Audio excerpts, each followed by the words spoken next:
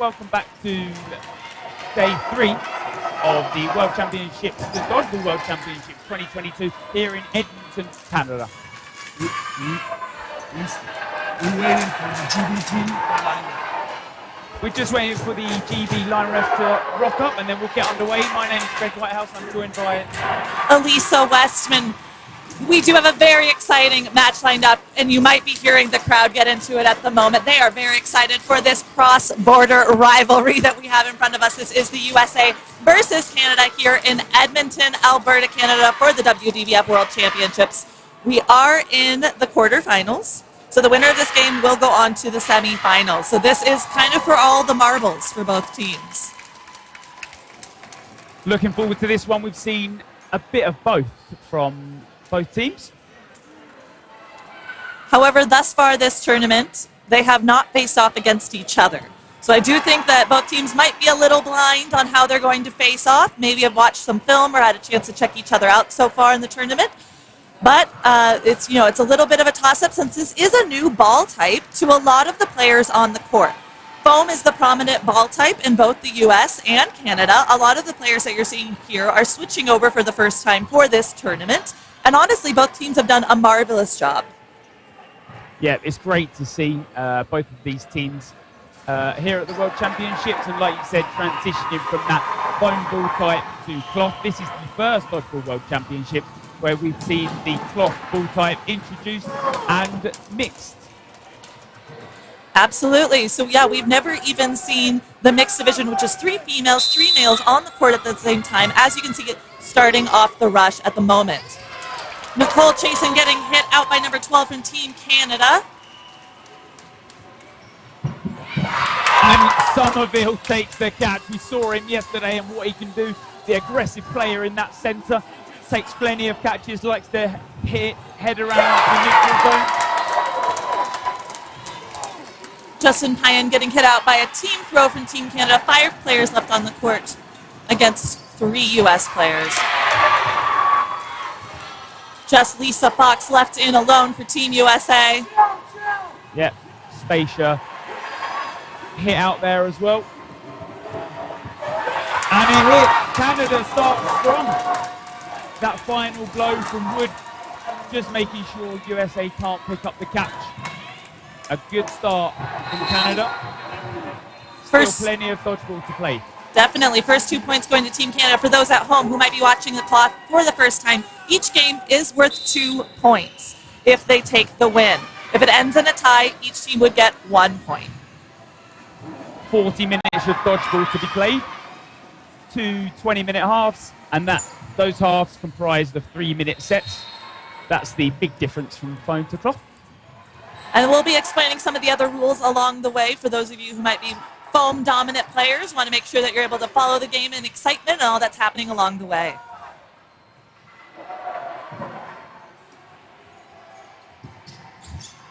A lot of those skills obviously transition from the foam to cloth. Somerville hit out in the neutral zone there. Schmidt hit out, but Sutherland is hit out also. That ball return.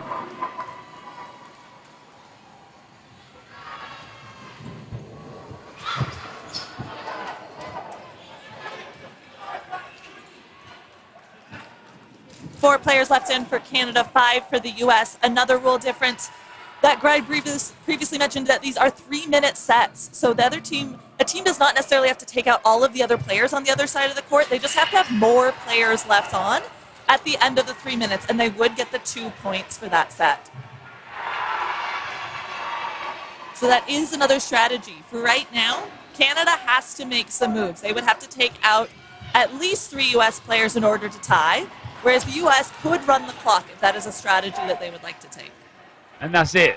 A lot more tactical awareness in terms of when you're playing to that clock. The double ball attack from USA does find the target. Number 8, Falcone from Canada, is taken out. And Justin Pine chasing down number 9 for Team Canada, Chris Wood, to take the 2 points for the second set.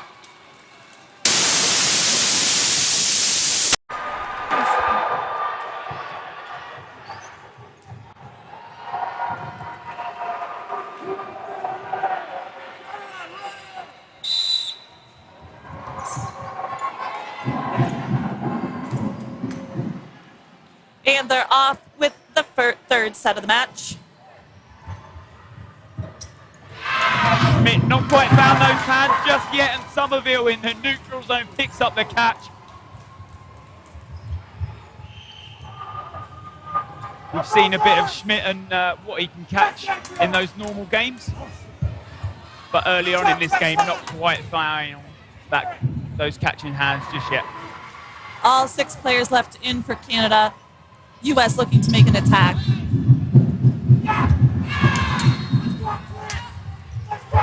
And Sexton hit out in the neutral zone. When you're releasing that ball, you've got to make sure you're tracking back, or at least you've got another ball in hand to block with. Obviously, Wood does take her out there. Another unique rule with cloth is that a thrower has to be accurate with their throw. What we mean by that is that they have to throw the ball within 1 meter of a player for it to be constituted as a throw. If it slips out of their hand and it flies high, the thrower is actually out. Somerville does take the 1-for-1 trade, actually close to taking that catch as well. 2 players left in for the U.S., Nicole Chasen and Lisa Fox. Lisa gets hit out on that throw by number 9, Wood. Only Nicole Chasen left in for the U.S.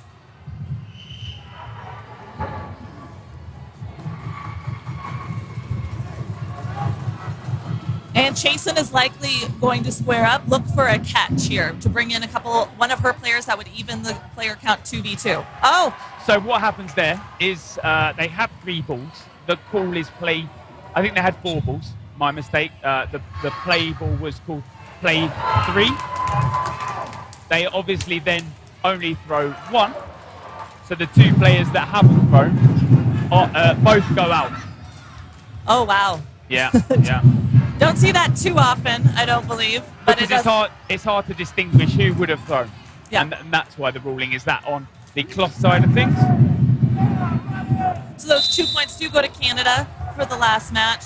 Score 4-2. Does look like there may have been a false start, so Canada will start off with the middle ball. The middle ball is usually up for grabs for either side, so you do sometimes see a little bit of tug-of-war there in the middle for the center ball. But when there is a false start, the other team would begin with that middle ball. And that's it, that ball live from the start. We see actually USA run towards that. Oh, and that's unlucky from USA. It's a risky play to try and get those balls back to your side, and we've seen how risky it was. They lose the 2 from the start.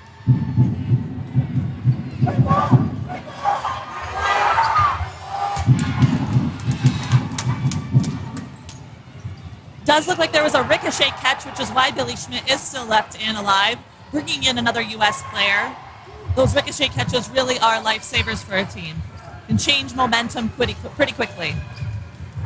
And like you say, change momentum. They have just done that. They think they actually hit Schmidt with 2. But refs have not called upon that, and it was the save and the catch as well. So USA were down to start, but that catch, that ricochet catch,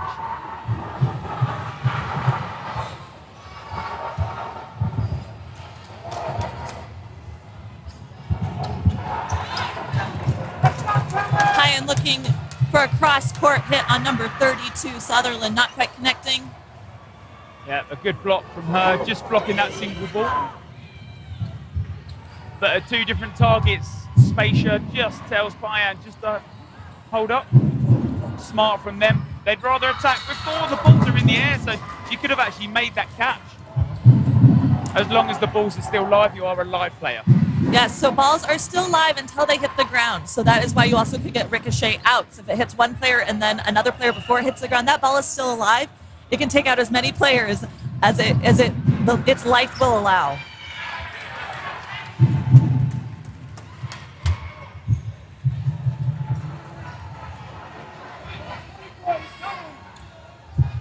And a catch by Billy Schmidt to close out that game. 2 points going to the U.S., tying this match up 4-4. And like we say, momentum comes in. Schmidt does pick up that catch, so now he's going to be looking for a couple of more under his belt.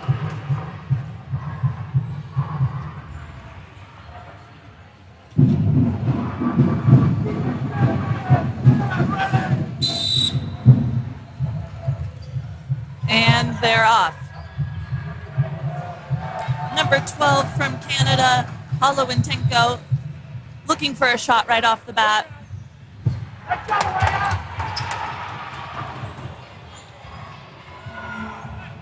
Nice aggressive play from them, high up into that neutral zone, that larger neutral zone that we don't see in foam. Trade. Payan doesn't have his hands up, so Wood does still throw it in. If your hands aren't up and you are still hit, there is no punishment.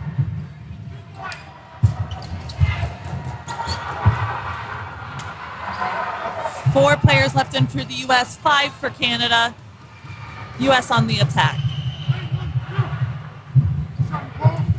And they find a target. Yep. That 2-ball attack in the same sort of area, and that's the hardest ones to pick up. Looks like a trade. Yeah, a very good 1-for-1 from Booth there. Takes out Schmidt.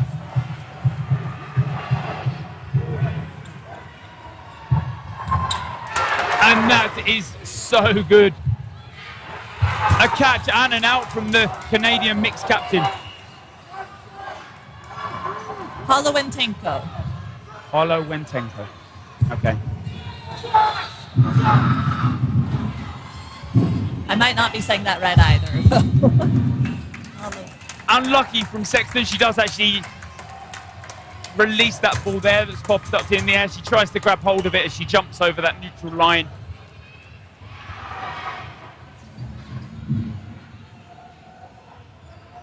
Holowentenko.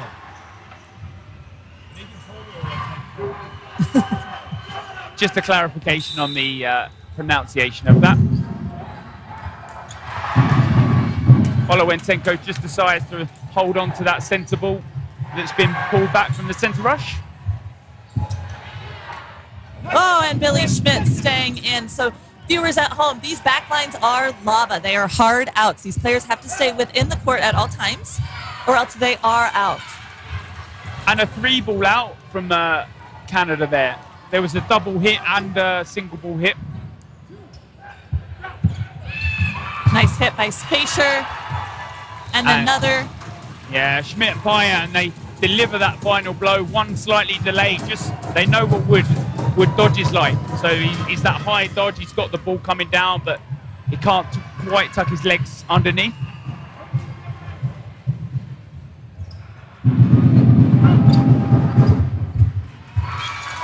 And a hit on Holowentenko. 2 points going to the U.S., tying this game up yet again 6-6. This game toe-to-toe. Toe-to-toe, absolutely. We expected this game to be exciting, and they are delivering.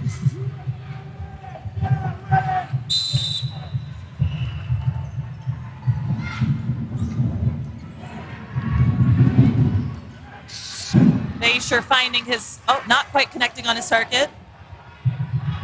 I think just a slight leap over it. Payan wants to release there, but decides to hold back. They'd rather the 3 balls. And the refs are conferring on something, so the clock has been stopped. Just about, Yep. Discussion on the bounce there. Just about 8.5 minutes left in the first half.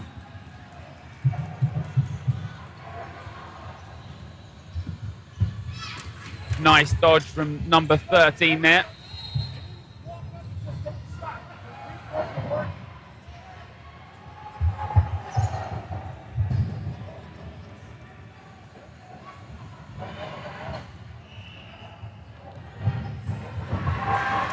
So, Spacer and Payan. Schmidt comes forward with that middle ball. You normally see on that cloth format that middle ball gets released.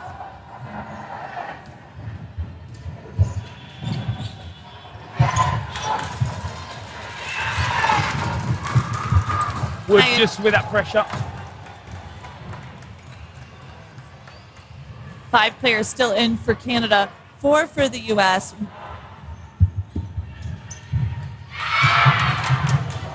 catch. Somerville, he's picking up those single ball catches. You've got to be so careful in terms of releasing that ball low. 2 players left in for the U.S., Jess Sexton and Nicole Chasen, to all 6 Canadian players. And another hit out, but USA do make a catch. Still Nice. behind.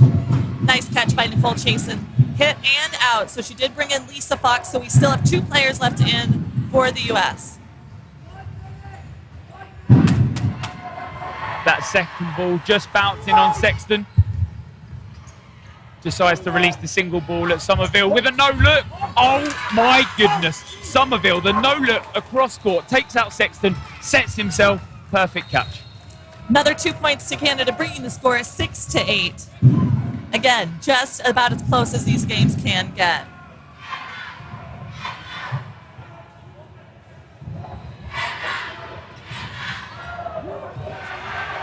For those who are tuning in to one of these games for the first time, we will be putting up a poll in the second half for the Beercade Player of the Match. We'll be nominating 2 players from each team, 1 male, 1 female, that we believe had outstanding abilities in this game.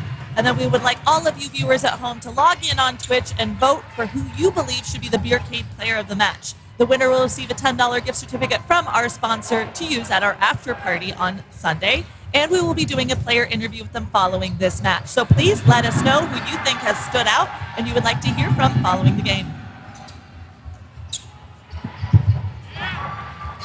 Take out number 18 for Canada there.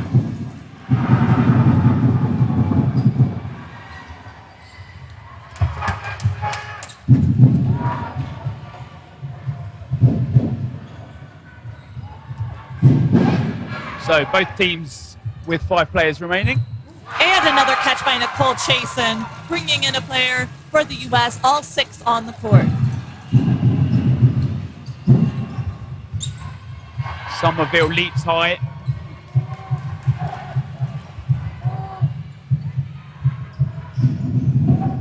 And a catch by Casey Moses. Moses looking for another catch, not quite connecting. 3 players left in for Canada.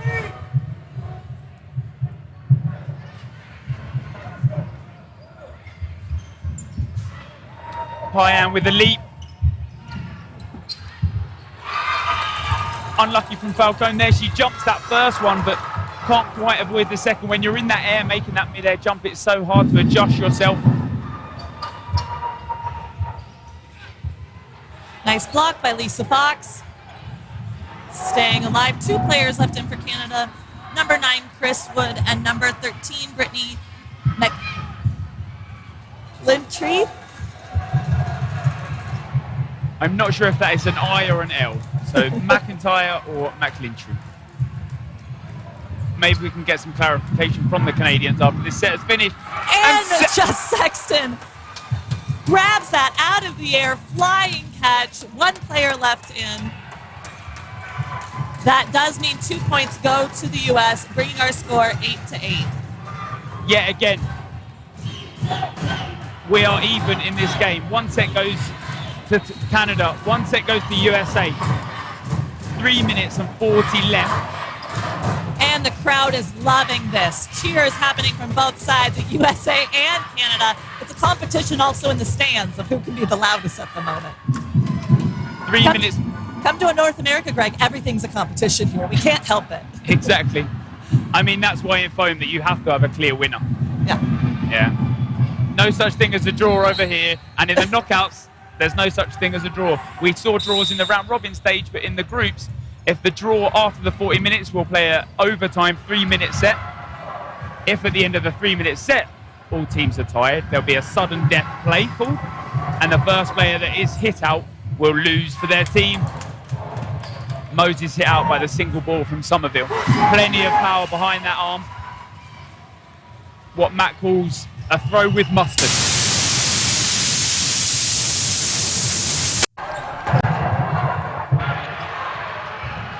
Five players left in for both teams.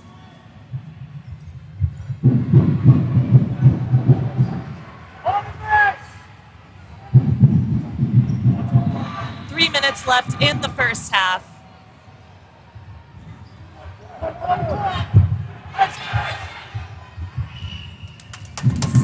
Wood hitting Sexton out in the neutral zone.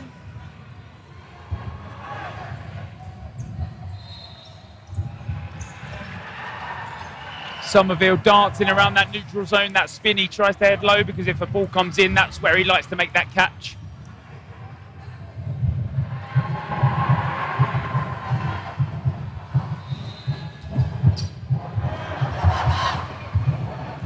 A 1-for-1. Wood takes out chasing. And Kyan looking a little upset about that call. Believes he hit a player, but 3 players left in for the U.S., 5 for Canada. The refs have called bounce on that, and sometimes that's the decision that you might not like, but you have to listen to.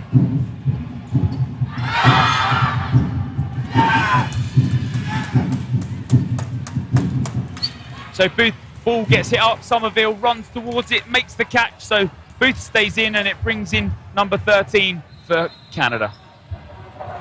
2 players left in for the U.S., Joanna Chan and Brandon Kelly. They've got a bit of a tall order here before the set ends to at least even the numbers, if not win the game.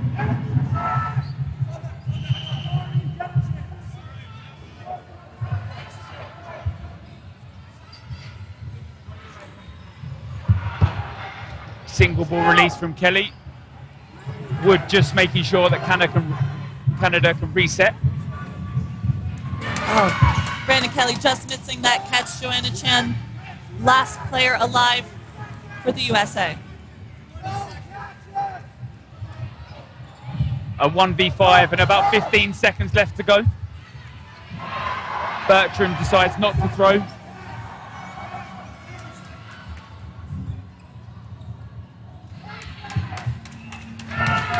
Set finishes with Canada taking that one. 2 points go to Canada, bring the score 8-10.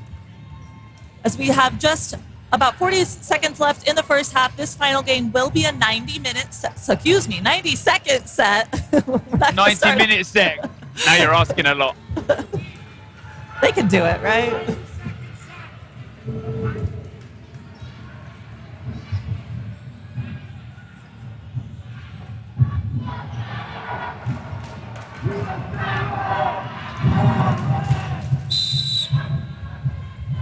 So that 90-second set gets underway.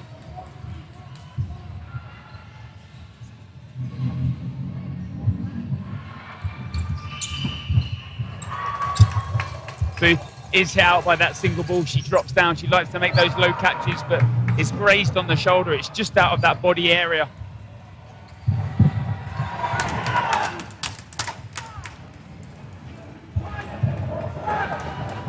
Moses stepping out for the U.S. Nice throw by number 24, Don Brown.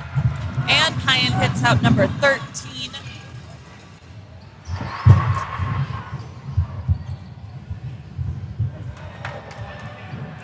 Five players left for the U.S., 4 for Canada. 40 seconds left in the set.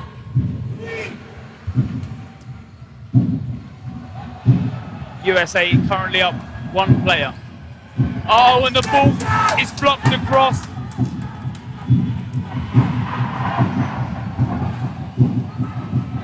We'll explain that rule at home after this set for those who are curious what happened there.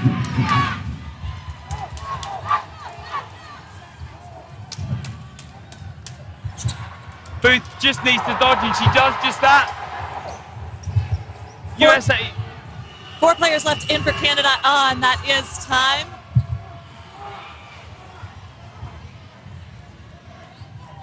Sexton does make the catch, but it's way after the whistle. Canada 2 take that one, 4 players to 3. So again, for what happened there for viewers at home that are new to Claude, there was a 90-minute set, and all Canada had to do was have more players on the court than the U.S. in order to take the 2 points for that match. So that's why they were trying to run the clock there in the very end. They had 1 more player on the court, and that's why the U.S. was really trying to push the line to at least take out 1 player to go for a tie. Another play want to explain. Would you mind explaining what happened there with the block that came back to Team Canada's side? So I'll kind of explain it for some people that probably watching are more foam users. Foam, obviously that block, when it goes across the centre line, that ball then becomes dead. In the cloth ball set, that block that goes across is still a live ball and can be picked up by as a catch, bringing one of your players back in. That block, the person that has blocked the ball is then out. A bit of a debate in terms of some people like that rule, some people don't. A lot of people say that obviously you're not then rewarding skill for a block, but you're then training people to maybe make a defensive style block, so you're blocking it more into the ground than up in the air. So what happened there, a ball was thrown at Justin Pine, he blocked it, came back to the Canada side, the player got the catch, so Pine actually had to step off the court and Canada brought back in one of their players. Always the debate, what rule set is better, foam or cloth? This World Championships, we're here to love both. Yes, and I have to say, I've learned a lot over the last few days, and cloth is very exciting. It's a very exciting game. And we still have another 20 minutes left in the second half. Despite Canada being 4 set points up, that's only 2 sets. And like you said, 20 minutes still to go, plenty to play for in this. This is a quarter-final game, so the loser will be heading to placement games. The winner of this game heading into the semi-finals here in the mixed.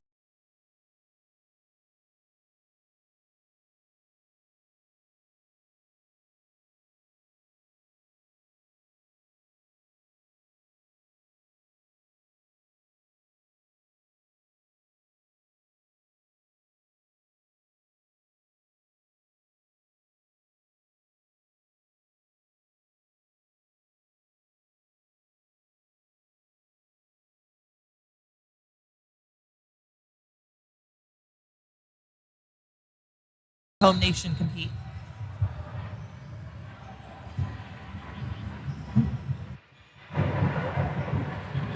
So second half is shortly going to get underway.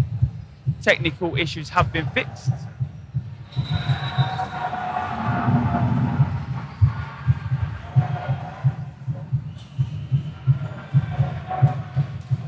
We're always here to spread love and positivity throughout this Twitch chat. Yeah.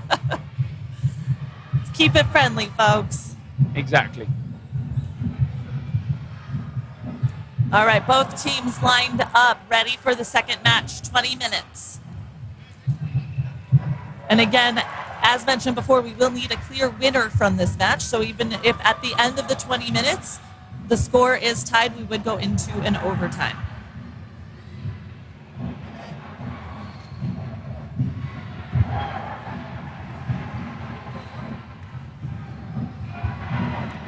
Some people have said that. What about foam balls in the cloth ball set? I'd like to see it. The foam balls. The foam balls obviously a lot more easier to manipulate in terms of how you can throw that ball. The cloth ball, when thrown, is very true to its trajectory. Some science. And such a large neutral zone that is played with cloth would be very different with foam. Schmidt just treading on that back line there.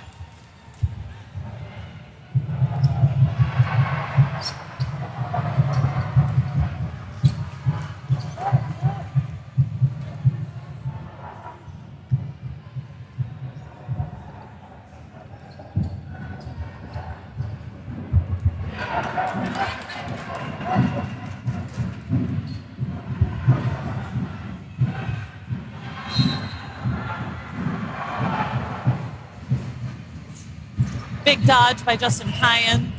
Yeah, single ball release, leaps over it.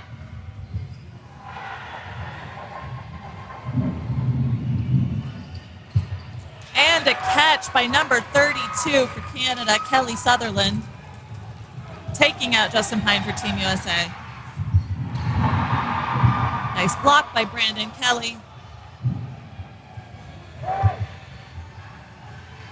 So 3 balls now from USA. Only 1 ball release. Somerville doesn't take the catch. It's the catch that he's favoured to make.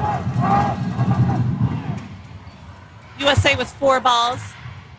And Sexton with a block.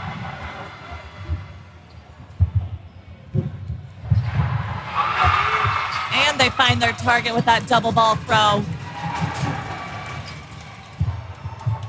USA with 3 balls and 4 players.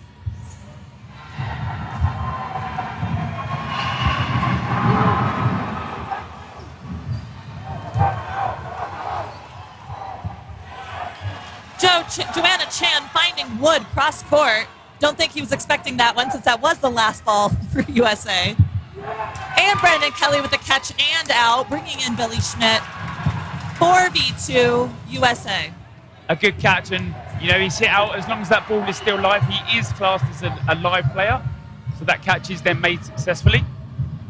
Schmidt with a block down low. A lot harder with a guy that's almost 8 foot. Just the pure size difference between Joanna Chan and Billy Schmidt standing next to each other on the court at the moment. Don't underestimate either of them.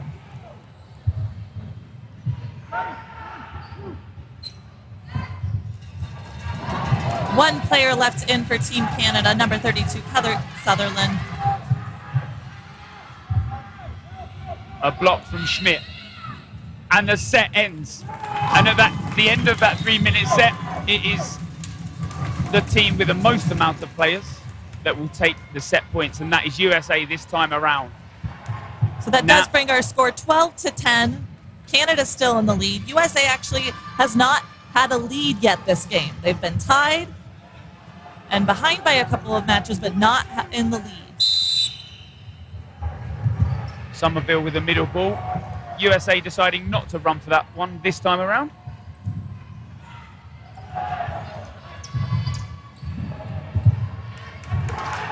Just grazing the hand of Chan, and that's some great honesty from her. It's somewhat that you'd love to see.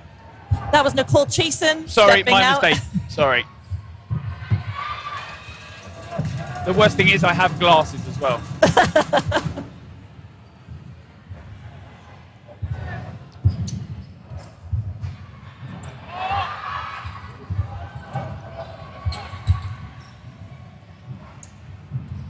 And that ball retrieved.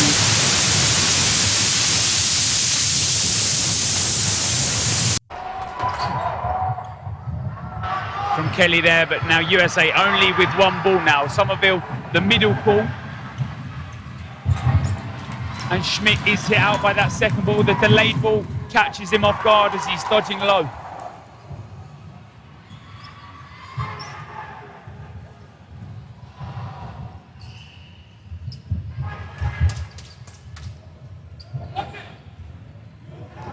Single ball release from number 12 of the Canadian side.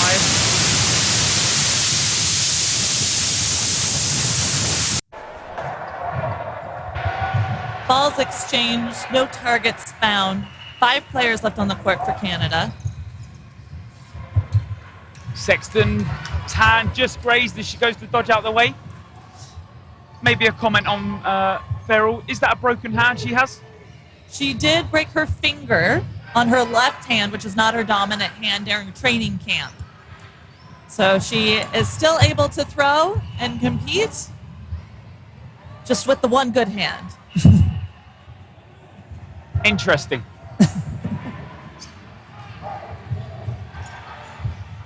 Two balls released there,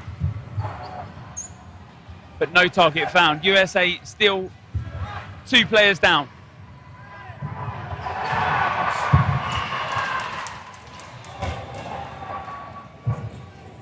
USA with 2 players left on the court, Justin Pyan and Brandon Kelly. Pyan finding number 32. 4 players still left in for Team Canada, so they will need to take out at least 2 more before the set ends. Pyan looks for that catch, but the other ball has somewhat distracted him. It does bounce before him, so he's not hit out. Catching it, and Pyan does get the catch, so that means another player does come back in, as well as his hit counting. Yeah, Kelly takes out Holowentenko. There's not long left in this game. The balls do get released. That is unreal from USA to turn that set around. That was the 2-on-5 at one point. A hit and a catch changes the whole perspective on that set. USA end up taking that, and we're back to a draw. Both teams 12 set points each. Absolutely, and absolutely, it's so true. Catches win matches. Almost rhymes.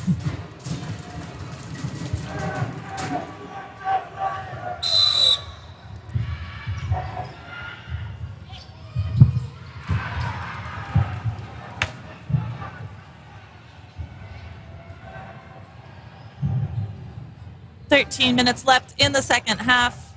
Big catch by Vince Marchbanks right out the gate. Bringing in Jenny Hodge for the U.S. The comments were talking and asking for Marchbanks. He comes on and within second he makes that catch.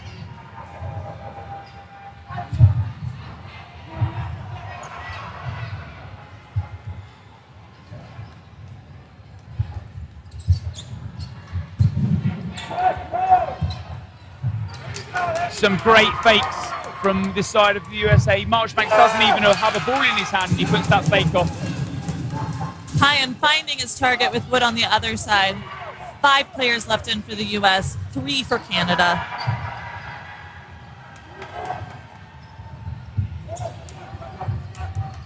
So we're coming close to 10 minutes left on that clock. That's when that BK player of the match poll will go up on Twitch for everyone at home to vote on. 1 male, 1 female player will be nominated and that will go up into the Twitch poll. Marchbanks just apologises, maybe just a little too much power into the headshot. You're just making sure that that catch isn't secured. The block from Marchbanks, who has that centre ball, it's something we don't see a lot of in Cloth. That last ball picked up by the centre player. Maybe it's something that transfers a lot from the foam side of things. Definitely, that is a big foam strategy, so it looks like that has been carried over here. Payan with the catch, taking out the last player. 2 points goes to the U.S. Score 12-14. This is the first time that U.S. has had a lead in this game. Just over 11 minutes left in the second half. What a nail-biter. This cross-border competition that we have here. How close is the attack line to the opponent's back line? It looks super close. Well, it is super close. It is.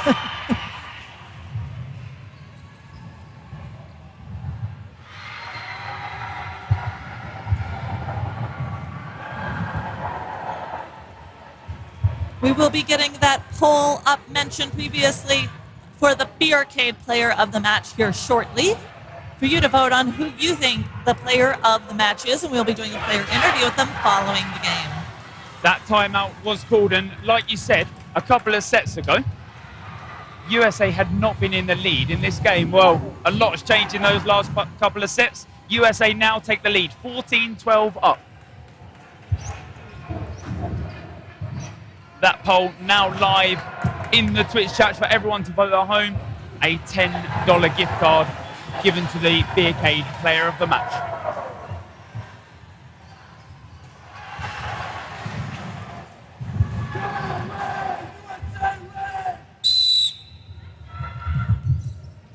Middle ball picked up by Canada. Marchbanks with the fake, but the ball is popped out wide.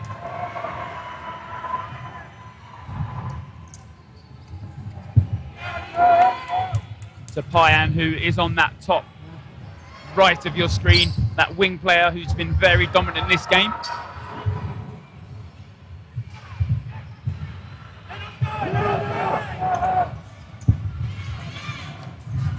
Middle ball released again from the side of Canada. Somerville not finding the target.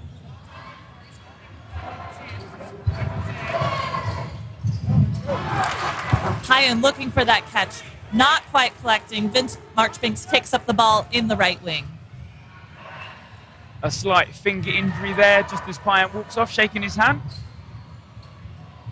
There's some of the worst one. It's almost like what we call like a finger pop. So it like stubs the end of your finger. They're the worst.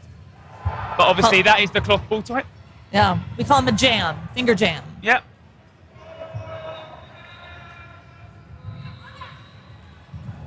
Dodgeball has very unique vernacular in each country, is something that we have also learned during this Worlds process.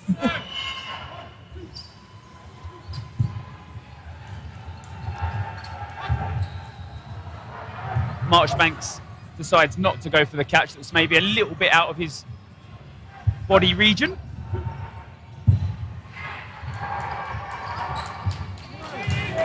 Nice dodge by Jenny Hodge.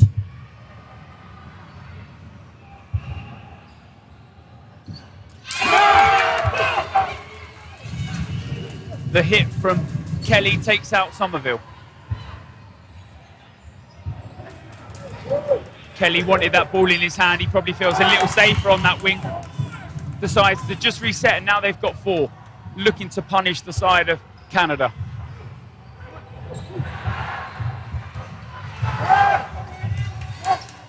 Marchbanks high up the neutral zone, and a headshot hits on Falcone.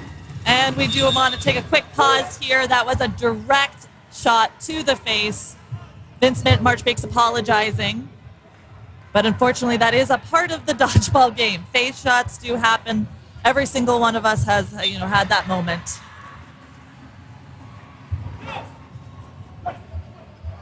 The cloth balls far Marchbanks finding his... I'd agree on that. I'll let you talk after you.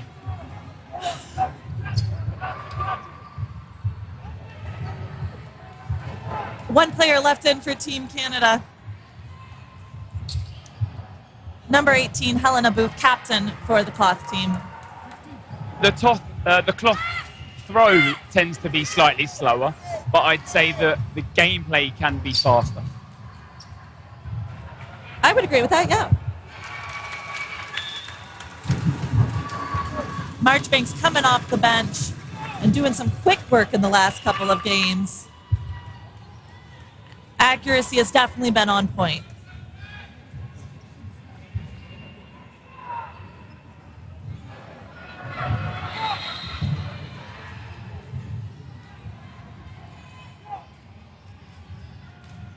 Eight minutes, 18 seconds left. USA now 16-12 up.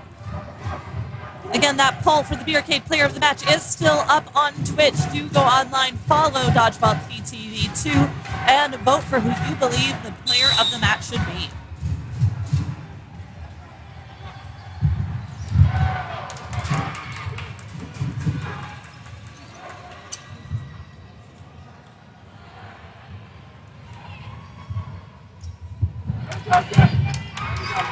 A good trade. Booth takes out Kyan.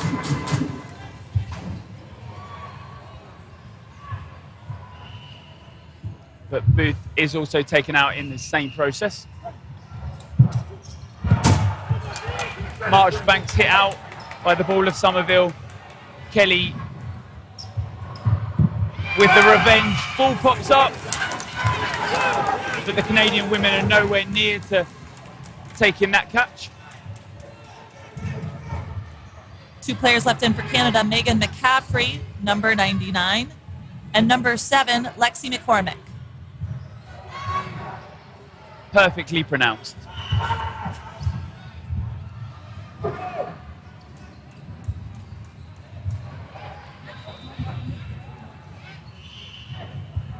Looks like there might be some sweat on the court. We do want to stop and take a moment to wipe that up. That can be very dangerous for players if there's moisture on the court. We do not want to see this game resulting in any kind of injury when we can avoid that.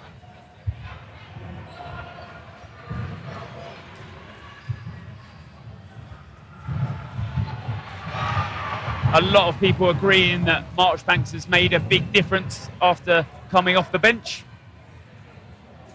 Some great dodgeball from him. We've seen those catches, that aggressive style play in that central zone, that neutral zone.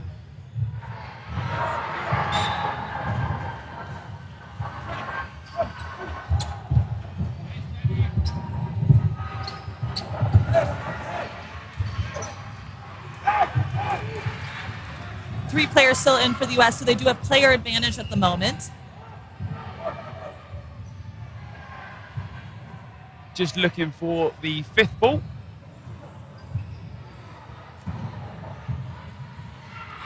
So the U.S. could take the strategy here to run the clock if they would like. It is up to Team Canada to try to make up a difference for their player count.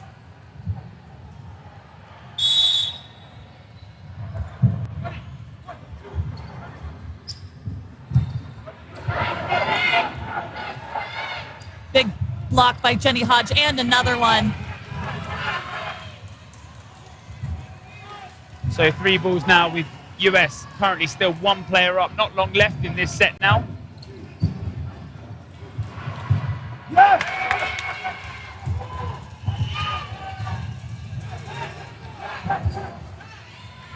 Big hit by Brandon Kelly. 1 player left in for Team Canada. USA just slowing that clock down. Obviously that 3-minute timer is what they're looking at, either eliminating all the players or playing it out. USA yet again with another set. 18-12 up now, 6 minutes left to play. Plenty to happen still in this game. Absolutely. These are 3-minute sets, so in this 6 minutes, there's still at least enough time for 2 more sets to take place.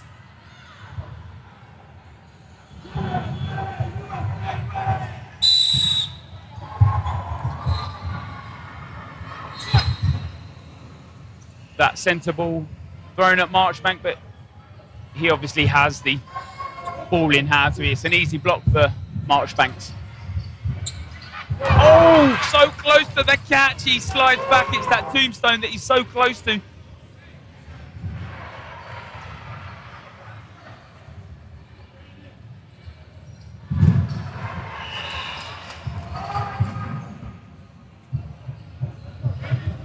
Few moments left on for the poll on Twitch for the Beercade Player of the Match. Please go online and let us know who you'd like to hear from following the game. Justin Pine looking for the catch, not quite connecting. Good shot by Wood.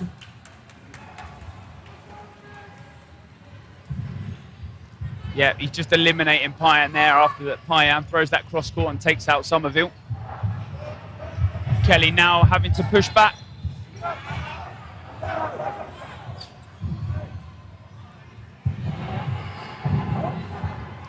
Four players left in for the U.S. with 4 balls. 4 for Team Canada as well. USA bench being very vocal and maybe just calling for that invalid throw. Obviously that throw has to be within a metre. USA bench will have to watch out. They've been given a couple of cards this tournament. They have. Maybe a little too vocal, but it's always good to see. Maybe just time to calm down. 18-12 up from the side of USA. Takes out Wood. Nice charge by Jenny Hodge. Yeah, Booth tracks forward. Obviously, there's a bit more space for her to use, but Kelly has a ball in hand, and if she uses too much of that neutral zone, she's going to be punished for it.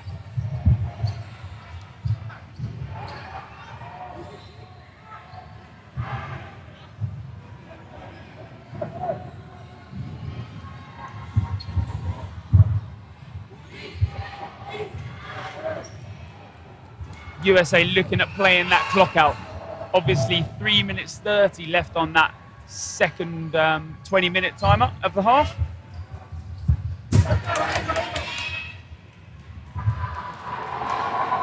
That ball did stop in the neutral zone, so number 8 for Team Canada was able to run up and grab it for her side, Andrea Falcone. Hodge dodges all 3. Close to 5 balls. USA, they just want to play the clock down. They'll wait for the play ball every single time. They're 3 sets up.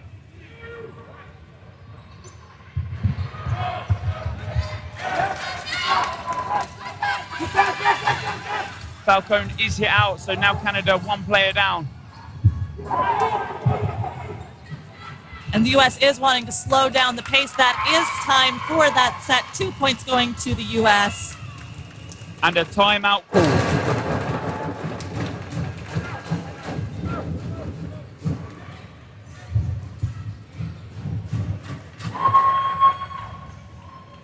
Two and a half minutes left in the first half.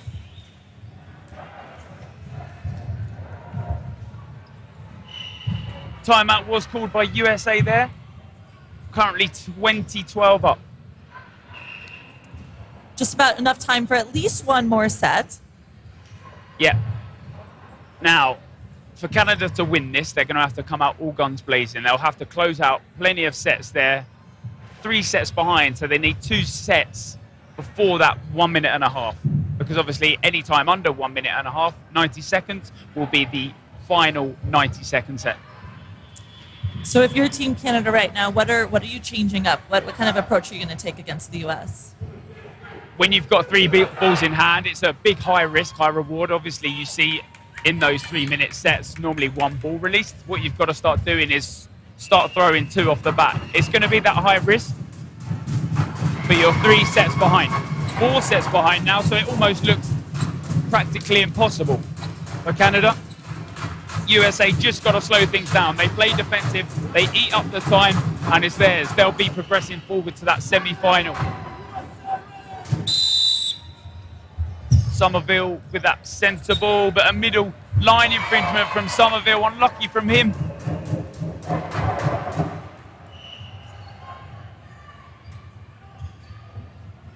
Somerville was, in fact, voted Beercade Player of the Match. March playing far up in that neutral zone, getting a ball back for his team.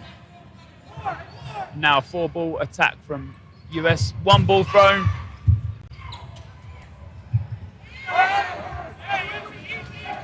And a great dodge there from number 3 of the USA side. Nice hit by Glenn Spacer. March Bakes getting hit off as well. Got high fives as he heads to the outbox. Pyan unlucky to take that catch in this one.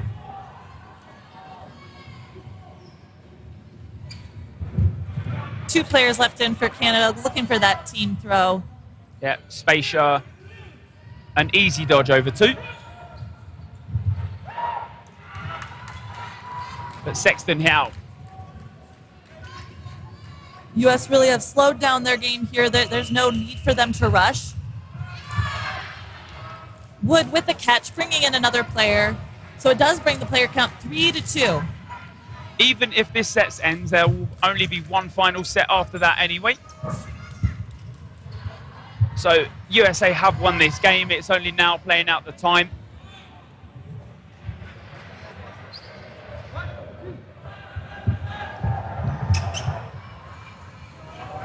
Emily Farrell and Glenn Spacer still in for the United States. And a catch by Spacer and a catch by Farrell. Double catch for Team USA. 2 players walking back on. 4v1. And the hit is made. 2 points. There are 2 points for USA, like you said, and there will be 1 final 90-second set.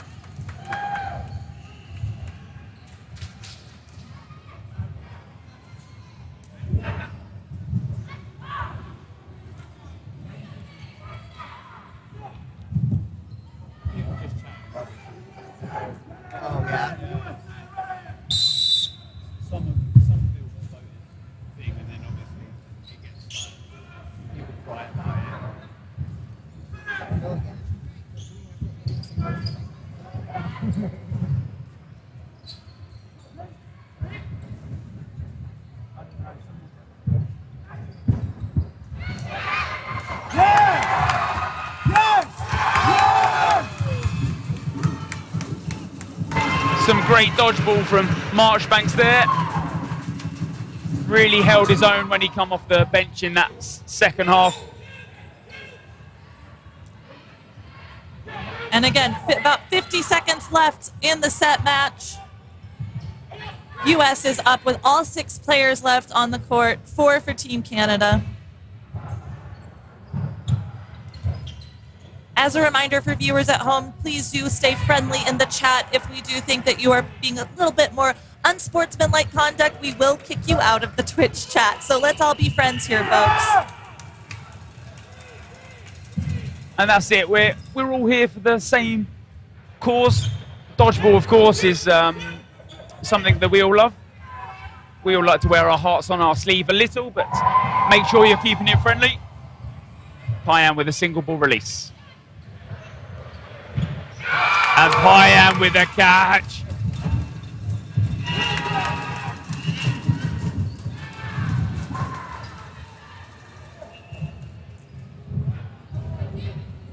The card does come out. So can you explain the 2 card types, Greg? 3. 3 card types, pardon. Yeah, blue, yellow, red. I think maybe a discussion on why the card was given. But the time is up, so that is the end of the match. U.S. did win 22 to potentially 14, because I do believe a yellow card is a forfeit. No, a yellow card, if it's for a player, is a 5-minute ban. A 5-minute sin bin. Does it carry on into the next game of a tournament? For that player, they can't return for 5 minutes, but it doesn't affect the team into the next game. Obviously, if it's in that game, the team will start with 5 until that 5-minute timer is finished. Obviously, if the 5-minute timer finishes while the game is in process, that player heads to the outbox. If a yellow card is given to the team on the coaching team or the timing team, the team will forfeit the set. Got it. So that was a personal foul on Vince Marchbanks for the flying kill, correct? Yeah, I'd just like to... I don't really know what it was for. I didn't see super aggressive play. He does obviously take the leap of faith in that. I'm not sure if the whistle was called. Obviously, if the whistle is called, then obviously I see a different cause for the yellow. Yeah. But if I could just clarify that. We'll try and get that on the referees. Somerville obviously voted Beercade player of the match, and we'll try and get an interview with him. I wonder if Jake would like to also do a Beercade player, not a Beercade player of the match for US, but a small interview with the US as well. I'll try and get him to do that.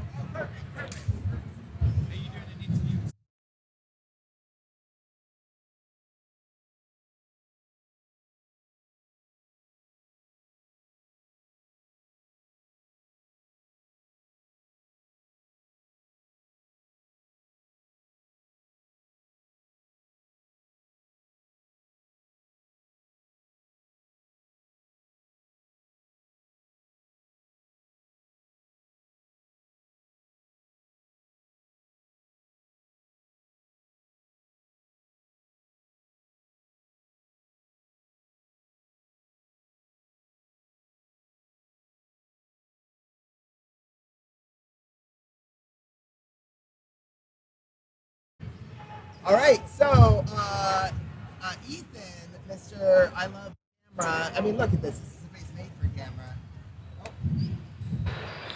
Did it start? Did you hear me at all? Maybe through yours. But anyway, the point is, this guy keeps getting voted for our Beercade player of the match. How can you not? It's a really great match. My guy right there. We've had him here a few times. I wanted to give some other people from Team Canada. He wanted to give some other people some airtime as well. I appreciate that. And you're the coach? I am the head coach. Introduce yourself. My name. Thank you, sir. Congrats. Thanks, Ethan. Great job. Great job, Ethan. My name is Brian Waring. I'm the head coach from Hamilton, Ontario, and very, very, very proud of my team and everything we've accomplished in this tournament. 100%. It's just been an amazing tournament, an amazing showing from my team. We were undefeated yesterday, 3 games straight from 3 major comebacks. Oh, wow. We were down 10 points at half in our first game, and we came back to win.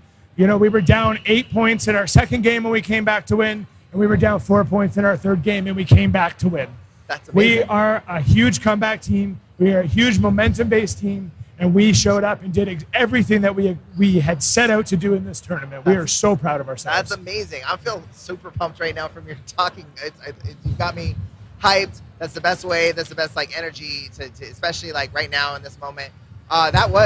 You guys had the lead for a while. I left. I had to go watch the other side. Yeah. When I came back, things had switched a little. That second half, was there any kind of strategy adjustments? What do you think? I think a couple things. One, they just kind of got ahead of us there. Like I said, we are. Excuse me, my voice is going. I've been screaming all weekend. Why? I don't know why. We're a very momentum-based team, and they got the momentum in the second half. We set the tone in the first half. Absolutely. We got that first set in 45 seconds. But you know what? Second half, they just came back strong. They brought in Marchbanks. I know he was a huge, huge factor. We weren't counting on that. That was a good trick up their sleeve, so good on them. And they've done a great job.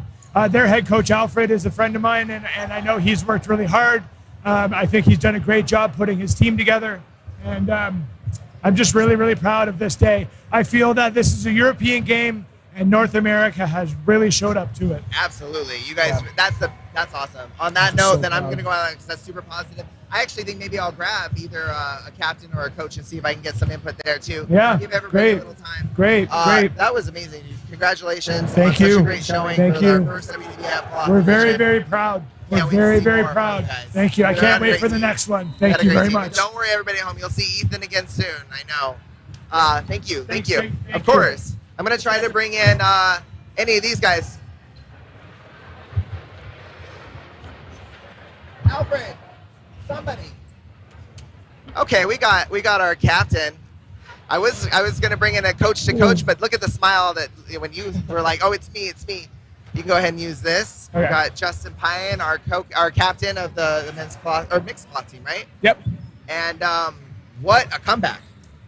Yeah, we watched some of their games yesterday, and we didn't expect them to come out as quickly as they did. And I think number 24 on their team was just catching everything we were throwing at them. Don't want to be a second half team, but we kind of had to be today.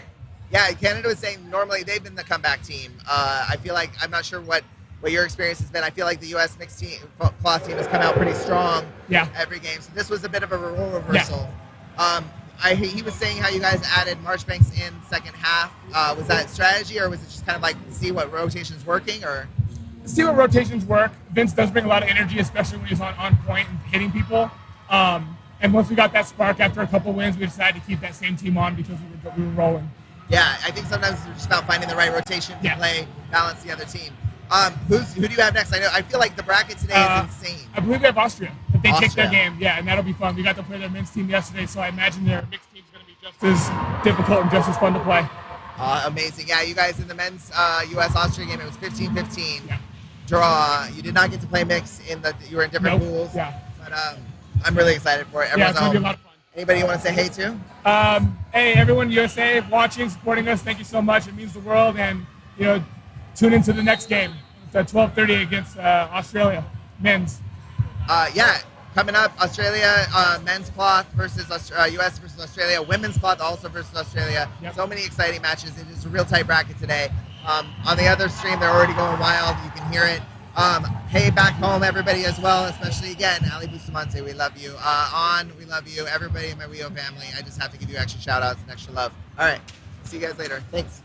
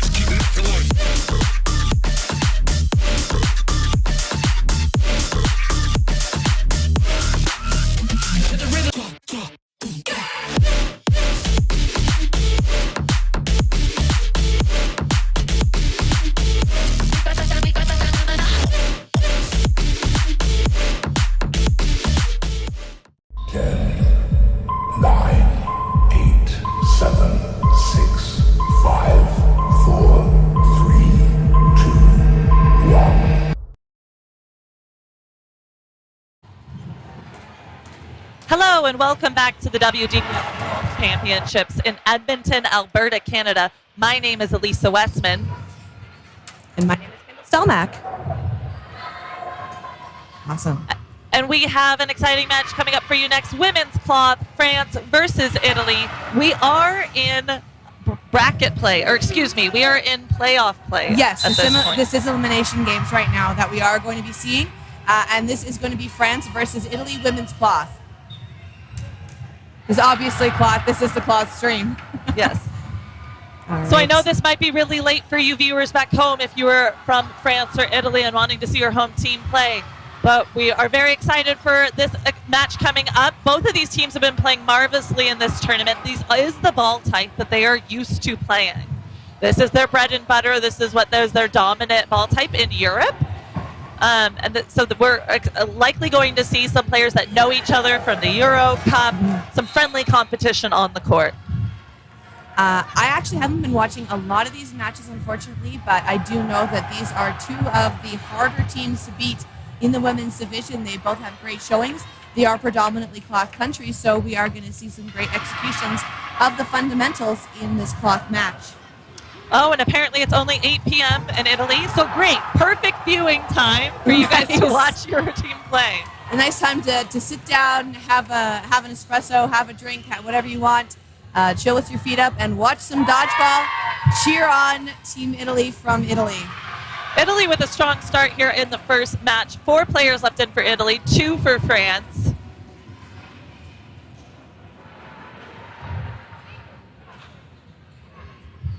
And a team throw by Italy on number 18 for France, Angelina Dupuis.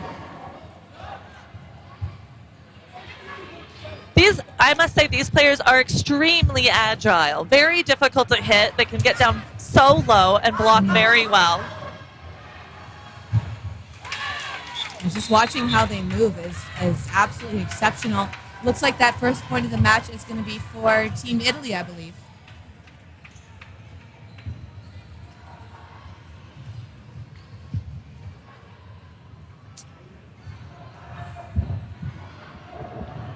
I'm getting background.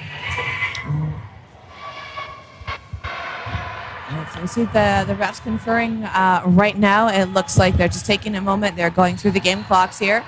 And we're going to see some matches in the background as well. Looks like Australia is taking on Team USA. That is also women's cloth happening on the stream. Just past this one, another opening rush.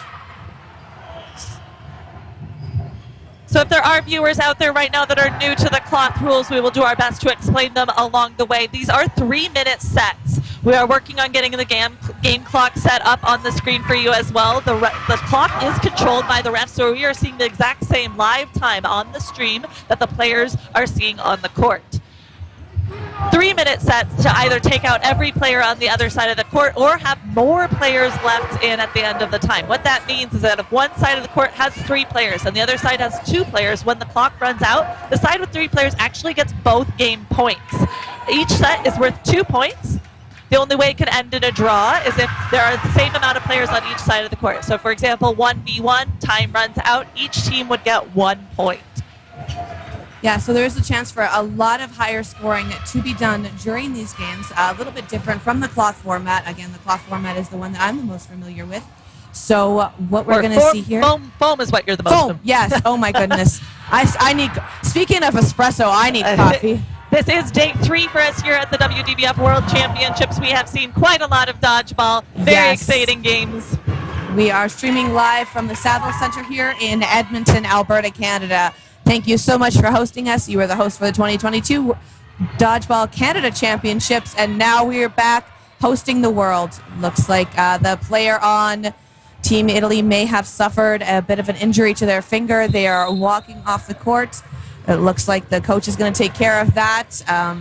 Just going to make sure no other injuries happen. I hear that cloth is actually, it's very common to sustain finger injuries. Have we seen a lot of that during this tournament? I feel like we've seen a lot of finger jams or finger pops, it's apparently called in Great Britain. Okay. I just learned. So. Oh, yes. You were just chatting with Greg, I believe. I was. So Greg's been teaching us all kinds of terms. 1 player left in for France. number 54. The look on that face from the Italian player, she is quite mad at herself right now, but there are still 2 players left on the Italian team, so Italy can still take this one. Number 64, Adeline Moreau, doing a great job staying alive, pushing the line. She needs to take out at least one more player before the set ends. And Bertuzzi on the Italian side, beautiful throw at that player from Team France, almost hitting her, but just going past the shoulder. Looks like Bertuzzi not getting that hit again. And that player from France, number 64, she has her number now, and that is Moreau. Blocked by the Italian player. Oh, and did you see that bat?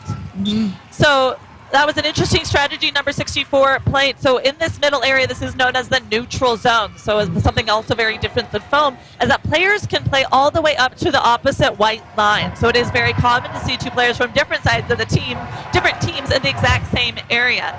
You saw those 2 players kind of go head-to-head there for a moment. A ball was bouncing on the court. France tried to bat it at the Team Italy player. That would have technically constituted as a throw. If it had hit the Italy player, she would have been out. So, yeah, but because I think there were 2 players left on the side of the Italian court, there was that other Italian player who was able to hit out the player on France. So Italy is going to take that one, and now Italy is leading 4 points, nothing. France not on the board yet, but it is still very early on in the game. All right, so we're seeing calls being made now. Looks like the referee is holding that time clock for us.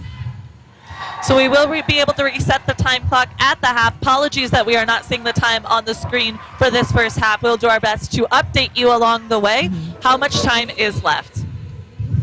Yeah, if there is a break in the play, we will try and get out there and just confirm with the referees and let you know at home how much time is left on those clocks. We will make sure to do that, and then we will never get, we will make sure to get that clock going for that second half. So thank you for your patience watching us on the stream. There is a lot that goes into this, and we appreciate your patience.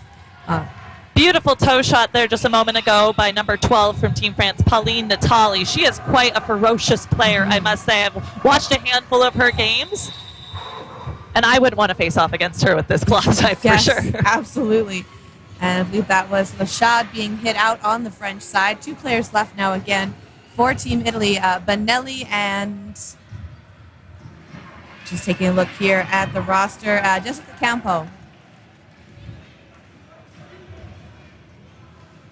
All right, so we are seeing now a lot of great throws being made. Cloth is a very interesting throw compared to the foam format. I'm just wondering, though, because we are seeing a lot of Italian teams that are playing in both divisions, if they are sharing tips and tricks for those cross-division games, like the cross formats. So I actually believe it's 2 different Italian organizations that are representing the country of Italy. There is a cloth organization in Italy and a foam organization in Italy. So what we are seeing between these 2 different ball types are completely different players that do not cross over very often. Oh, interesting. Fun fact, I have picked up. I do wonder if they are just going to be chatting with each other, like they all are here together. I know it may not be a cohesive Team Italy, but if the Italians are sticking together and saying, hey, we do this in foam, maybe try this in cloth, or the cloth players are saying, hey, maybe try this for foam and see what happens. Absolutely, and again, this is the first time that we've had France at the WDBF World Championships. Yes. So, and they are only participating in cloth, I do believe. From what I understand, yes, but I can take a double look at the rosters right now.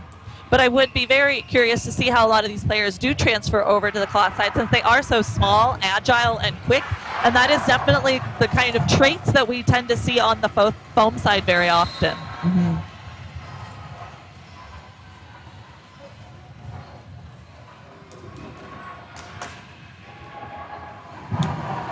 No, so there is no foam. There is no foam France women's team. So we're just seeing women playing cloth format here at the championships. So once again, off that opening rush, that third ball now going to Team Italy. Team Italy with that advantage. Beautiful block by the player on the French team.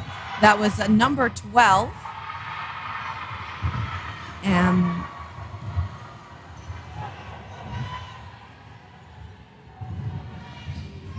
Something else I have learned about the French team, these ladies are relatively young compared to a lot of their opponents. Yes. This is new territory, absolutely. In Canada, you legally have to be 18 years old in order to play. So a lot of these players who we call underage, to be able to see them play, like, it's amazing to see how their careers are starting off, debuting so young on the world stage. And as dodgeball grows, we're going to see them grow with the sport, and we can only expect greatness from some of these players. Absolutely. Well, from what we understand, a lot of these players are 16, 17, 18 years old. So if you think they're phenomenal now, just give them another few years of playing together, growing, getting stronger. I would expect a lot of great things from this French women's team in the years to come. I would like to see, and I know I've mentioned this before, I'm not sure on the format now, but I have seen some cloth being played, and the way cloth is played is really cool. I think there's no other word for it. Eventually, I would really like to see the sport of dodgeball itself reach the Olympic level. I think that is the goal. We're all trying to come together. This is the first time having many of these countries come into a one universal play standard, cloth and foam alike. The goal is to all come together under one organization to hopefully become a professional sport someday. There's a good chance we will see a lot of those French players for Team France in the Olympics. As well as a lot of the Italian players too.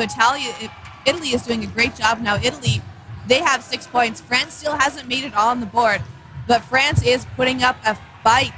Yeah, absolutely. One player left in for Team France, number 2, Josephine Bartholomew. She is looking for the shots. Campo making a call now. And that's going to be a hit. I understand the frustration on those French players when they are the last in court and they are trying to get that catch. They know that they're going to hit as well because they've got 3 balls sailing towards them, not able to make that catch. But considering the talent on both sides, it is really difficult. But France, again, just great athleticism on their part.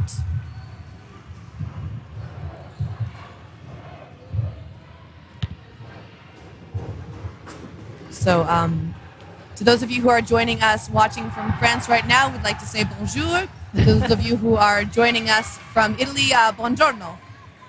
I've been learning a couple words as we go through this tournament. I've been talking to a lot of the players, and it's interesting just to hear the different languages. So learning lots of new words, so when I do eventually travel internationally, hopefully I won't sound like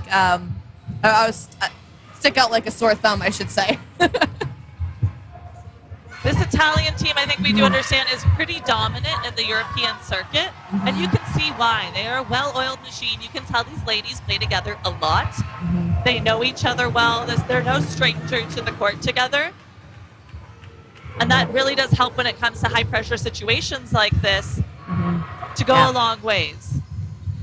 Yeah, Italy, very, very uniformed concentration. Oh, Italy getting that hit out, but still tossing a ball off. The ball that had hit her was not dead, so she still was able to throw that second ball, and I believe it was a bit of a, not quite a toss, but more of a underhanded little throw towards that Team France player, hopefully trying to get that point before she walks off, and that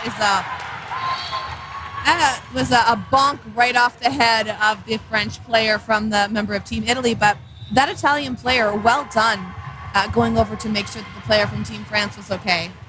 Great sportsmanship. We'd love to see that here. Great sportsmanship, and that's what this is all about. We're all part of the dodgeball family and community. We want to make friends here.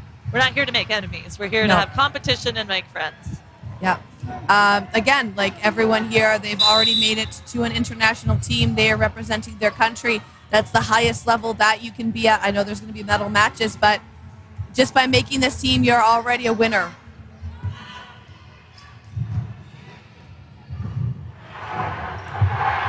For those who might be tuning in for the first time, in the second half, we will put up a poll for who we would like you guys to vote on to be the Beercade player of the match. Kendall and I will select 2 players from each side of the court to put up that we believe have had memorable moments in the game thus far. Poll And will it- come up on Twitch, so do make an account. Follow us on Dodgeball TTV too, so you'll have the opportunity to vote for your favorite player. Following the match, we'll have a player interview with the winner of the Beercade Player of the Match, and they will receive a $10 gift certificate to be used at Beercade, which is our sponsor for this event, and where our after party will be on Sunday. Yes, this is going to be a very, very hard decision to make already. I can see both sides, France and Italy, they are not going to make this easy for us to get that player of the game in. Absolutely. So let us know at home. Drop in the chat who you guys believe has been playing phenomenally this game. And we'll have that pull up in the second half. Yes, absolutely open to suggestions. So we're going to see them resetting on the line. Not sure what the call made by the refs there was, but they was asking them to reset to that back line. Italy coming up now. Italy getting 4 balls on their side. We're going to see Italy coming up into that neutral zone after they decide who to throw at. Making that shot, and that's going to take out that player from France.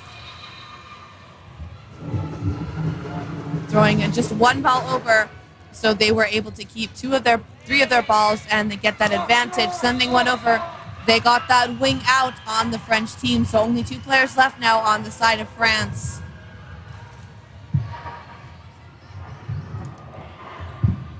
Beautiful slide dodge from that Italian player. That's number 2 from Team Italy, Giorgia Zanon. That was a beautiful move. Graceful. So graceful. Great dodge there. Coming up right into the line. Vanelli was going for that shot, but the player from France does manage to hit her out. Only 1 player now on the side of Team Italy, so this might be a chance for France to score that first point and get them on the board. Number 2 left in for Team Italy, Giorgia Zanon. 3 players left in for France. And again, for those new to the clock rules, France just can run the clock here if they would like. They have more players on the court at this point. Italy does take out 1 player.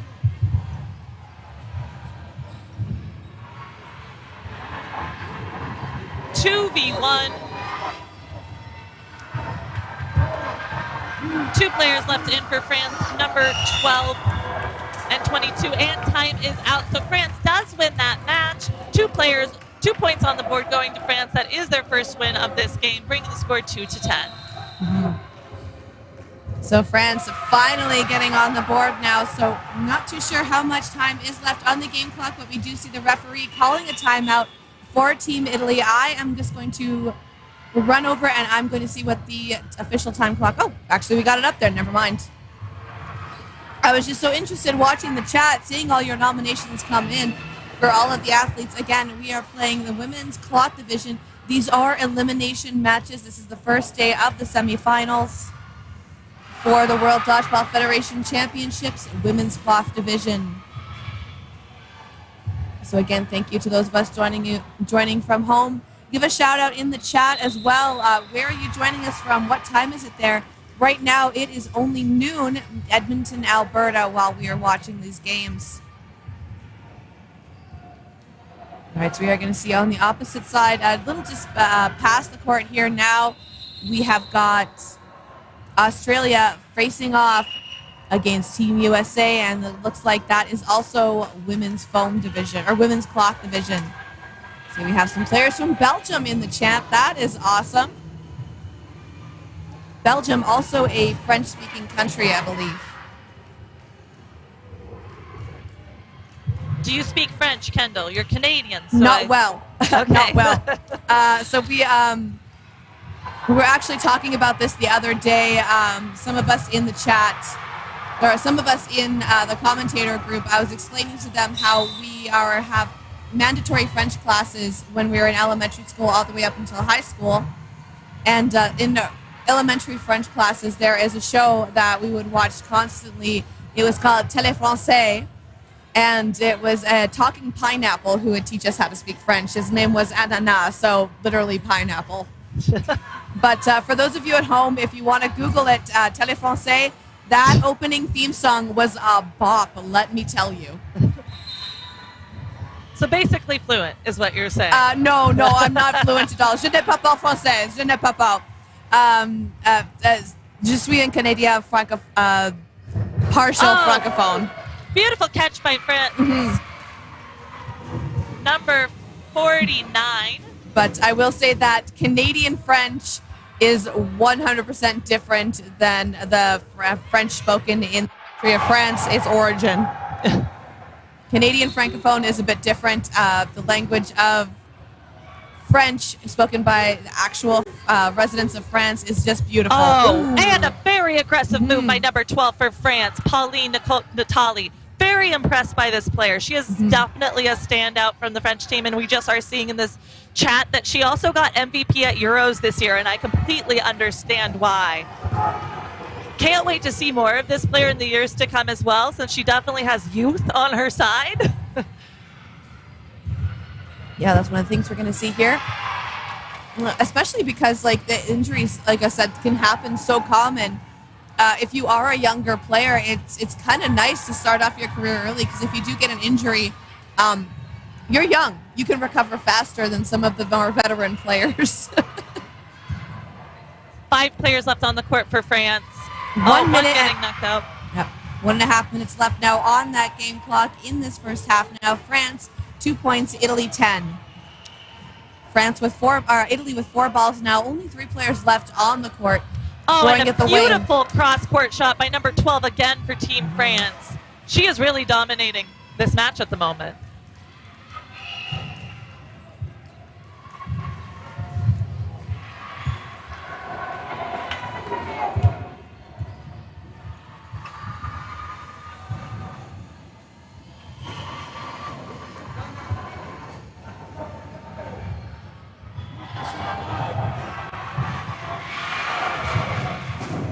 Two balls towards number 29 for Team France, but she stays alive.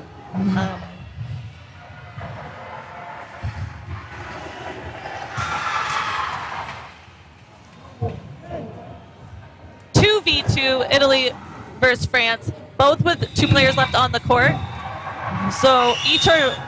That's the end of that. And that's the end of the set. So that is what we were talking about earlier. That is a tie. So each team will get 1 point. It's the only way that a team can only get a single point in the cloth rules. So that's going to make the score now 11-3, France and Italy. So Italy leading now with 11 points. France coming up behind with 3 points, though. We are going to see one more set played at the end of that half, and then we're going to see what happens in the second half and what happens with the French team. So again, for those who are new to the rules at home, if there is less than a minute left on the game clock when a set ends, like what just happened, we have a new clock put up for 90 seconds, so a minute and a half of a final set. So the game clock is over for the first half, but we still will have one more 90-second set for either team to gain another couple points. Italy really pushing the line. A lot of pump fakes from number 33 on that Italian team. That is Jessica Campo. Number 35, Laura Benvenuti. She's also giving a lot of fakes on that line as well. Very aggressive from both of those players. Absolutely great to see. They are really hugging that line towards the...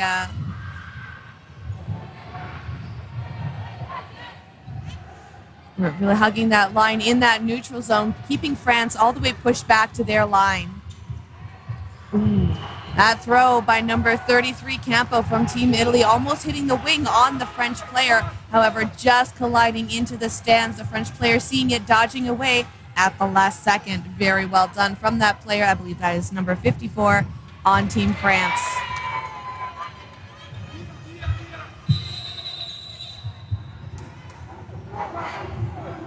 Pardon me, 64, and that is Madeleine Moreau.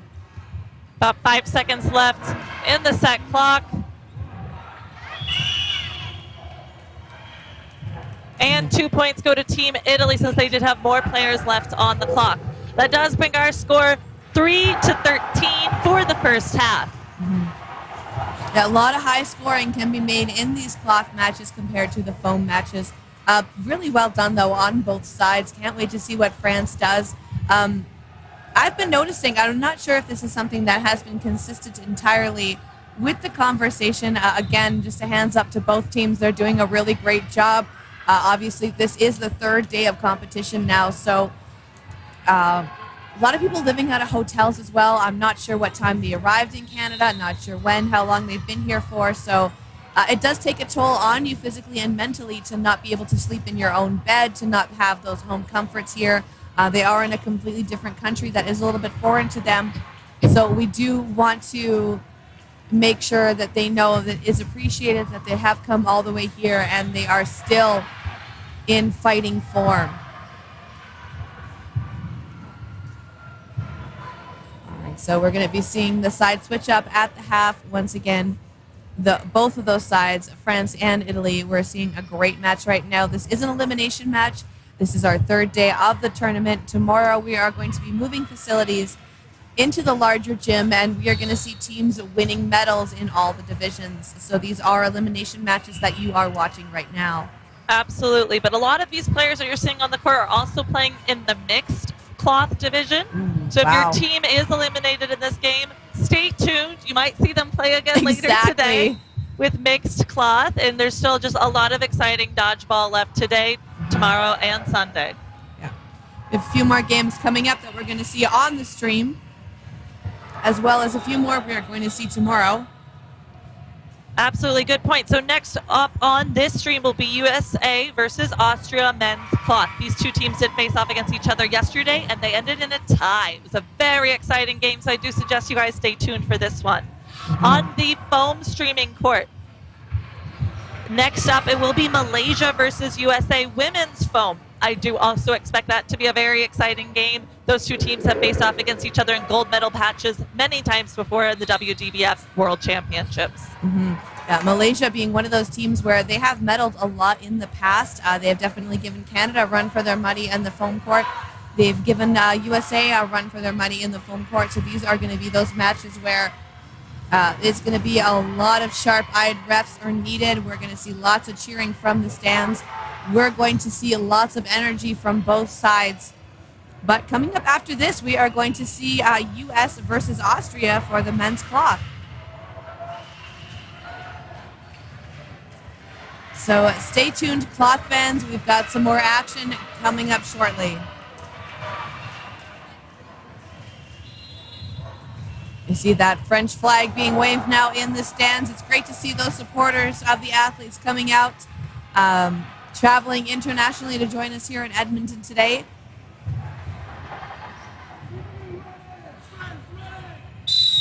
All right, so we're starting off the second half now. Ooh, bit of a contest for that ball, but France gets it. France, 3 balls now coming up to the line. Jump by number 8 on the Italian side. That was Brocchi.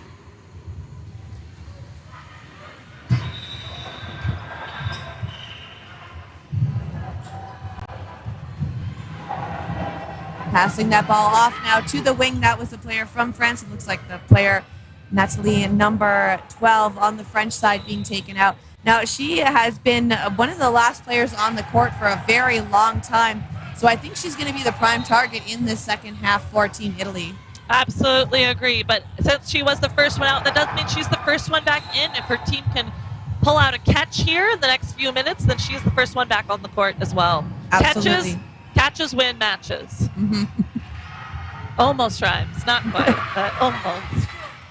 I've been trying to get the term for the bounce catches. I'm trying to get that catch on, calling it the golden catch, where the ball deflects off of a player, another team member catches it. So not only do they get that catch, they keep their teammate safe, and they eliminate a player from the opposing team. That is probably the best outcome you can get from a catch in dodgeball other than a winning point. That's why we're calling it the golden catch. It's cute. Almost like the golden snitch. Almost. Almost. But better, because it's dodgeball. 5 players left in for France, 3 for Team Italy. They have the advantage at the moment. Let's see if they can close this out, get their team another 2 points on the board. And a hit by number 29 from Team France. Soline Abenou. I did get a chance to speak with her yesterday. She is a mere 17 years old and showing such amazing athleticism here at the world stage.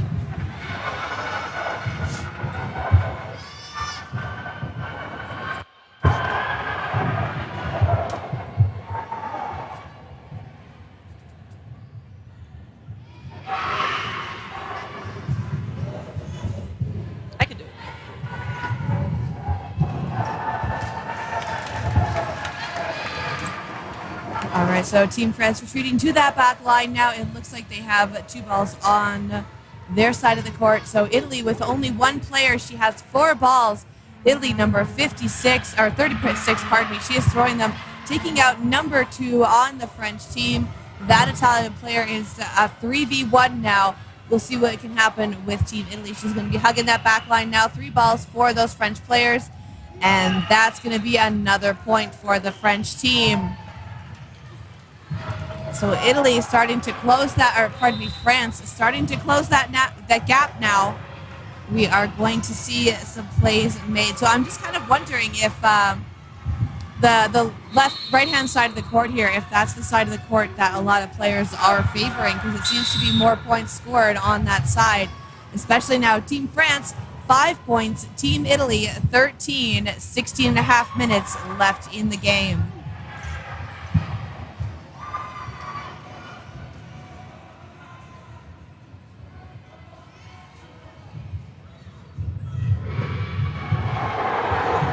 Italy finds 2 more targets, leaving only 2 players left in for Team France.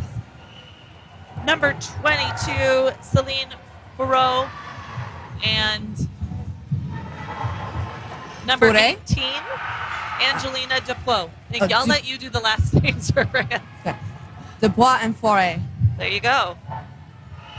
I hope I'm getting those right. I, again, am only a Canadian, so my French is only so-so. Are you happen to be fluent in any other languages, Elisa? I speak a bit of Spanish, which is also, more typical for the way you guys learn French in elementary school and high school. We learn Spanish. Okay. And from my understanding, there's no official language for USA, though. English is the only legal language. It's the most commonly spoken language. I'm not sure if it's the official language. Oh, look at this. Let's yeah, pay attention that is to the really court interesting. Here. Yeah. She was as close as you can get Yeah, to she looks another like she's player going in for that this catch. game. Like, just do it. Just do it. Really getting low there, just taunting that member of Team Italy, and she's doing it again. But that was a hit. That was well done by that French player. I have never seen that on the court before during this tournament.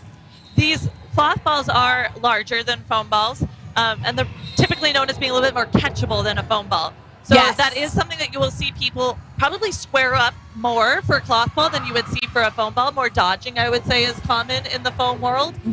So you could see that Italy was also hesitant to throw at her because she was as squared up as you can get to clutch that catch.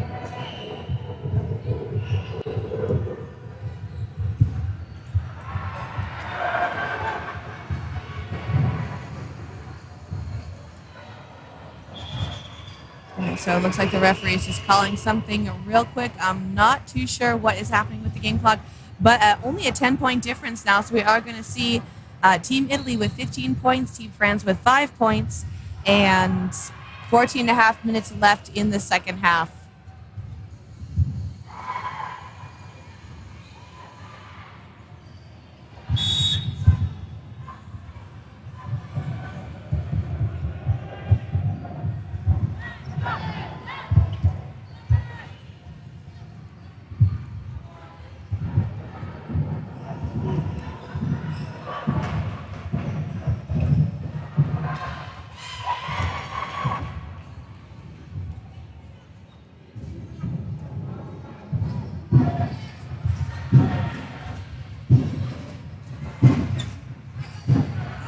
All right, so we're going to see France coming up to the line now. France coming up to throw. That was a block by the Italian player.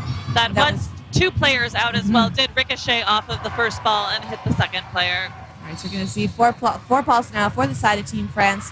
So Team France is going to have the advantage. They are going to need to make those throws going into that neutral zone now. Looks like that Italian player hitting out number 29 on the team. That was a catch by the Italian player. Doesn't even break her stride. That was number 3 from Team Italy. That those was. Go ahead. Go. Those who are viewing at home, we do have the poll up on Twitch for the Beercade Player of the Match. Please go online, make an account, and follow Dodgeball TTV too, and vote and let us know who you think has been an outstanding player of the match. The winner of this poll will not only receive a $10 gift certificate that can be used at our sponsor, Beercade, and at the after party on Sunday, but we will get a chance to interview them following this match.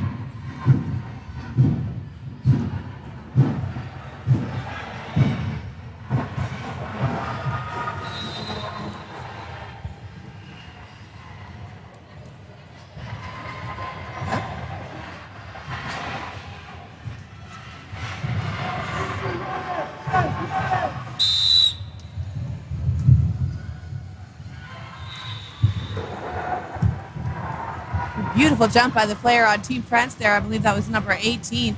Getting some really high air. I believe in Canadian terms, like, oh yeah, she got right up there.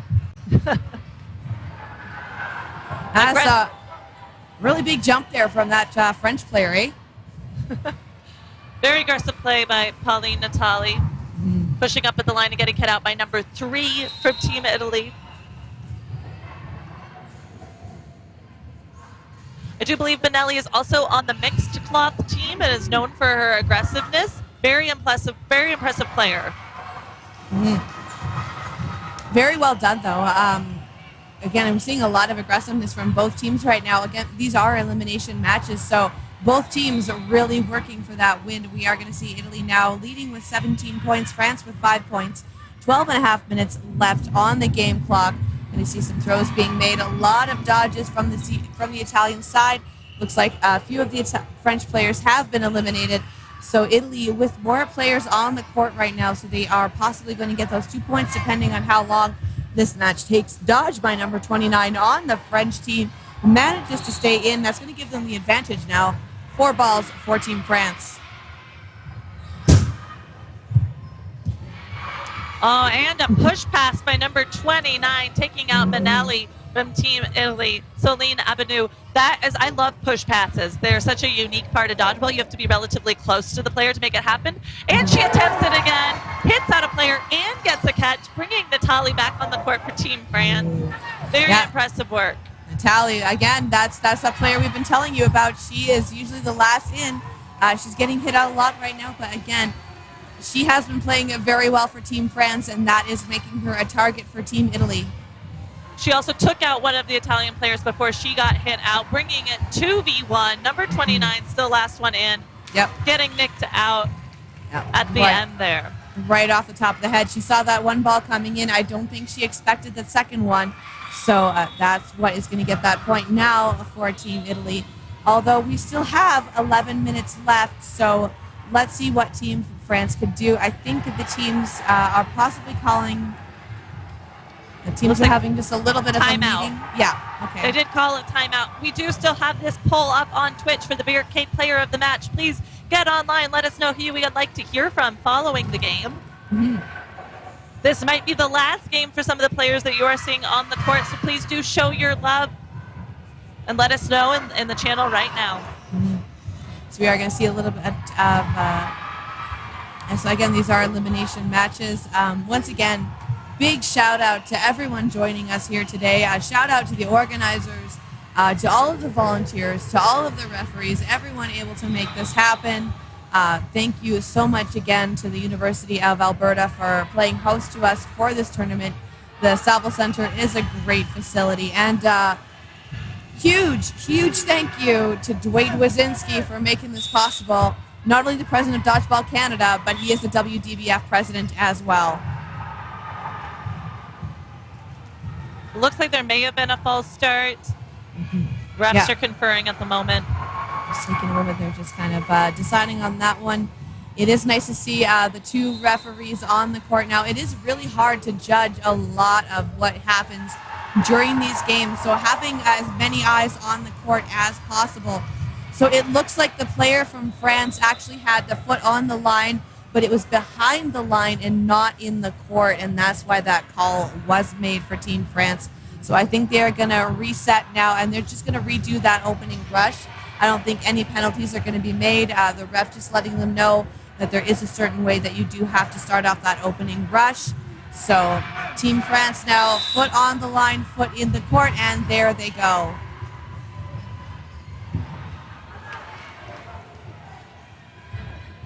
Player from Team France going out. So Team France now 5 players on the court. Italy still with their full line.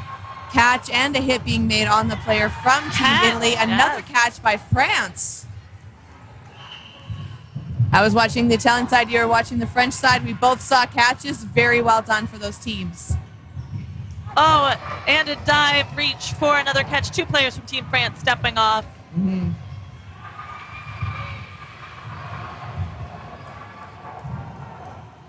Four balls on Team Italy's side, 3 players on each side. 10 minutes left in this game now.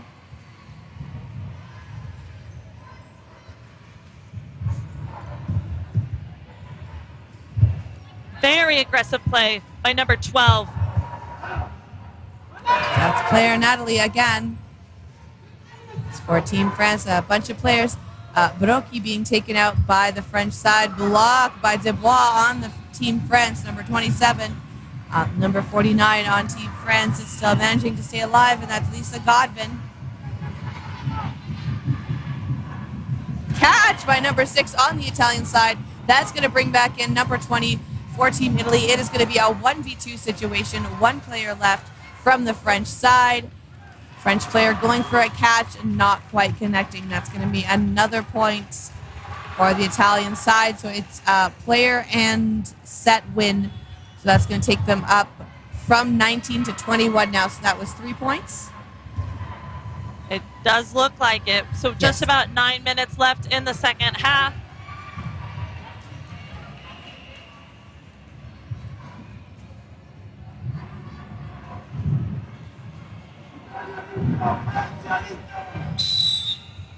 All right, so there goes that opening rush one more time.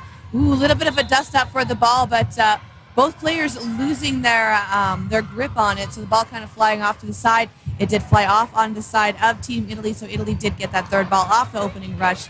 2 of the players now being taken out. It was a 1-for-1 trade.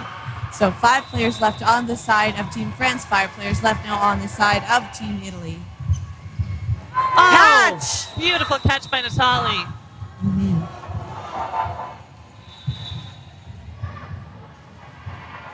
All right, now so we're going to see the foam players coming.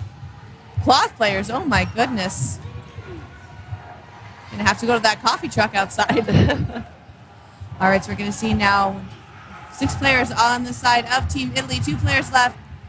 On the side of Team France, 2 players left for Team Italy.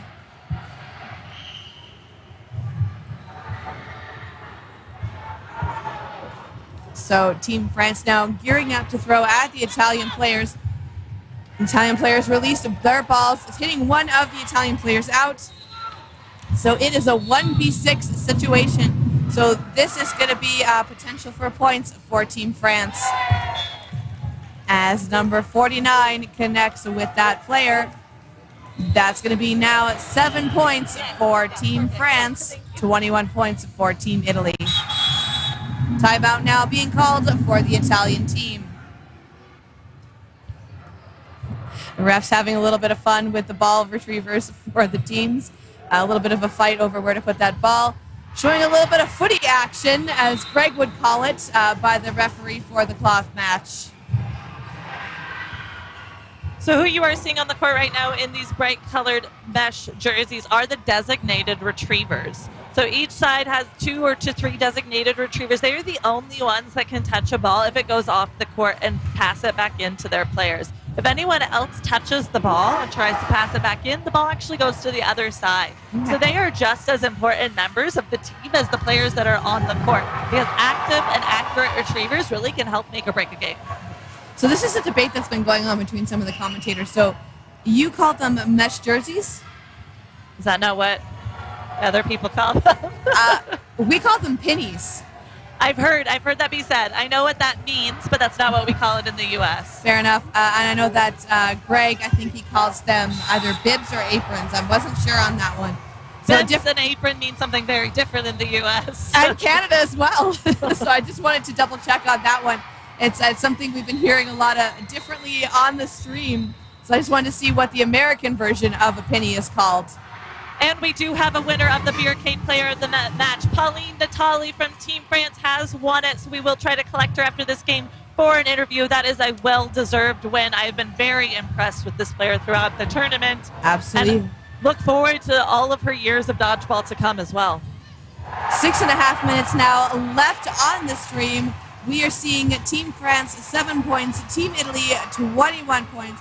Team Italy now with ball control. They do have their 6 players on the court. They had Burden to throw. Throwing at the French line. It looks like it's going to take out number 18, the wing on the French side now. 4 players left for Team France. 3 balls, France Burden to throw. Sending one right over into the hip of number 10. from Team Italy. Team France retreating back to the line now because that third ball was exchanged. Italy will have to throw. Italy throwing over, not connecting with anyone. That third ball now being in the hands of the players of Team France. Team France having to throw.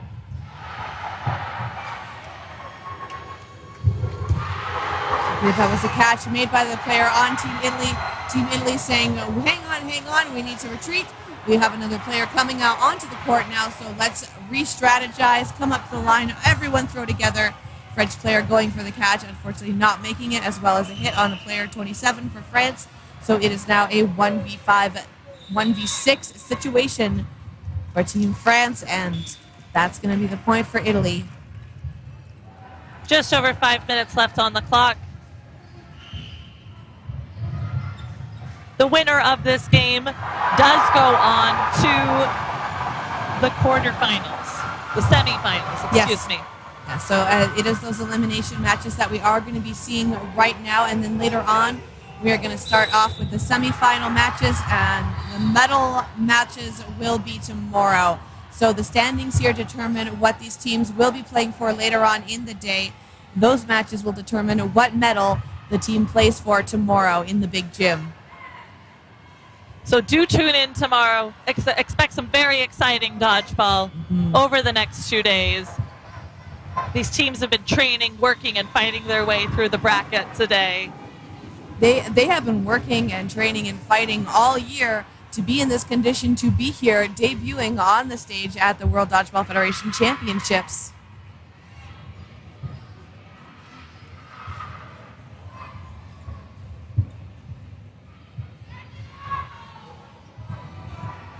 All right, now, so again, thank you to everyone who is joining us in the chat. Give us a shout out. Tell us where you're from, who you're cheering for, and how late it is there, or early. So we're seeing again, Team France, they have their full line of players on the court still. They also have that third ball, so they are going to have the ball control as well as the burden to throw. That was a catch by the Italian player, though. All right, so we're going to see 4 balls now on the side of Team Italy. Italy coming up into that neutral zone and throwing, taking out a member of Team France. So that's going to be this third ball now. It looks like a player came back onto the line from Team France. So I think there was a catch made. Unfortunately, I did miss that. And we are seeing now 5 players on the French side of the court as well as 5 players on the Italian side. A lot of exchanges being made, 1-for-1, blocked by the Team Italy player. Blocked by the Team French player. Unfortunately, number 31 on the French side being hit out. Number 10 on the Italian side being eliminated with a throw. Yeah, good double team throw by Team France on that one, finding their target.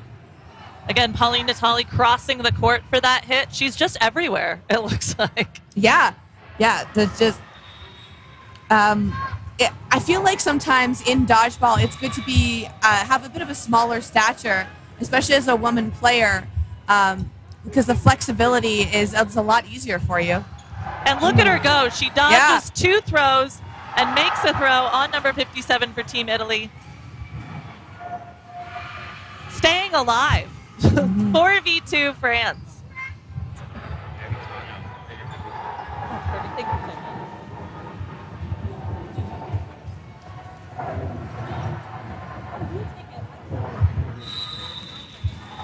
Ooh, that was a hit on number 64 from Team France coming up to the line. So that's one of the things that we see here in the cloth format compared to the foam format, is if you are eliminated and you're holding a ball, you have to place the ball down in front of you and exit the court. In cloth, you are allowed to hang on to that ball and pass it to a teammate as you are exiting the court space. That's going to be the end of that one. So that point is, I believe, going to go to Italy. No, pardon me, that point it actually went to France. So Italy now 23 points, France with 9 points, 2 minutes left on that game clock. And again, sets are 3 minutes, so there's just enough time for one more set unless one of the teams closes out very quickly.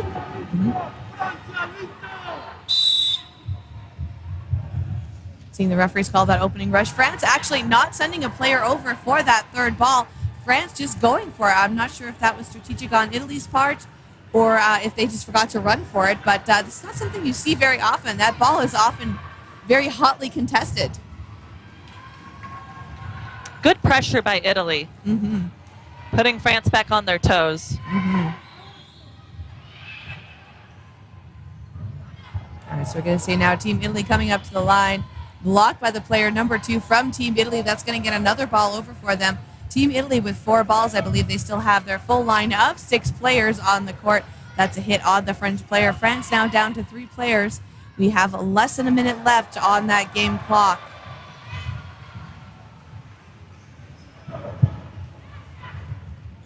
We hit out. Another hit. Oh, and double push passes. I don't think either of those counted because the balls did collide in midair, so immediately dead. So both players were safe. All right, now so we're going to see 2 players on the French side. We only have 4 players now left for the side of Team Italy. Team Italy with that burden to throw because they do have the majority of the balls. And no and hits. A catch by number 31. Bringing in another French player. 10 seconds left on the clock. France has more players at the moment. Yeah, changing it up very fast. We are going to hear that whistle. And Team France is going to get that one. So the refs are going to change that over. I believe it's going to be 1 more set. Oh, that is game. They are calling game. So All 11 right. points to France, 23 for Italy. Final score. Amazing play by both teams. Italy is going on to the semifinals. Well deserved by Team France, though. Team France fought hard. Again, it's one of their first times out here debuting on this world stage. So even though we are not going to see them later on today, great job overall by Team France. Let's give them a round of applause here from the commentary booth. Absolutely. Sorry to see you go, ladies, but well done. And we will go try to grab Pauline Natali for her player of the match interview. Absolutely. And please stay tuned. Absolutely. We got some more cloth coming up next here, so we're going to do that player interview. Stay tuned. Dodgeball TTV2.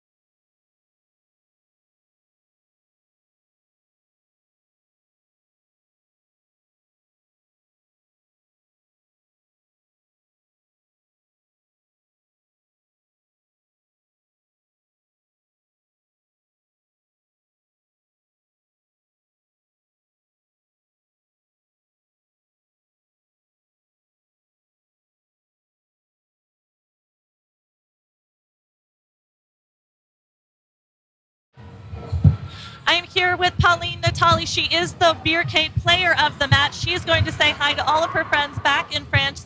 In French, go ahead, Pauline. J'ai rien. Ah, bonjour la France. And voilà.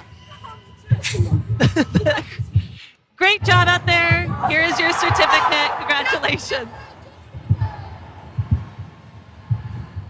Merci pour le titre. Ouais, je suis très contente. Merci.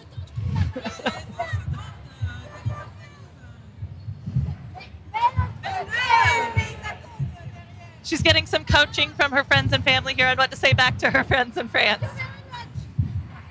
Thank you.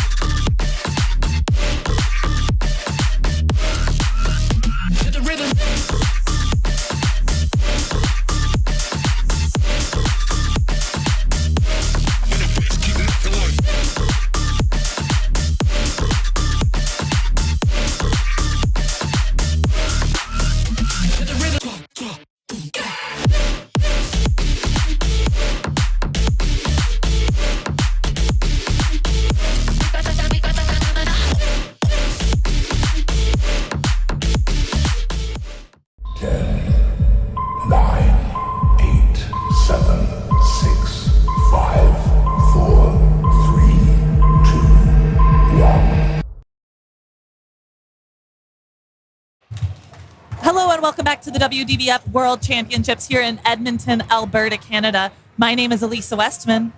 And my name is Greg Whitehouse. And we have an exciting men's cloth match coming up for you, Australia versus the United States. Yep, a semi-final, a quarter-final, sorry, not quite the semi-finals just yet. That'll be after this game, but a quarter-final lineup. The Australian men against USA men. A lot of these players have faced off against each other before on the foam court.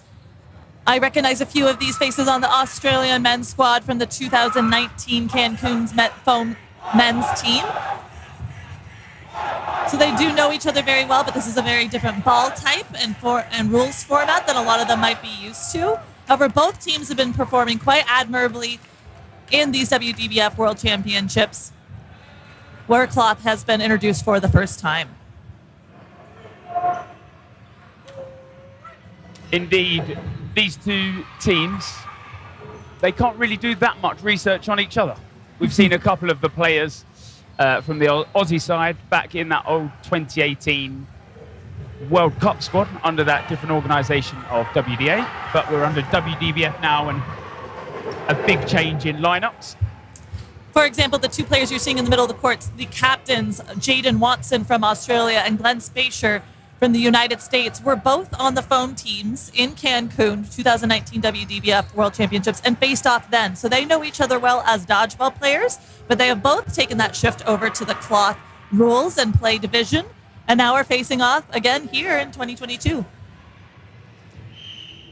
A lot up for grabs here. Pride, a semi-final spot, and obviously the loser of this game will be going into the positional playoffs, and their tournament run to the gold medal will end.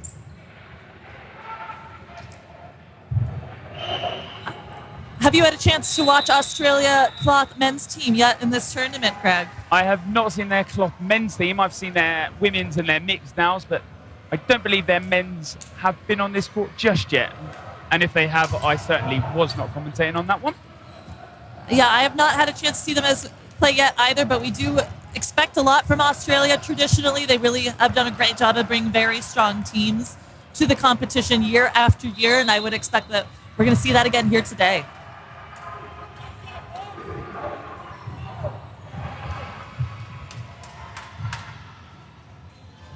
Both teams lined up, ready for the rush.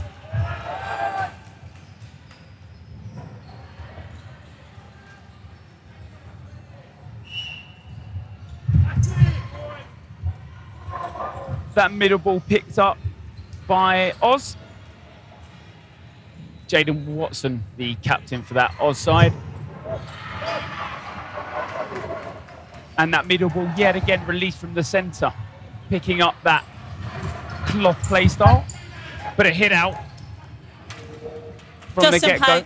Yep, Justin Pine hitting out Jaden Watson on that single ball throw, very accurate.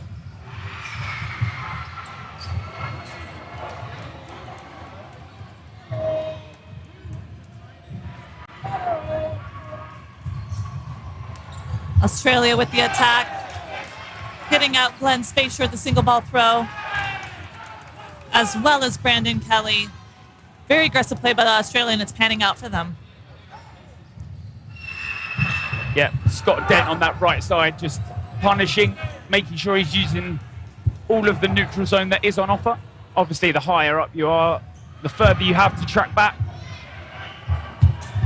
Schmidt just with a call that the ball is held in. Oh, and that is a great shot from Hyan there. Takes the toes of Thatcher.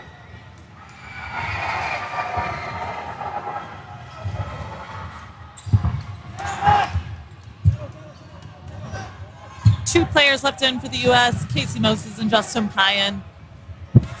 4 for Australia. Those who are still getting used to the cloth rules, there are 3-minute sets. A team does not necessarily have to take out all of the players on the other side of the court. They just have to have more players on their side of the court at the end of 3 minutes in order to take the 2 points.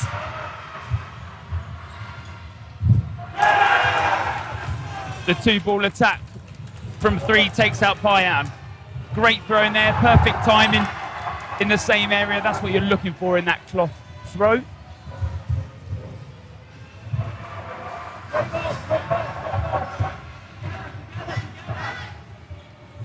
Casey Moses looking for that catch, and he's done a great job of delivering thus far in this tournament. So would be careful for the single ball throws if I were Australia right now. Yep. Just making sure they're what we call burner throws, and they're just within that meter, which makes it invalid. But Australia do win that first set. Moses not quite getting his hands around that aggressive attack.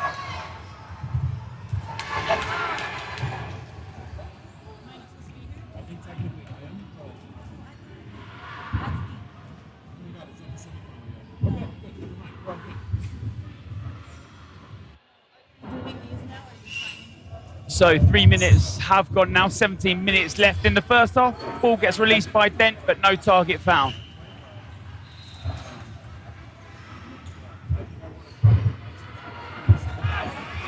Single ball trade. USA take the next trade as well. So 79 does return to court. That ball not live. Russell does rejoin that, but 2 out for Australia. Aggressive hits. Kelly also heads his way to the outbox.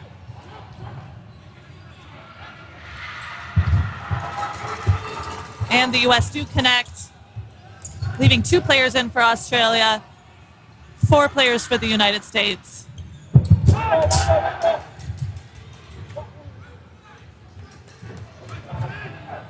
Good trade by Casey Moses. Number 21 for Australia, still left in Josh Coulson. Huge from Coulson, the 1v3 now down to a 1v2.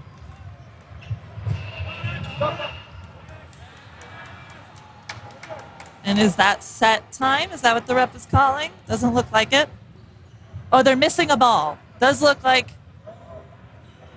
now we have 5 balls on the court.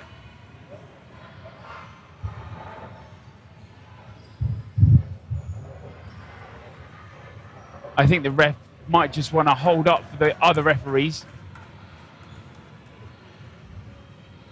Did pull in both coaches for Team Australia and the United States.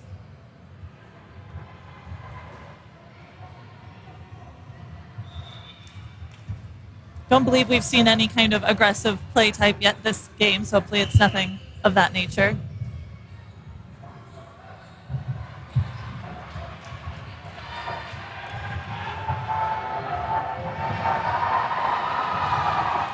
You might be hearing some cheers from some of the other courts going on at the moment. We are in a very large complex where there can be up to 12 games happening at a time, and these are knockout games. So every point really does matter. So you might be hearing some cheers from other courts at the moment.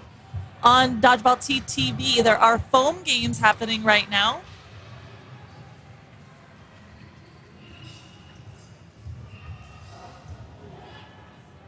I do believe it is the United States versus Malaysia foam women playing on the other stream.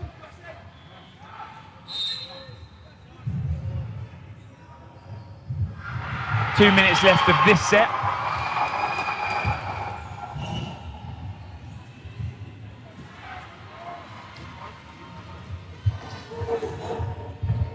A block from Coulson from the single ball of Payan. He's now got to track back. He slides back. And even if he'd made that catch, that line infringement would have come in. It would have been a 1-for-1 trade.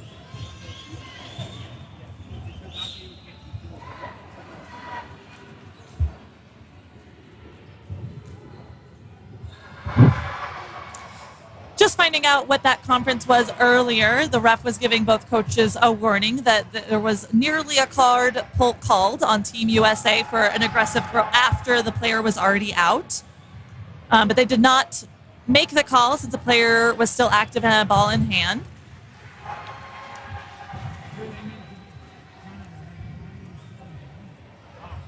Cards really can affect a game quite negatively for a team that it is called on it. If it is a team card, it is a forfeit. So even if you are up at that point and are expected to take that match, not only would you not take that match, the other team would get those points. So definitely not something that you would want to avoid.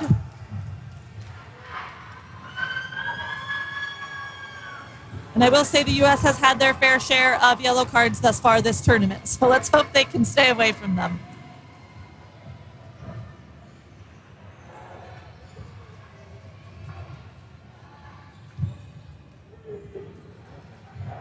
It does look like we are missing a ref as well. Both the ref and the line refs. A hard Lovely. decision, especially with 5 balls always to make. And with such an important game, the winner of this game does go on to the semifinals.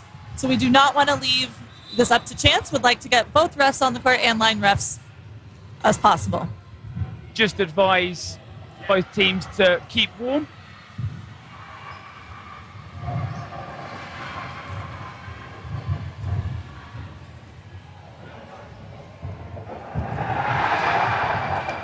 Again, for those who might just be tuning in at home, we are paused at the moment, waiting for another ref to join us here on the streaming court.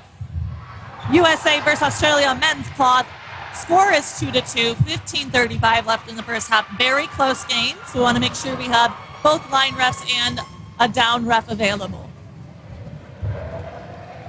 This is a knockout game, so the loser of this game is out of the tournament, and the winner goes on to the semifinals.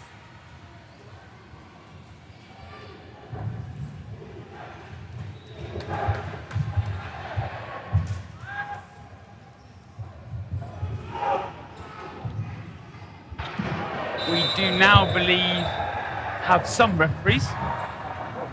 The Canadian women's side.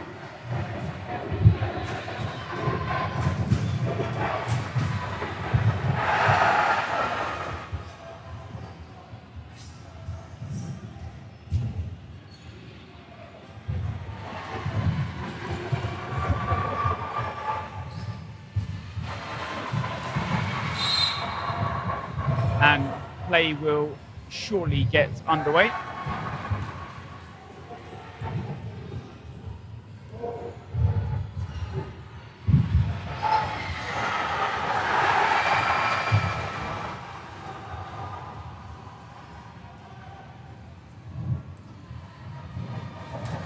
One of the referees, part of the USA setup at Australia, are happy to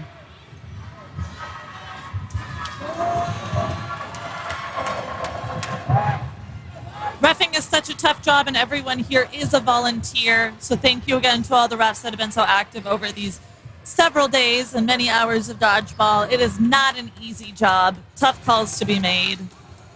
and a voluntary job at that.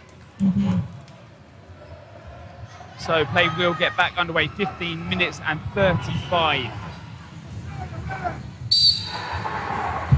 Whistle gets underway. Australia pick that middle ball up. Number 99 there. 99, Scott Dent.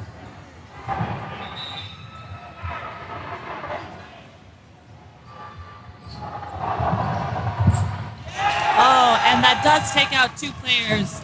Casey Moses and Rue Chappell getting nicked on that one.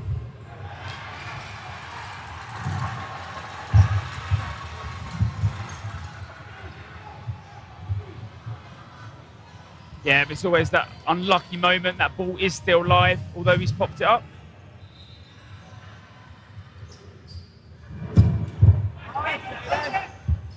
Watson happy for that ball to go back. They're happy to play a little defensive in this set.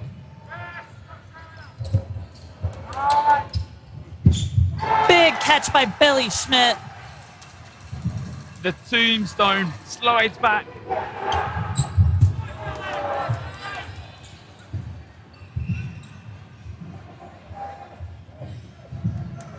Four players left in for Australia. 5 for the U.S.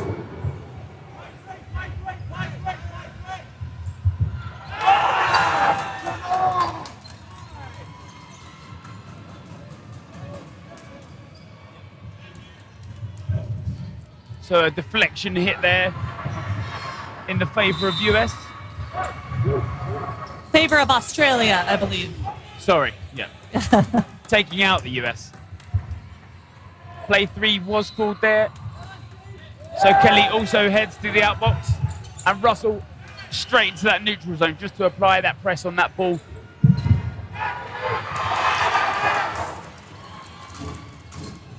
player in for the U.S., Casey Moses. Again, yet again, looking for a catch.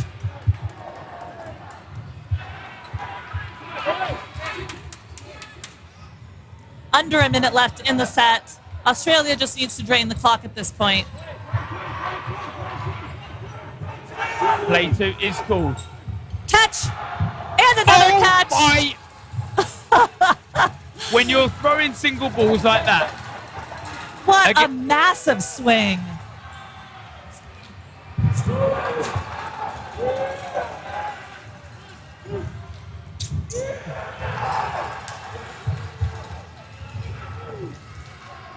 And 2 points go to the United States on that one. Moses on fire in that set there. Play ball. Coach calls the players to rush on that 5 ball, on that play ball with the 5 seconds. 5 seconds is a long time. People not always realizing that. By the time they throw, they still had about 2 seconds left on that shot clock.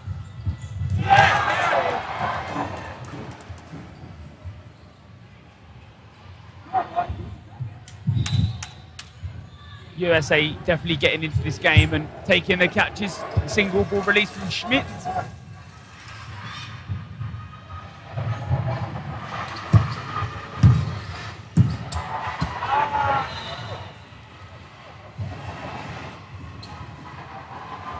So both teams even on players now. USA up 4-2 after that amazing set. Glenn Spacia hit out.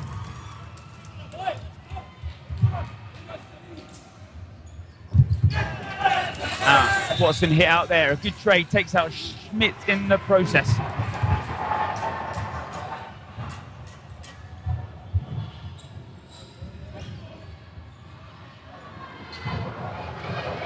The further we progress into this tournament, the closer it gets. Every game seems to be on this court, toe-to-toe.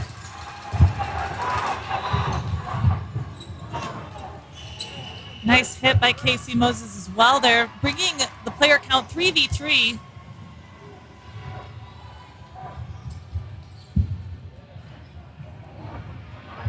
Russell with that single ball there.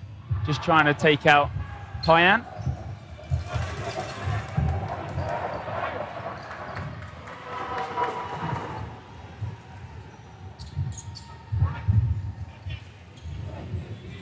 Moses staying alive.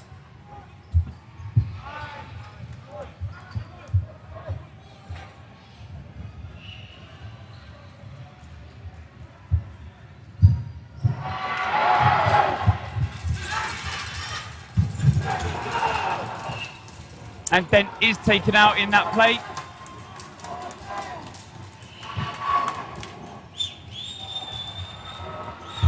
Does look like one of the players was talking to the ref there at the end. Not sure what they were discussing, but they're... I think maybe slight annoyance that he's been thrown at, but that ball is still live. So if he makes that catch, obviously he's going to be making that, saving that player and bringing a person back on. So whoever did throw that ball, I can't quite remember. Does try to eliminate him.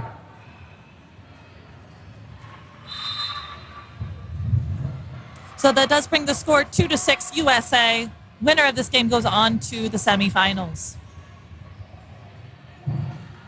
A lot of the Twitch chat talking about throwing single balls at Moses. Well, we saw it back then, 2 single balls thrown in succession and 2 catches made from Moses. Sometimes it's that mindset that maybe the Australians might start to get into their head. They're like, if Moses is taking this catch, why don't we maybe start look at eliminating him quicker? Sometimes when a player like Moses is taking more and more catches, though, that's where it gets dangerous. Yeah, absolutely. So we spoke earlier on a bit about chalk on the balls.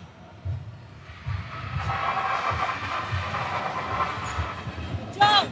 Jump! Jump! Sportsman!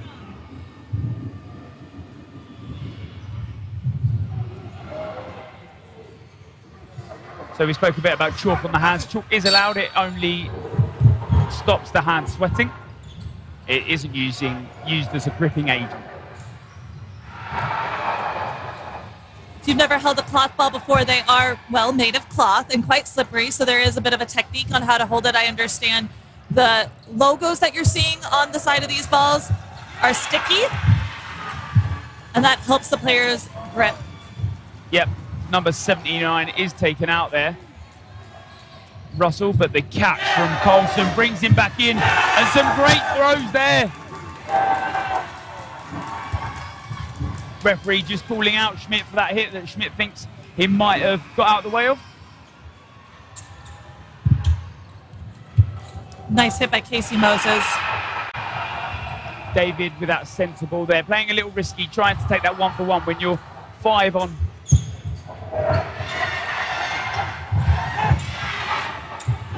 Yet again, last man in, Casey Moses for the United States. Let's see if Australia has another different strategy this time around. Yeah, Australia have to look at playing the balls together. And this time they do. The swinging ball comes from the wing from Dent, and this time Moses can't catch that ball. They've learnt from their previous mistakes.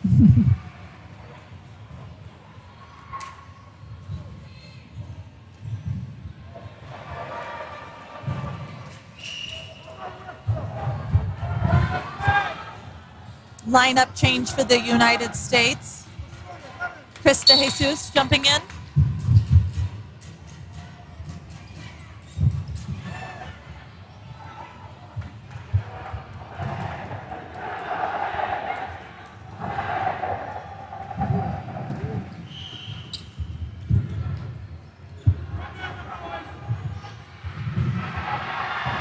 So both teams still with 6, no casualties just yet. Thatcher, single ball release from the middle, but Payan is not hit out.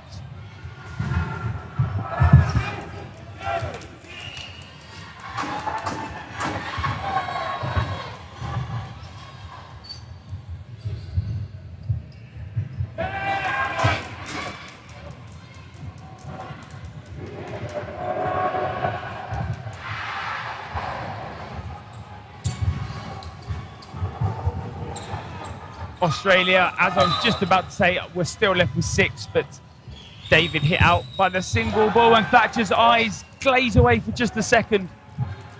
And Moses takes advantage of that. So player count back to being even, 4v4. Does look like they are targeting Casey Moses, trying to get him out as early as possible, and I do understand that strategy considering how well he's been playing this game. Some great throwing there from the US. They were 2 players down early on, but now 2 players up. Different targets. And just like that, some great throwing from Oz. Different targets this time around, and they take out 2.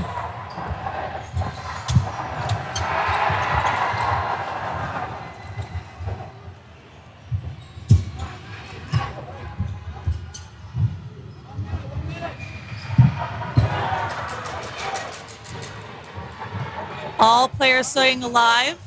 Oh, does look like Jaden Watson stepping out on that one. Yeah, it was hit first and then it bounces. Tries to claim the catch, but it did. And is that, I believe that is set time? No, I think there was just a slight discussion on whether Watson did make the catch.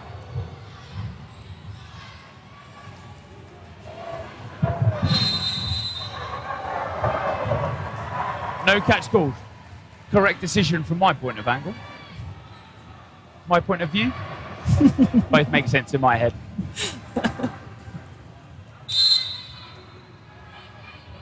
A 1v2 for Russell.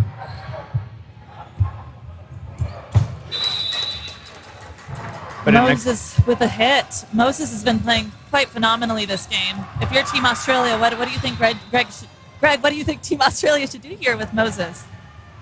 In that set, which they won, leaving him till last, making sure that when he is the last player, those balls are coming in at perfect timing. And that was the set they won. Now they're down 2 sets. 8-4 is the score on this court.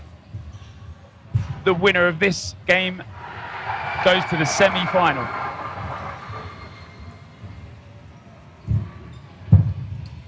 Ball goes high and wide. number 21 can't quite pick up the ball. Josh Coulson there. And all three of the US players that were at back of the court. Beautiful catch by number 2 from Australia, Stephen David. Yeah, picked out that single ball attempt.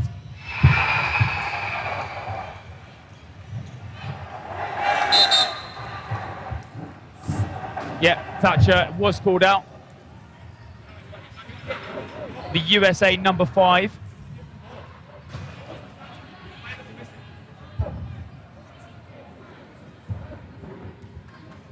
I believe we're going to stop the clock right here for the refs to confer on whether Spacer is out or not. I think maybe they might have played to the whistle, and whether the hit was before or after on Spacer is the discussion that is being made.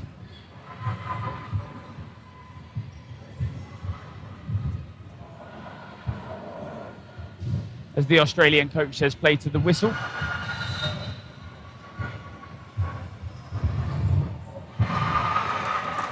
And a correct decision.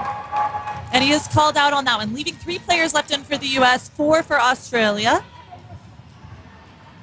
About 2 minutes left in the set clock.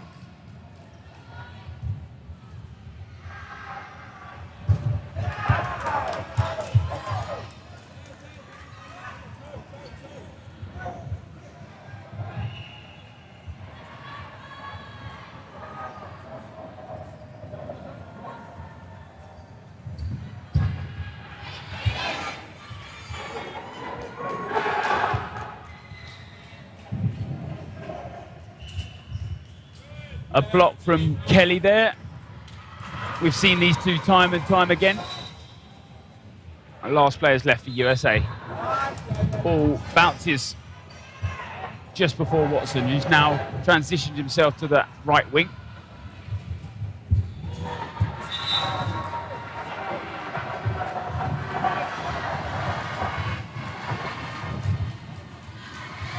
One minute left on the set clock.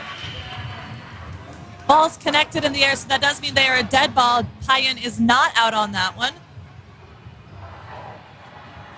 But the clock is still ticking, and Australia has 2 more players on the court currently. Play 2 called. Kelly gets under all 3, but Dent is called out. That line infringement on that neutral zone there. US only down. Jaden Watson doing a brilliant job of dodging all 2 of those balls. He is a phenomenal dodger. And a great throw from Watson as Kelly on the track back. But refs do call bounce. Very close, especially when you're that low to the ground.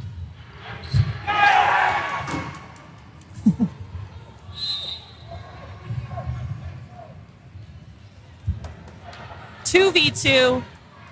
5 seconds left on the clock. Refs have called hit on that.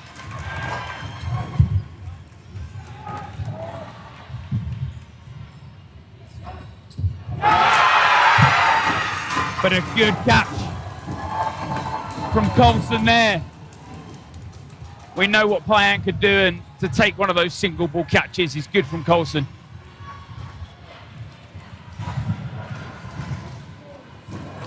Two minutes 10 left on that 20-minute first half timer. Score 6-8. US still in the lead.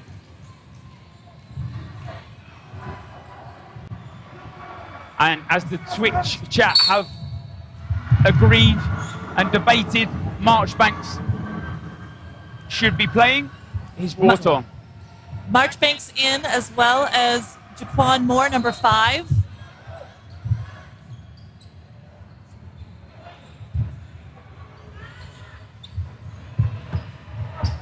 Ball goes high. Dent is hit on that shoulder there. A 1-for-1, however.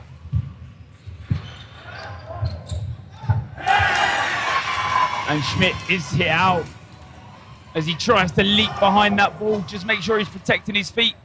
The ball connects.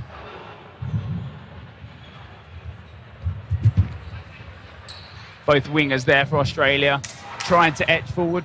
They're after that running counter, but USA are quick to retreat back to their side. And Spacer with the catch, bringing Payan back onto the court. Calm and collected from Spacer. He's looked for that right one. Not gone for anything too early, and sometimes that can be a bit of a fault that when you're going for silly catches, but Spacer goes for the right one. Looks like Marchbanks also collects the catch, bringing Schmidt back in. At the same time, Payan steps off. So we do still have 5 players left in for the U.S., 3 for Australia. And Schmidt is hit out. He goes low, reaching high. A catch that we've seen Schmidt make plenty of times throughout this tournament, but this time not successful.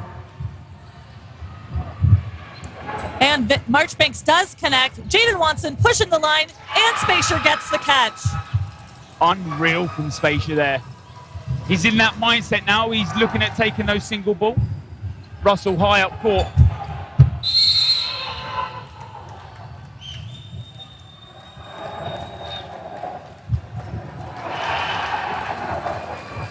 Hard to make a decision on that. His hands aren't quite up just yet. Half time.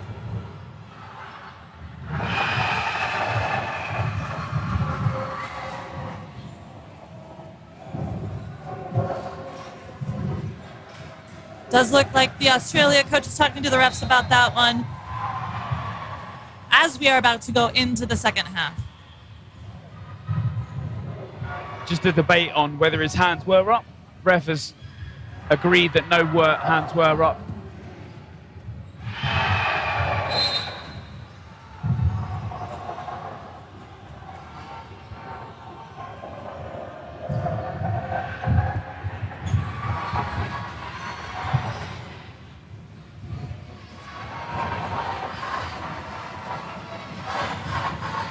Half time.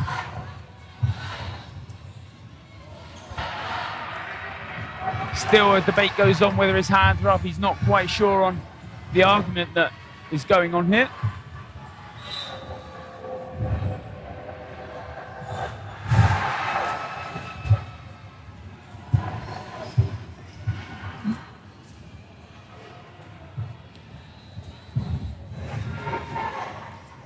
Do believe that that is the half, even though the refs are still debating that last play. We still have 20 more minutes of dodgeball in the match. In the second half, we will be putting up a poll. Greg and I will be deciding 2 players from each team that we think have had outstanding moments in the first half. In the second half, a poll will come up on your screens if you are watching on Twitch for you to vote on who you think the Beercade player of the match should be. The winner of the poll will receive a $10 gift certificate that can be used at Beercade at our after party on Sunday, as well as a player interview following this match. So please let us know in the chat right now who you think the Beercade player of the match should be, and we'll be putting up that poll in the second half. A lot of people talking about Marchbanks in the comments, and maybe just a debate that the yellow card that he received earlier, would it be going into a 5-minute penalty for him? Unfortunately, that's a different division. It was in the mixed division he received the yellow card. Yes. I believe, I'm not quite sure on the rules in terms of the world set, but in European, I don't believe if you're given that yellow card into a different game, it affects it. I just believe you can't enter the court for 5 minutes. It might be different in Worlds, and the outcome of that could be that later on when USA do appear in that game, in the semi-finals, that they'll start with 5. For 5 minutes, which is quite a long time.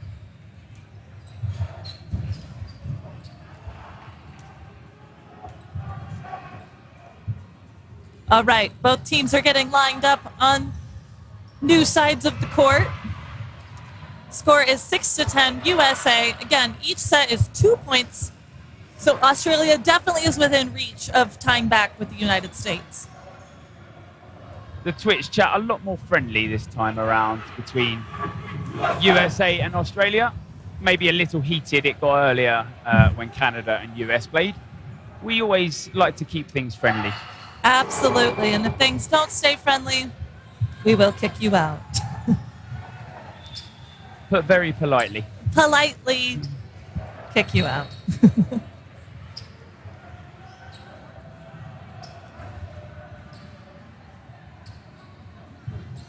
Unfortunately, we cannot be voted for the Beercade commentators of the game. Oh, interesting. I misread that. I was like, player. They banned me from the tournament, unfortunately, because I was too good. Yeah. I see that. I see that. GB was like, please, please, Greg. I can't. You've already committed. Quick. I throw too quick. That's what It's they dangerous. said. It's just it's Yeah. dangerous Yeah. with the other people. No one would have hands left. Yeah. I see that. I see that. Yeah.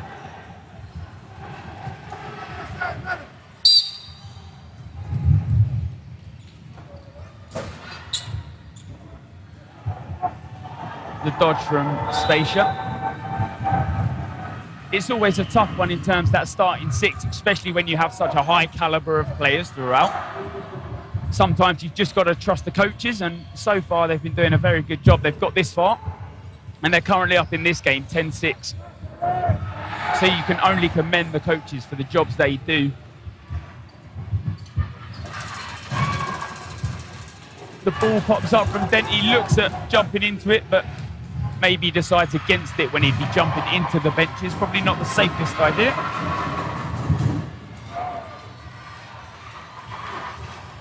Moses stepping off on that, leaving 4 players left in for the United States.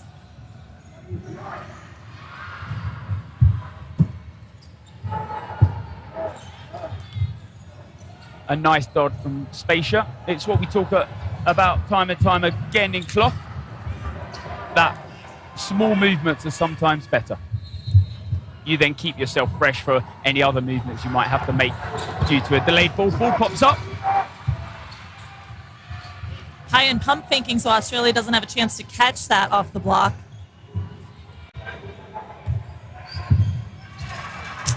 Good hit by Jaden Watson, taking out Marchbanks. Jaden Watson is really one of my favorite players to watch play dodgeball. He is so agile and so accurate.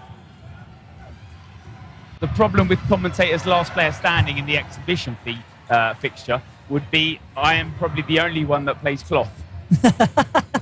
I'd probably still lose it. That would be the problem. But a good hit out there. They take out number 79 for the Australian team. We also would just all want to talk the whole time because that's what we're used to. Yeah. And I don't think I could play 40 minutes of dodgeball today. Especially not in Canada. The 5-ball diet hasn't been there. Payan looks up. But he's caught off guard by the throw from David. David is then hit out. Ball pops up, but he doesn't have time to react into that. 2v2, Kelly Spacer left him for the U.S. Watson and Thatcher for Australia. A single ball attack from Spacia. It's often interesting that a lot of these players take 2 balls up with them. It also leaves you a bit susceptible to that standing counter. Block from Watson, decide against the running counter. The ball's already heading back to the USA side.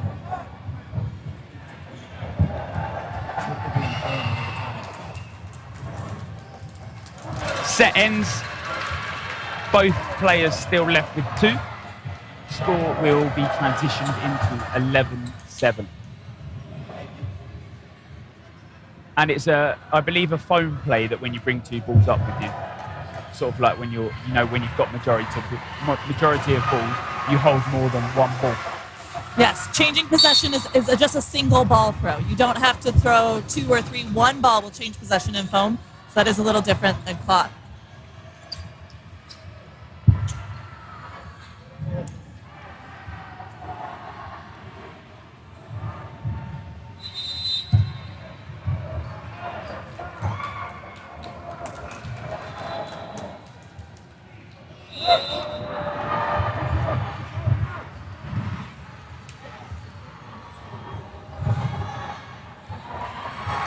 Oh, and another warning.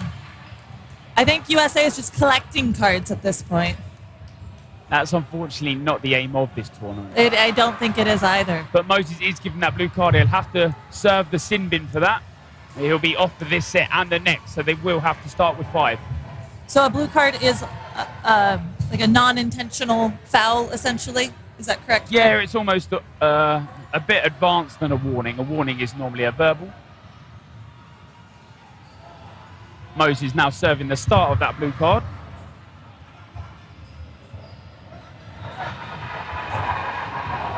And it's full 5 minutes from this point, or is it just a full set? Just set-based. So it's this set, the set that you're giving it in, and the next one. A yellow card is 5 minutes. If that 5-minute ends before the set, then you'll return to the outbox. A red card is that game penalty and 2 further. Are cards fairly common in tournaments like Euro Cup, for example, or are we seeing a pretty high volume of them here in this tournament? It all depends, I guess. That blue card was very common in the first tournament it was introduced, just for the ball placement being placed down. We see it from here, there, and everywhere. Spatial goes down for the catch, but as his legs almost invert, he can't quite move his foot. And Kelly taken out with that 2-ball attack. Marchbanks and Payan now left in. Australia definitely taking advantage of the swing and momentum here.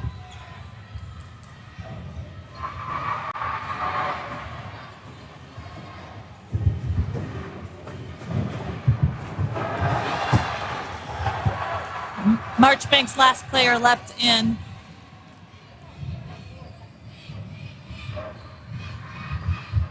The sin bin. I've not heard that before. Have people not heard that before? Is that a common... I say the sin bin, sort of when you're given a card. Have you heard that before? Maybe it's just a British thing. No? Okay. The block from Marchbanks, a 1v3. Watson decides to throw the single, but that's not the worst idea. USA with 3. And Marchbanks goes down for that catch, but can't quite get his hands around it. 11-9 now the result, the scoreline in this game. So this next game, US will have to play 1 player down due to the blue card that Casey Moses was awarded. So they will have 5 out the gate, while to Australia's 6. They immediately will start off with a player disadvantage. What did Casey do? I believe it was for talking back to the ref. He told the ref that he hadn't been hit and he didn't want to go out for it. Unfortunately, that's a blue card. The refs do make the only decision and that final decision.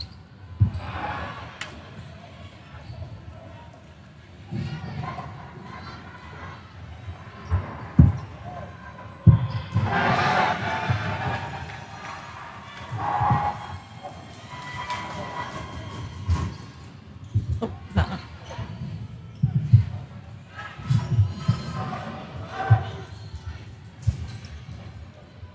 Four players left in for the United States. All 6 Australian players still on the board.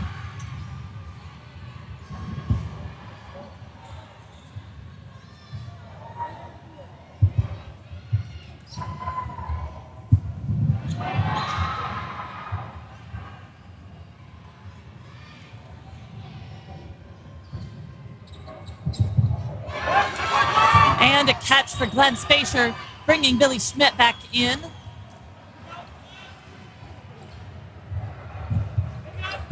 And another catch by Billy Schmidt. Yeah, Kelly does throw the ball. But they were not able to bring in a 6th player because, as we mentioned before, they only started with 5 on the court. And will stay with 5 until that blue card has been served. Schmidt leaps high, but as his legs kind of fold outwards, that ball just connects.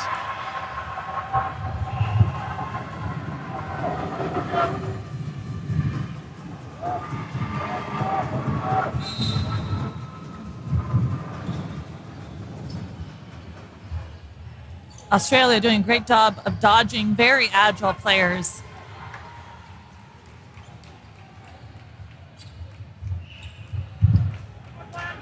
The pump fakes come in, just making sure that they're trying to force that the USA players to make that early move. Spacer then does find the dodge. Like we said, those small movements are ever so handy. It then just gives you that opportunity to make a dodge in the different direction. Beautiful dodge by number 4, Tyree Fraser.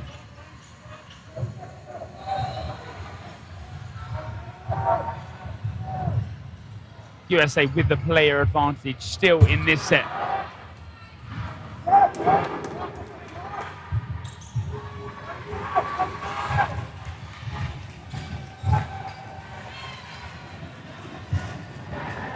Three balls now.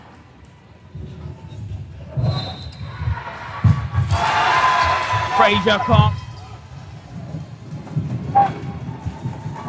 can't quite get the leaps over that. He does jump high, almost getting out of the way of it. I do believe that was a tie.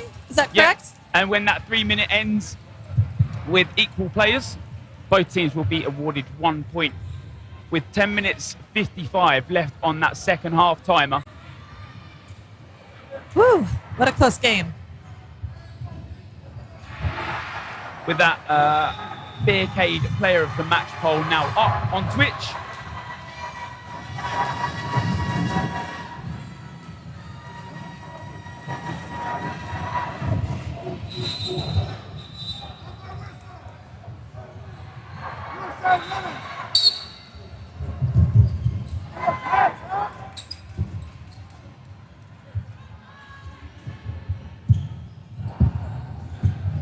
Oh, and so close to getting that catch there, number 79 for Australia.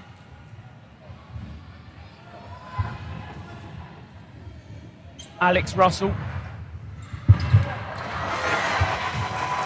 Moses getting nicked and stepping off for USA.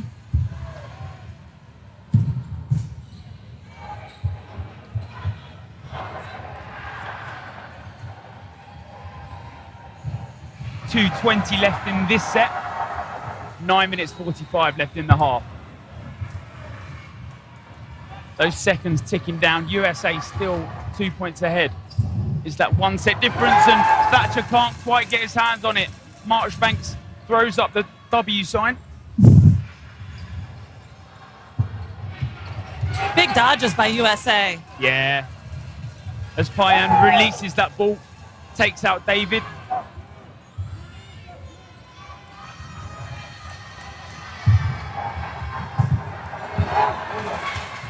One-for-one trade. USA still 2 players up. Watson and Dent, the 2 players left on this Aussie side to claw it back. Both these Australian players very agile, great dodgers. USA would be smart to put 2 balls on either of them.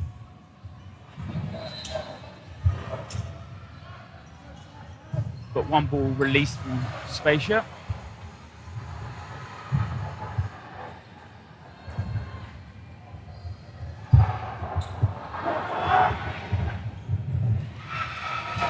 Fraser with a dodge.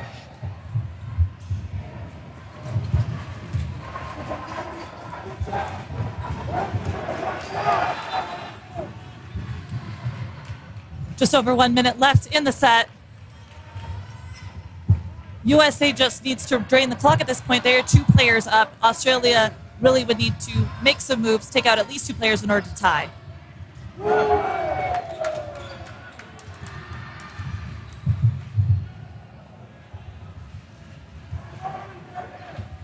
30 seconds left now on that clock. Fraser's head is turned for just a second. USA still up that 1 player. Dent dodges 2, and they take out Spacia. It's now evened up in this game. Just over 10 seconds left. 10 seconds left on that clock. Payan does catch! And what he's done so well in this tournament has brought Moses back in. Payan, calm and collective. He's pulled USA out of a tricky situation there because they were 4-2 up. Payan just making sure he's going for that right ball. Sometimes it can take a bit of time to just assess the situation that's in front of you. Score 10-14, USA, just over 7 minutes left in the second half. Do go online and vote again for your Beer Cave Player of the Match. It is up on Twitch currently. Let us know who you would like to hear from after this game and who has played exceptional in your eyes.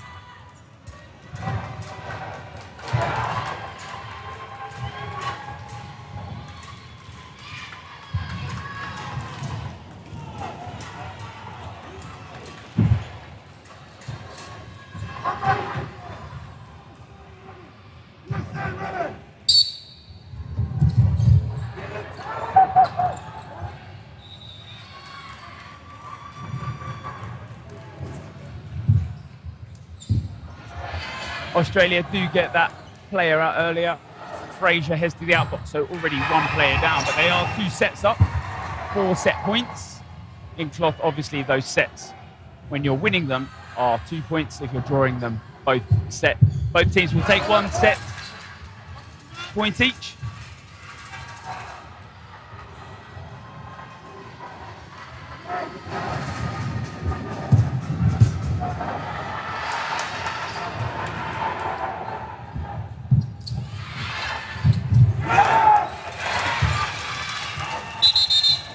Stepping up, leaving a bit of a wet mark, so we're going to pause for just 1 second, make sure it's safe for our players on the court.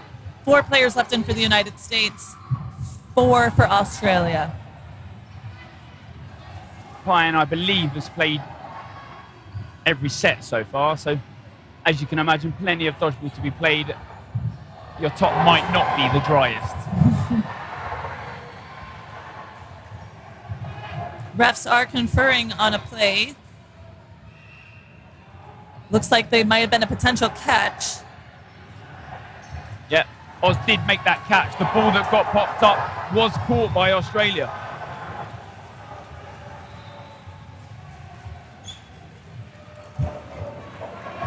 Three players left in for the United States, 4 for Australia. Spacier, Marchbanks, and Moses.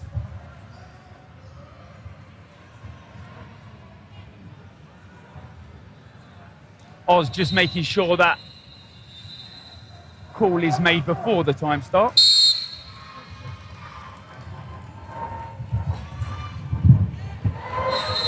Moses hit out there though.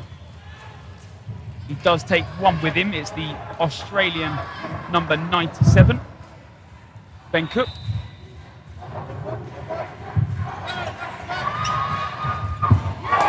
And a 2 hit out. Marchbanks and Spacier have done it all. And a block. That was a line violation called by the ref. So with 5 minutes 50 now left.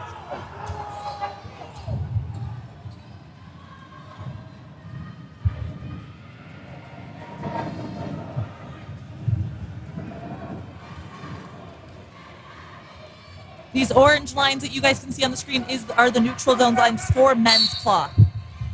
Correct? Correct. Yeah, that neutral zone means you can use that whole zone to play dodgeball in. Plenty hit out there, but Watson does pick up the rebound catch on. It brings back in Ben. But after all of that play, USA still up 1 player, up 6 points.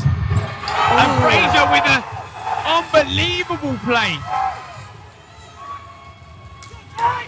A throw and a catch.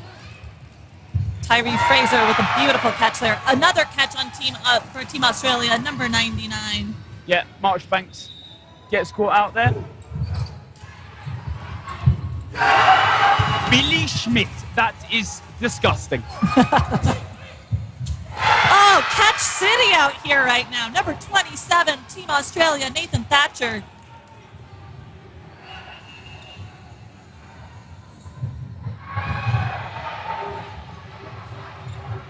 Oh, it does look like one of the balls belongs to another court. And there are some wet spots on the ground as well.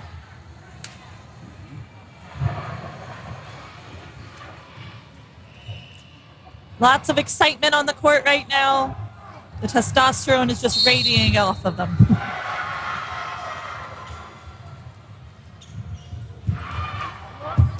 No hits on that one.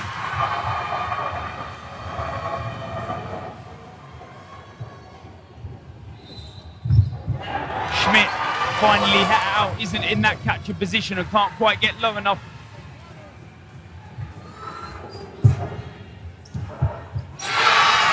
Marchbanks goes low for the catch but can't get his hands round it. That BK player of the match poll has now ended. Moses will be picking that up. And a block from Thatcher. Both teams with 3 players each. Payan hit out. USA have to eat this time up. They have to play the sets. 1 minute left in this set. 3 minutes 30 left of the game. Spacia and Kelly, great throwing. One high, one low. Perfect cloth combination.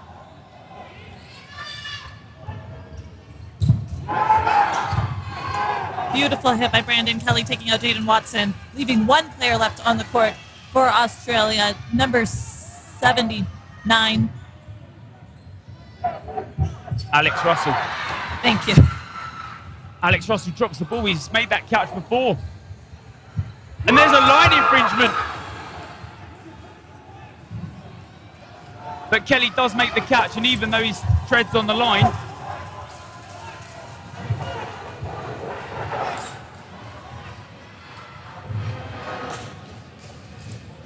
refs are conferring yet again.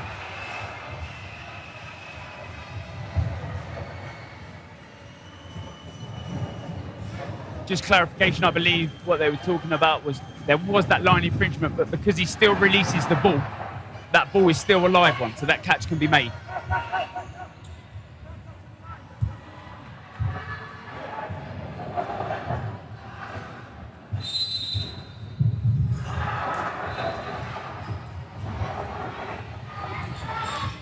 The Oz bench getting a little rowdy.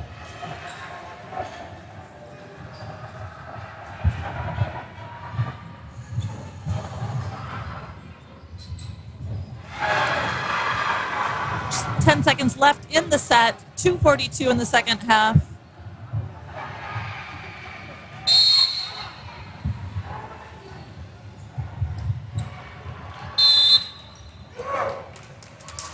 And 2 points go to the U.S., bringing the score 10-18. 2:42 left in the second half. Casey Moses has been named our Beercade Player of the Match.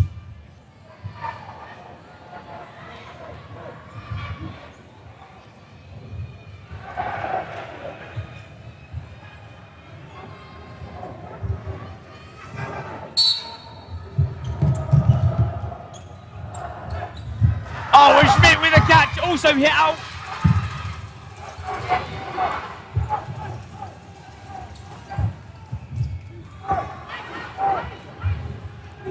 A reset call. USA just got to eat this time up. They've got to bring the time under 1:30, because then after that there'll only be one final set.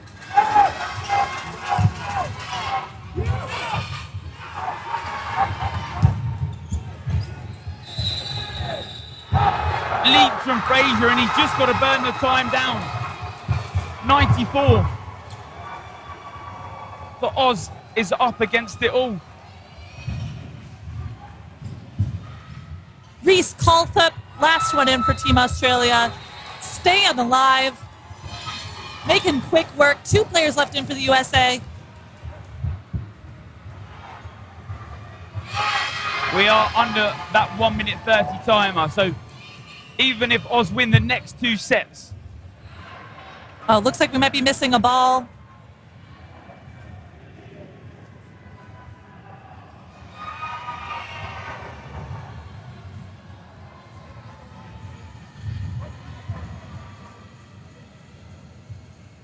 We have now retrieved that ball.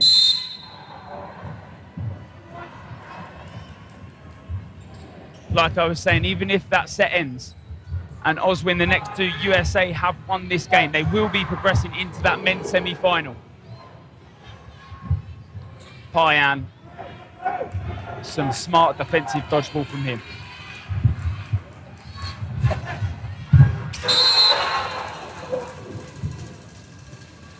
Spacia, perfect throw from him. Does hit into the head, but I believe Spacia has apologised for that. It's, I believe, a non-intentional headshot there, especially when Colthop dodges low. So there is less than a minute left on the game clock, so we will go into a 90-second final set, correct, Greg? Indeed. So that 90-second set will be a final one. Despite the score now being 20 points to USA, 10 points to Australia. A lot of people a little surprised that Mose is obviously player of the match after a blue card, but unfortunately the Twitch chat are in charge of that voting, not us. The players were obviously submitted before that blue card. And Frazier picks that catch up from the leap of faith. Russell can only laugh about that. USA now just dominating. It was ever so close in this game, but USA have started to... Marchbanks charges forward to try and take the catch, but that cloth ball has rebounded far and wide. Frazier with a leap. He's just got to calm down. No need to rush anything, even though this game might be over. And it is now 22-10. The game finishes. USA have to take that mental and that physical prowess that they displayed in that game into that semi-final. Absolutely. So that semi-final should be still happening later on today. Do tune in to WDBF website if you want to see when the men's U.S. cloth team are playing again. I do believe they are matched up against Austria later today. And if you guys didn't get a chance to see that game yesterday, it was quite amazing. Right, Greg? Indeed it was. Plenty more dodgeball still for day 3 in the knockout stages. Tomorrow will be those bronze medal matches, and Sunday we'll be heading to those gold medal matches in all the disciplines. USA, give a round of applause to the crowd that have come to support. Next up on this court with Greg commentating will be USA versus Australia cloth co-ed. So do stay tuned. For all of you USA fans, we got more action right on this court coming up. We'll go grab Casey Moses to do a player of the match interview. Yep, as you do that, we'll just talk about the next game that is coming up.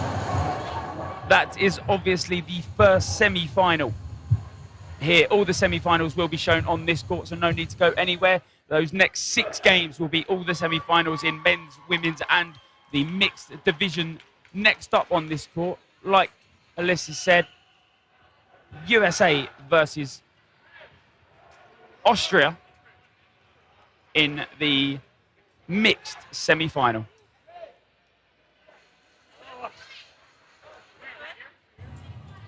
Who is it? You put this on if you want to hear him through it. You want to hear through it?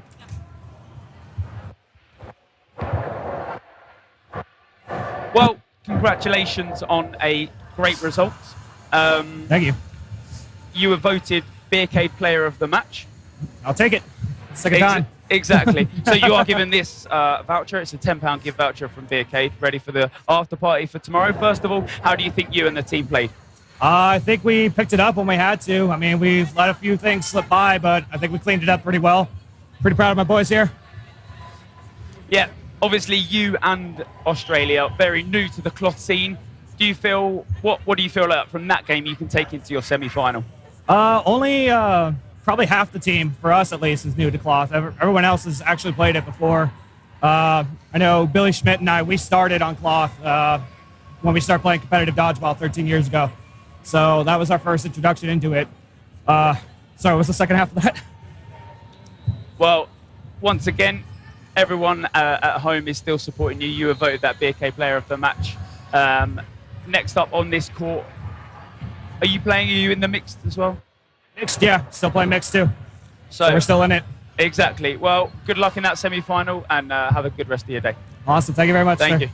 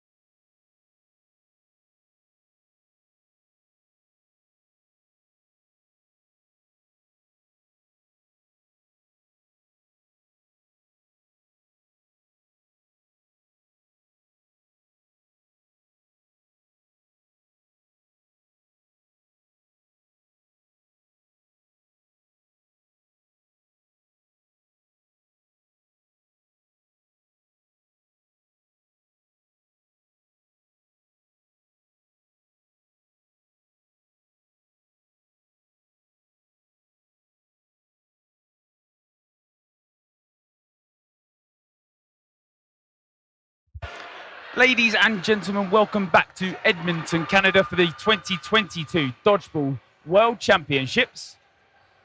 My name is Greg Whitehouse.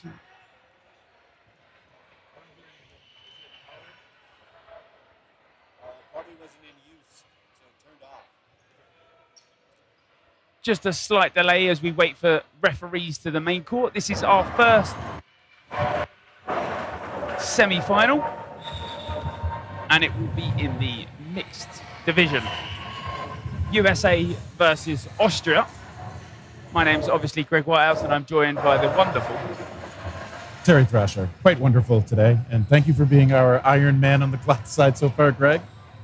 No worries at all.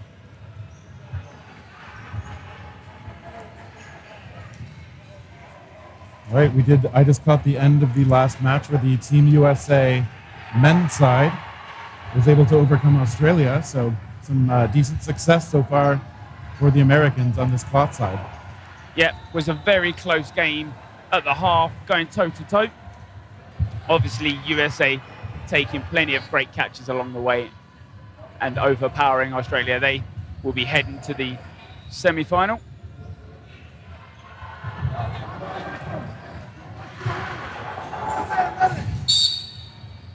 Right, and we are off. 20 minutes of dodgeball in this first half, 20 in the second half, a 40-minute game. The winner of this will be progressing to those Sunday finals. The loser heading to the Saturday third place playoff.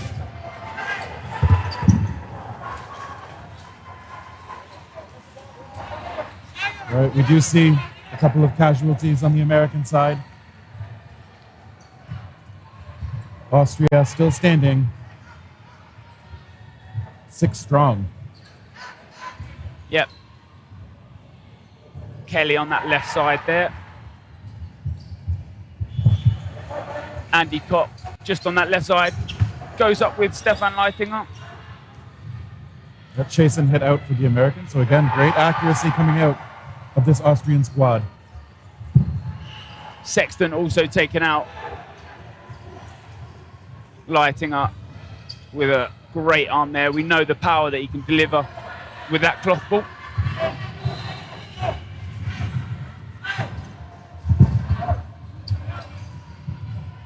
All right, Fox trying to create a bit of pressure on the side with no ball. She finally does get one.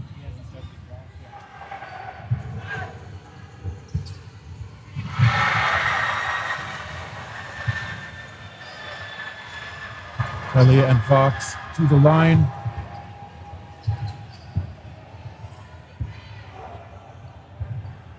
Right, Austria still standing strong. Cross-court try there from Kelly.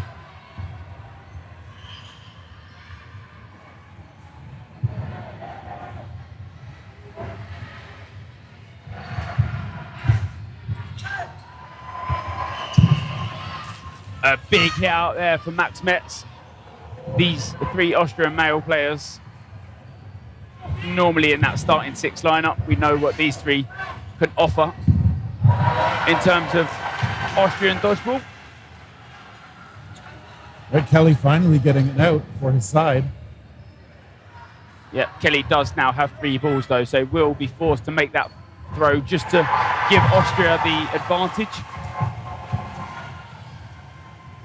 And 4 balls now with Austria, so they will have to punish. We know what Kelly can do. He'll look at taking the catch, and he dodges under 3. He's in that teddy bear style position. That's where he's favoured to make that catch. We've seen it time and time again at this tournament, and plenty in that last game here on court 1. He's done a lot of work for the American side on that corner position. We've seen some strong throws and catches, but yeah, too much to overcome there. Austria too strong in that first set.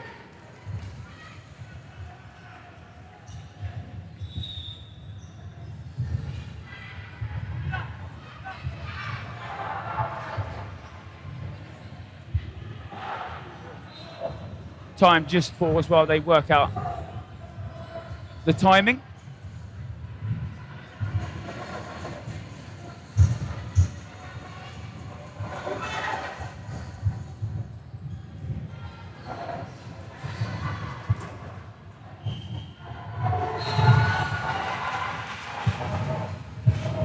Okay, I think we are just about ready to go again.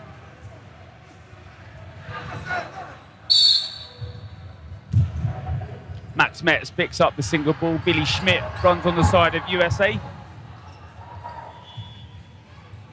Schmidt has been one of the big throwers for the Americans, but beaten to the ball in the center. Okay, Max Metz hit out there.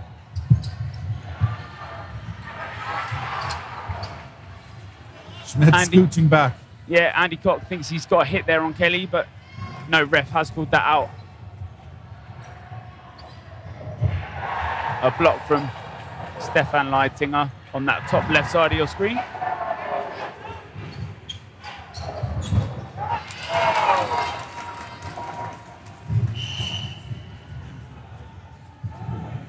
And we did have perhaps a back line violation there. Schmidt is called out by the referees. Another hit by the Americans. Okay. Payan with maybe a small reversal of fortunes compared to the first set here for Team USA. Oh, Andy Koch close to picking up that catch, but as he tries to secure it, just bounces off his face. And Schmidt with a defensive 2 block. All right, good way to elude the attempted leap of faith. 2-ball throw from Kremser. And like you said, that Schmidt leap of faith, not quite a successful one, so he is now classed as an out player. Ball pops up, and Kremser goes for that catch. The one she'd normally favour herself to make that low sliding dodge into it. Maybe not the finest of leap of faith, but a good effort nonetheless. I appreciate seeing it. I have trouble getting a ball away when I'm in the air like that, so I just appreciate when players can let it go with some good power. Some good power indeed, but not quite the most accurate. Accuracy also important when you're being faithful. Okay, 2-2. The American side tying things up. Electing not to contest that center ball this time. A block from Schmidt. And the retriever on his toes just to make sure USA can come forward with 3. Ball retrievers ever so important. 3 ball retrievers make up that team lineup this time around. We're normally used to seeing 2 in the European scene, but 3 under the world rule set. All right, they find Schmidt again. He's been the offensive player the Americans have favored to have throw the most often, so well targeted by Austria. That score is 2 apiece. Not quite been updated on the stream just yet, but it is. Both teams are aware that it is 2 set points each.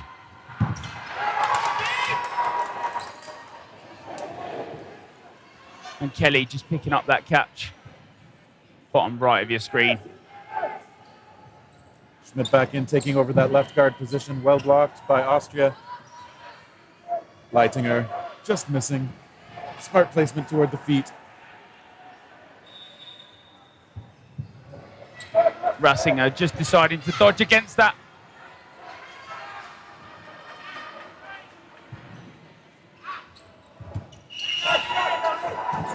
Right, aggressive move by Schmidt. They do lose Sexton as well, the Americans do.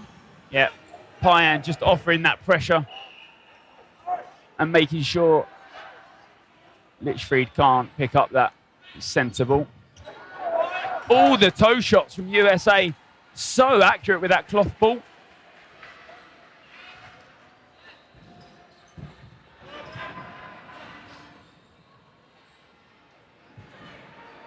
Stefan Leitinger, arguably one of the finest cloth dodgeballers the world has to offer. Beautifully placed shot. That would have been very difficult for Chasen to pick up as it was barely off the ground when it collided with her.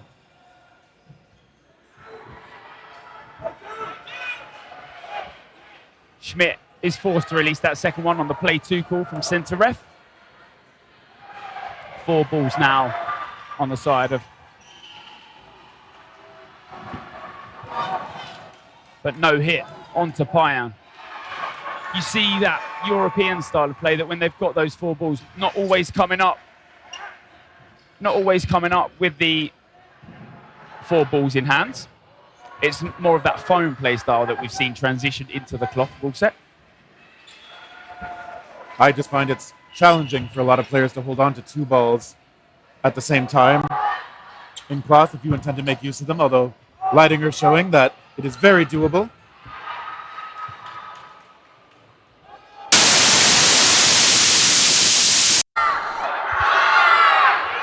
Play now called.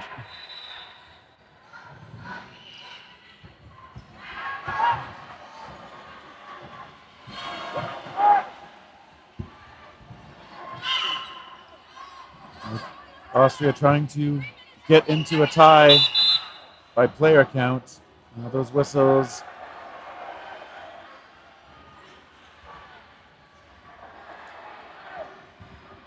Unsure what the discussion is right now.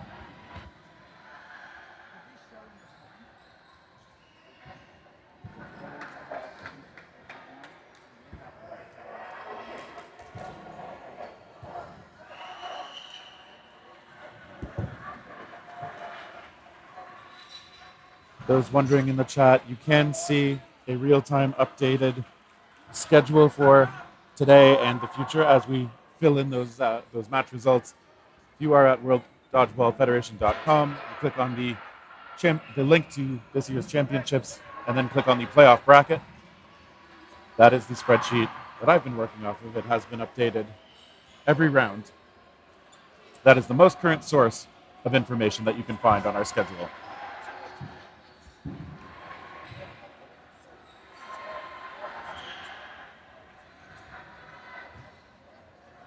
Officials still talking.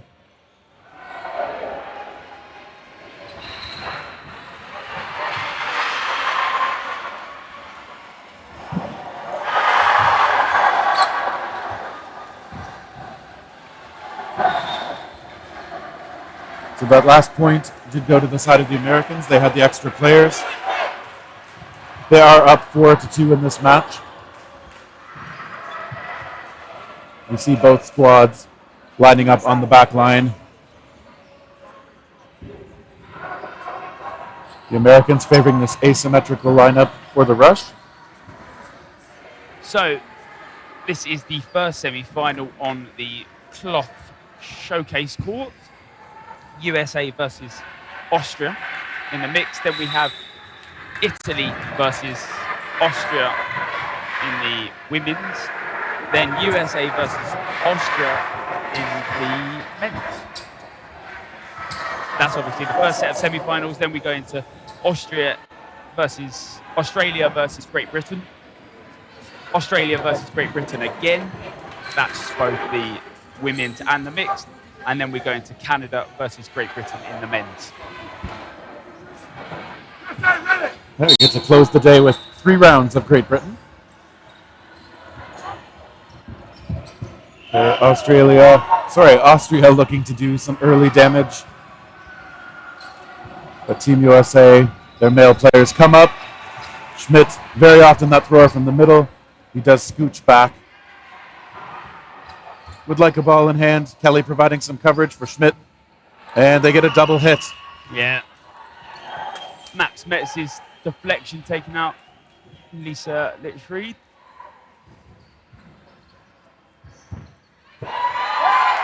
Okay, another hit. With the arm. And as Matt says, extra mustard on that.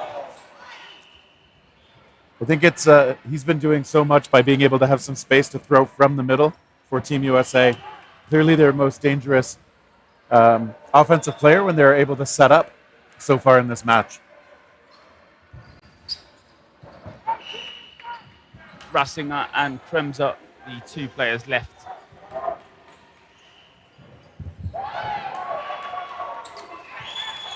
Looking for that catch was Kremser.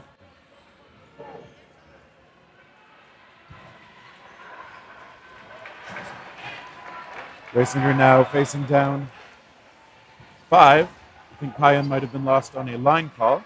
Schmidt coming up. Kelly as well. Okay. Looks like they may have just grazed her. Yep. USA mixed team looking very, very strong out the blocks in this game. 6-2 up now.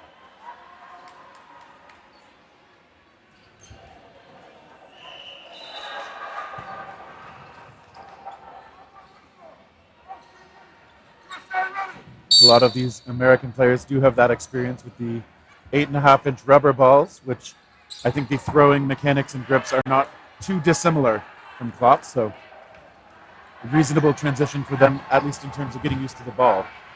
Andy Cox just retreats when that deflected ball goes up in the air, and Stefan Leitinger with a toe shot taking out Sexton. Great accuracy from him. The Austria mixed team will have to do a bit of work because they're currently that 4 set points down, but they are up in this set just by 1 player at the moment.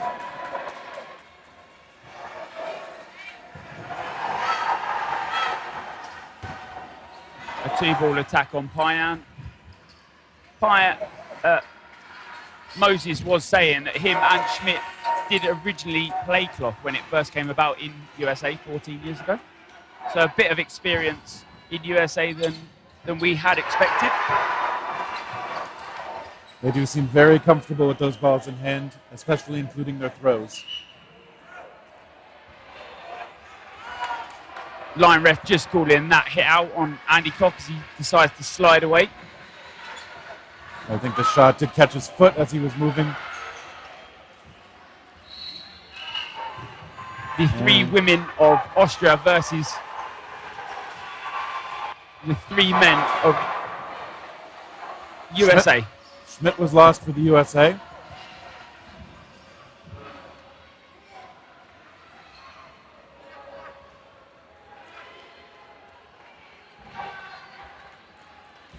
Play 2 will be called. A miss and a block.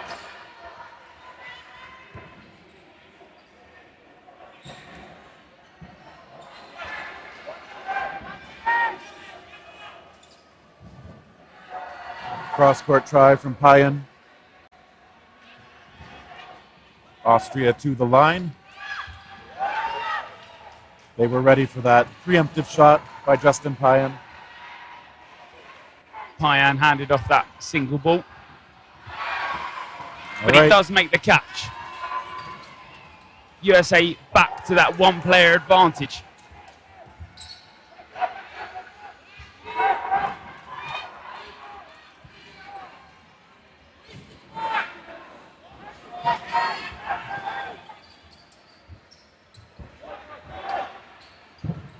Okay, well placed. As Litchfield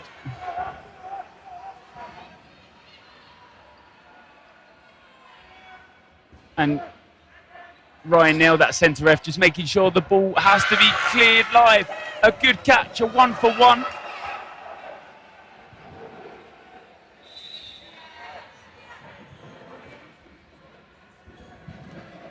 Maybe a discussion about the timing of things there. So hit first, but the change in that rule set is if the ball is still live, so are you. So she does take that catch while that ball is still live, then she becomes that out player. Exactly, so as long as that ball is secured before she's eliminated by that footing ball going dead.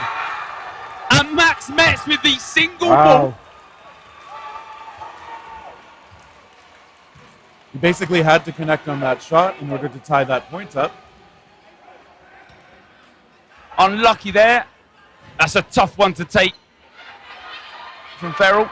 You can't be disappointed in yourself.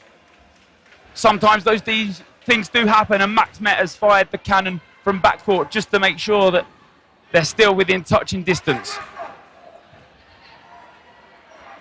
Great power. It was an end-to-end shot. 7-3 still, USA in the lead.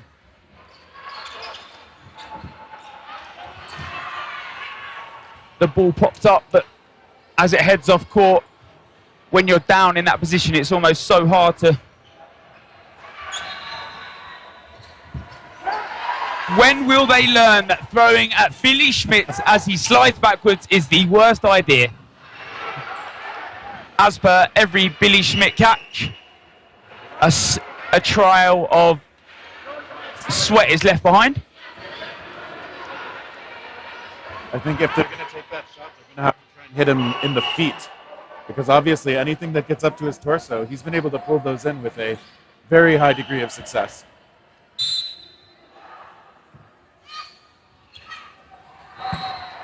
And a 2 hit out there from that 2-ball attack from Austria. So what was a 4-6 has now turned into 4 apiece. And the Kelly-Schmidt combo, a successful one. Perfect timing from these two. Ball pops up. Block called by centre ref.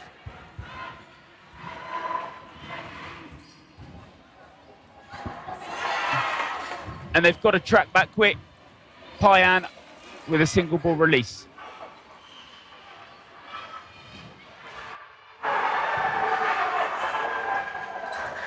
The 3 Austrian women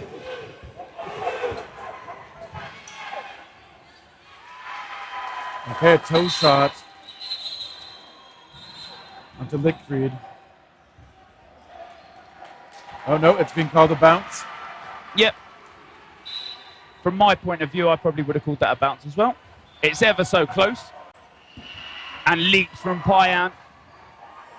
Like I was saying, the 3 Austrian women left to fight the battle again in this mixed semi-final.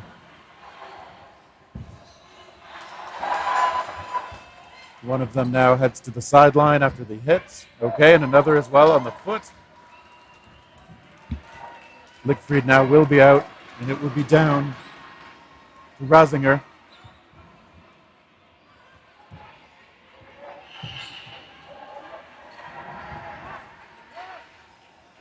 Almost casual try from Schmidt. Rasinger's ball goes over him, which, as he's a tall man, is a little impressive. Rasinger goes for that final second catch, but can't quite secure it. Still, though, almost certainly the right thing to attempt, making that attempt toward a sliding catch. May have been able to bring back some help. But the USA does take the point. Both points as it is. 9-3 advantage for their side.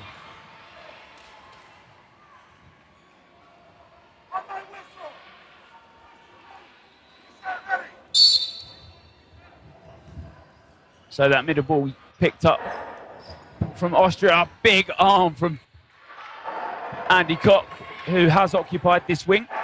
But USA game plan has seemed to be taking out the men early on. Marchbanks slides back and clambers to the back of the court as he's now been subbed on.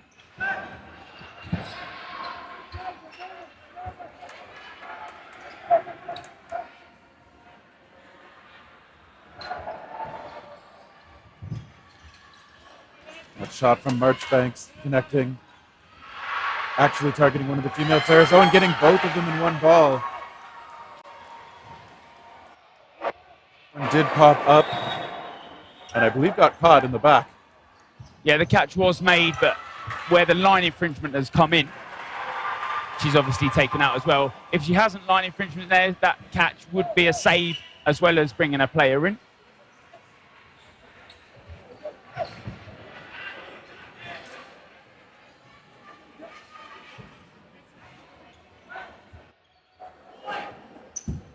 The whip comes in from the Max Mertz in centre. You see the women shadowing the men on Austria, perhaps looking for something that they can catch as the men advance, should the USA elect to take a preemptive shot.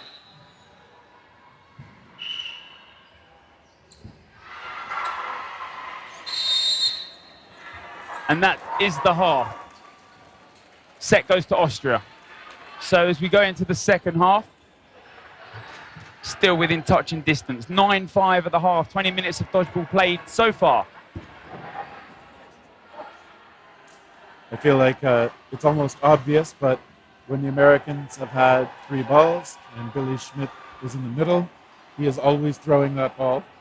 So Austria, I would be curious if they decide to try and take preemptive shots when he's at it in his windup. That is a big rear back that he does with the ball. Perhaps a chance worth taking since they haven't been able to catch him, but they've been they've been taking shots, and he's been catching them when they try to retaliate and slides backward. Yeah, like we've seen plenty of times in this game and the whole tournament, Schmidt with that tombstone-esque catch. And like we said, it's that centre ball that is thrown. Something we see ever so often in that cloth when the 3 balls. We always talk about the layout of a 3-minute set and sort of the outcome and the structure of that. It's almost 2 minutes of calm and collected dodgeball, single balls thrown. And when you have 3, when you obviously get majority more than that 1 ball is thrown. In that last minute, that's where you're looking to secure that win.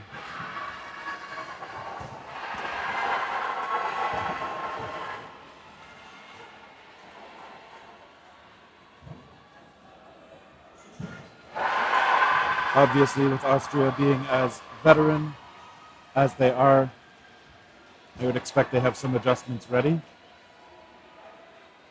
The Americans, I'm not sure they need to really change anything up.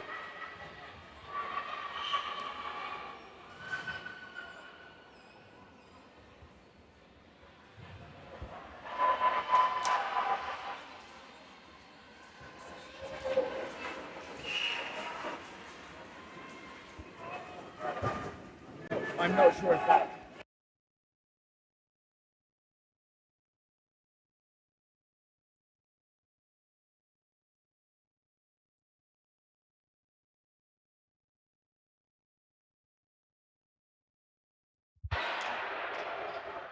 We've seen what Austria can do time and time again at the European Championships, but this is a different stage.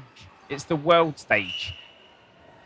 Cloth obviously new to the World Dodgeball Championships under WDBF, along with mixed. Yeah, I'm curious if the nature of the mixed game changes anything for Austria. They've been powerhouses in the men's and the women's divisions. I'm curious. I mean, I would assume that dominance is likely to carry over to the mixed format, but so far the USA obviously looking a little bit stronger. Their women unbeaten at European Championships since 2016. Wow. They obviously, the last major tournament they lost was the 2018 World Cup, obviously under WDA, but it was a major world tournament that they participated in.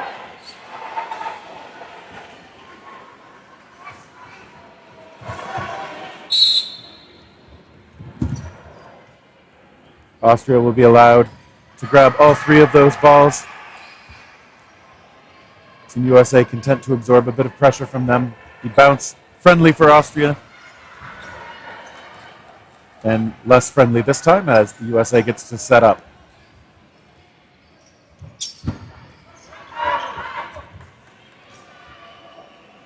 Billy Schmidt obviously has now been subbed on.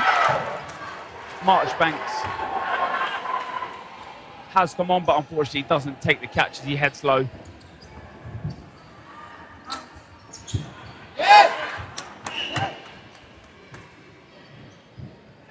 Leidinger with a bit of space there, really able to step into that. We saw him send his full body forward upon releasing that ball.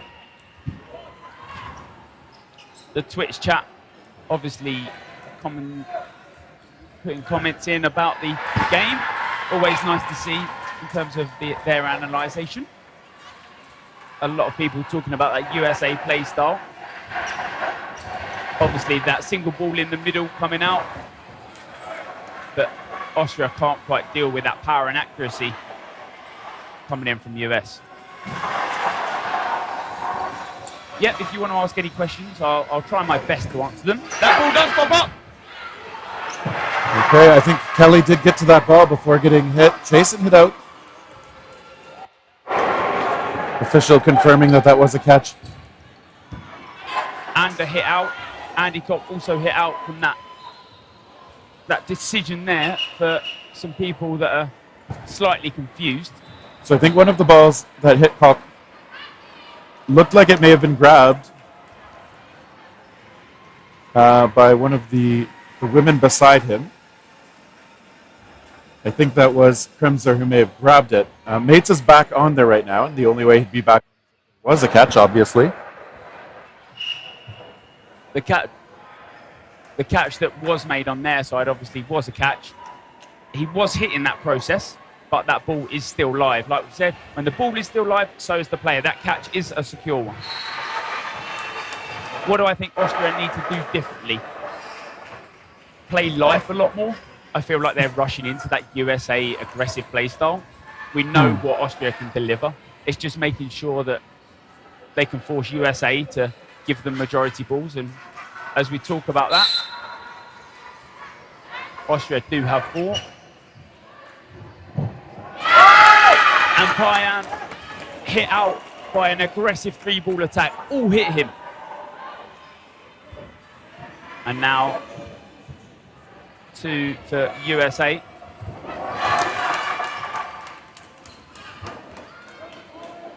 Bit of an acrobatic dodge out of Mates there. A very aggressive and has a lot of agility in his back pocket. One dodge move that he has under his belt is what they call the flying squirrel, but Kremser with a catch. Takes the catch off Marchbanks. Do not underestimate these Austrian women. It will be hard to after seeing a catch like that, and Austria able to finish it off, taking out Hodge. Yeah, a lot of people talking about maybe the difference between Austria and GB. I'd probably agree with that comment. Like we've said and we've seen from Austria, very defensive. They're happy to throw the one, but they have a very aggressive play style. GB will be, it's hard to say, not chaos, because that's somewhat of a, it's like organised chaos. They like to press you a lot and they will play very low. Sexton with that dodge, just dodges under mixed captain Andy Cox's throw.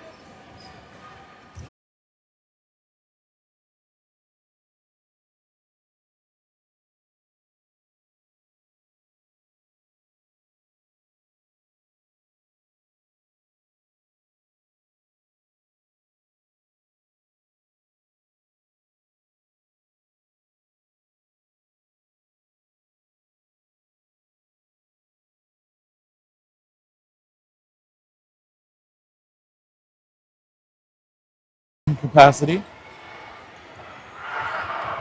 We see a shot from Lickfried towards Sexton is blocked. Team USA still has 3 on the court. Kelly, Sexton, as well as Chan. Yeah, that block from Andy Cox just from the single ball. Goes low, but Andy Cox goes for that high dodge. 2 balls invested by Austria towards Sexton. All right, referee indicating she was hit. So Lickfried and Weber, the ones taking those shots. Team Austria up an extra player now. And a nice hit out from Lickfried there. That strong arm that we've seen. Plenty of power behind that. Do not underestimate, like I said before, those Austrian women and the Austrian team. They've come back from far worse, and already in this second half, they're only now that 1 set down. Katy Weber with the single ball dodge.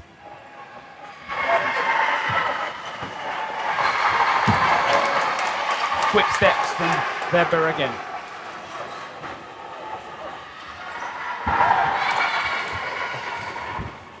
Block from Andy Cox, just playing defensive now. They're 3-1 up. They do not want to give that catch to Kelly.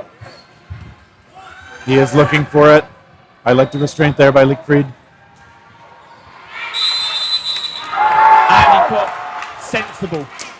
The coaches have that 3-minute timer and they don't need to throw. Kelly obviously had to rush in that scenario, and some good dodging, some defensive play style from Austria. They've equaled it up, 9 apiece.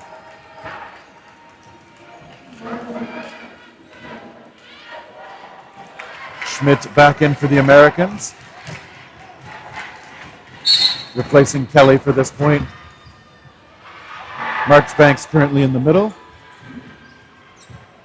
try from Leitinger missing as he looks for Nicole Chasen.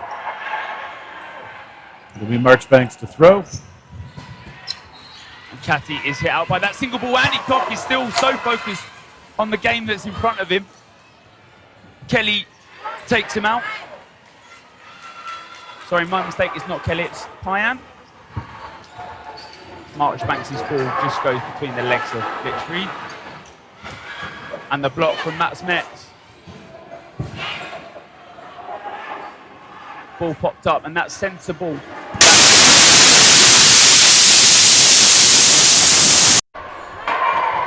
That lone ball is given to that centre player that we see from USA.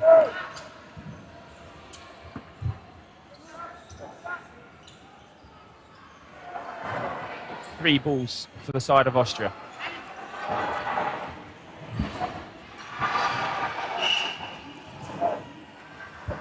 When we do get down to 10 minutes, we will look at taking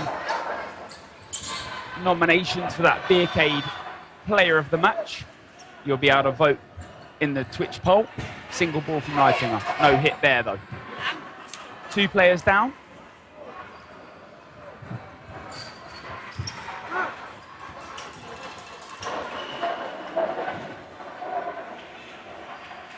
Kremser offering some pressure. A block by Lickfried. Play 2 is called. And they get the hit. And it almost looks like a risky play. Litchfield tries to cover Leitinger, but Schmidt still finds his target. Kremser sees that ball coming a mile off from Pyan. That cross-court snipe, trying to hit that back foot. Nice pressure from the Austrian women, just hanging in around that neutral zone.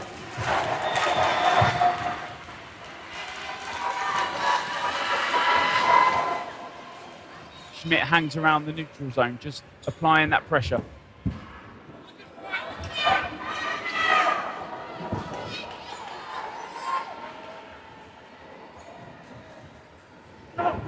Kremser with a try, but now, hit, stayed in bounds. That was important too, but the Americans able to reestablish their lead. They go up 11-9.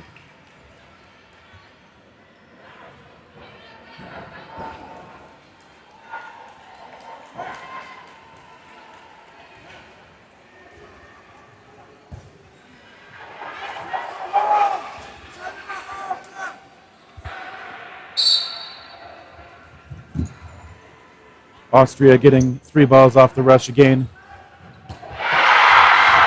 Okay, Mates lost right away, chasing for the Americans. Lighting a hit with that double ball attack. He's not had much freedom to be able to play his usual play style.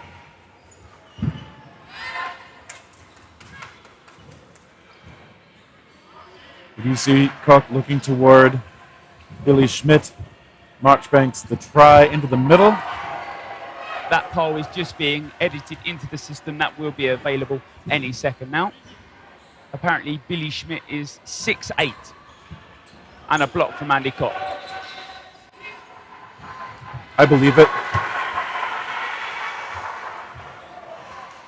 Even on players.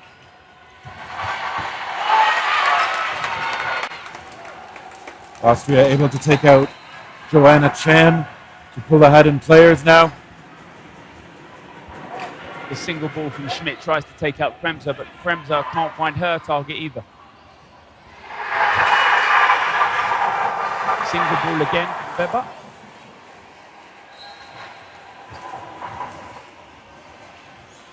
Sexton relaying the call for the American side. They send 2.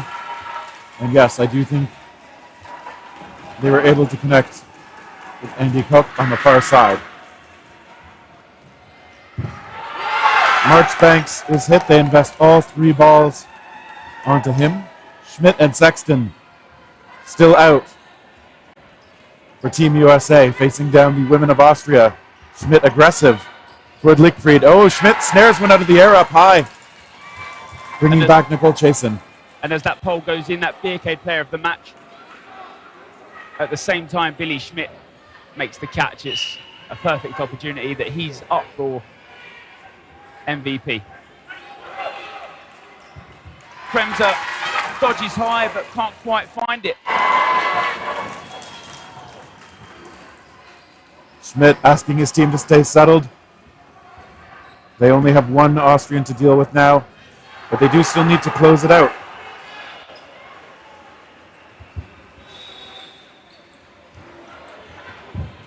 Lickfried with a hit. Schmidt slightly annoyed with Chasen as the expression on his face is shown. Right, I think he missed.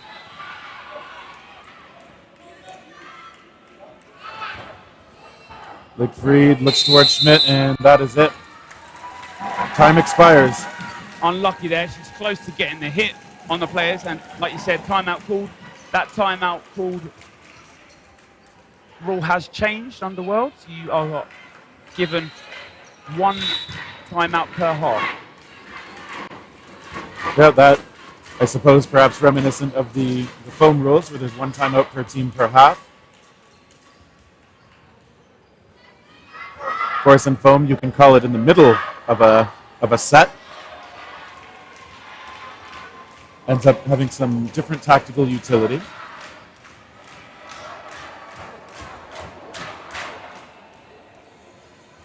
Timeout called here.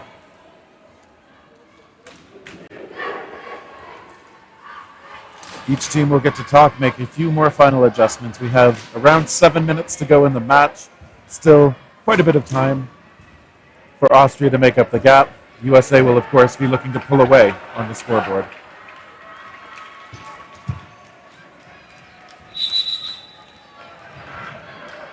Seven minutes left on the clock. Only four set points behind.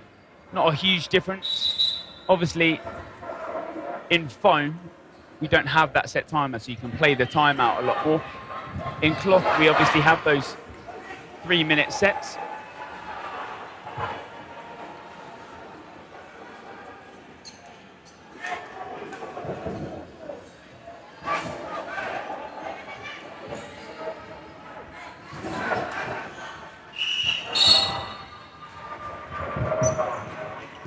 And again, the USA electing to let that third ball go to Austria at the start.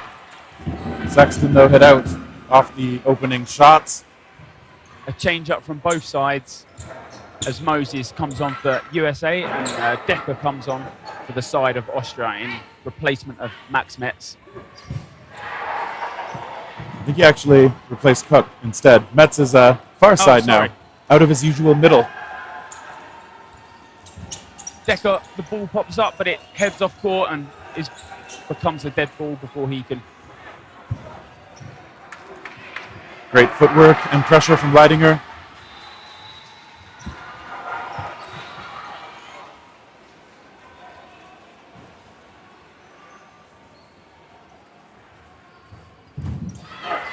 Okay, 1 for 1. Moses for Mate.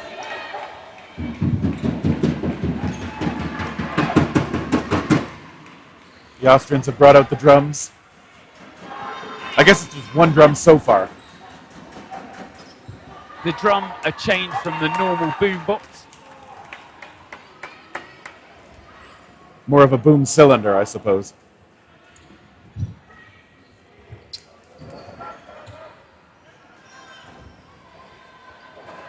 So one player up the side of Austria. They'll have to close this set out to take those 2 set points. And a nice ball for Lickfried there. Just tracked her player.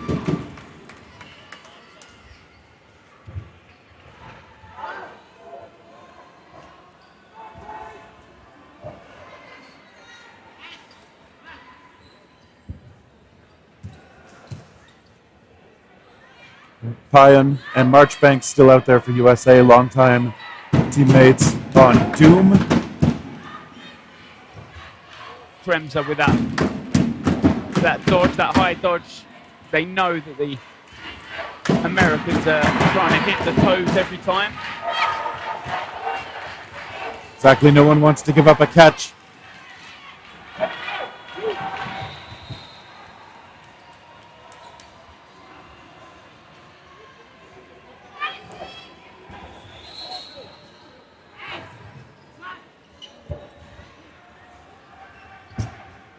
Oh, Marchbank's hit up high. I think he's okay. Yep.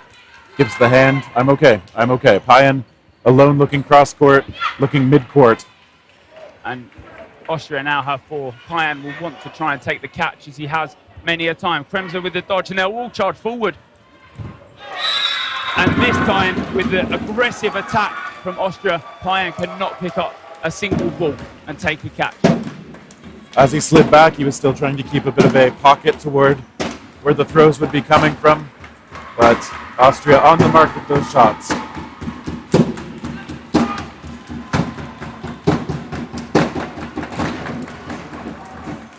Competent drumming coming out from the Austrian sideline. I normally play with a full kit, but I appreciate seeing it with just the big snare over there. Yeah, Fred Muller, the gentleman on the drums, normally a referee. One of the referees from the Euros just gone, played in foam, but the Austrian drummer this time around. Single ball from Moses. Decker heads high, but that movement mid-air is perfect from him. And Max Metz playing very well on the wing. Maybe in that middle he couldn't quite take over from what he wanted to. He hasn't been given much space by the Americans so far. Okay, Moses hit out. We have seen him star for this American side in the past, so I'm sure Austria will be happy about that. And Payan can't take the catch again. He looks for that single ball. He's so good at detecting that ball that is coming in early. He takes that catch, and we've seen him do it time and time again. Marchbanks with the arm. Takes out Metz, just clips him. Good honesty. I'm sure the line ref would have called it, but when a player likes to head out when they know they've been hit, it's always good to see. Oh, Farrell tagged as she was trying to cover the left wing. Leidinger recognizing an opening.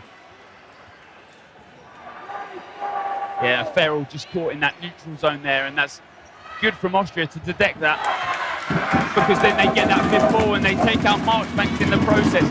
Sexton now the sole player. Perfectly placed ball. Yeah, Leitinger would have been out if there was more USA players left, because it does ricochet off both Sexton's legs and then back to him. But timeout call. 13 set points each. That is great from Austria, and they've started to really come into this game now. Yeah, they've been able to bring it back. Leidinger there doing exactly the smart thing when the player is vulnerable. We've still seen those Americans making the catches as they sit and slide back. So he held up for just a moment, took the shot, connecting at the feet. This is elimination games. This is the first of our semi-final. Winner of this game goes forward onto the Sunday gold medal matches. Loser is not heading home just yet. They'll be playing in that bronze medal match on Saturday, Terry. And therefore it seems very fitting that it is a tied match, 13-13. Sorry to any Triskaidekaphobics in the chat. I've been asked to have a prediction. Now, if I predict anything, I don't then want to curse another team, so I'll keep it neutral for now. I predict a close match. Is that a cop-out? Say that again. I said I just predict a close match. No, it's a bit of a cop-out. Yeah. And Austria really started to come into this game in that second half. Schmidt has now been brought back on. Currently winning that Beercade player of the match by a large amount. Comfortable margin, I'd say, at the moment.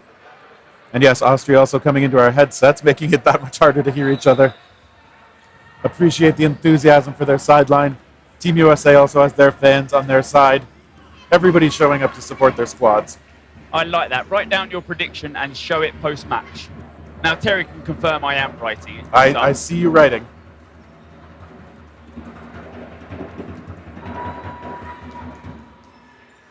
I will help keep him honest.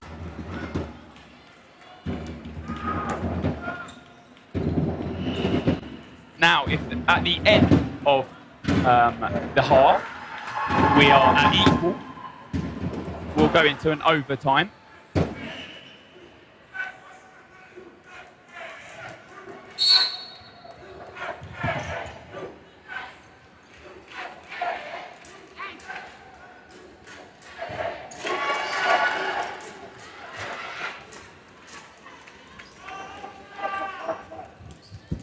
Single ball from Marchbanks in the middle, but no target found.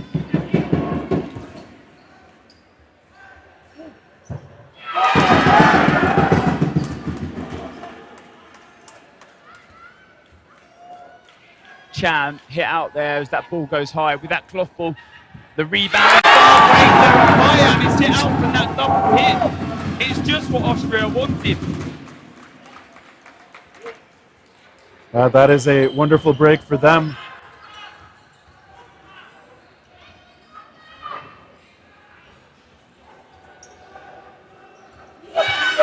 Schmidt wanting to try that preemptive shot, whittle down these Austrian opponents. Not so far, though. All right, because the timing on those was so far apart, Schmidt easily able to read them and block, gaining control of the extra ball.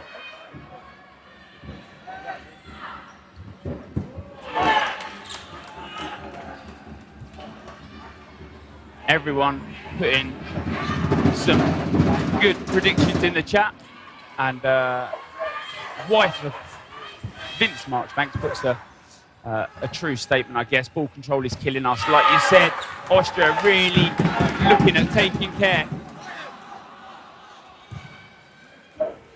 Okay, I think there's a sideline violation. Now, what will happen? And a good bit of homework done from the Americans. I didn't think they sort of had that tactic in their locker, but they, from what I've heard, they've been watching a lot of European play style, and what they do there is where Austria take that set, it'll be a final 1 minute 30 set. Now, if Austria take that win, they obviously win 17-13. If USA take that win, we'll go into an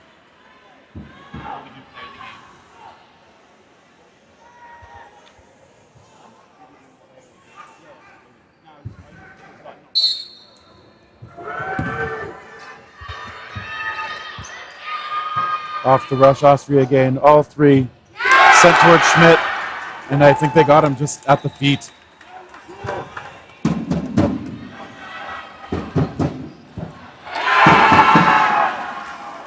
and two players up from the early seconds in this set. Sexton goes for the catch. Austria cheering each of them.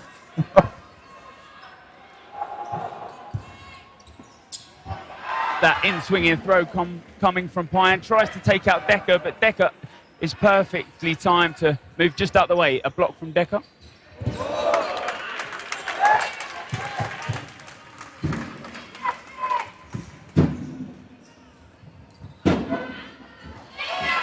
Blocks from Max Metz, who has really come alive in that second half. And ball control has just been given over to Austria. USA really needed to get a hit there. Play 4 is called. The ball pops up. And Kelly is just not quick enough to respond. He's on that low down dodge. Austria really told to calm down. And Lightinger plays that perfectly. He's smart. He knows the tactic behind that. The block.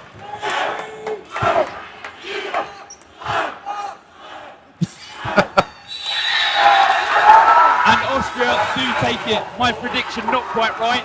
I did have Austria to win, but in overtime. It's true. I'd say show it to the camera, but we're not going to worry about that. Austria excited. They really rallied. The Americans looking very in control earlier. They had leads of 4 points multiple times, and Austria able to adjust.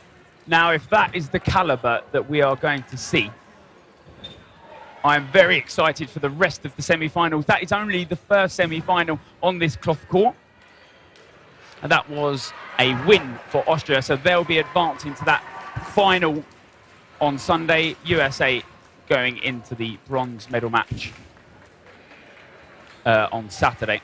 So next up on this court, we have Italy versus Austria in the women's cloth. Now, don't go anywhere because there will be an interview with player of the match. Player of the match is Billy Schmidt. Standout performer, even in defeat. So we will look at securing that interview in just a moment.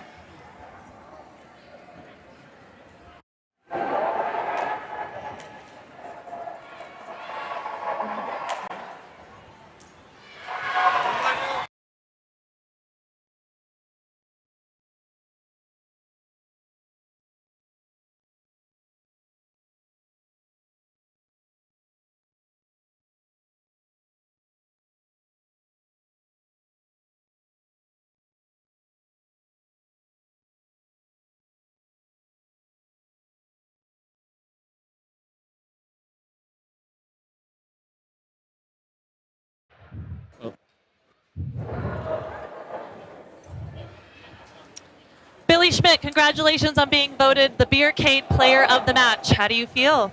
A little disappointed right now. I mean, it's a great individual accomplishment, but I would rather take the team win. But I guess you got to take a little bit of positive out of the negative for that one. Absolutely, and what an exciting match that was. You really made it a nail biter for all of your fans at home. I know this does mean that you guys are still in it, playing tomorrow. Right. Still got games ahead, so what are you going to think about going into tomorrow's match? Just play better as a team and keep playing smart, and hope we go home and take home a medal still. Even though it's not the one we wanted, we'll still make the best of it. Absolutely. Want to give you a chance to say hi to all your friends and fans at home that are watching right now and voted for you. Go ahead and say hi. Hi, everybody. Hey, Dad. I don't know if you got to watch this, but hopefully you did. I wish you could have been here, but hopefully next time. Absolutely. Here is your certificate for the after party. And again, Billy, good luck on the rest of your tournament. Thank you.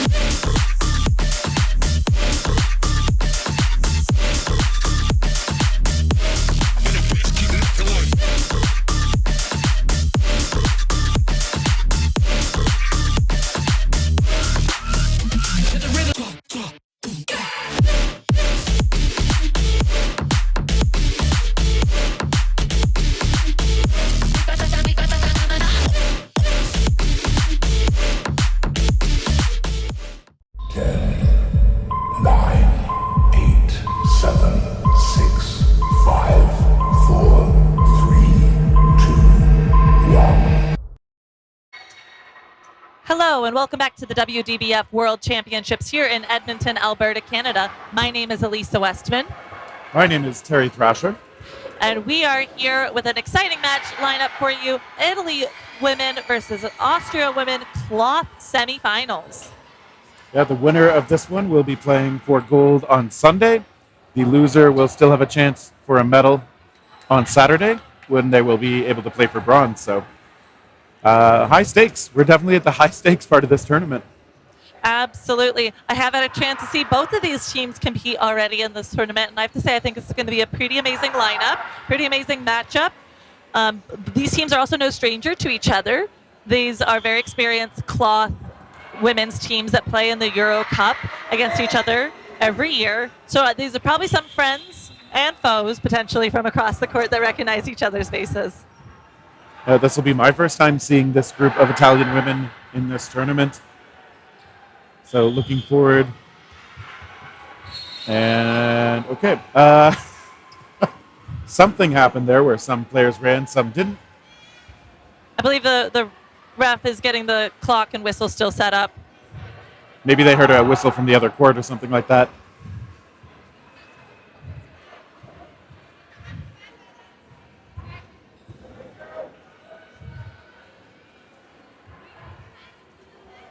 Again, these are 20-minute halves, 3-minute sets. Those who are not as familiar with the cloth rules, we will try to review them along the way. But if you are watching from one of these home countries, do let us know in the chat. Okay. Yet again, it looks like we may have had another false start. All right. Everyone lined up again. And now we're off.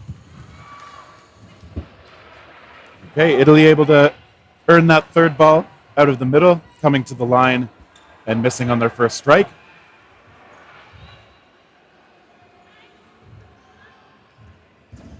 Austria on the return missing as well. So some of these Austrian women were just competing in the mixed division as well against Team USA. We will see folks like number 18, Leckfried, up on the near side of the court, who just let that one go. Still looking pretty fresh out there. Potentially really warmed up and have a lot of energy coming out of a win. Nothing quite motivates you like a close win. So she might even have a little bit more pep in her step. I hope so. I mean, hopefully not too tired. Okay. 5 still out there for Austria. Italy holding that neutral zone. Big block by number 20 from Team Austria, Annika Jedlinska. And Georgia Zanon trying to track down that shot. It was probably attainable as it popped up, but the good, powerful shot out of Austria. Okay, and again, another one popping up just out of reach this time on Nicole Brocchi. Sorry.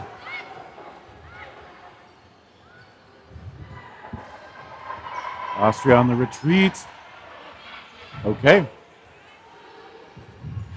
Italy taking that shot, but Austria ready. Still with 5 out there. You might be hearing from some cheers and screams from the other court. We do have multiple matches going on at the moment. And again, we are in knockouts. So this is for all the marbles here today. So many marbles. So many marbles on the Dodgeball TTV. There are foam games happening at the moment. And everything you're seeing right now is semifinals. That's right. So basically everything you're going to see on either stream is going to be very consequential. We've got several more semifinals to come as well. Okay, a 1-for-1. Oh, wow. And just a graze. Looks like taking out Annika Jedlinska.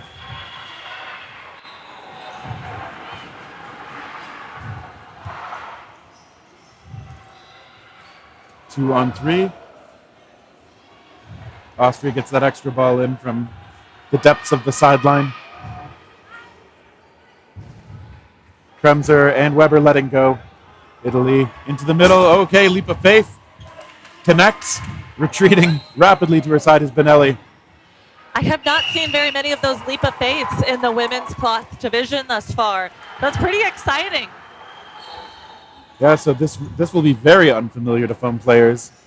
Nothing but the most dangerous rec leagues allow that sort of play. And so that's a 1-1. And the reason Benelli was okay was she made her hit. If you connect on your shot, even though you've landed well on the other team's side, you are considered in. The player you hit is considered out. That's why they call it a leap of faith. Italy quick to that center ball. Oh, this one popping way up. Okay, can't be tracked down by the teammates. Very close game here, as you're seeing. First game goes to a tie. These teams obviously recognize each other. Oh, almost connecting on that catch. Oh, wow, Lickfried with a catch as well off of Campo's shot.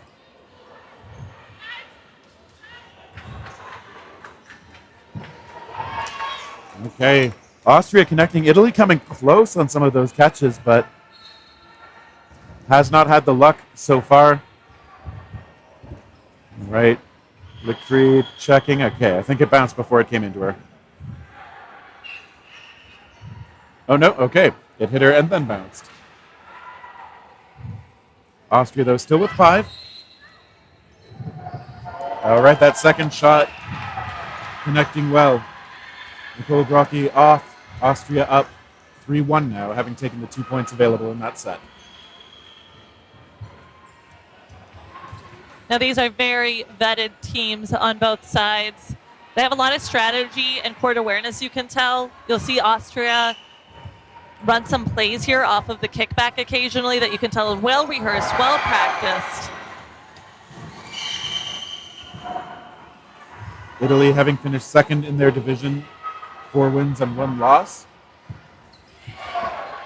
Austria, okay. I like the respect shown by the players there. So Italy having finished second in their division, Austria having finished first.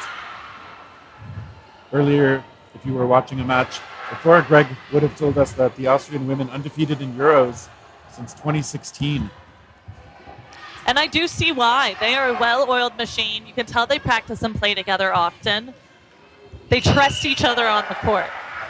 Yeah, and that is a big deal. That said, obviously, Italy, no slouches themselves as they secure the set for themselves.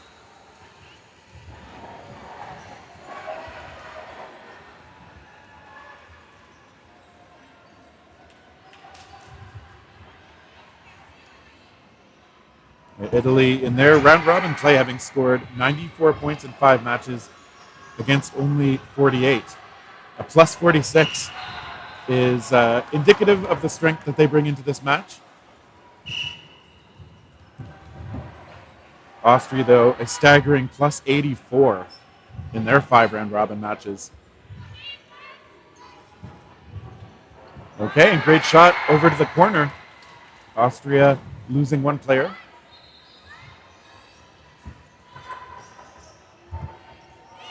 Okay, Jedlicka lost as that one popped up a little bit behind her, unable to track it down. Austria, 4 players left on the court and 3 balls, making an attack. All right, yep, respectful indication from Benelli of where she was hit as she heads off.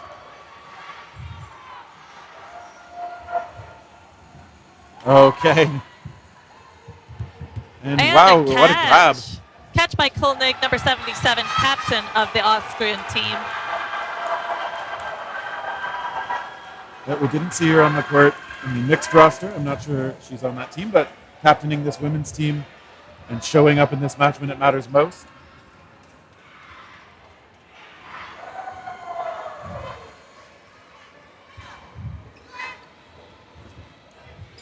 Okay.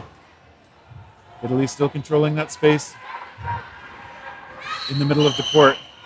And that is the neutral zone for viewers at home. Something different than foam is that cloth does have a neutral zone, so you can see these players going well over that middle line into that shared space. It does sometimes mean that there could be players from 2 different teams in the exact area facing off, ball in hand. That's right. The European players, the cloth veterans, no strangers to that, but may cause me to do a double take early in a tournament like this. I think I've adapted now. Oh, close to the ricochet. Okay, it looks like Weber still in. That ball bouncing dangerously close to her. Italy still with 4 players. getting a ball from the middle court that it's straight over. Just about a minute left in the set. Reminder for viewers at home, these are 3-minute sets. And a catch by number 18 from Team Austria, Lisa Leachfried. Yeah, she's already made a couple of catches in this match after having started in the mixed division. Great hit. We saw Georgia Zanon connecting. Okay, and an attempt to stay in bounds, but Kremser still able to secure that catch. Just balancing on her knees for a moment before tottering out of bounds. Some nimble dodging from Zanon.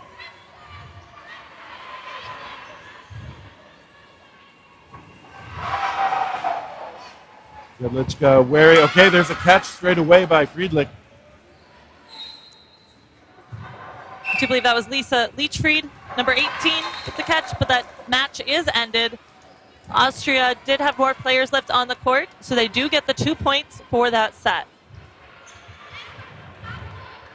Yeah, on the back of, I believe that was 2 catches in just that set out of Leachfried. Timeout called by Italy to regroup a little bit. They're only down by 2. Obviously, that could be just 1 set's difference. I like Italy probably has a little bit of extra energy. I mean, the difference to me has been more Austria's catching. Throws have been fairly close between the two. Italy's got that energy. They've got a pretty young roster. If you scan their lineup, there are a lot of players who are 21 or 22 years old. Even 18 years old. So I do think we could expect a lot of Italy in years to come. If they all want to continue playing, they're just going to grow together, grow stronger together. And they still have all the cartilage left in their knees. So, I mean, agility should be on their side. Yeah, they have been able to show up well in this tournament.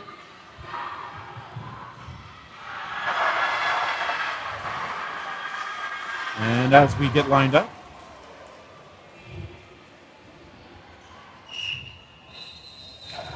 off the rush, Italy again, earning that middle ball.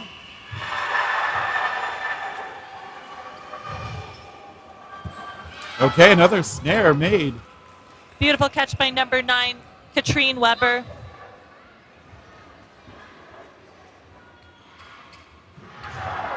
But for whatever reason, that number 9 is the lowest number on the Austrian jerseys. Just an interesting little detail.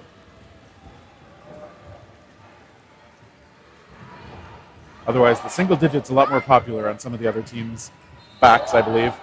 Okay. Austria connecting again on the retreat, though, as Campo tries to control that space. She's smiling. Okay, well-placed shot. Brocky taking out Leachfried. No catch this time as that one was right on her knee.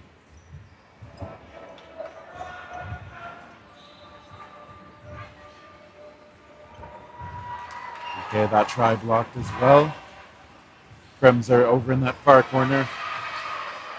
Has been such a strong performer for Austria in this tournament. All right, that try toward the middle from Campo. She was hustling up to the throw line and coming close on that throw. Okay. And a ricochet catch. So that ball is still live until it touches the ground. One player blocked it up in the air. Another one of her teammates catches it. That catch is good. Can be a big swing when that happens. Rasinger hit out.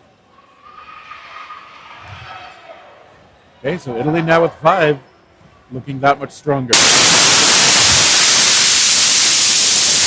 Okay, and a neutral zone play by Benelli. Ooh, collides a bit with the teammate Brocky.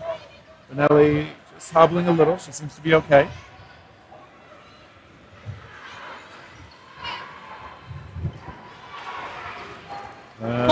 One player left in for Team Austria, number 29, Nicole Kremser.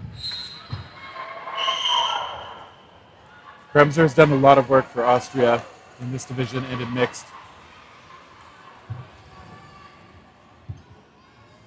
You see her looking for the catch, always the sensible play when you're against multiple opponents. That extra ball is on Italy's side, so it will be on them to throw. Okay. Italy secures it. That timeout perhaps paying off as they tie things back up 5 apiece. Yes, and again, this is a semifinal game, so the winner of this game goes on to the gold medal match on Sunday. The loser of the game will still be playing for a medal. They will play in the bronze medal match tomorrow, Saturday. So this is really for all the marbles, and again, we are tied up. They're keeping it very exciting. Italy so fast off the opener. Austria not challenging them so far for that middle ball. Okay, 1 for 1. Actually, Italy down 2 players, so Rocky making the call from the middle. That shot coming from the left side.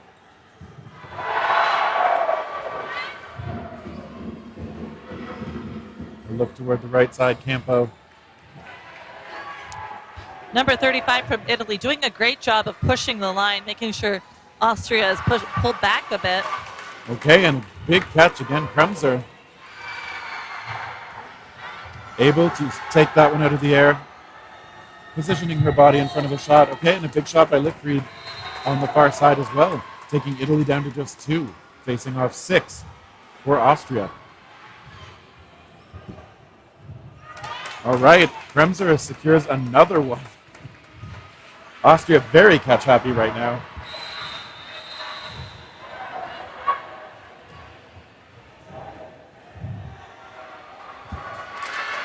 Okay, and that shot just dropping in on the back of the Italian player as she tried to stay low enough. Another 2 points to Team Austria, taking the lead 7-5. 6 minutes left in the first half.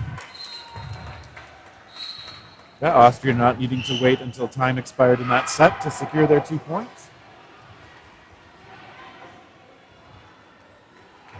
What do you think I'm going to say the over-under for the number of leap of faiths, the extra leaps of faith that we might see in this match? I'm going to say there will be 1 more, but not 2 more. Any guesses for you? I think Italy will do it again. There's some confidence on this court right now. These are very confident cloth players. The leap of faith isn't new to them. It is spectacular, whether you miss or not. And again, if you are a Team Austria fan watching at home, do stay tuned after this game. Austria will be playing yet again on this live stream against the U.S. men's cloth. And they just played right before this mixed cloth. So a lot of Austrian games happening here on Dodgeball TTV2. That is a function of Austria performing so well at this tournament. Not a surprise to anyone who has watched European Dodgeball. Okay, a near 1 for 1, although both players on the left side missing each other.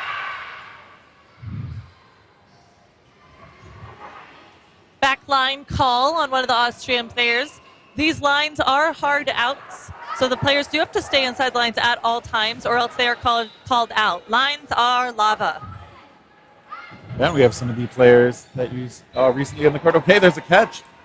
A catch and out for Italy's number 3, Adrina Bellini. Benelli, excuse me. Okay, yeah.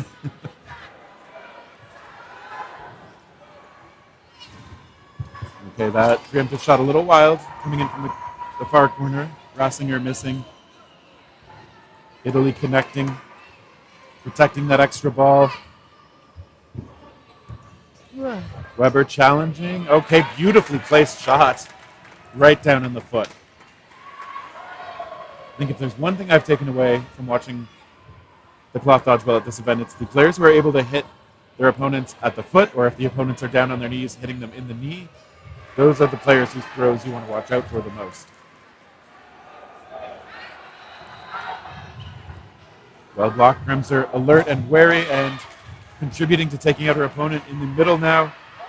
Zanin alone, doesn't find a shot she likes. Just under a minute left in the set clock.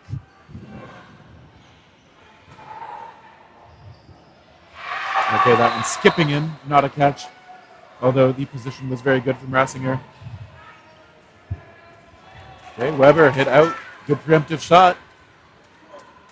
Still 2 out there for Austria, though. All right, everything missing.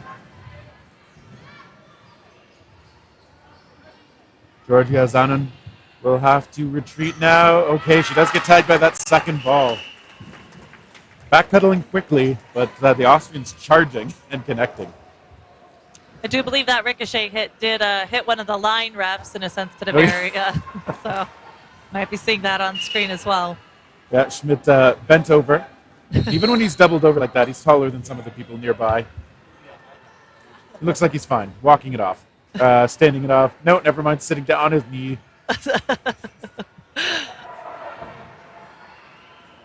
Seeing some questions in the chat about the next game. Yes, we are a little bit behind schedule, but if you are a Team Austria fan and are waiting to see your men's cloth team play, please just stay tuned on this channel. They'll be playing on this court against the USA immediately following this match. I see a comment there. A dodgeball tournament behind schedule. Surprised Pikachu. How dare you? But in fairness, yes. I would say that's a pretty familiar occurrence to a lot of us. It's pretty tough to keep everything running, especially like the more courts you have, the harder it is to get everything synchronized. All things considered, I think they've done a really good job here in Edmonton. This is the most courts we've ever had running due to the most divisions, the most ball types, the most players at a WDBF World Championship.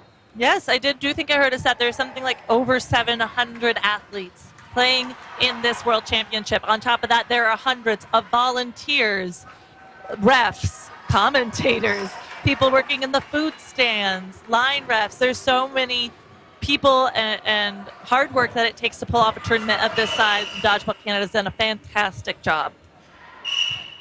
Agreed. Okay, Austria challenging for the ball. I think that might be the first time they get that middle ball away off the rush. Okay, and they find one shot. Austria, having put in a hard day's work already, up 9-5. Italy trying to narrow that gap. Ooh, they do connect on the far side of your screen. As Rassinger hit out again.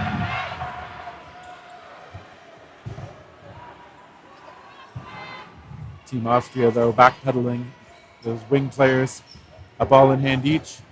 The shot directed toward Friedlich. Sorry, Lickfried. Oh my goodness. It's been many, many hours of dodgeball for the commentators. It is true.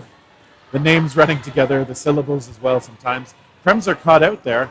So Italy showing off some grips as well. And some hits as they take out Lickfried. Those are arguably the two strongest players so far in this match for Austria. Okay. Good retreat from Jedlichka. Italy with 6 players out there. Okay, one fewer now, but also Austria losing one. Campo, very energetic in controlling the space in the middle. Benvenuti up with her is traded out, but it is a 1-for-1. That favors Italy.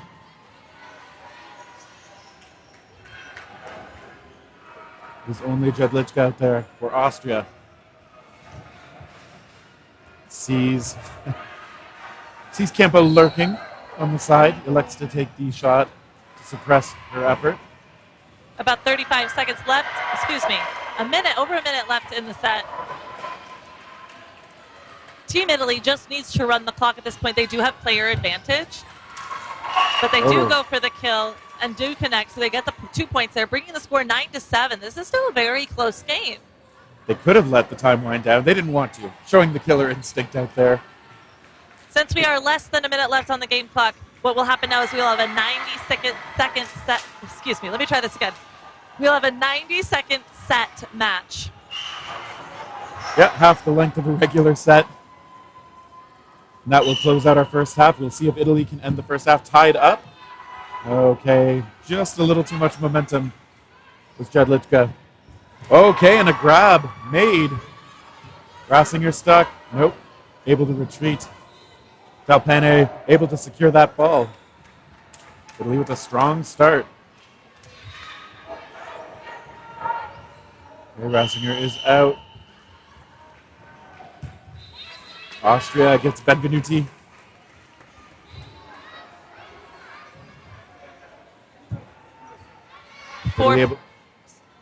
me. 5 players left in for Italy, 3 for Austria. Okay, well-timed shot out of Weber there. Benelli was looking for the cross court. Weber was looking straight ahead. Okay, Kremser looking for that one. I think she's okay. Maybe just disappointed. Yeah, she looks like she's fine. All 5 balls on Austria's side. Okay, they're lining up again and a catch again. That's 2 in this set. 25 seconds left on the set clock. All right. Perfect execution at the end by Italy, getting all 4 shots pretty much right on target. Tying things up at 9 apiece. Yes, Italy's done a great job of coming back here in these last 2 sets, tying things up with Austria, going into the second half. 20 minutes left in the game. Honestly, it's still anyone's match. That is true. I would not make a prediction with any confidence right now. If I were to do it, I'd flip a coin. And that said, though, given the information I have from earlier that Austria's women are undefeated in the European Championships for like basically the last 5 years of competition, I mean, I suppose you'd have to say, even though it's tied now, you would slightly favor them the rest of the way, but... Sure, but everyone wants to root for an underdog, right, Terry? That's true. So much energy coming out of this Italian side. I don't know how much you heard it earlier. Austria brought out the drums in the second half of their previous match. Yeah. Oh, yes. They do know how to cheer for their team. So I do think going into the second half, if it stays this tight, we will be hearing from the men's cloth team with their drums set up on the bench. One of the things I was told near the, even before the matches had started, is Austria is loud. That's one of the things I was told coming in. And they've lived up to it so far. I understand. I don't know if they brought it to this tournament, but in European tournaments, they will bring a boombox, essentially, to their games and play taunting music to the other side. Very unique type of trolling, I must say. I respect it. Yeah, bringing some personality to the matches. Seems like it'll never be a dry affair with Team Austria here. Which makes it pretty fun to me that we were able to have a World Championship that includes them and many of the other teams from Europe that we rarely, if ever, get to see in North America. And just while we wait a bit longer, we would like to once again mention some of the efforts, some of the sponsorship from some of our partners who've helped make this event possible. Quality Fast Foods, who has helped supply some food for the volunteers. Edmonton Transit Service, making it a little more possible for us to get around the city. The FKA agency helping with marketing and communication.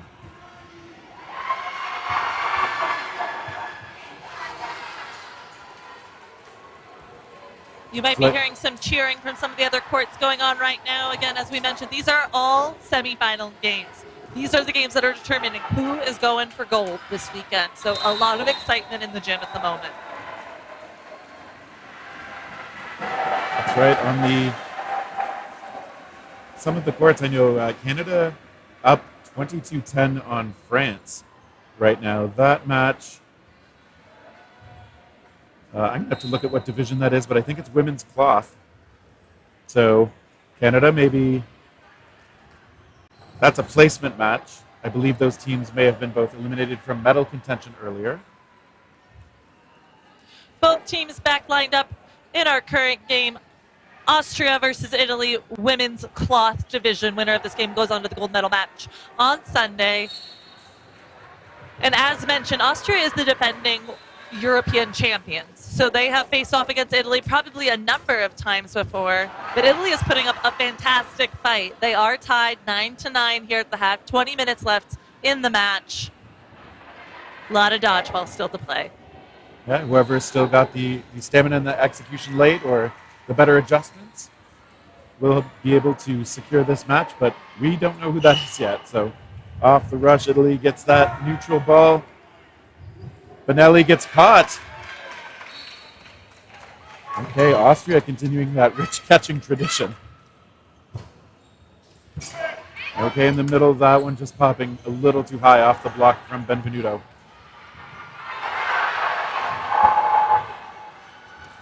those who are just maybe tuning in for the first time, we will be picking 2 players from each team and putting up a poll on Twitch for you, the viewers at home, to tell us who you think the Beercade Player of the Match should be.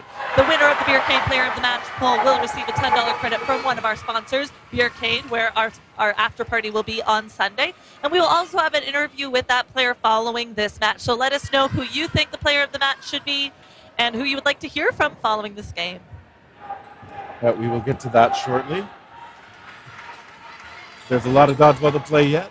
We need this tie to be broken one way or another. Campo making the call from the middle. Okay, her ball nearly squeezed, but not quite able to secure it was Metzler. Coaching advice coming in from the Italian sideline. That shot skipping short of its destination. Campo, though, struck out.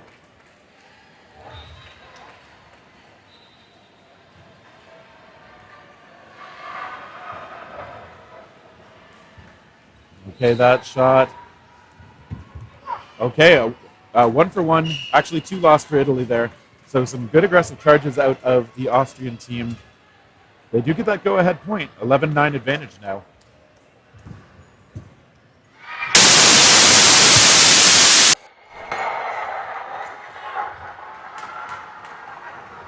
We've still got almost a full half to go. Referee talking something over with the Italian side. These referees have put in a lot of work in this tournament. Austria does not challenge for that middle ball this time. Italy gets the call coming from the left, something you see in cloth very often, whereas in foam, we are very used to those cloths being made by the middle player, those calls, sorry.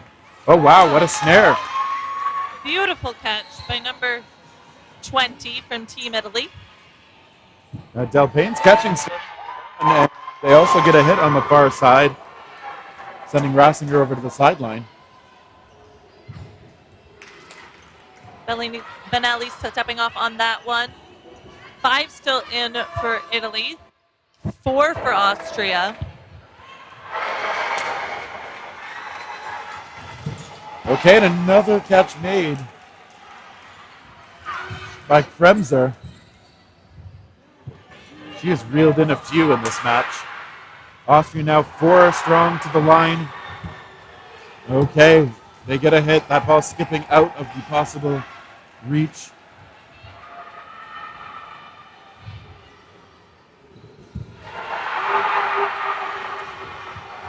Those shots toward Austria. Close.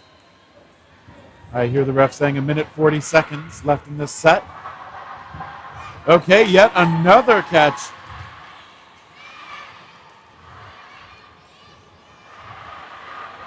Dalpene coming on real strong here. That shot, okay, eliminating her teammate Brocchi from the middle.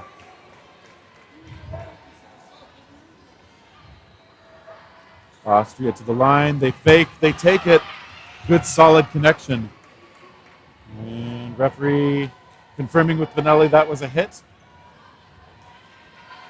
All right, let's see if number 20's got some catches left in her. She's already spent so many. She's going to have to now chest pass and attempt at the catch. No luck this time. Tougher situation here than when she was ready at the back line. Not quite able to make it. But good work by Sylvia Del Payne. You may be exposing our uncertainty about how to say her name. I think I've tried at least 3 different things here. And we get another timeout called. So Austria with a 4-point edge.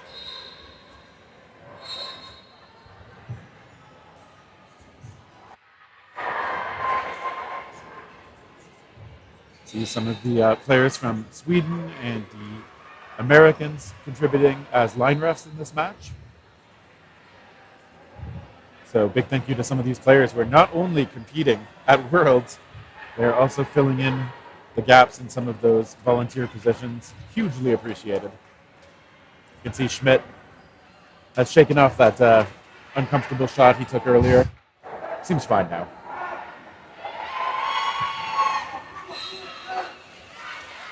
Italy with the energetic team chant. I think Austria left their drum over by Italy. Was that Austria's drum? They wouldn't leave without their drum, right? It does look like it. I'm sure it'll be brought back if the call is needed. They will answer the drum call. Okay, and right away, Benelli aggressive, stepping into that shot. Austria to retaliate. Okay, missing into the middle, keeping 2 balls on their wings. Campo with the call. Blocked up high, and that ball, okay, the referee saying... Did bounce. So Benelli doing well to keep it under control, but it's not quite a catch. That is a hit and an out. Weber will take it, I think.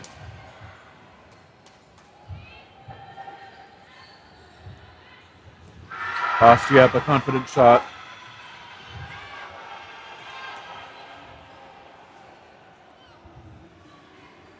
Zanon does take it, looking toward that corner with Lichfried. Okay, wow, toe shot and a high shot. Oh, but it is secured. Catch is good, but the player was off the court, so it does not count. I mean, the catch counts, but she is not safe. Yes. Did bring in another player for Team Italy, though. Huge effort, though, reaching out, stretching out to make that catch.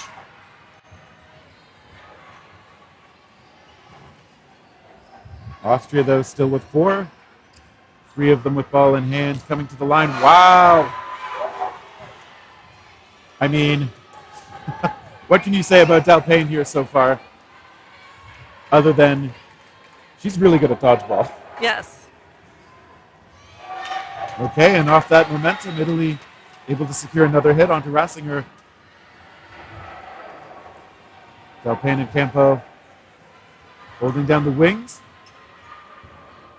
And our Barcade Player of the Match poll is up on Twitch. So if you have not already, do make a Twitch account and follow us at Dodgeball TTV2 and vote for your favorite player and who you believe should be nominated and win the Player of the Match.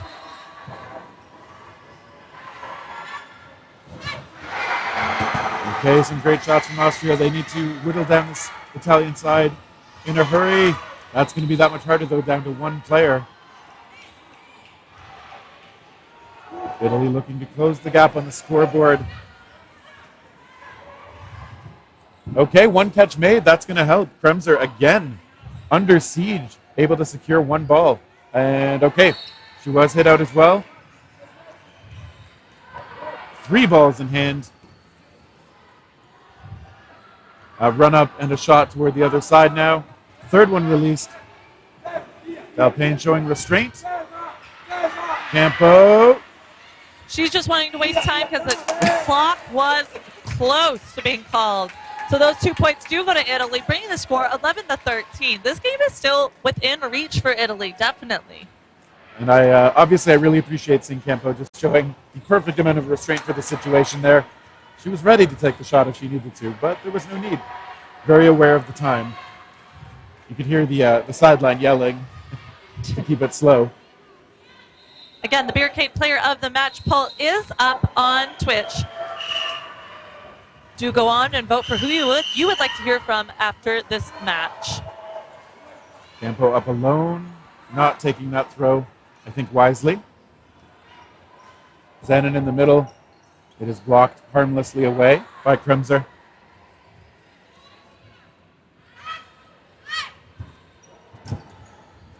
Okay, those balls all missing. Call coming out again from Lichfried on the side. Protection being made. Both teams playing it aggressively. It's coming close. That one popping up. Ooh, nobody able to identify it and track it down. Benelli limping off a little bit. Maybe banged the elbow. Hopefully she's okay. All right, they put 2 balls onto Dalpain this time, making sure she can't secure a catch. Well blocked. That ball on Italy's side is going to be hard to get to.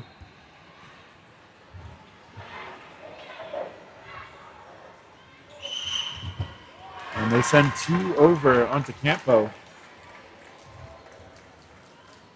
We do see Monica Bohm in there for the first time this match, I believe, helping to bring Italy down to just 3. Rocky hit out as well. Austria very resilient, even when they lost the last set. They come back very strong.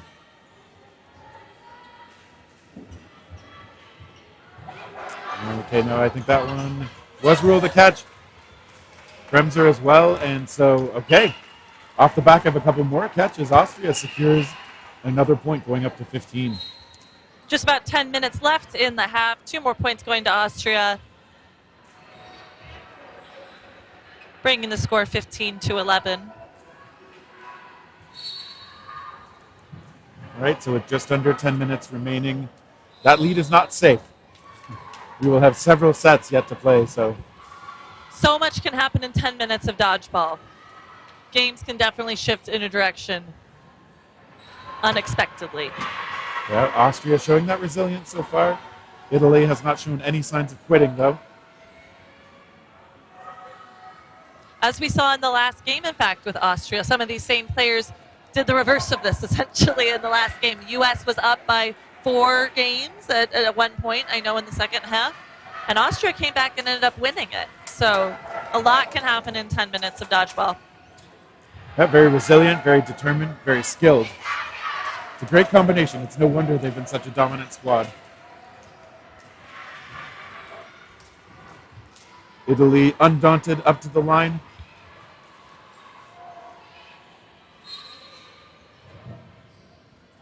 These asymmetrical formations before the teams run still throw me off a little bit. I will admit I don't totally understand the logic. I'm going to have to get Greg to tell us. Campo, nope, just provides cover when Bonelli takes the shot from the other side.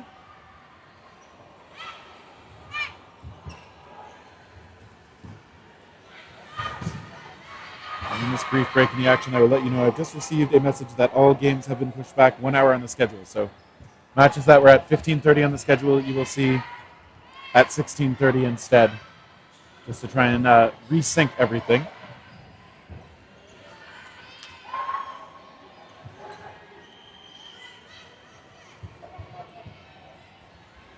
That ball being watched by Zenon, not going to want to let Austria take it easily. Okay, takes the shot, coming close.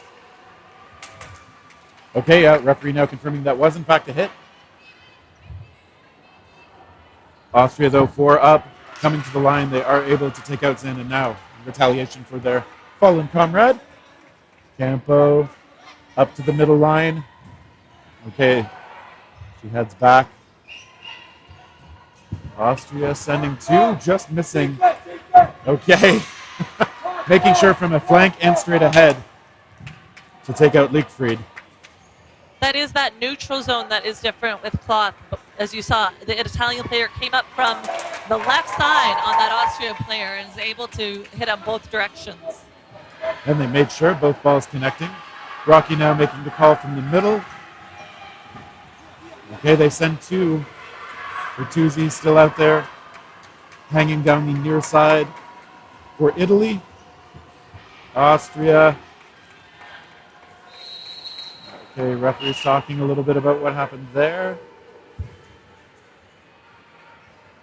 I think I saw one of the center judges saying head shake, I think indicating not a catch. I happen to be looking the other way, so I have no opinion yet. We'll see what the referees say. Just under 8 minutes left in the half, 1 minute left in this set. Austria up by 4. Yeah, so much still up for grabs. One little fun bit of trivia. Sylvia Dalpain, who's made so many catches lately, is the cousin of Laura Benvenuti, also out there for Team Italy. So some family dodgeball strength on display. And okay, yeah, it does look like referees have deemed that was definitely not a catch. Metzler heads off.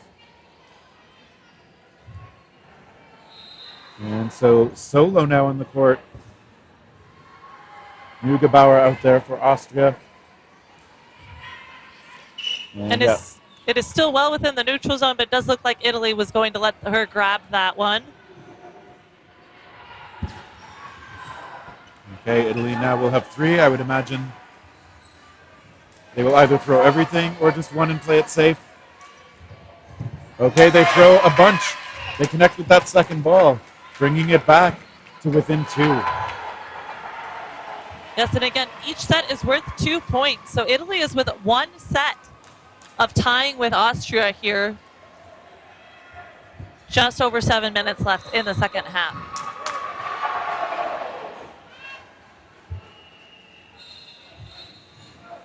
Okay, Austria hoping to re-extend that lead out to 4.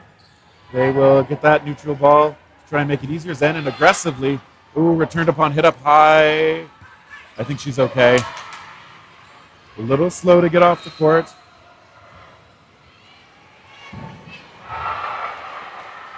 And now Italy lets one go. Rocky missing.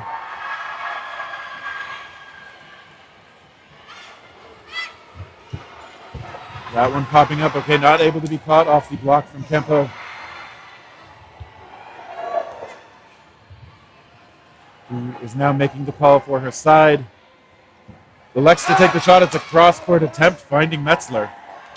That was a pretty risky shot, too, and it paid off for her. I don't think Metzler saw it early enough to square up for the catch. Benelli driving back her opponents. Her shot is blocked, however.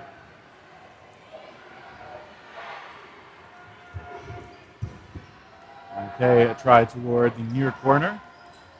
And a return from Campo, getting that ball back off the friendly bounce. Campo hit, and okay, it catches well on Brocky. Austria all of a sudden in control in this point.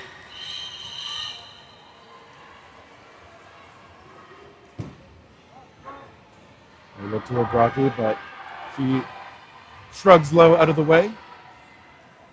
Italy's going to need one of those big catches to turn things around here, I think. Will it be now? It will not. Lickfried helping to secure that point. Austria again up by 4. It's just a bit of a tug of the war on the scoreboard. Tug of the war? Just tug of war. And we do have a winner of the Beercade Player of the Match. Ariana Benelli from Italy did win this poll. Thank you for everyone for voting at home. We will find Ariana after this game for a player interview. And do stay tuned for lots more dodgeball as well. We still have 5 minutes and change to play. Off the rush, Italy again getting there so quickly. Benelli releasing that shot and coming close. Okay, Austria gets that 4th ball on their side. Put back in play by the retriever. They will have to throw 2 here. They do. Okay. Rocky still in it. Line judge confirming she's all right. That is Vince Marchbanks out of the USA acting as a line judge on the Italian side right now. Benvenuti, some nice fakes. But Austria undaunted to the line.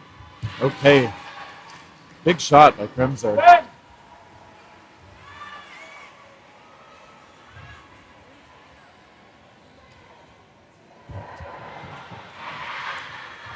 Benvenuti still keeping the pressure up there with Benelli. They now back off Austria to the line. The shot from the middle. Okay, Benelli getting low. Benvenuti with the cover. Benelli still up there in the neutral zone. That ball is caught.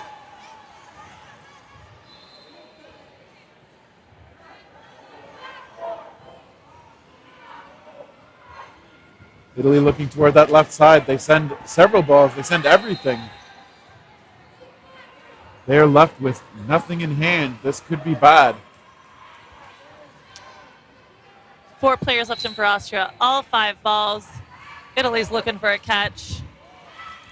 Okay, only 1 casualty, Benelli. That could have been worse, honestly. Team Italy now to the line. Okay, 1 catch. We haven't seen a lot of Monica Bone yet, but okay, 1 ball needs to be returned back over. I don't know why, but I trust the referee.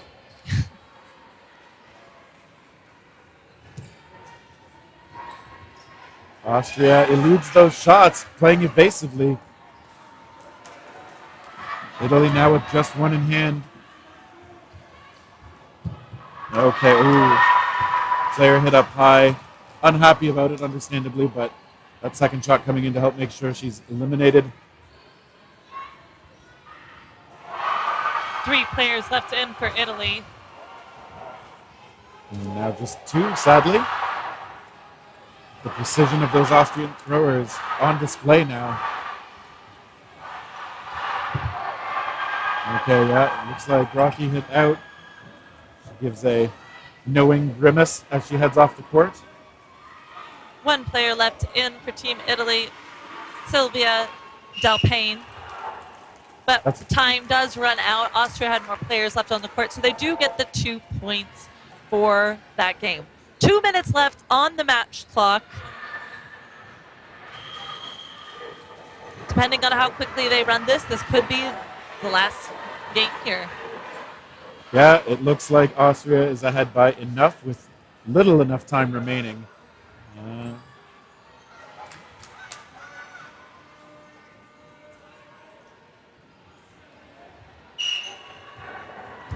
Okay, and off the rush. That neutral ball, nobody wants it. Delpain eventually secures it. Ooh, a graze onto Brockie. Okay, Italy with 4 this time. Bonelli making sure they come up strong. That extra shot, meaning that Italy has only 1 ball. A little bit of frustration setting in, I think. Okay, 1 ball rolling beyond Campo and over to the Austria side. It will now be on them to throw.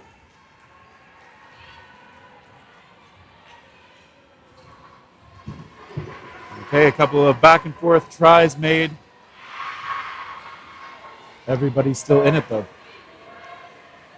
Just over a minute left in the match. Italy looking for a catch, not quite closing out. 4 players left in for Team Italy. All 6 Austrian players still alive. But now an aggressive challenge up at the line. Austria coming up ahead in that one as well. Benvenuti out. Okay, there's a catch. Helps turn things around a little bit by Zanen.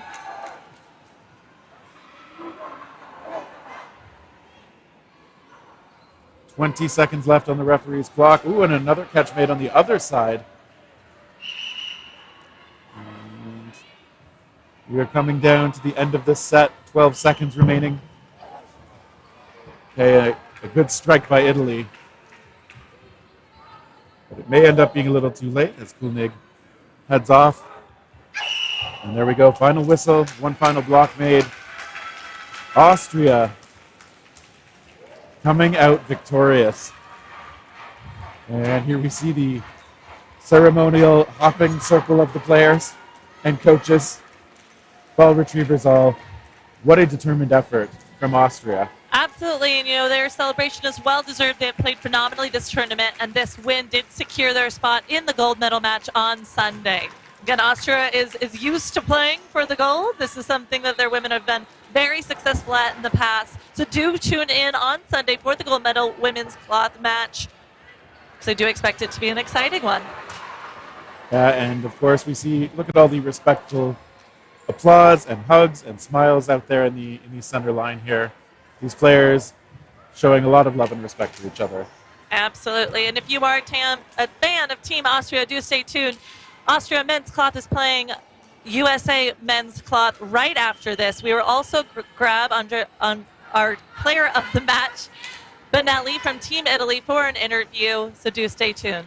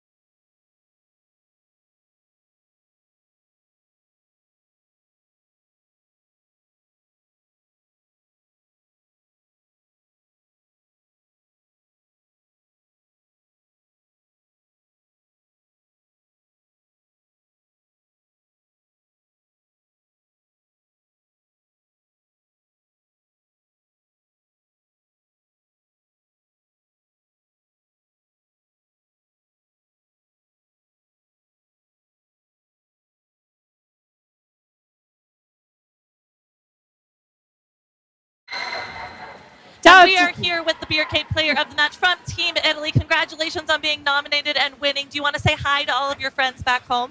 Ciao a tutti e grazie Italia. Ok? Thank you. Thank you. Thank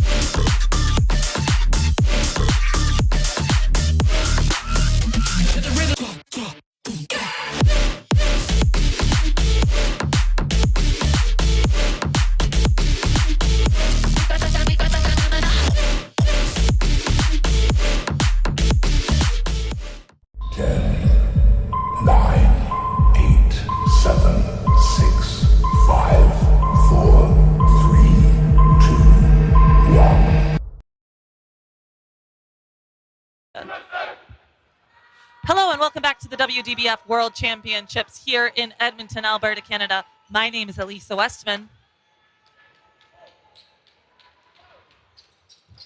And with me is Greg Whitehouse from the UK. Just getting his mic together. Give Greg one more moment. Hello. Hello. That's how you do it. If you click the on button, it comes on. It's been a long few days of dodgeball for everyone involved, but I do think commentators are starting to crack. That awful British humour probably starting to come out, which is maybe a good thing, maybe a bad thing. Not quite sure. But everyone staying up late or just tuning in, welcome. Welcome, welcome. We do have a very exciting or anticipated game in front of us right now. Men's USA versus Austria cloth division. These two teams did face off against each other yesterday and actually ended in a tie. Literally as close as games can get. Exactly, it ended in a tie in that scenario. And in the mixed earlier on, USA had a nice lead, but Austria really clawed it back and changed up tactically. High fives to start this game. Again, if you're just tuning in for at home, this is the semi-final. So the winner of this game goes on to the gold medal match on Sunday. The loser will play for bronze tomorrow. So this is for all of the marbles. I've not heard that before. Is that, I was wondering if that was an American phrase. The phrase is, I've lost my marbles. That's a different one. Another marble phrase. Just the world revolves around marble phrases. Apparently. We've learned so many new idioms from the other countries. Indeed we have.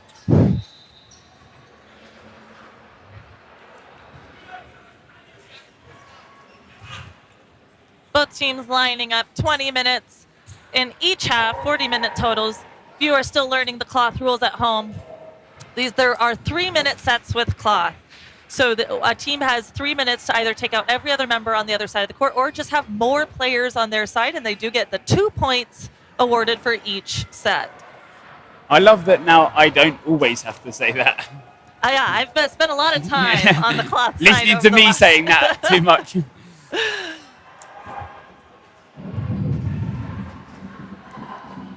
But 40 minutes separates one of these teams from that Sunday gold medal match. Have I never played marbles? No, I've lost my marbles several times. Never played marbles. And the game gets underway. Austria pick up that centre ball.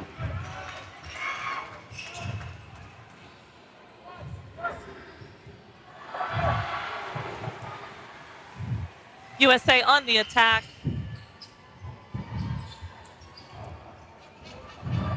Austria this time not deciding to throw at Billy Schmidt, because normally when he's in that position, catches get picked up. But the first player has gone out, and it's USA number 4. Fraser. Yep.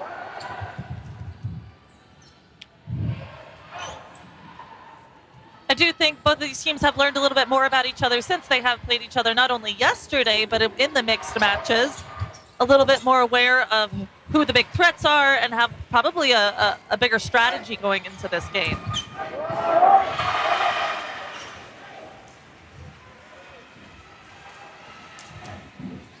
So 4 balls now come forward for USA. Metz gets under, but Leitinger cannot evade the USA attack this time around.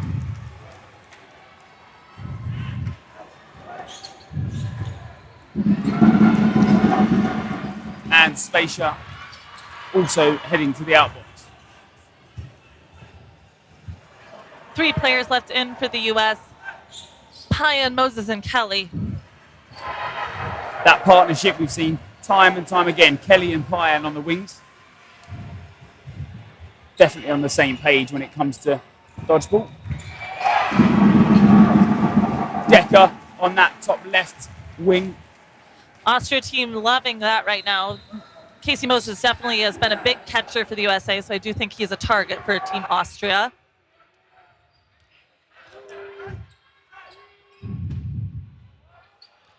Austrian fans in attendance right now with their drum. So you will probably hear a lot of cheering coming from their bench side as well. Yep.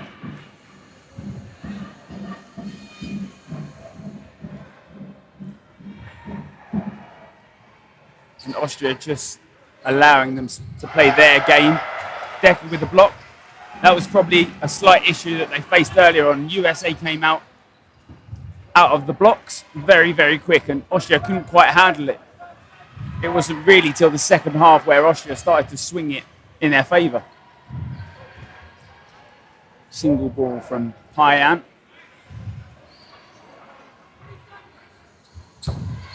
Payan gets it.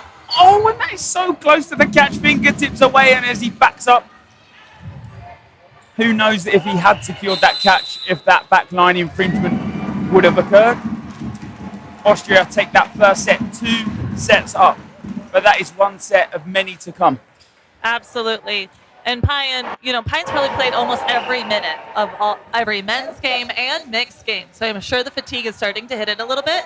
Just got to boost himself up a little bit. We got a lot of dodgeball left today. Fraser running for that centre ball. And Schmidt is not hit out in that teddy bear position that he favours at the back of the court. And Matt's hit it out by that single ball from Payan. You see Schmidt go down. He likes to take that catch in on the track back. It's the tombstone that we see from a lot of the European players. Not seen it much from the rest of the world, except for Billy Schmidt. Is that what it's called, a tombstone? Yeah, tombstone. It's certainly the European. And Decker takes the catch, brings in Metz. That's that rebound catch that we can see on that cloth variant.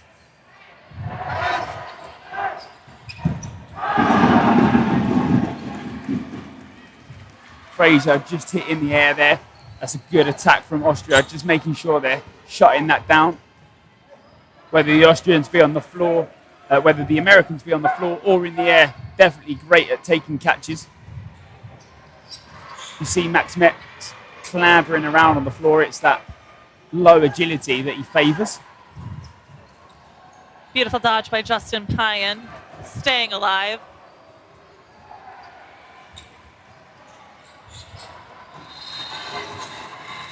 And a nice hit as well. 4 players left in for Team Austria. Metz with a centre block.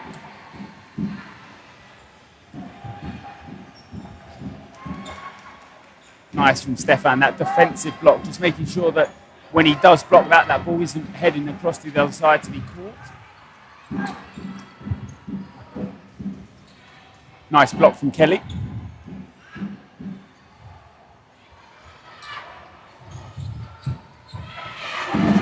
Grill hit out there. 2 players left in for the U.S., 3 for Austria, just about a minute left in the set clock. Moses heads low, thinks about trying to take that catch, but second guesses himself and brings his hands back down. You can see them being a little bit more precautious with their single ball throws on Moses, but they do trade in that moment. 2v1, Brandon Kelly left in for the United States.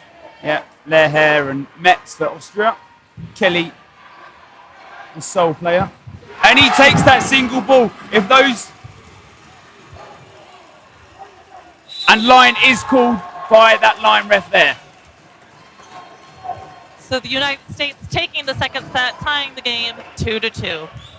Yeah, Austria looked very comfortable until they throwed that single ball. Kelly, he takes that drop down catch. It's what he's starting to get known for.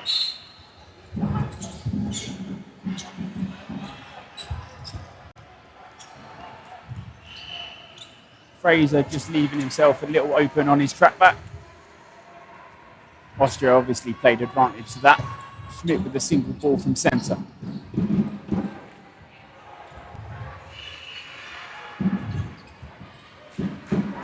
And 4 balls on the USA side. Yeah, Andy Koch just lets go of that ball, and that will be called out for an invalid, despite him even not attempting to actually throw it.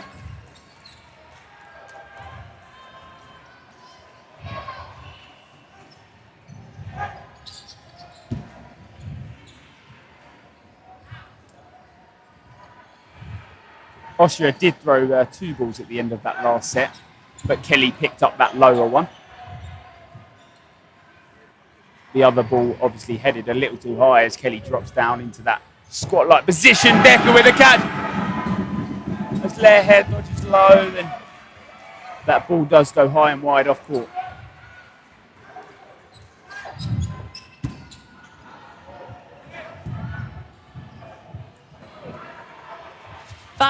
V4 Austria. Spacer looking for a hit, not quite connecting. Brandon Kelly did find his target, but he got nicked out at the same time. Spacer with the block. That tucked down position back of the court.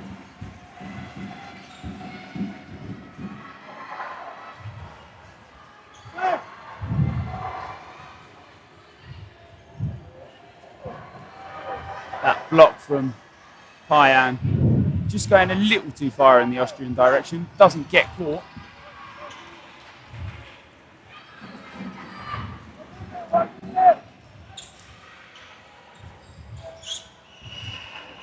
Single ball trade in either direction.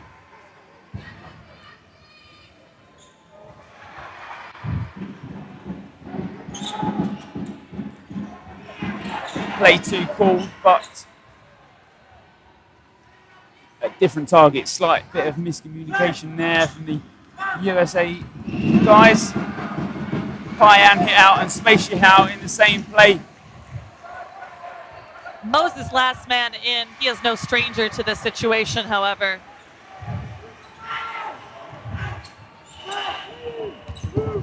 Big dodge by Casey Moses.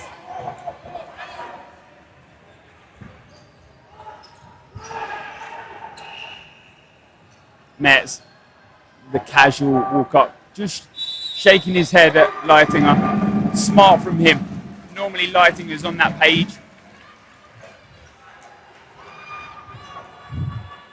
Again, if you are new to the cloth rule set, Austria decided not to take the throw there because they were just waiting out this set clock. It's 3-minute sets. Whatever side has the most players left on at the end of 3 minutes do get the 2 points for that game. And what happens if both teams have equal players? I'm so glad you asked, Greg. If both teams have equal players, so in that situation, if it was a 1v1 and the clock ran out, each player would get 1 point. Forced back by Leitinger and Koch there. Decide not to throw there. Taking that 3-ball attack every time. Frazier hit out, but also takes out Max Metz. Billy Schmidt also out in that volley. 1 player down. But not anymore, with Kelly taken out. Andy Koch and Decker is also taken out. A double hit. In that scenario, a triple hit. Wow, don't see that very often. Kelly pushes forward. Acrobatics from Jacob Leher, just wanting to wipe the sweat. Calling a timeout so we can get the moisture off the court. That can be very dangerous for players. If there's moisture on the court, we do not want to see anyone slipping, falling, and turning an ankle or a knee. That is not what we're here to see. So better safe than sorry, definitely. I like that the comments in this game are far more friendly, and they're helping each other out with rules. Save some technology there as that ball comes in, and USA take that set there. Tying things up, 4-4. Yeah, process of elimination in that set, but it'll still give them 2 set points. Like you said, drawing up the game 4 apiece.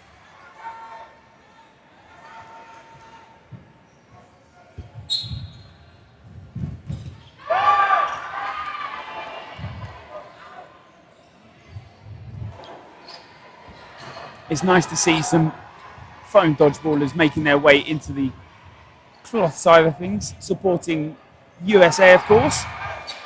Yes, foam is the dominant ball type for the United States, whereas Austria is really known for their cloth play style. So a lot of these players that you're seeing on the USA team are playing cloth for the first time. They've transferred over from foam and are here to compete and doing quite well. Huge catch. Fraser picks it up. And Max Mertz is hit out in that play as well. Payan doesn't look great, hobbling back there a little. Maybe that game time is starting to get to him.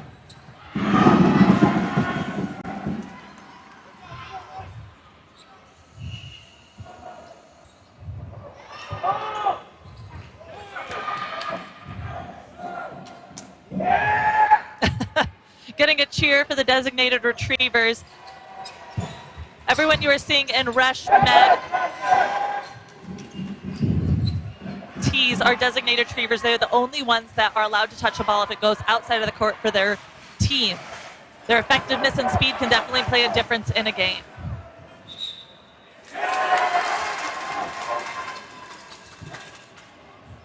Line violation call on Austria. One player left in for Team Austria, number 71. Yep, Decker, the sole Austria player left. And as Decker resorts to the back of the court, Kelly has the chance to pick that ball up in centre court. And that is a good throw from Payan. That delayed ball. Him and Moore throw those two balls, and that delayed ball takes out Decker perfectly. That does bring the score 4-6 United States. 6.5 minutes left in the first half. That was a line violation, I believe, called by centre ref. Just that's why Florian Leitinger, brother of obviously Stefan. Yes, there are brothers on the Austrian team. Yep. It's all in the family.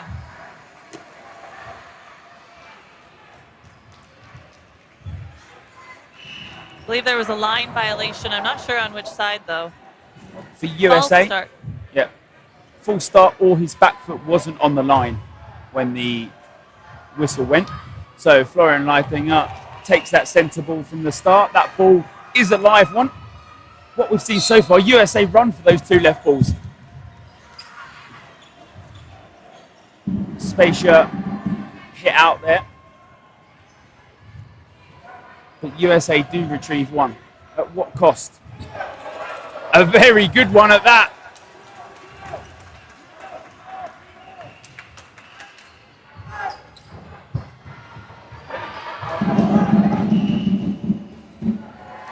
Payan for Leher trade on that situation.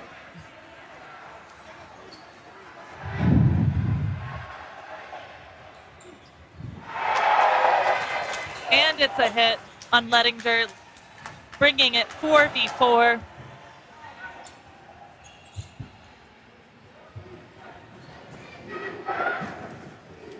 Yep, just a clarification on that rule.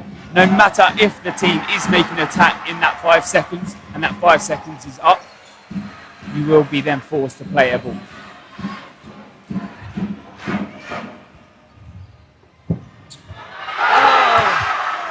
And that was a ricochet hit, hitting Casey Moses as well. 2 players walking off the court, leaving 2 still in for the United States.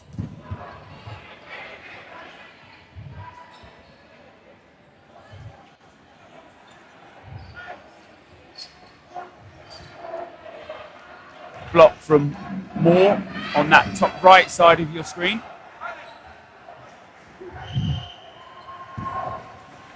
Mertz dodging very well in that centre. We saw him on the wing earlier on. 1 minute left in the set clock. Austria with player advantage.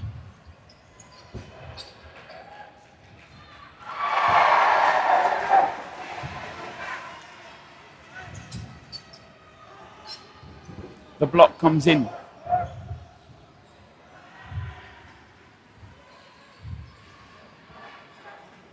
Four balls with USA, opting to take all 4 up to the line. A 1-for-1 trade. That big risk, obviously, when you bring all those 4 balls up, you're almost limiting yourself with the blocking.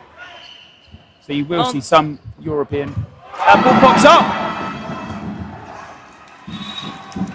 Great effort by Brandon Kelly on that one, trying to jump out and secure that ball.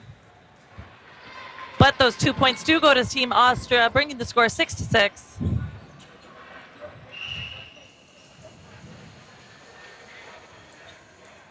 A different headband supported by Glenn Spatial today. Oh, each game. It's Each game. necessary. It's the, How many lot of does he sweat. have? Oh, stack. Oh. Tall stack. Anyone wants to sponsor him with a headband. But that rotation dodge from Spacia. Austria do pick up on that, and as he turns his back, they'll take their chances.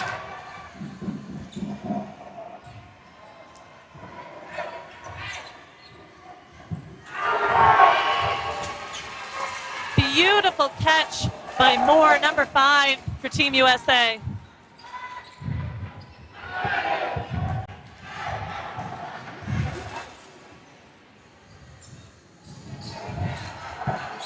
Stefan does take Moore out as Moore goes to throw that second ball.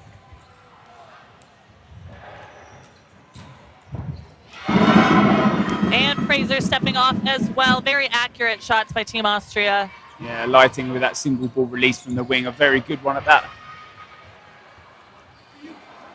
Hey.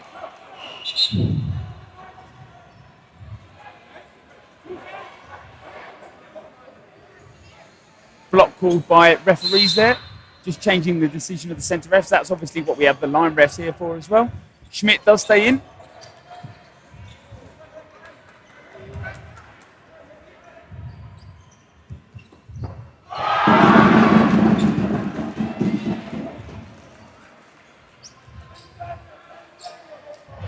The Americans slightly annoyed there because they believe that hits Decker on that ground. Oh, and Payan goes to pick up the ball from Billy Schmidt.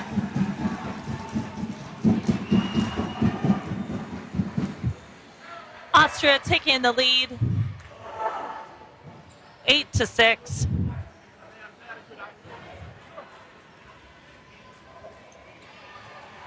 I think a little bit of fatigue is showing on Team USA side.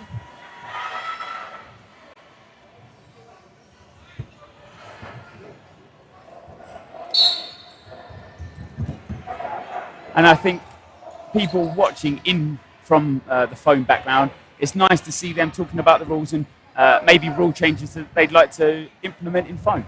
I think vice versa. And I think at this World, we have implemented some of those phone rules. And I think that's the idea. In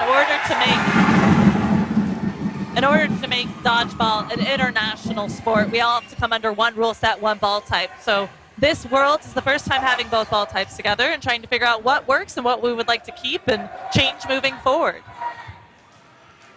So do you think that we would possibly in the future come under one ball type, or would you like to see the two always stay there? I think if this sport is going to compete in the Olympics, there probably has to be a single rule set.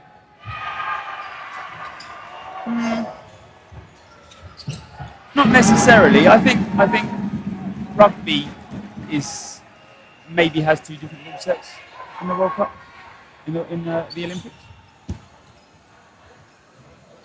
But back to the game at hand that we are watching right now is cloth. Someone picking up on my that probably means that I disagree, but we won't say that. And Decker is taken out in that plate.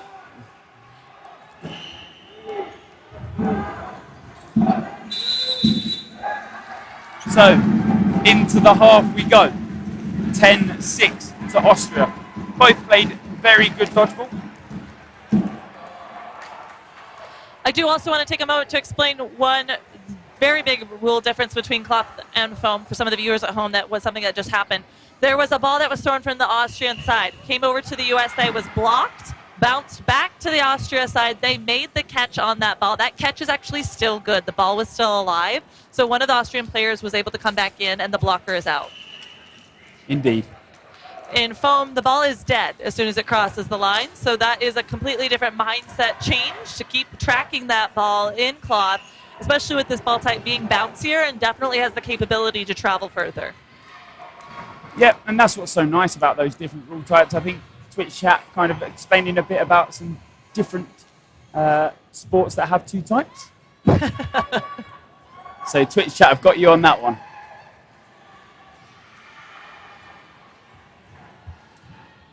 I think people would love dodgeball to go to the Olympics. I think we've got a bit to go yet.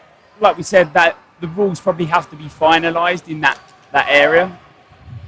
With Worlds now turning into every 2-year format, we can start seeing that. And maybe in and around the world, the European Federation could start adopting those world rules as a whole. Because at the moment, certainly from England, we have, I guess, 3 rule types. We have British Dodgeball rule type, EDBF rule type, and now a world rule type. And they all vary in different. The same ball, but different rule sets, correct? Yeah, very different. Not very different, but like slight changes. So under British Dodgeball, we don't have the place the ball rule. Got it. But it's all the cloth ball. All the cloth ball. Yeah. I mean, I definitely think that's the biggest difference between the 2 sports. It's a completely different size of ball, texture of ball. The ability to throw is different.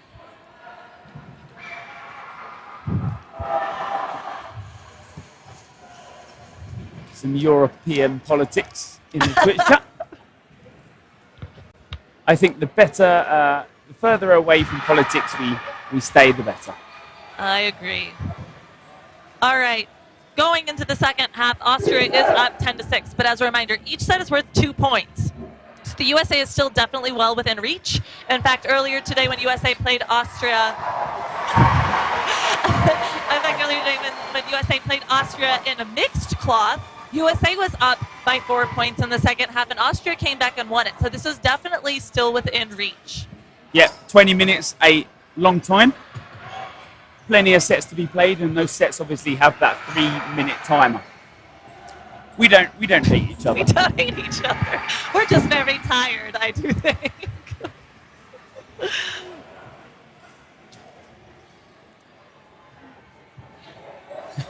I'm now getting like 500 politics questions. Hey, I can't even spell my own name, guys. Come on.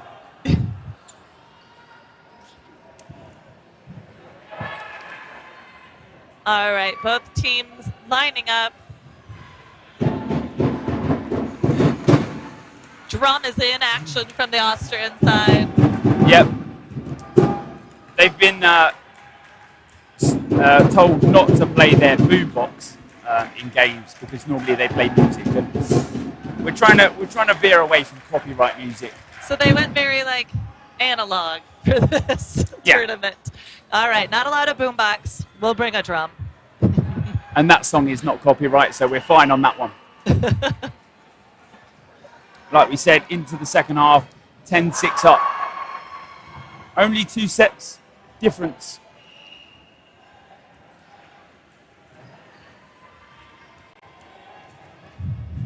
Coach is coming over to the refs. Looks like we might have a slight delay in game.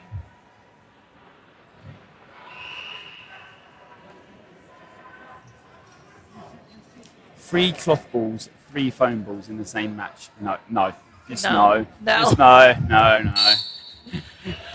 For a reminder, for those who, this might be their first game listening in, we will be nominating and putting up a poll for the Beercade Player of the Match. So we'll pick 2 players from each side of the court, put up a poll here in the Twitch chat, and you have a chance to vote on it. Let us know who you think the Beercade Player of the Match will be. The winner will receive a $10 gift card to use at the after party on Sunday at Beercade. And we'll also do a player interview following this match. So let us know who you think has played outstanding this game thus far, and we will include them as the nominee.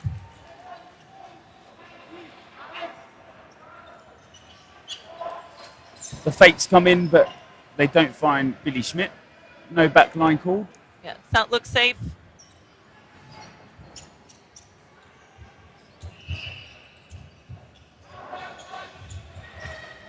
Hops from Fraser.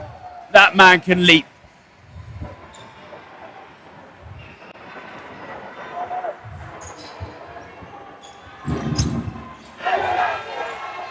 That did look like a hit on Lettinger, number 10.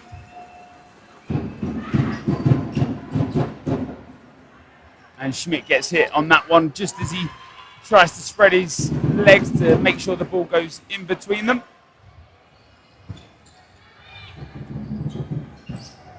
And a double hit. The ball from Kelly takes out Marchbanks.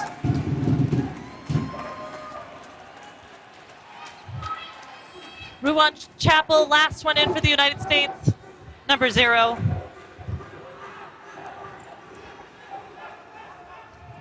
But 3 remain from Austria. 1 play ball, and he's going to have to track back quick. He's far up that neutral zone, but Decker and Leher decide against it. Grill picks up the 3rd. And Decker with a single ball release in that direction. Chappell looking for the catch in this moment. Very close, but those balls within a metre, so it will be classed as a valid throw. Defensive block. And the fakes come in. Austria yet again set with 3. They're ready to play this whole clock down. They'll play each set to its duration.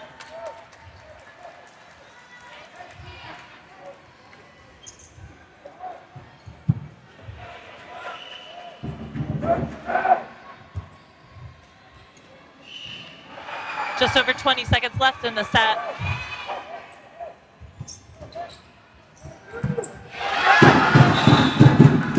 Decker draws all the attention his way.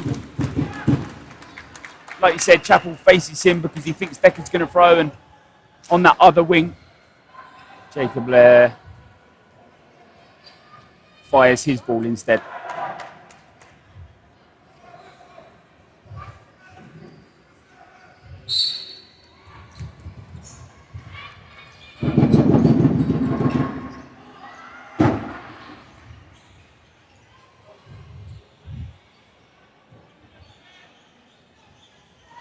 USA on the attack line.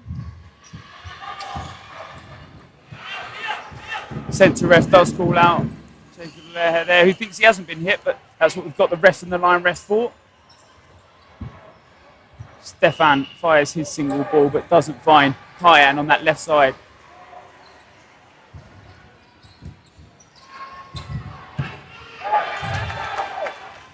Two Austrian players hit out on that. Three Austrian players left in.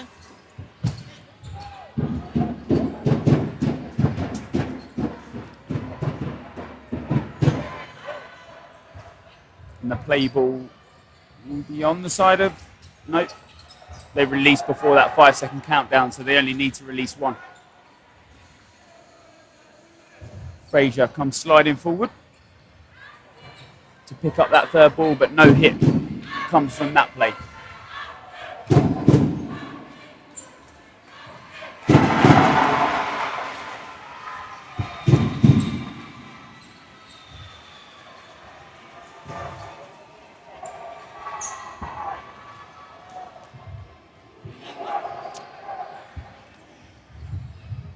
Three players left in for Team Austria. Minute and a half left on the set clock.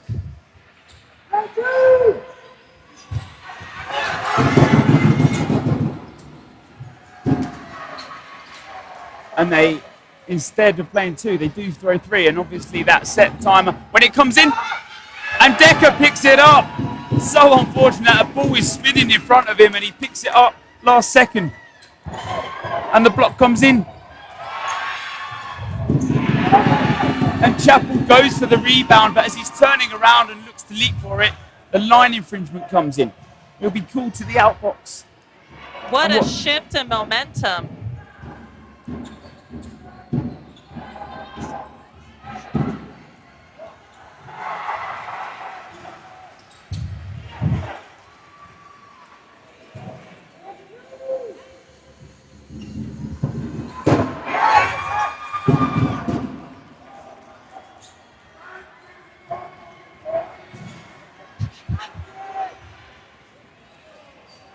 Let's keep it friendly in the chat on Twitch, please. Giving a warning right now for those in the Twitch chat. Anyone else that continues to be unsportsmanlike will be kicked out of the chat. Thank So you. Billy Schmidt called out there because the ball that he's dropped at the central zone has rolled over that central line. So he'll be called out for that. And Austria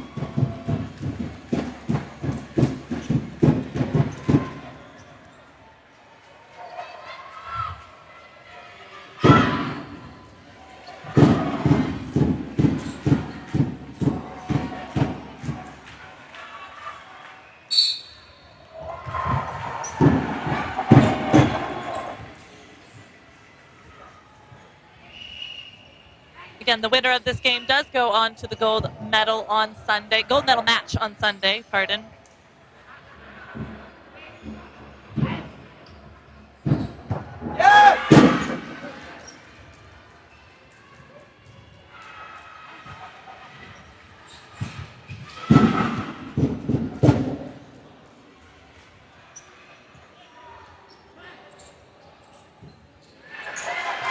Nice catch by Vince Marchbanks.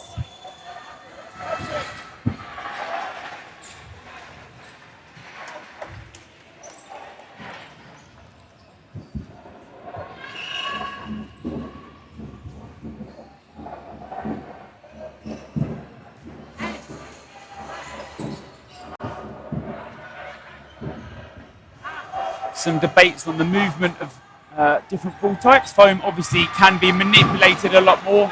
The cloth ball very true to its trajectory in which it's thrown.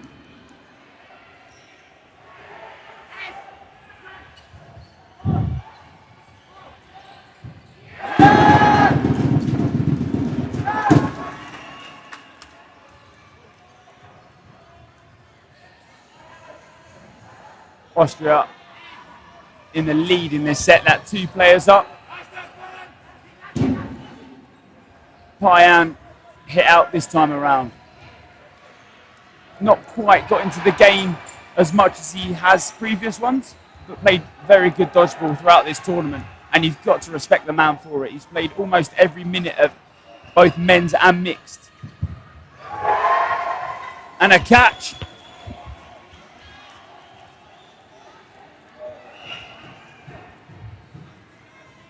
More. Frazier returns to the court, so only 1 player down now. USA.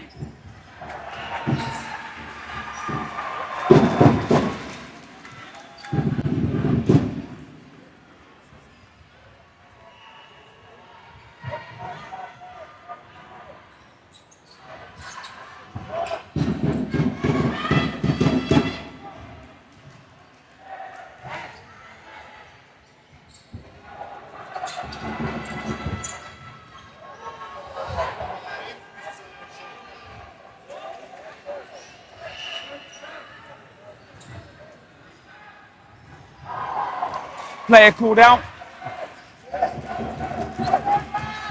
They do have to start ending these sets. USA up against it all. But USA can't end the set, so Austria take another 2 set points timeout.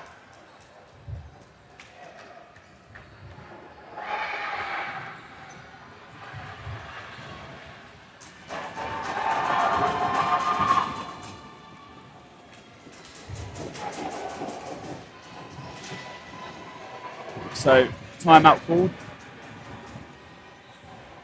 10 minutes left in the second half. We will be getting the poll up shortly for the Beercade Player of the Match. So do log in, create an account on Twitch, and follow us at Dodgeball TTV2, and vote for who you think should be the Beercade Player of the Match. And a friendly reminder to keep the Twitch chat friendly. We're all here for the love of dodgeball, whether it be foam or cloth. If you've got nothing positive or neutral to say, you don't need to write it. Yeah, agreed.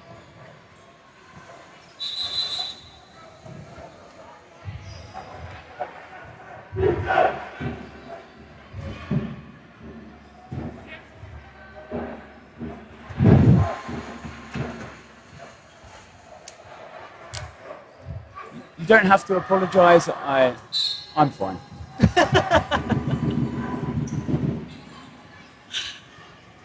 All right, and we're off. All 6 players left on the court on both sides. Score 16-6 Austria, 10 minutes left in the second half. And the ball coming into the commentator's booth as well. Again, they just want us to play, Greg. I've told everyone I've been banned from this tournament. I was just too good. That's what they said. Marchbanks picks up the ball. Marchbanks takes the catch and the hit. Good from him. Like we said, USA do need to start ending sets quickly. But that BK player of the match poll now available.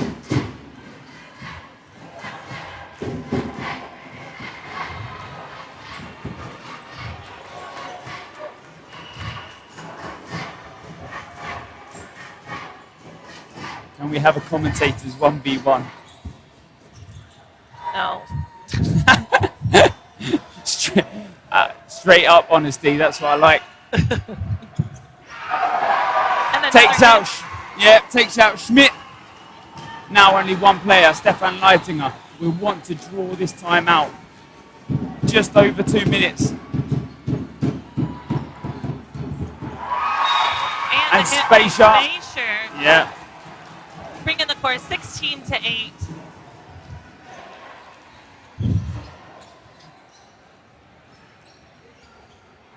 USA still have a bit of a tall order in front of them. 9 minutes left in the second half. They are down by 4 sets.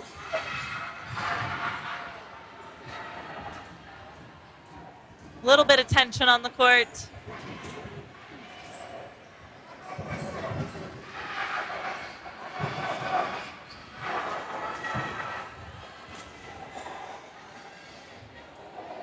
Frazier subbed off for Schmidt. And Austria with the center ball. Quick attack.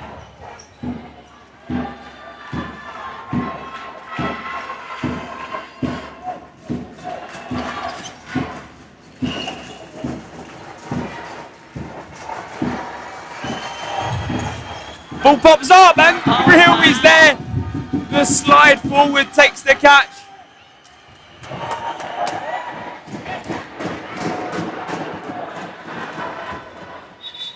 Just a pause in time. Yes, it did look like there was a catch there. I think they just want to clarify who the thrower was because there's more than one ball flying at the same time. So what the call was the person that does hit out the first player is then caught because obviously that rebound catch is still.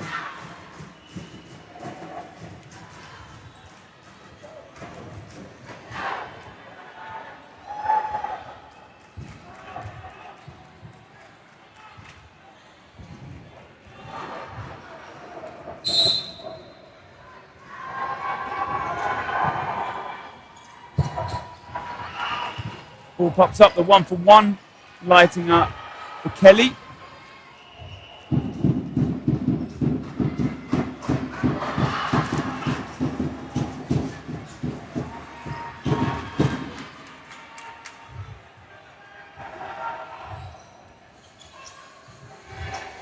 I don't think a card was given because USA then would have started with 5. I think it was just a warning from the referee. Yeah. Maybe a loud one, but a warning at that. Metz at the neutral zone, high up with lighting up, just applying that press to USA.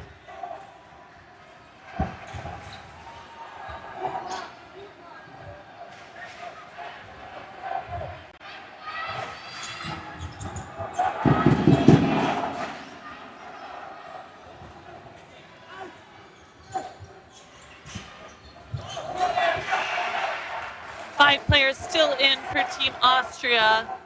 Just under 7 minutes left in the game clock. Ruan Chapel stepping off on that hit. 2 players left in for the USA. Moses and Spacer.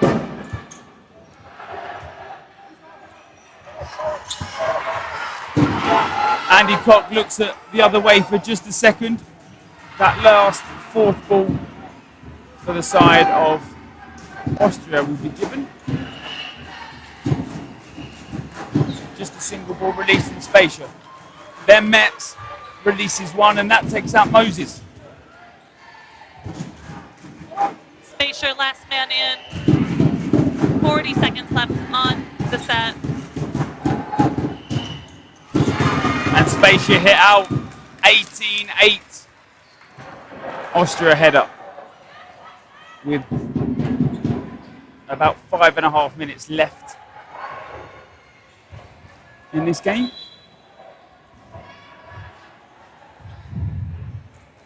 Again, that Beercade player of the match is still, the Beercade player of the match poll is still up on Twitch.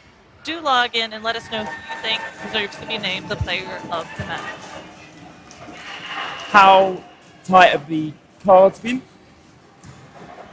All dependent on, I guess, one, the referee, and two, how bad the taunts are, I guess. USA probably picked up a couple of cards, more cards than they wanted. A little verbal on the sidelines yesterday, and some yellow cards were given out. A yellow card from a sideline player will forfeit the set for that team. A yellow card for a player on the court will result in a 5-minute sin bin, and the team will start with 5 players for the duration of that 5 bin.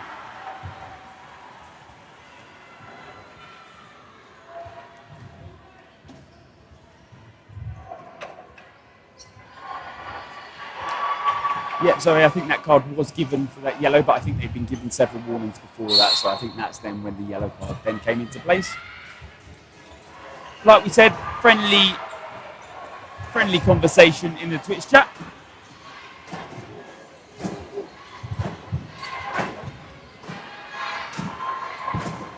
Billy Schmidt can't quite take the catch, and Leitinger jumps high.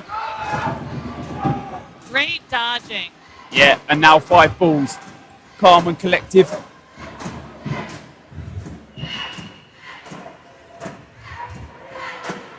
Austria really slowing down the pace here. They just need to run the clock at this point.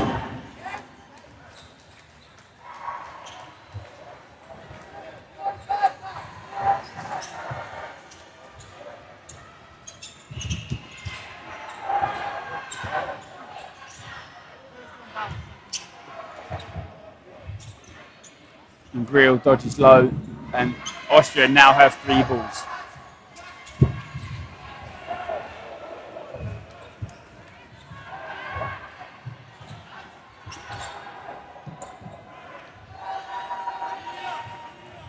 Florian Leitinger hit out there in the neutral zone. A little too high up, and that's a good throw from the number 9. Spaceship hit out from that double ball attack. 2 players left in on both sides. Moses and Kelly for USA.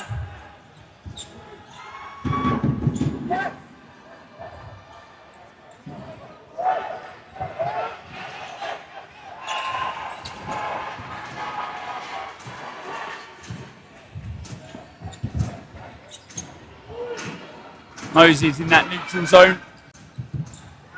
Grill hit out from a deflection. So that does bring it down to a 1v1.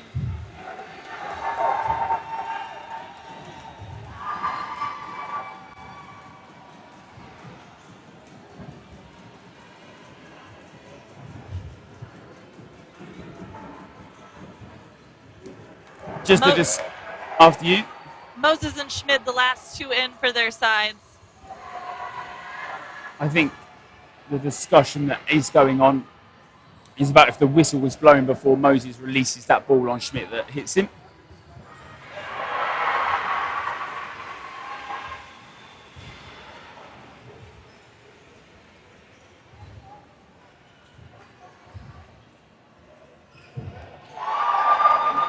And it does look like the refs are calling that game a time because there's 1 player left on each side when the time clock ran out.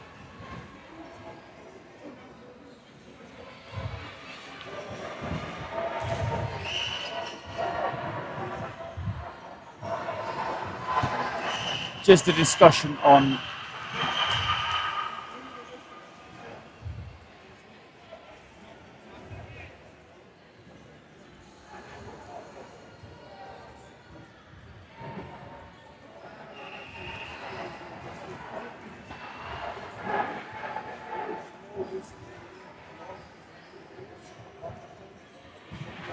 Beercade Player of the Match is handed to Decker, so there'll be an interview with him after the match. Refs still conferring. These cloth rules are new for not only for a lot of the players, but a lot of the refs at this tournament. So it's been a learning process as we've gone along. So they're just debating on whether that player got hit before the whistle or if the time was paused in that scenario.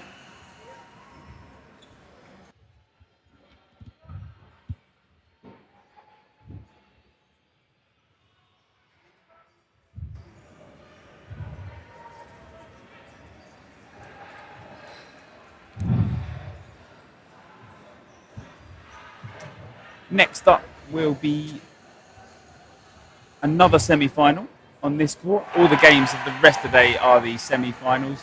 That game next up will be Australia versus Great Britain in the mixed division.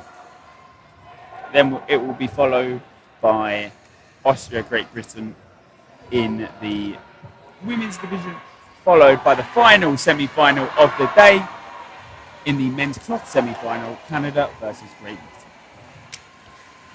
On the foam side following this match will be USA versus Malaysia mixed foam. So USA take that set after the discussion. Which should bring the score 12 to 18.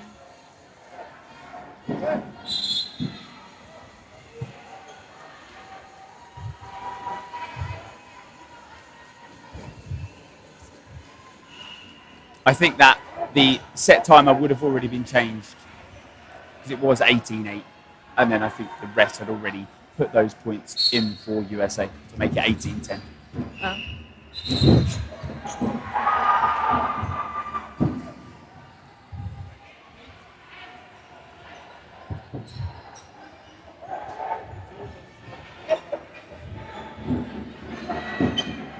Joey Kramer back in for the U.S.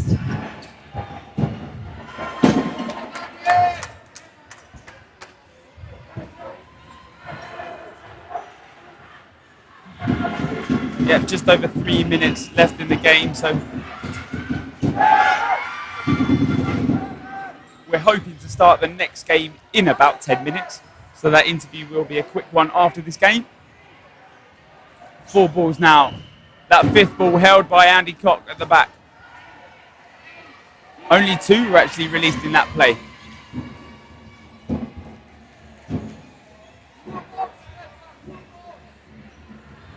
Jacob Blairhead just shuffling feet back. And that ball released probably not the best.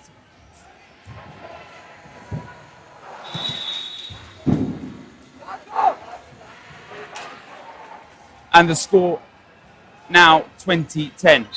A card will be given out. And he accepts that. No arguments from there.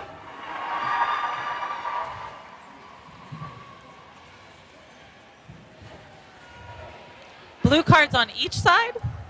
Yep, so both teams will start with 5.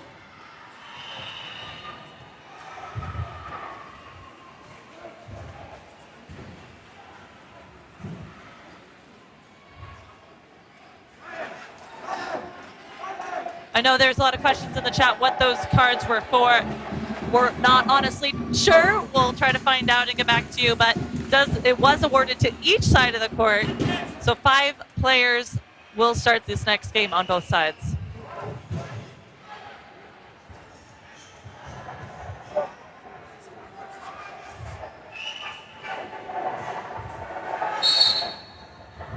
The next set underway. 2 minutes left of this half. Austria up 20-10. Kelly hit out.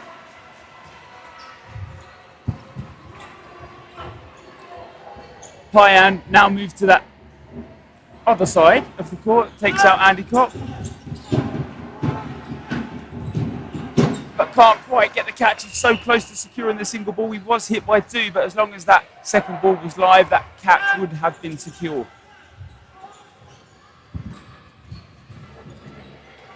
It's the grill with the gazelle.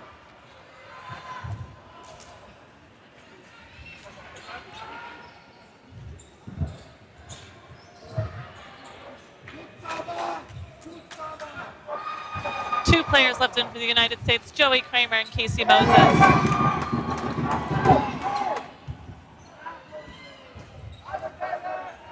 Kramer hit out in the central zone there.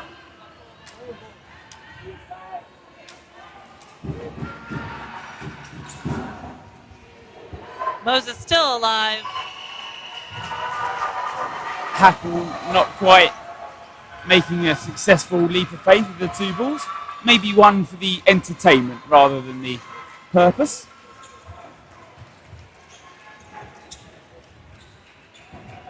And it's good to see that USA are still fighting in this game. It's statistically not possible now to win this game, but it's so good to see what they've brought to this Euros.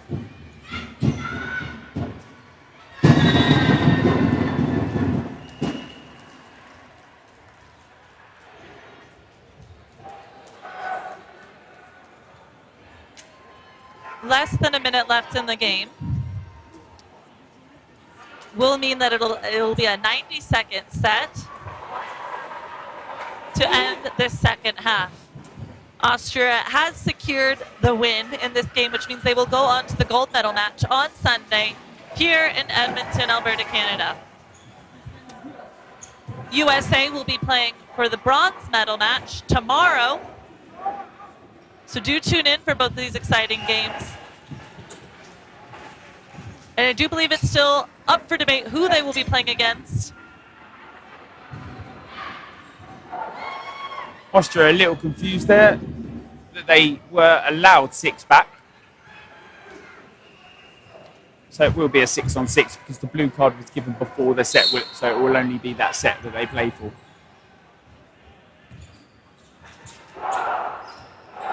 The single ball released by Schmidt, and he's taken out by Kelly on that top right side.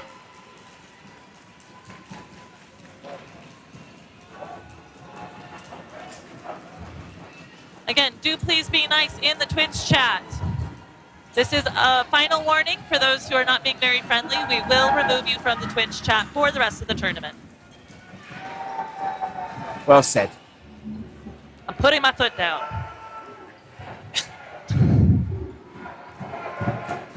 Payan second guessing himself, doesn't want that catch that he's gone for. Kelly now aggressive, and Spacia joins him in that centre court. And Hackle takes the catch. Throw at the line as well. Reactions from him.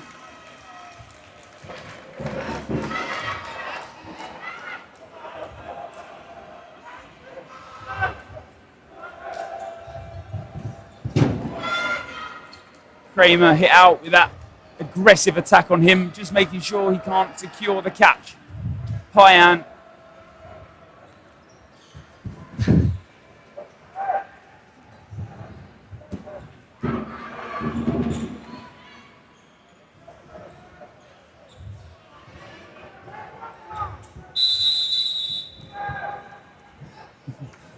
And that is the match. Austria take the win, 24-10, going to the gold medal match this Sunday. Great play by both teams.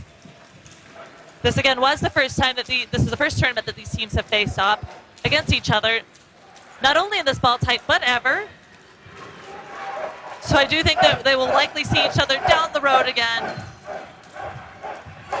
What exciting dodgeball from everyone. Yeah, Austria will be heading to the final. USA will be playing off in that bronze medal match. USA, yep. And Decker, again, was the player of the match, so we'll be following up with a player interview with him in just a few moments.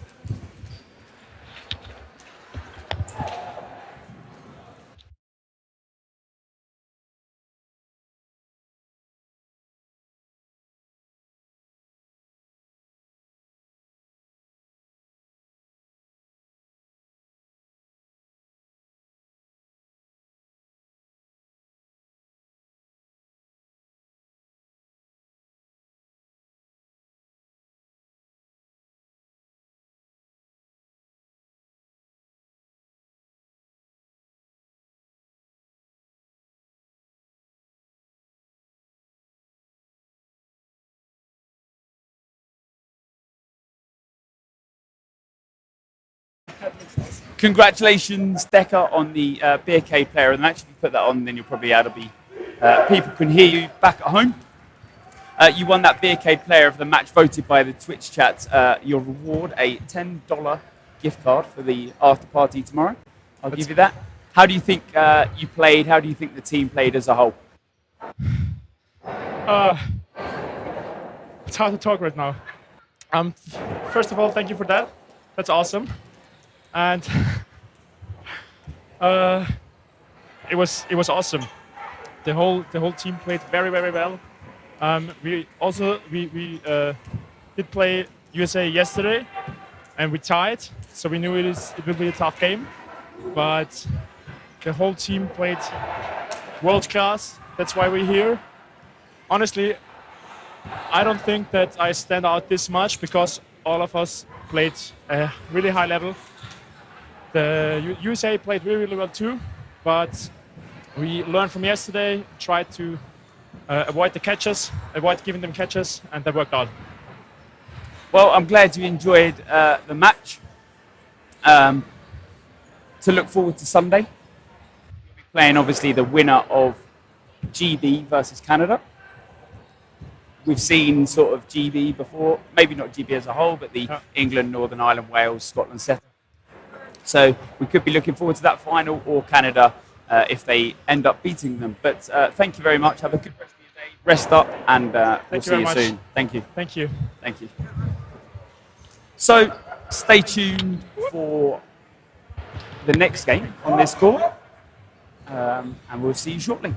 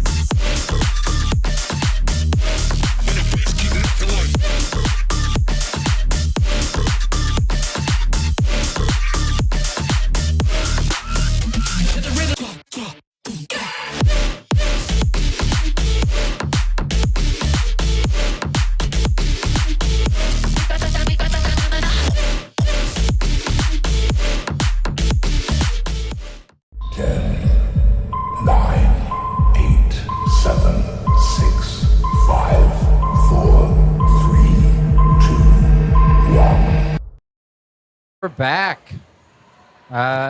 Just here for another cloth semi-final. Australia versus Great Britain. Here at the commentary booth, Matt Larry with... Greg Whitehouse. How are you, Greg? I'm good. That's good. Coming into those last semi-finals of the day, 3 left to go. This one in the mixed division, Australia versus GB. Great Britain, that amalgamation of Northern Ireland, England, Scotland and Wales. We get underway. Sam Richards close to taking that centre ball, but does not. 79 for Australia. Picks it up instead, Russell. So, Greg, have these teams met before in the Euros before? Maybe no. not. Just Australia is just mainly foam. And they're not in the Euros. Yes, for sure. You know what? It's been a long day, folks. It's been a long day. Pause time just to find that 5th ball.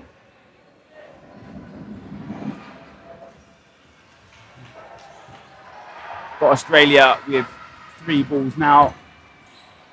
No hit found. Adam Hill fires his ball, but it bounces.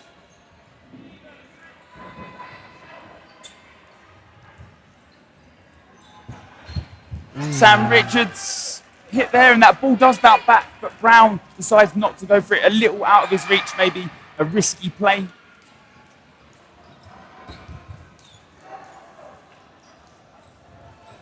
And number 40 on, is it number 40? Number 40 on Great Britain, asking if that bounced. It was a clear bounce. Oh, nice pop-up.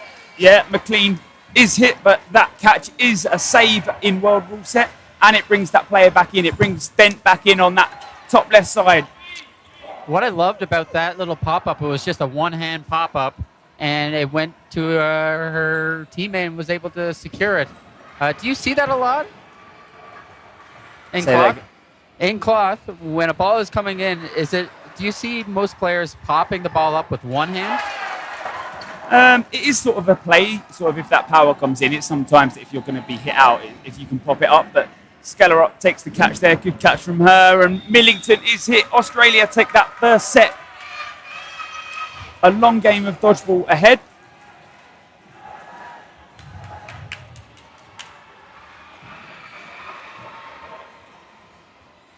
But Australia proving dominant in that first set.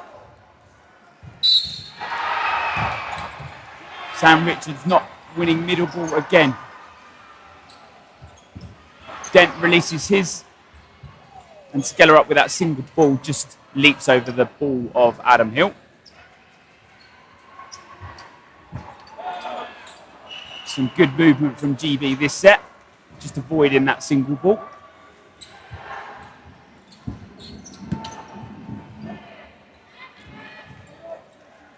Britain will carry even on that left side. Number 79, clipped by the feet.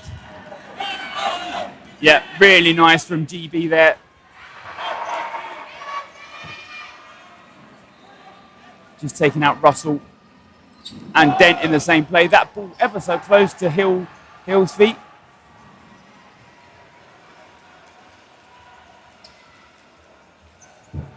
And they take out Skellerup this time around, who proved one of the better players in that first set. She took a couple of those catches, that rebound and the clean catch.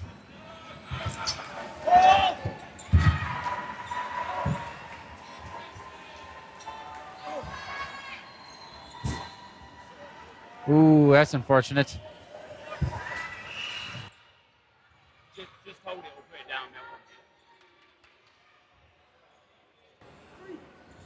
So 4 balls and 3 are fired in the way of Australia's number 11, McLean. A quick couple of set points there. Definitely, it seems like Australia and Great Britain are evenly matched in pace and pressure. Can certainly hear the Australian crowd hyping up their team. And they're off.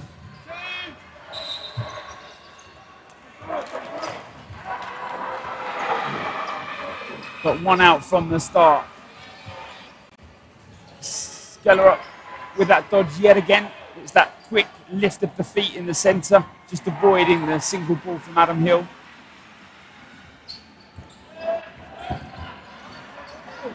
And Dent with the block, number 99 for Australia.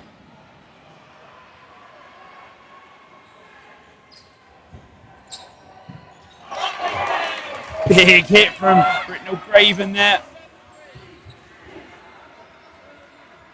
3 balls now. The GB men take these 3 balls. And they'll be looking for one target. Close. It's close, but no cigar.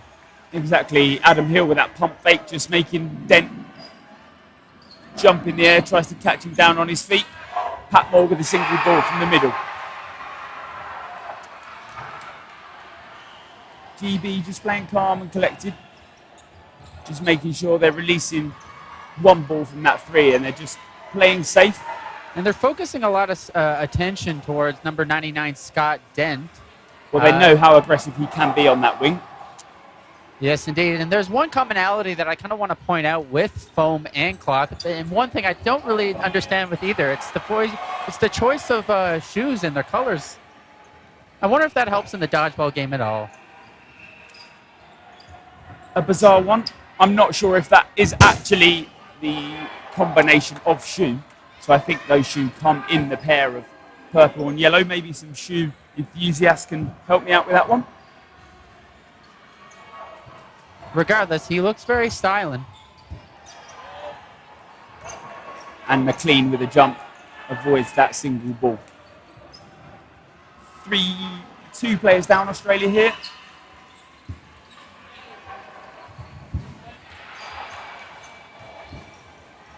Craven just releases that single ball there. And a single ball released back straight at them.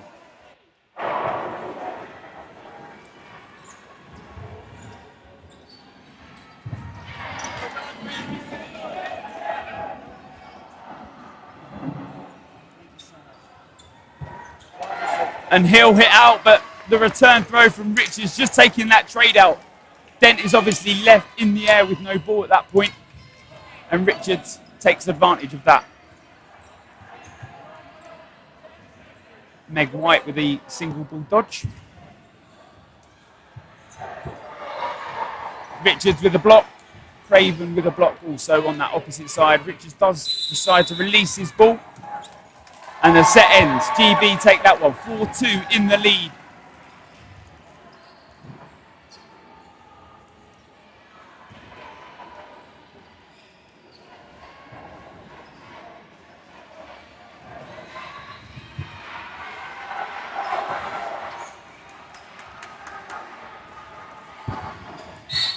Both teams ready, and Sam Richards not picking up that middle ball. Again, doesn't even quite get a hand to it.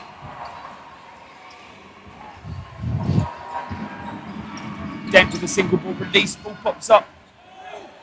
Craven does go to look for that one, but decides against it. Patmore on her knees in that catching style position.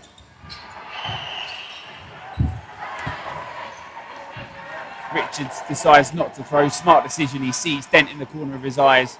Arm cocked backwards.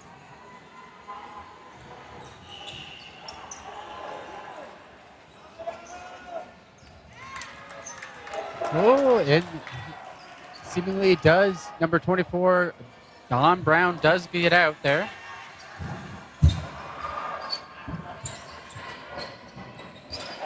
And obviously a 40-minute game here under the world rule set. 2 20-minute halves comprising of 3-minute sets. Ball pops up. Oh, and Richards on his track back. That is spicy indeed. Probably one of the more impressive catches I've seen today. And the 2-ball attack. Richards and Hill.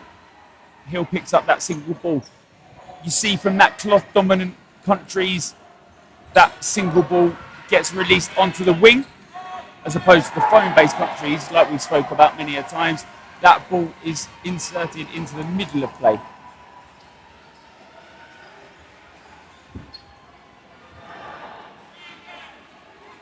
They seem to be consistently throwing those one-shot balls into that right corner. regardless of the... Oh, right when I say that, they switch the corners. And that's it. It's that eyes transition over. You're just drawing that attention of the other player. And they go into Skeller up, who does not have a ball in hand. Good honesty from her as it just clips her fingers. Those catches we've seen her make in this tournament.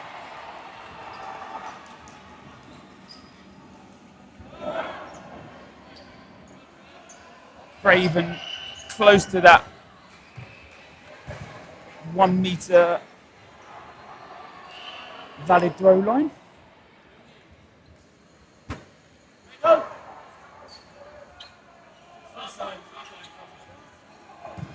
Ball on the side of GB.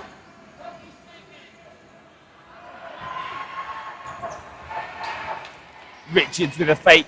Patmore eyes just drawn to that. White does release but does not find the target. Now Patmore will have 3. Richards high up into the neutral zone. And a reset comes in. Smart from GB. They'd rather go up with a 4 instead of the 3. You can be a lot more deadly in that play. And a block from Pickering. And it ends the set. She must have known that set was coming down. It's nice to see people from GB supporting in the Twitch chat. It's getting late over there.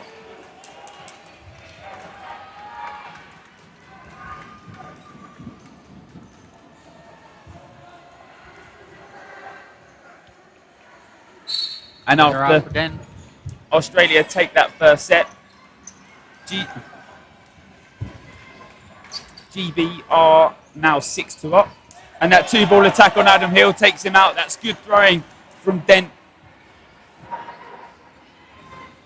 and Alex Russell in that centre there. Takes out Sam Richards as well. Brown, that cross-court throw. So Australia has 4 balls. Let's see what they can do. They're probably going to come up and throw 2. And they do, and they find their target, number 40. Megan White. Yeah. GB up in this set, and it's a 1-for-1 trade. It's a great cross by Dent. That rebound ball does take out Pickering. Unlucky from her. Millington, the sole player left. 1v4, can take those catches. We've seen her do it, but the aggressive 4-ball attack from Oz comes in.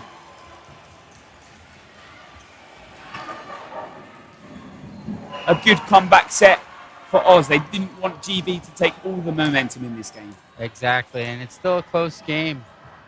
4-6.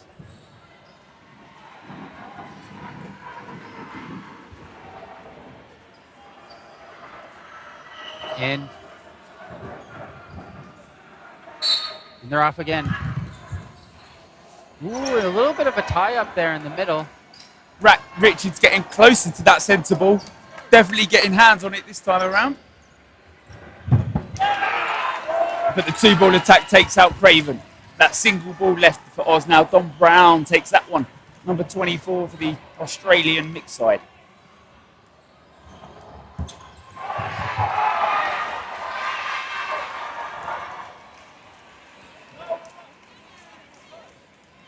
And Australia has 4 balls once again.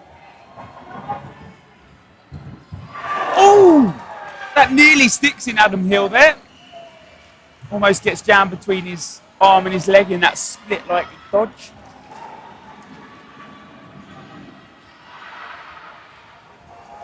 White and Pickering left in.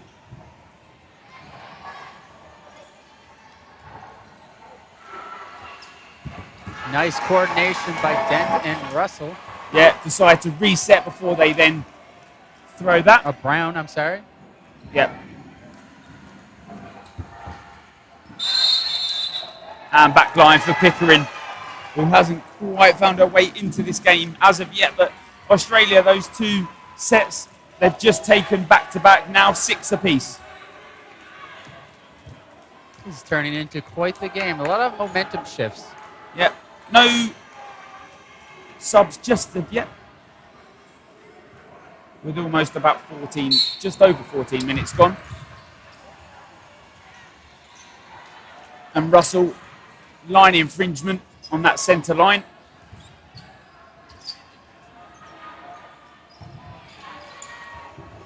And this time, Skellerup can't leap over it as she has the previous two.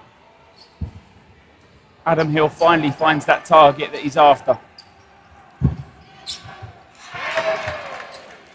Block and a catch.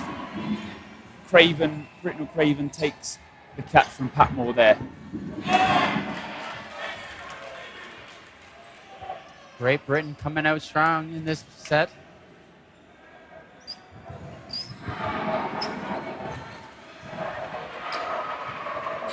They have to make a... They're probably going to target Dent here, I'm assuming. Oh, Dent did graze Hill there. Hill acknowledging the graze.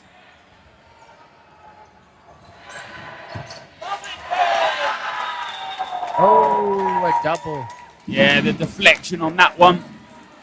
That ball's still live and will take out Dent on that top left side. GB now back into the lead, 8-6.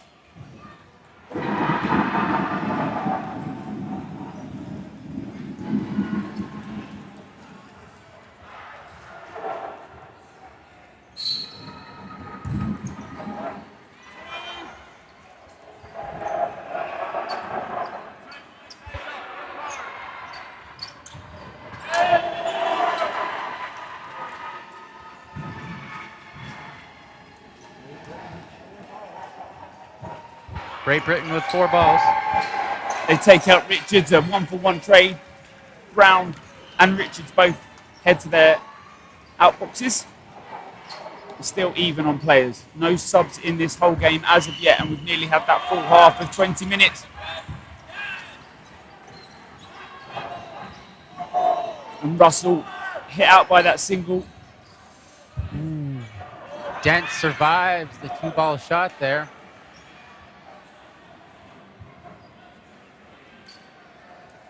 Three balls in the Australian side.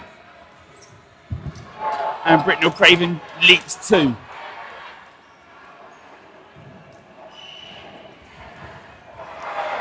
Dent with that single ball will look at making a hit here. But he takes the dodge instead. Decides against the single ball release. And they'll take 3.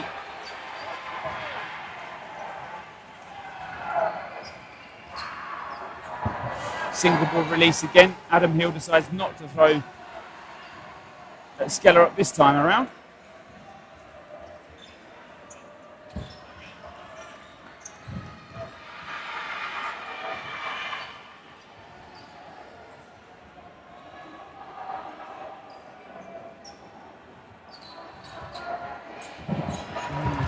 That was getting close. Oh, and Skellerup gets out there. A 1-for-1 there. But Australia still that one player down. One set down still also. The score 8-6 in this mixed semi-final against Australia versus England.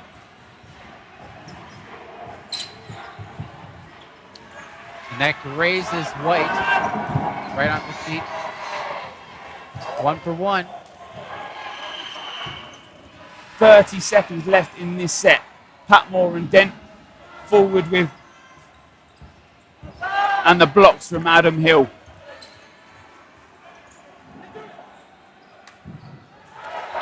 They're gonna throw. Pickering with the block. 4 balls. They're gonna take no time and throw at Dent. Ball pops And up. there's a catch. Craven takes that deflection catch. That ball's still live in the air, so taking that catch will take out Dent.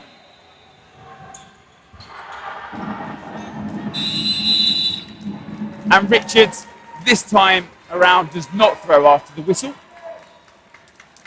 If you've been watching some of this tournament already, you'll understand that reference.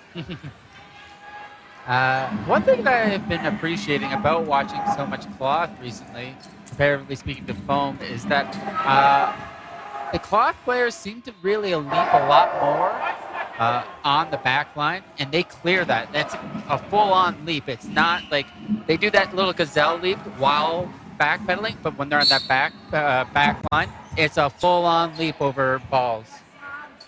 Yep, It's quite athletic. Is that height they're after? I can't imagine doing that over and over again for 40 minutes. And Hill and Richards both hit out in that play. Dent pushes forward, the side against it. 3 balls now.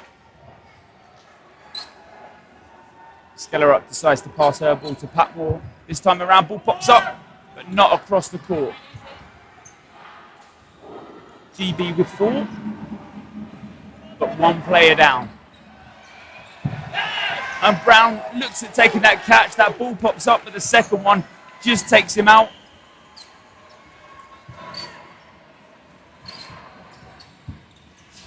Oh, and White. What a reactive catch by White. Yeah, great reactions from Meg White there. Just picking up that save and the catch.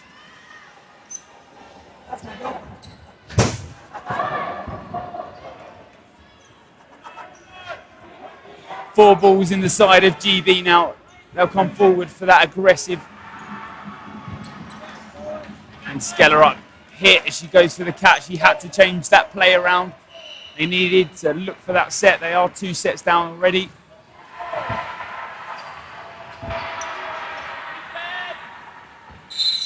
And the block from Millington ends that set. Another set in the favour of GB. Quite the set for GB there. They remained dominant throughout the whole thing there. And it seems like we're going into half here. Yep, that halftime score 12-6.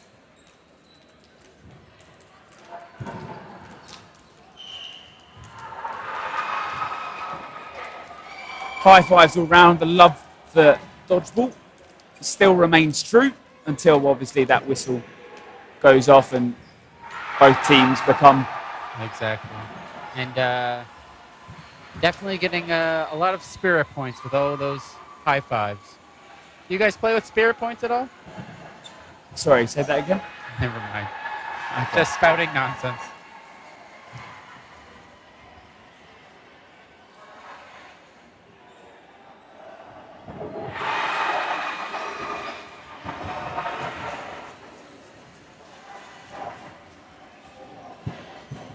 So what do you think Australia's new plan for the second half would be? They've got to start looking at being a little more aggressive and making sure that they're forcing GB to throw into them. I think the problem is Australia have been giving those balls away a little too much. They've had 4 balls on too many occasions. And obviously when GB have had those 4 balls, they've looked very dominant and aggressive and made sure that those hits have counted. Obviously, Australia now looking to play that.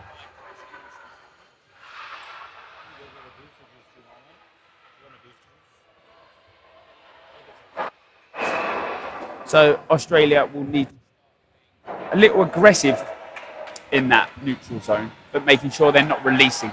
That way, then they'll get the majorities of ball. They need to shift the momentum onto their... We'll see if there are any subs in this second half. Just a reminder, with 10 minutes left to go in the game, we'll be up that Beercade player of the match for the Twitch chat to vote. A man and a woman for both teams will be nominated and put into that poll.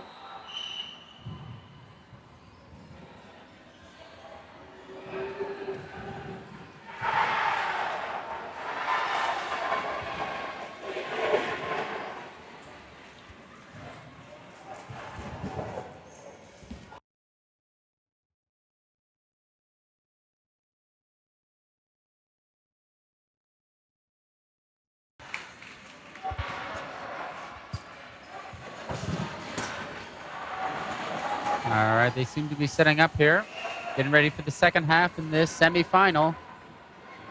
Great Britain 12, Australia 6. Yeah, Twitch comments stating some good facts. GB women shutting down that 99 Dent. Russell picks up the middle ball, but not clean enough. No subs from the side of Australia and no subs for the side of GB. GB have wanted to keep this lineup the same. If it's not broken, don't fix it. And Brown throws, but Britnell Craven drops low and takes that catch. That is a very good catch for him. Doesn't bring a GB player back in because they've already got 6, but it does take out Brown. Then also shut down in that scenario. Russell and Skeller up on the wings for this game.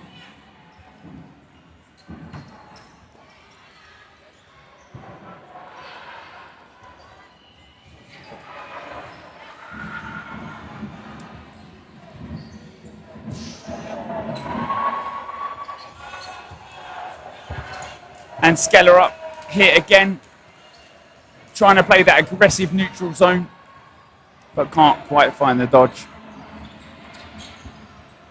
After 3 days of dodgeball, your body does become a lot more tired. You're pushing it to the limits.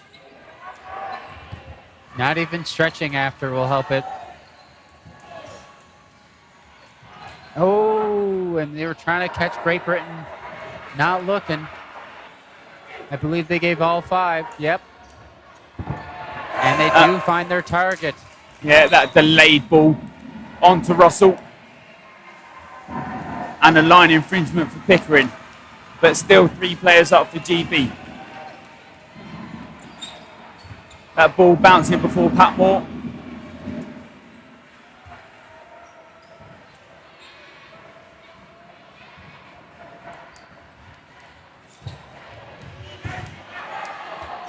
McLean just being forced back by Britnell Craven with a couple of fakes. Hill with the block. And the fake grabs that 4th ball. Smart from him. A nice pump from Hill. McLean hit by that 3rd ball. Good honesty from her. Unfortunately, when you're lying down stationary, it's very hard to dodge in that scenario. Patmore aggressive up, but White follows. And Johnny Day picks up that 4th ball as the GB ball retriever.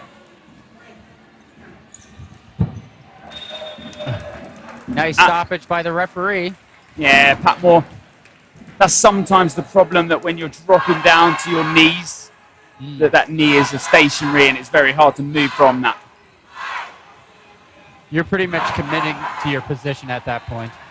And that's it. Now down 14-6. 17 minutes left of this half. Plenty of time for Oz to make a bit of a comeback.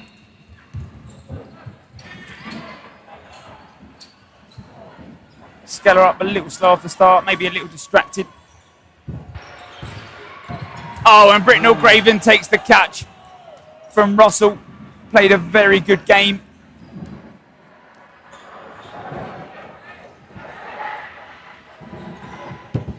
And another great catch by Dent. He responds with one of his own.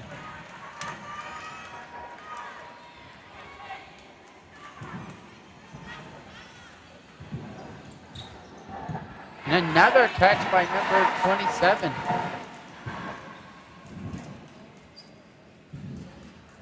Britnell Craven.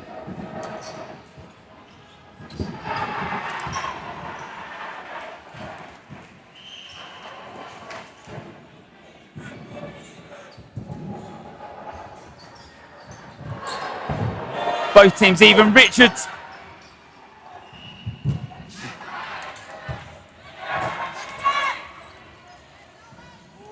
And Richards does pick up that ball. Russell barely survives, but he was able to. Yeah, maybe a little bit of a miscommunication from Richards. Very slow on that running counter, and a 2 out from that. Dent and Russell taken out in the same play. Great from the side of GB.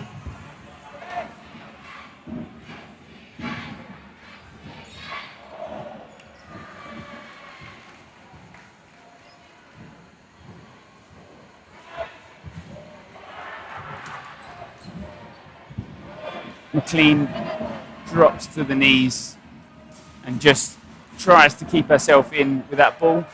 Obviously, ball goes a little wide anyway, and there's no need to block from that. Skeller up. Possibly looking for that catch. Had her hands up above her head.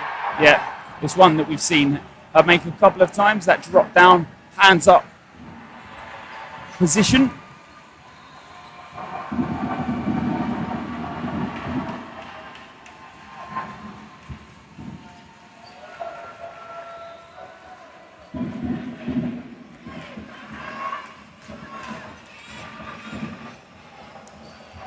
That single ball from McLean, that right side.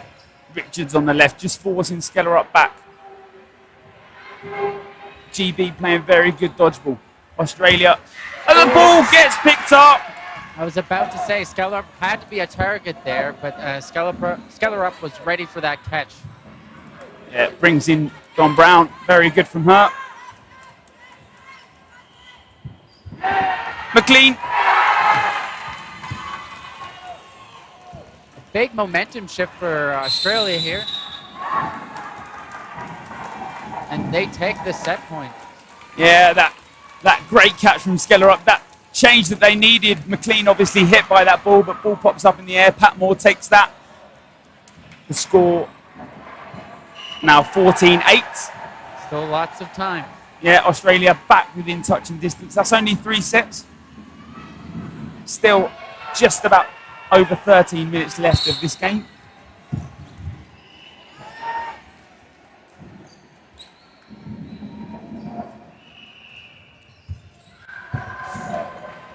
Dent fires that single ball into Richards, but Richards goes low.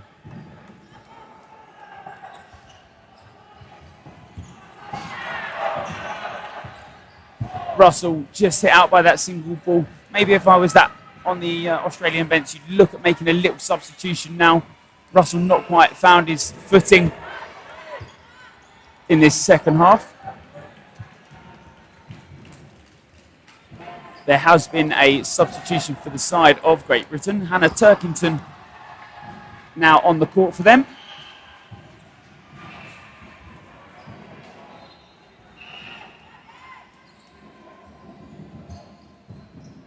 And they find Russell, no, Don Brown.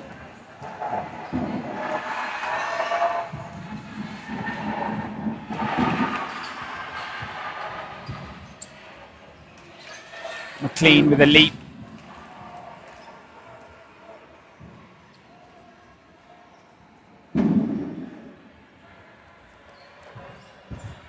So like we said, with about 10 minutes and the chest pass comes in. It's more of a shoulder chuck. Yeah, doesn't quite find the target. I think Britnell Craven just lifts his leg in that game. But then with a single, unfortunately not picking up the catch, takes that catch and that whole shift of momentum changes. Like you said, sometimes that catch can change everything. Skeller up with a single. Meg White in two minds there, wants to look for the catch but then decides against it. 4 balls now.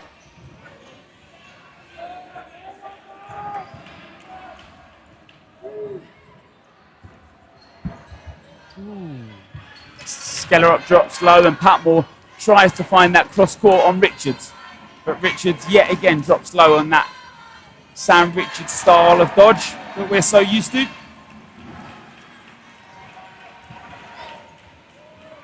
Nice pressure by Skellerup. Number 4 on Australia. Patmore. Yeah, and that's very good from GB because Turkington and Britnell Craven draw the eye of Patmore. And they throw all at Skellerup. Yeah, we've seen her make a couple of catches in this game so far. So they weren't taking any chances there. Timeout called from the side of Australia. The score currently 16-8.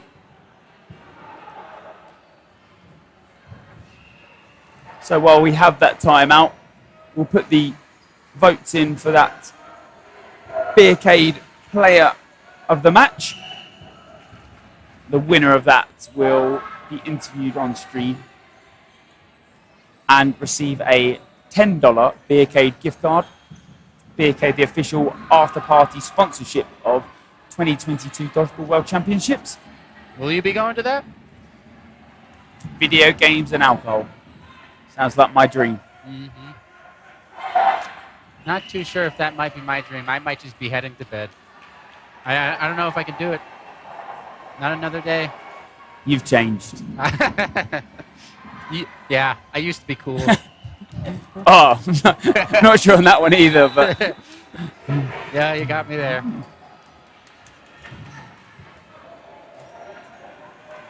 so 10 minutes 29 left on that clock. The score 16-8 to GB. Another substitution come in. Adam Hill taken off for Tim Day. Adam Hill will be playing in that men's semi-final later on, I can imagine, against Canada. So they'll probably want to rest him a little. No sub just yet for Australia. Meg White taken out by Dent. And no hit. Russell charges forward.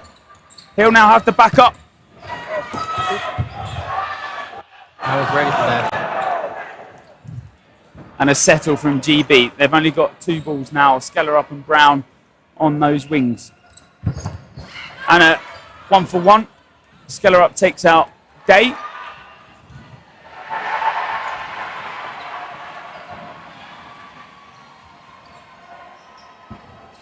And a Turkington with that fantastic dodge away from 1 ball.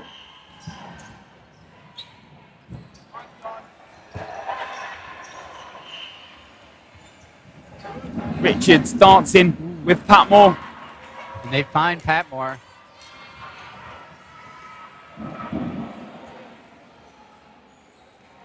McLean and Brown now from the side of Australia. A 1-ball release just from Brown. 2nd ball release from McLean. 4 and now, balls for Great Britain. Yep, and we said it at the half. GB had majority of balls, way too much, and they've... Brown takes the catch and then hit out.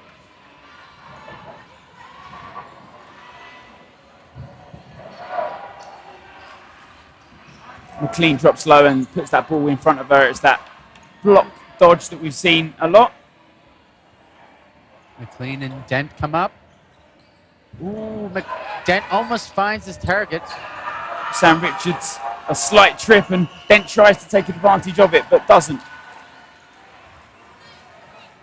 Turkington calling the play.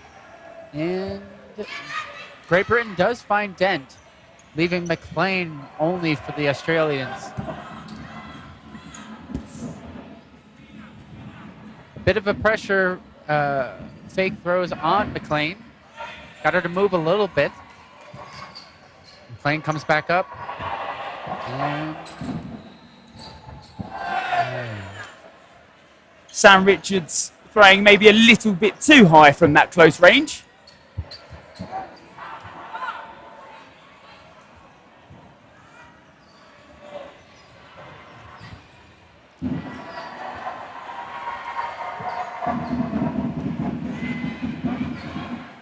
McLean, that single Australian player still left in. The block from Britnell Craven. And Great Britain gets the set points.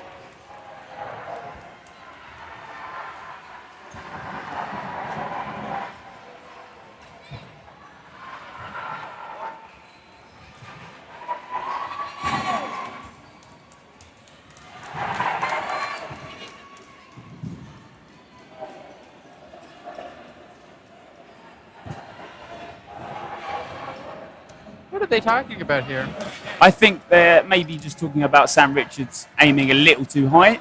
It's a hard one to judge because when McLean is that low dodger, yes, her head is in that area that a lot of people would aim for. When you're forcing someone down into that dodge and then you throw, that's probably where the problems arise. Neely is subbed on, but not aware of that single ball that comes at him, taken out straight away.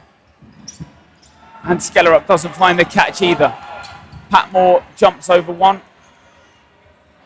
And now 2 balls to the side of Australia. Brown was thinking on it for a bit there. And No, Great Britain gets 3 again. Turkington making the call. Ooh, great catch by number 27, Brunel Craven. Yep. He's had quite a few of those in this match. Yep. That's why he's up for that Beercade Player of the Match, and a lot of votes heading his way. Played very well. He's dominated that wing. And obviously that catch has brought back in Ryan Neal.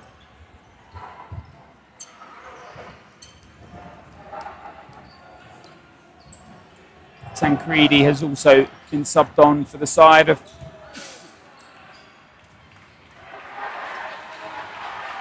Australia.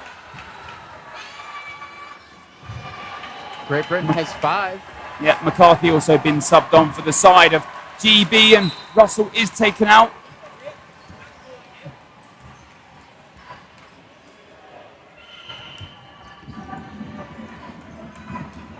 And the block from Ryan Neal. Oh, an extra ball came on from the other court. Yep. Just gives Australia that time to reset. Tancredi throws one and then just needs to dodge out the way of Ryan Neal. Referee confirming that that did indeed hit number 41. Yep, Millington.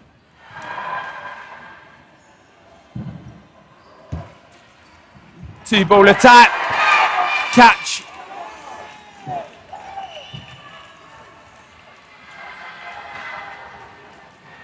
Britnell Craven thinks he's got that hit on Tancredi, but refs call no hit on that second ball. That catch has turned this game around. Ooh. Skellerup hit twice. Seems to be walking it off.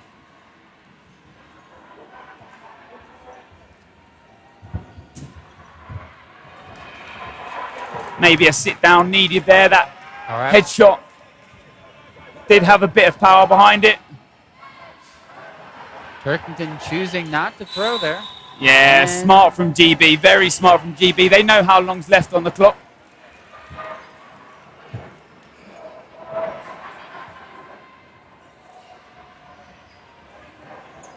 An apology just comes in from Ryan Neal. Obviously, you're always looking at that high-low throw on an opposing player. Exactly. Unfortunately, that power sometimes can cause a bit of a whiplash. Yep. Teams are ready. And they're off again. Russell grabs it for Australia. Brown is back up. And Australia's throw. And great blocks by Britnell Craven. Oh, can't even speak. Oh, and Don Brown releases the same ball, and Turkington is out for that. I think she runs off court, and Ryan great Neal catch. this time, although he doesn't look aware, is and picks up that single ball from Dent. And another headshot does come in. Don Brown this time feeling the effects of that throw.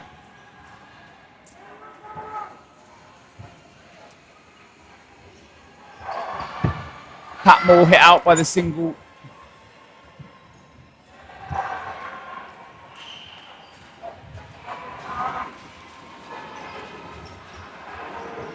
Tancredi with a single. Another single ball comes in. Ooh. And Tancredi is then hit out. Ryan Neal with the under the legs throw. I saw that. I was just about to ask, is that common? I think when you're running up and that player is then looking for the catch, sometimes a bit of a change of throw is sometimes needed. But also that ball then does hit him, so obviously. Yes.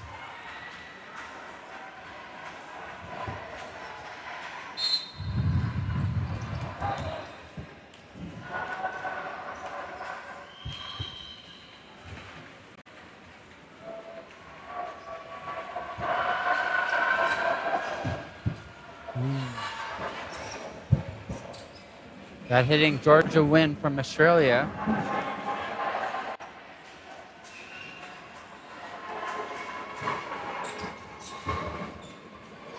Great Britain has 4. Let's see what they do. They throw 2. Yeah, 92 hit out in that play. Marcus McLaughlin. Yep. Russell does find McCarthy though.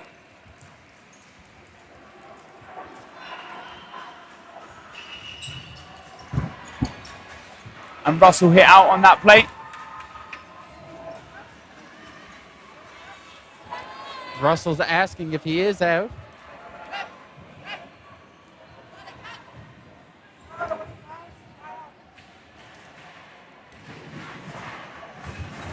I think a bit of confusion on whether Russell was still in.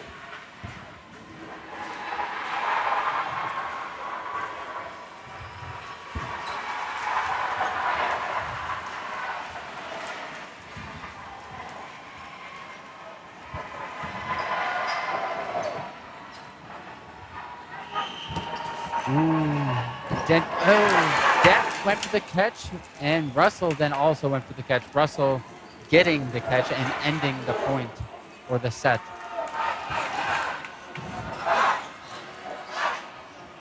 The score 22-10. This will be the final 90-second set.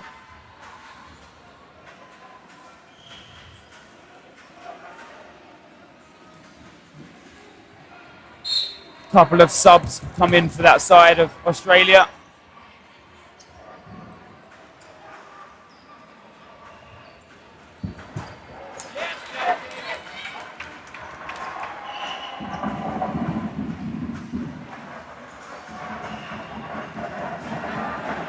Russell making the call.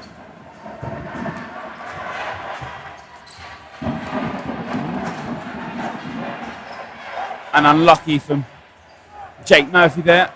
Almost a double. Yeah, bounces just before. Hitting number 77.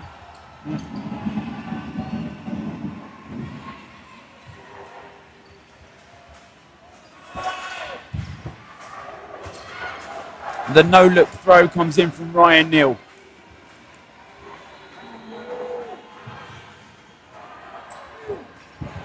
And the catch by Neal up at the in the middle of the neutral zone. Yeah, Ryan Neal. Another GB game will follow this, and it'll be against Australia again, but this time in the women's division.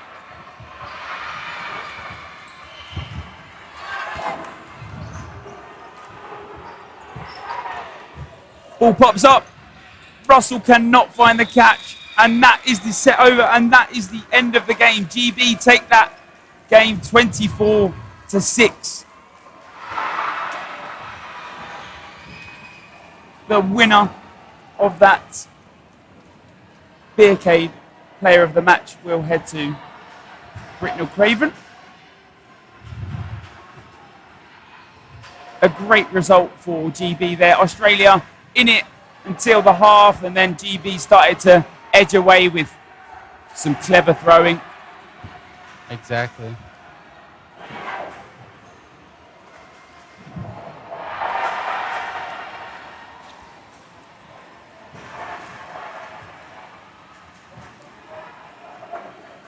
The Aussies will be heading to that third place playoff tomorrow. They'll be playing, I believe, USA.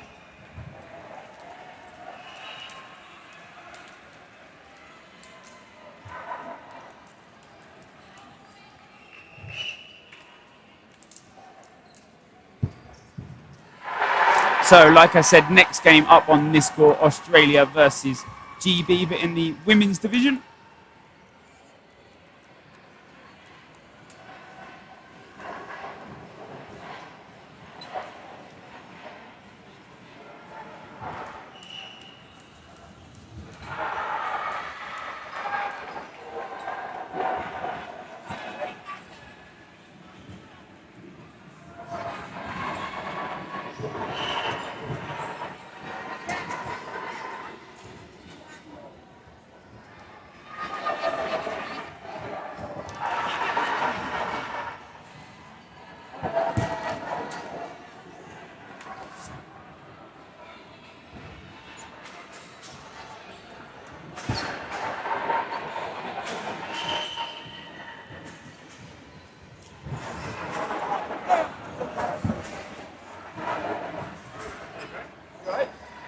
Not bad, my friend. Not bad.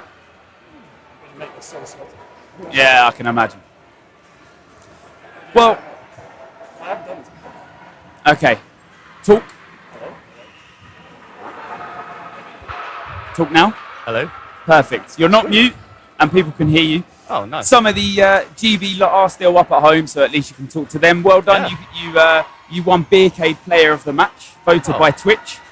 Amazing. Thank you very much. You win this little prize. It's a Beercade $10 gift card for the after party tomorrow. Oh, amazing. I will definitely be using that and not using it on anyone else. So. Well, congratulations. How do you think you and the team played in that one? Yeah, amazing. I think we're quite a fresh squad, not in terms of experience, but in terms of playing together. There are definitely a few of us who have played together before, but coming into this, we didn't have as much training together as we wanted to, so it took the tournament to gel, and I think that game showed that we've now gelled. Yeah, and that's it. So, one game left for you today. Later on, it'll be the men's semi-final. Sorry? The men's semi-final later. I'm not in it. Oh, you're not in the men's? No, I'm not in it. I'm just in mixed. Oh, okay. But a good result for you. Obviously, then great. you'll be heading to the final on Sunday. Yeah, and I wish the men luck, by the way. I should have said that. But yeah. Okay, that's fine. But thank you very much once again. That Beercade Player of the Match voted by Twitch. Have a good rest of your day. Rest up, Thank and you we'll very see much. you back on Sunday. Cheers. We'll see you Thank later. you. Thank you. So stick around for that next game. That's GB versus Australia in the women's category.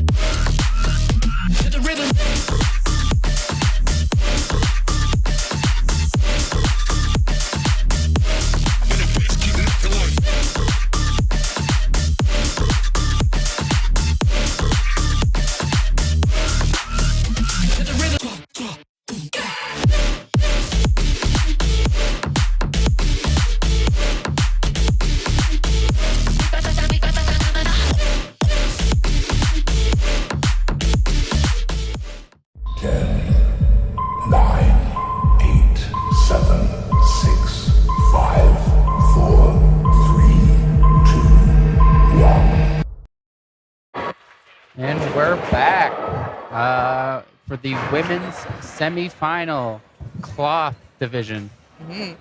Great Britain versus Australia. I'm Matt Larry, joined with Kendall Stelmack, thank you very much for having me back, Matt. Thank you for having me. All right, so we are going to see some cloth, the dodgeball. This is a women's semifinal match. This is our second to last match of the day that we are going to see here on this court at the Saville Center in Edmonton, Alberta, the host of the 2022 World Dodgeball Federation Championships.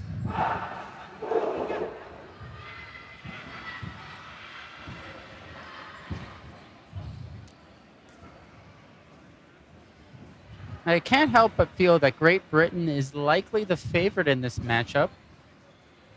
Great Britain. Yeah, they've been playing pretty well. Definitely, if we want to take a look at the standings here, I believe we can drop that into the chat.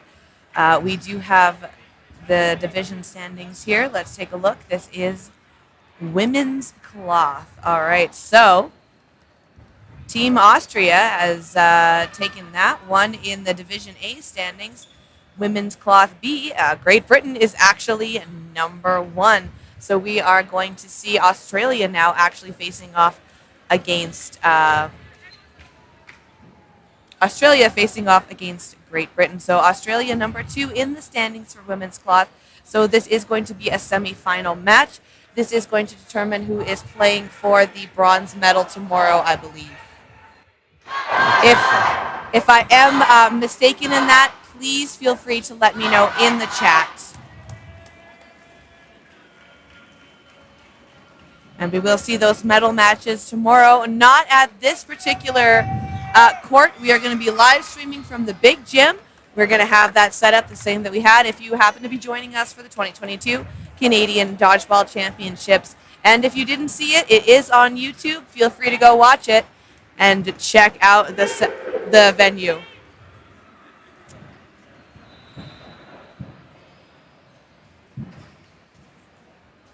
Yes, thank you. I do believe in the chat here that we are seeing the winner of this match will play Austria tomorrow.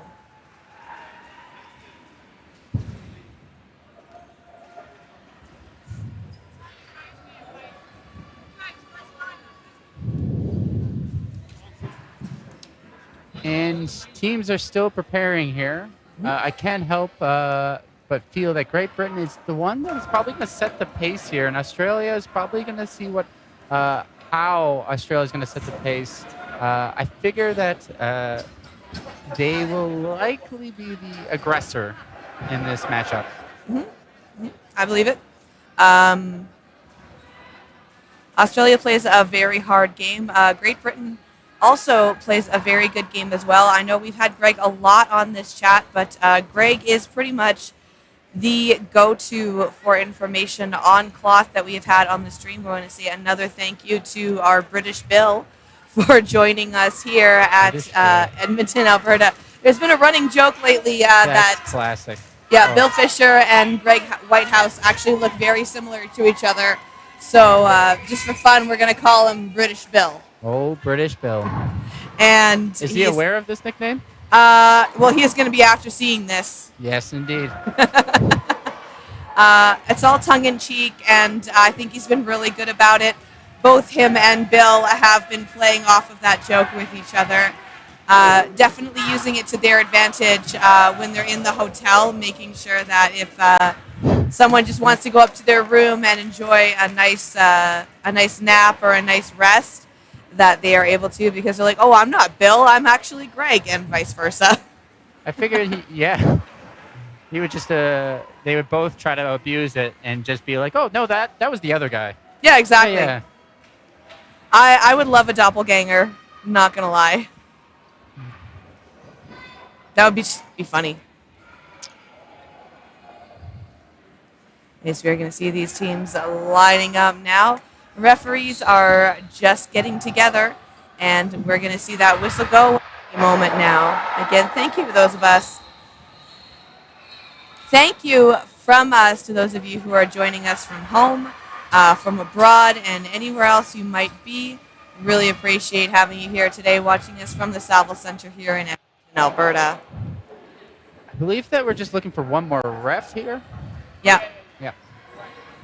Always a bonus. We always need those 2 referees, especially for these really high-stake matches.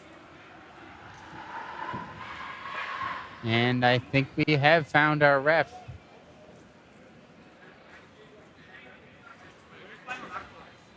I'm just about to start here. Absolutely.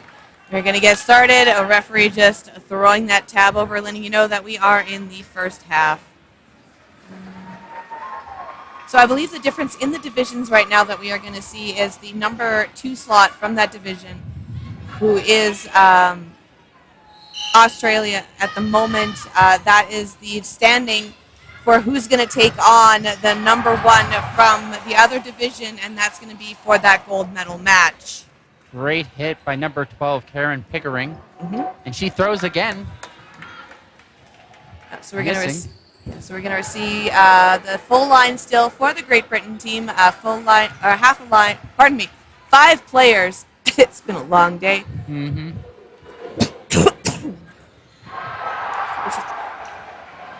So we're going to see here players for Australia coming to the line. So one of the things with cloth, again, if you are new to this, but of course, I feel like a lot of those players or a lot of those watchers joining us are very proficient with the cloth game. This is actually brand new to myself and Matt, something we've been learning this weekend. And you know what? I think the cloth form is growing on me.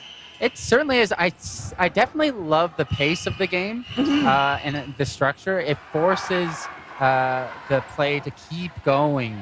And unlike foam, where you could dig in and hold the lead, in some cases, in most cases in cloth, you actually do have to keep the pace going.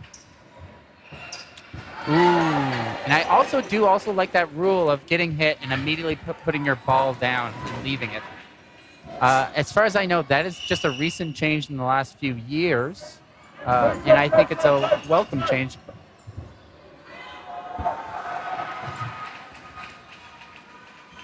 Great Britain with 4 balls now. And they throw 2 at number 25. Tara Skellerup.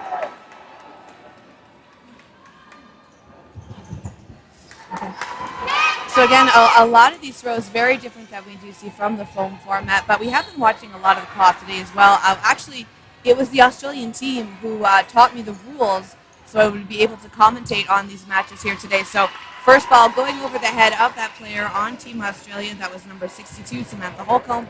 The second one getting her right in the knee pad. So that's going to be now 2 points for Great Britain as they take that set because they eliminated all the players from Austria and they still had players on the court. That gets you 2 points. We're going to see that on the clock right now. And they're off again. Australia ended up with 3 balls off the rush. It would be their burden. That middle ball is contested. It was flicked off of the court. It did get flicked over there, but the ball retriever managed to get it and bring it back to the Australian side, which did give the Australians burden. Another ball being returned by the Great Britain team, which is going to give Australia that third ball again, going into the neutral zone to throw. And no hits made. So now Great Britain returning fire with 3 balls. Referees counting down now until that play call. Australia with 4 now, and they don't waste any time and throw immediately 2. I like how that was done. They knew that the 2 were coming. Regardless of it hitting the target or not, their 2 wings went up and threw at the same target. That was great teamwork by Australia.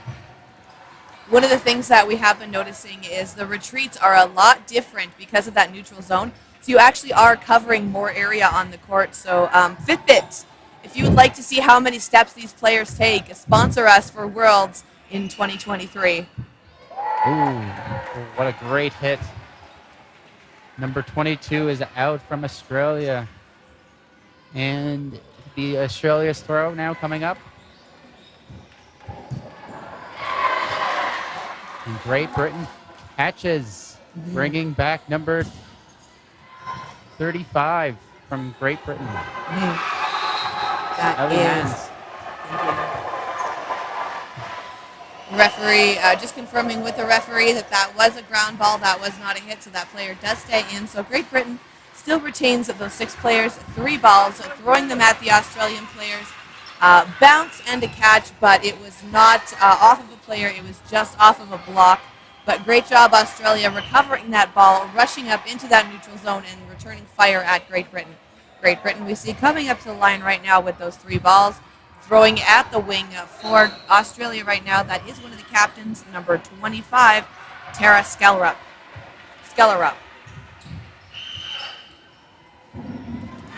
Australia takes a shot, misses. Let's see how Great Britain responds.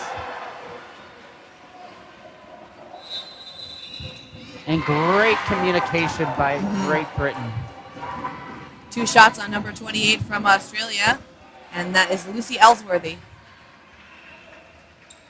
See, 4 ball now from the Australian side. It actually looked like Skellerup dropped those balls because she was going to try and get a catch while she was up in the neutral zone. The good thing about dropping those balls where she was, very easy to pick them up and throw at the Great Britain players if they decide to charge the line there. Who ended up catching with a clutch catch of her 2 knees right before it hit the ground. Ooh, absolutely the referee beautifully done. Confirmed that it was a catch, and Great Britain gets the set. So timeout now being called by the coach from the Australian team. A little bit early in the match. We only have about 14 and a half minutes on the clock, so not too much time has elapsed so far. But I think the fact that Great Britain has scored again is why they are going to be calling that timeout, just to kind of discuss their strategy. Again, Australia, fairly new to the cloth format. Great Britain, the veterans of the cloth game right now. It is 4-2, I believe. Yeah, so just gonna... Just waiting for the refs to update that. Absolutely.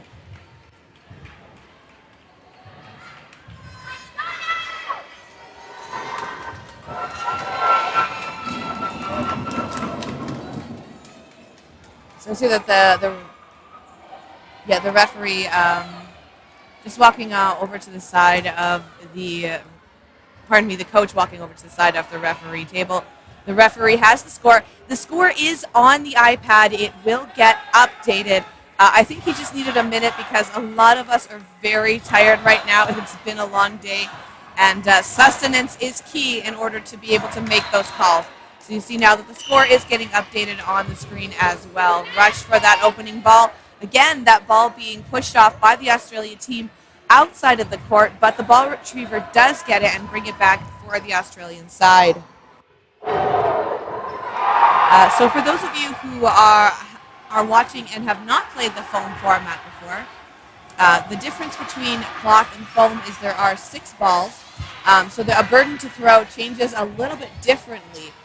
So if a team got a point at the end of the last set, they will have burden to throw because the balls are distributed evenly, as opposed to the fact Australia did not score in that last set, but they got that 3rd ball, so they had burden to throw at first. I know that much. There was a shot on Skellerup. Luckily, it was a block going straight down. It does return to the side of the Great Britain court. However, she is not eliminated, so she lives to dodge again. Another great dodge by Skellerup, that captain of the women's Australian cloth team. See 4 balls now for Australia coming up into that neutral zone. And they throw 2 balls right at Ellie Manns, who is able to leap over one of them and able to shift her body to dodge the other. Amazing dodge by Ellie Manns. That's another shot on the Australian side. So Australia now 4 players, just eliminating one of those players from Team Great Britain. So this is a 4v5 situation for first because Australia has that burden to throw with that ball, returning it now to Great Britain.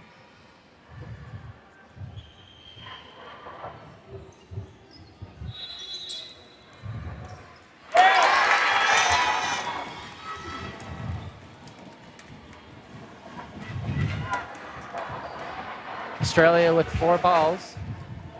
Oh, 5? Oh. Yep. A little bit of confusion. They just pass back balls to each other. And they throw 2 onto the Great Britain player making the body count 3-4. Yep. Oh, and great dodge by Ellsworthy. She gets over both. And they hit Ellie Mans. Australia is coming back for a momentum shift here. Let's see if they can close out this set. We've seen her as a target lately. She's been doing a lot of great dodging in this set, so Mans has become a target very early on for the Australia team. And a solid catch by number 48. No, Shanna I was right. Smith. That was a hit on number 28. A little bit of frustration walking off the court there, but I think it was a valiant effort. These balls, with the heft that you have on them and how they are thrown, it makes the ball a little bit more solid in how you hit. I was just really distracted by that play there. So I think what happened was the timer did go out for the referee. So that is going to be now another point for Great Britain, just based players on court. Exactly. Yes, speaking of the heft of the ball, just in the last cloth game previously, we saw 2 headshots seriously, I wouldn't say knock out an Australian player, but stun them a little bit. Yeah. So we just need to make sure that we are aware retriever errors are a thing as well. I do believe that the Australian coach was just discussing that with the referee at the end of that set there.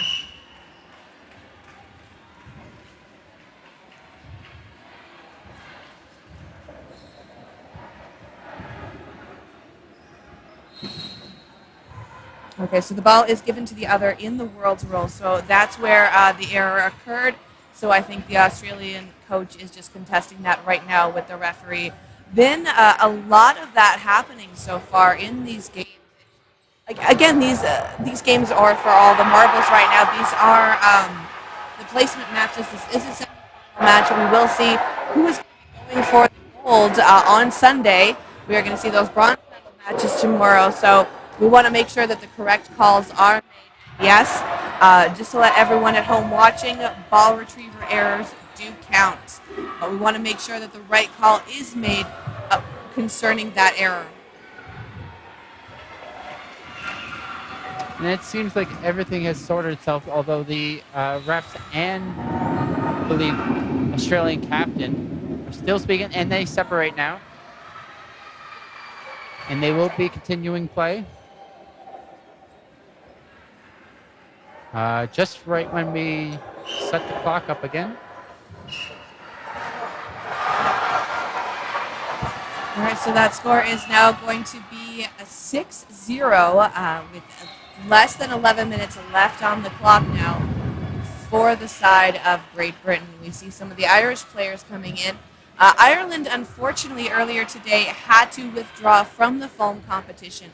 Ireland, as a country, only sent over a team of 19 people, and they played every format. So that is 3 in cloth and 3 in foam, men's, women's, and mixed in both. That is a lot of games that we saw from Team Ireland over the past couple days, and just overall, Spirit Award. Yes, indeed. And it speaks a lot to their love of dodgeball. Yeah, absolutely.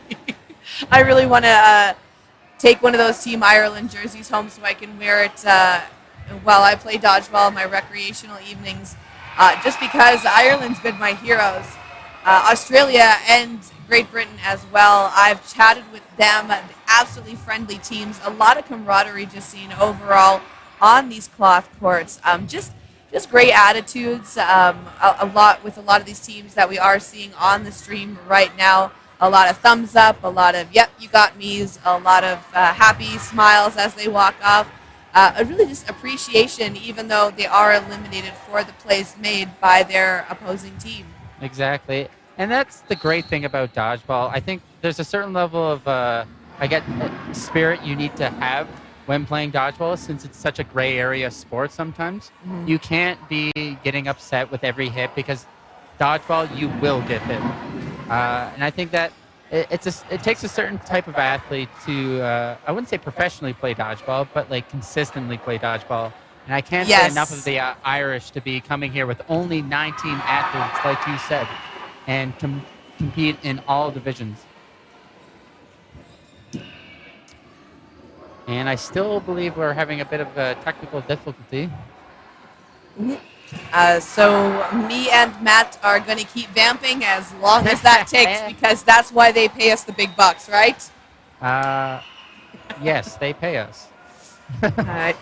Maybe we'll just throw that into the chat. Let's give us a shout out in the comments. Where are you from? What time is it there? Who are you cheering for? Who's your favorite athlete? Because we are going to see that vote going up later in that second half for the player of the game. You know who I'm cheering for right now? Who? That app. Go app. Oh. Well done, Matt. Well done. Thank you. All right. So it is 2 a.m. in Great Britain. It is 11 a.m. in Australia. It is almost 7 p.m. here in Edmonton, Alberta. That is a lot of time zones and regions being covered. Thank you to everyone in the chat who is joining us. Netherlands coming in 3 o'clock in the morning. I feel like y'all are going to need some coffee after watching these matches. How about that? Honestly, I need coffee right now. I just had a Red Bull. Oh, and we're off. All right, there we go.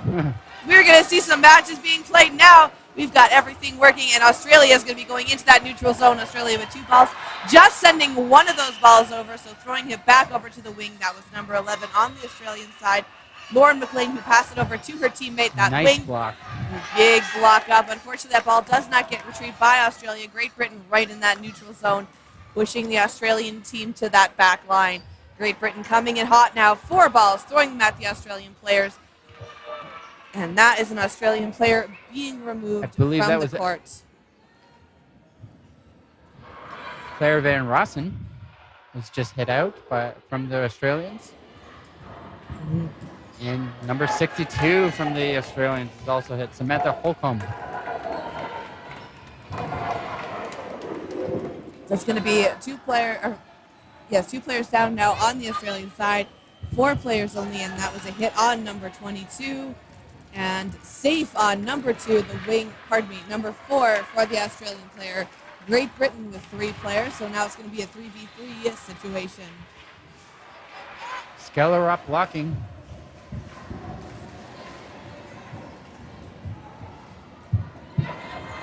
So there has been a lot of changes to the rules made just recently for the WDBF format. Now, I think the reason why we did that is because there are a lot of different leagues throughout Europe that play the cloth rule set. So they wanted to combine basically all of those best rules and make them into one consistent set. There might be a few discrepancies, but I think this is the one that the World Dodgeball Federation is going to go with for those teams that are going to play under that banner. And not to say that those rules are exactly permanent, but I feel like the World Dodgeball Federation will be reviewing the rules every other 2 years with the tournament. This is the first time we are seeing cloth being played by the World Dodgeball Federation as well. We're seeing both formats here. Normally we lean pretty heavy into the foam, but it's really nice to see a lot of countries with their first time ever playing cloth. That's the end of the set, so that is going to be points on the board now for Team Australia. Australia on the board. All right, we're going to see those 2 points now. We have about 8 minutes left in this first half. This is going to be a pretty close game now. Still anyone's game here. So we do have the rules up on the World Dodgeball Federation website. I'm not sure if they are the newest set of the rules. Again, reviews and changes and decisions and board meetings are always going to take place after tournaments like this. Then we are going to make it the easiest for people to enjoy them at the next tournament, and we will see you in 2023 after the medal matches this Sunday.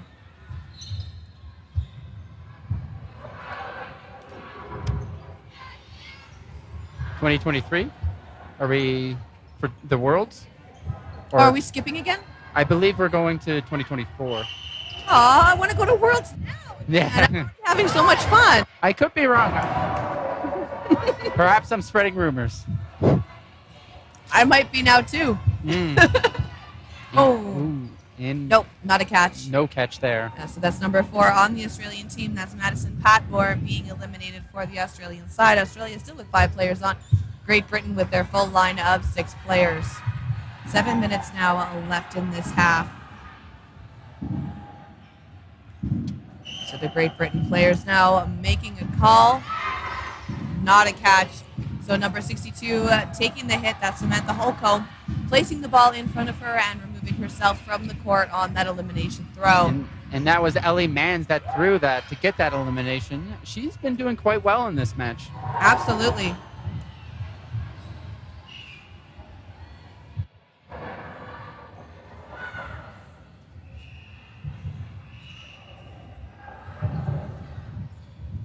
And there's a bit of a stoppage here. So we can see that happening again.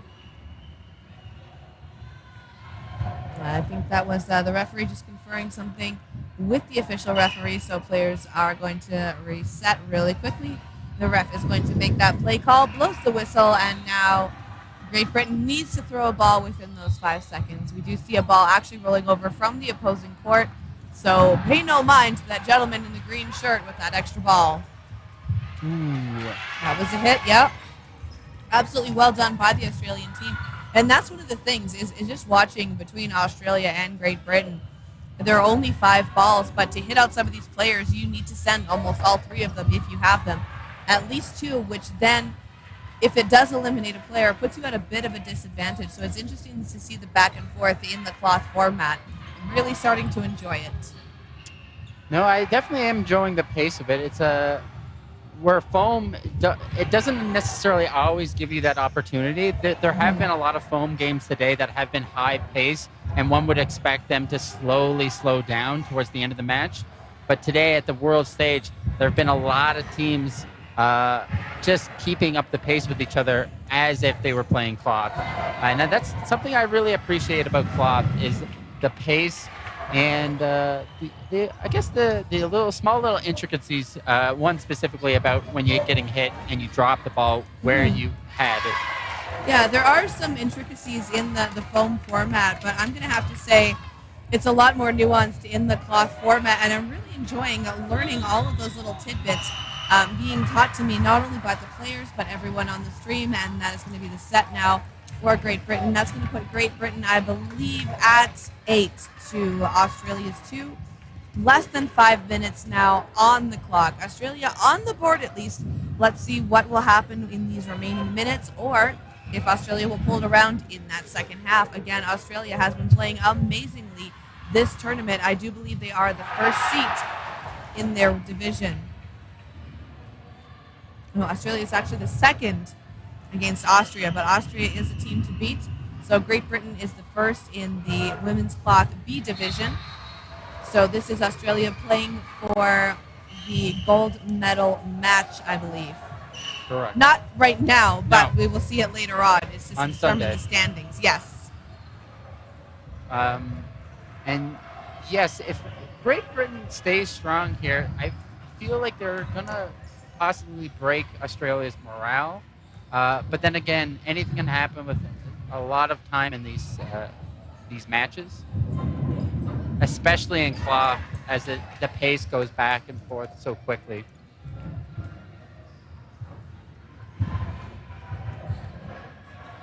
Great Britain coming back up. Sculler up, blocking.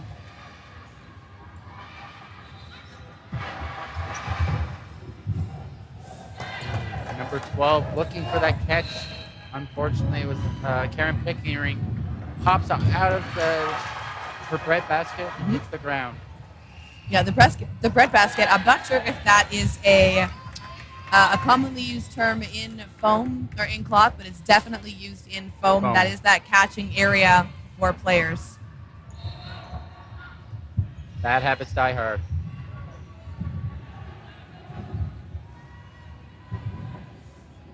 Absolutely. So I think one of the things that we might see change within those new rule sets is potentially the back line for foam being moved. That was a beautiful shot by those Australian players. Now, she is okay. She is off there.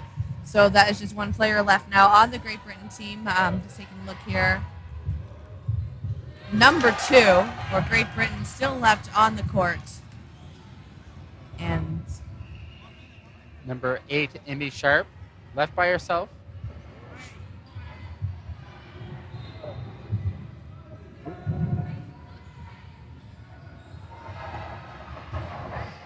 Australia's going to want to finish this point. Ooh, and they do. Yeah, so that was number 8 for the Emmy Sharp for the Great Britain team. Going down there, trying to get that catch, and unfortunately not getting it. All right, so that was going to be the end of that one. Australia gets that point. Timeout now being called for Great Britain. So Australia 4 points now. Great Britain with 8 points.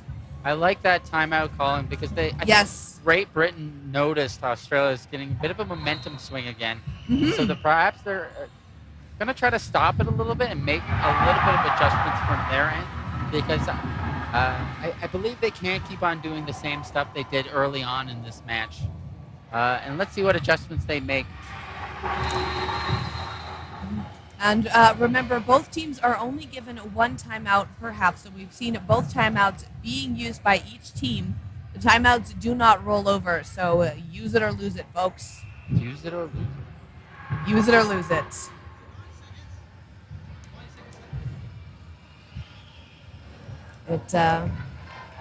Those player timeouts do not roll over, nor does PTO in a regular job. And remember, all of these athletes, these are professional level athletes. However, as far as I know, there is no professional dodgeball where people are getting paid for this.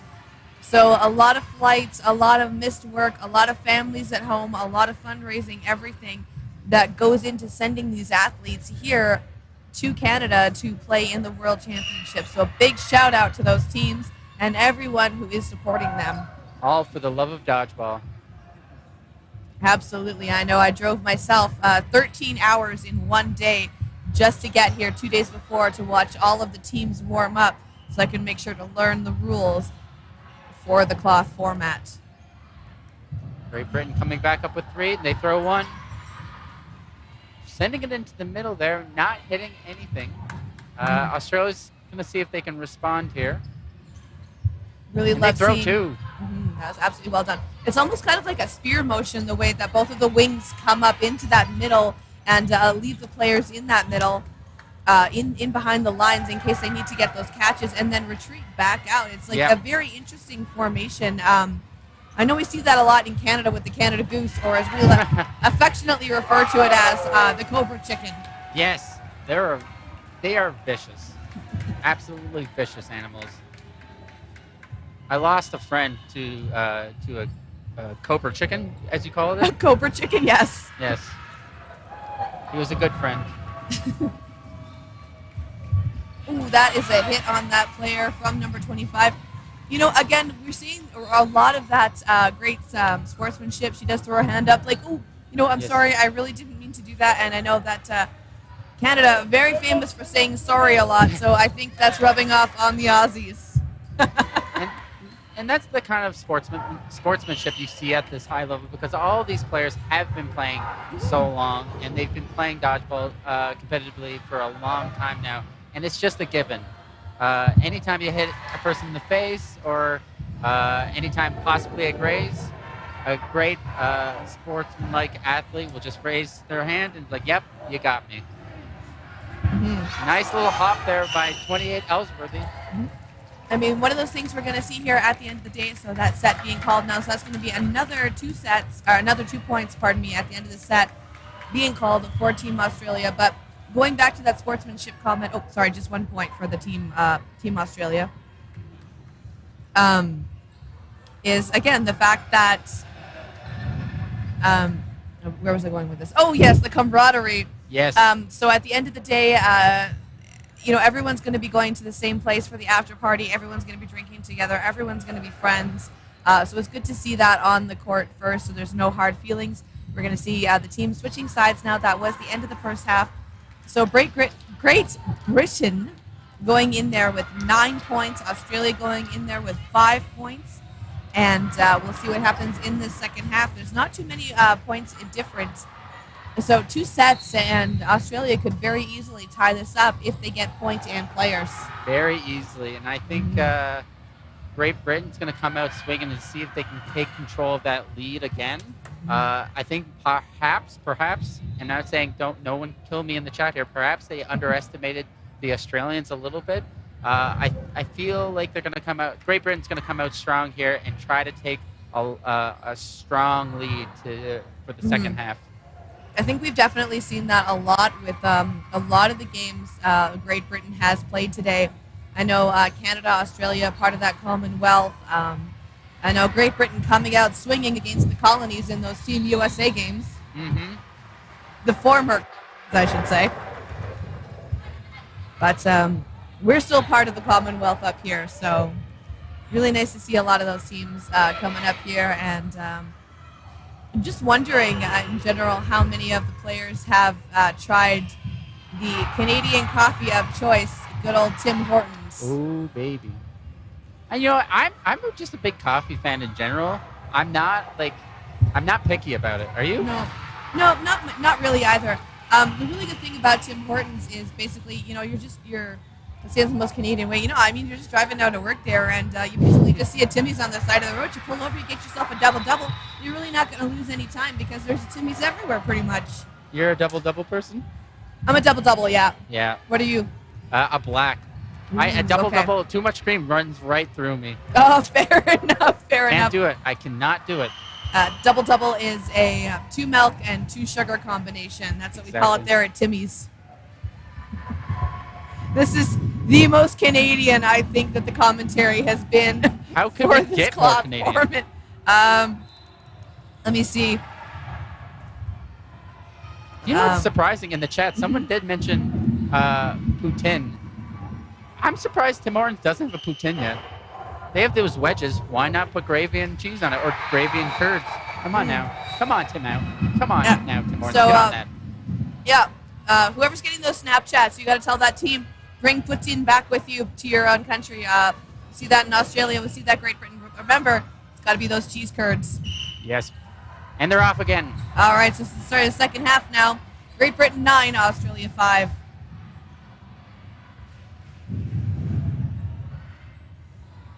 So hopefully there's a lot of Canadian terms that people are going to be learning in this chat, and hopefully they're finding us entertaining, especially double-doubles, Cobra chickens, and all that talk about saying sorry, eh? Yes. Yes, indeed. All right. So Great Britain, they still have their full line of players. They have 3 balls, so they're going to have burden to throw coming up to the court. Now only 5 players left on the side of Team Australia.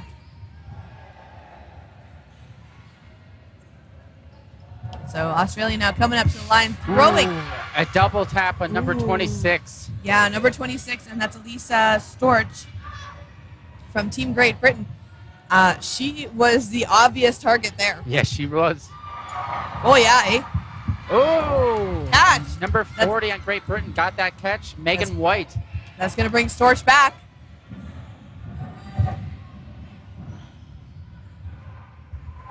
Great Britain with 3 balls. Mm-hmm.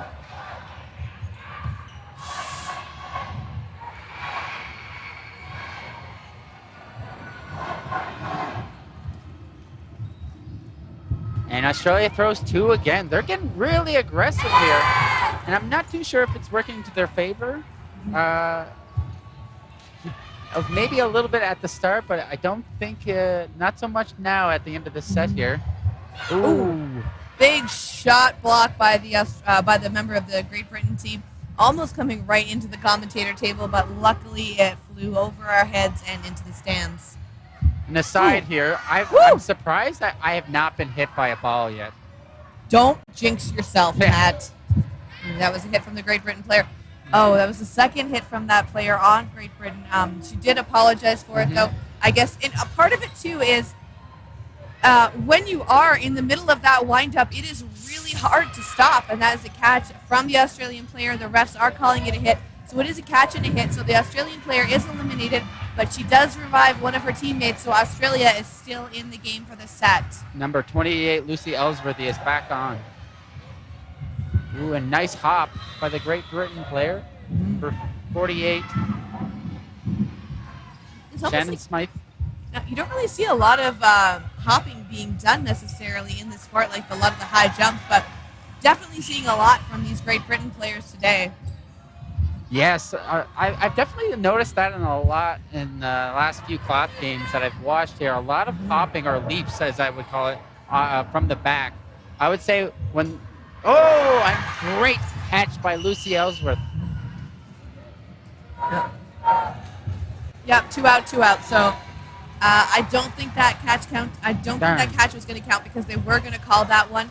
So it's actually going to be a tie point for that match. So they are going to be getting their points each. It's only going to be the 1 point though. So Australia's going to go up by 1 point to 6. Great Britain is going to go up to 10 points. Great Britain previously had 9. So it was tied at the end of that set there because there is that 3-minute set in the half of the match there. Ooh. A little bit of false start. I believe it was.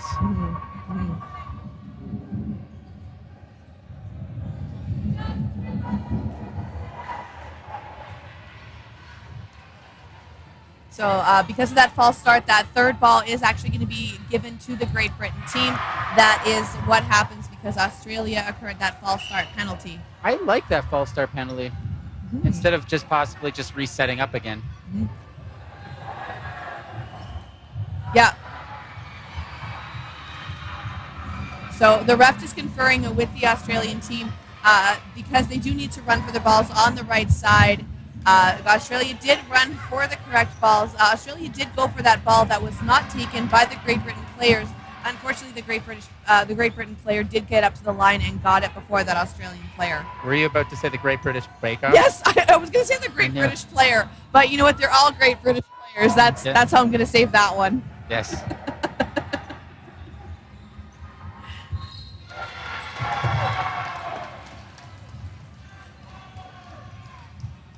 All right. I'm just going to take a look here. Coming up next on this stream, let's take a look. Storch with a great dodge there. So coming up next on your screen is going to be Canada and Great Britain. That is probably going to be another one of our semifinal matches. And that is going to be for men's cloth coming up here on the cloth stream. Sharp coordinating the play. They bait another ball. Great Britain with 4 balls now. Sharp coordinating another play. They throw 2. And they found their target.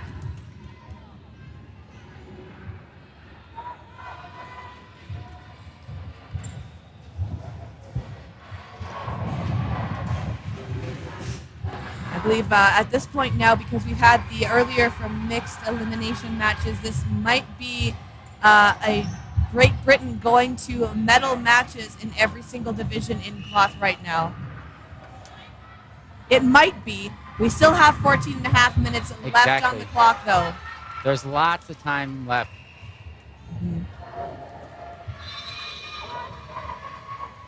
All right, so we're going to see those play calls made now for the Australian side. Australian did have that third ball. Burton is now going to go to the Great Britain side.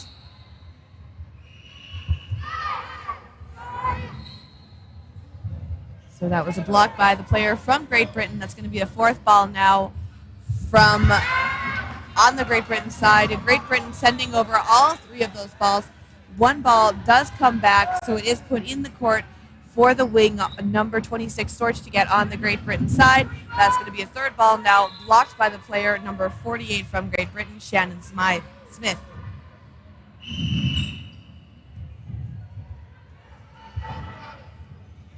So the referee just counting down. Brilliant catch by Skellerup.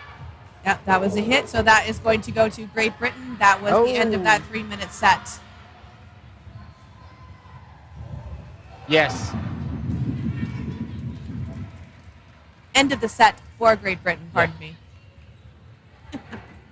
I know it's only 7:30 here, but we have been going at it since 8:30 this morning, Mountain Standard Time. Oof. I've been up since 6. Why? I had to pick. I don't sleep very well. Yeah, you're from a further time zone out than me. So fair enough there.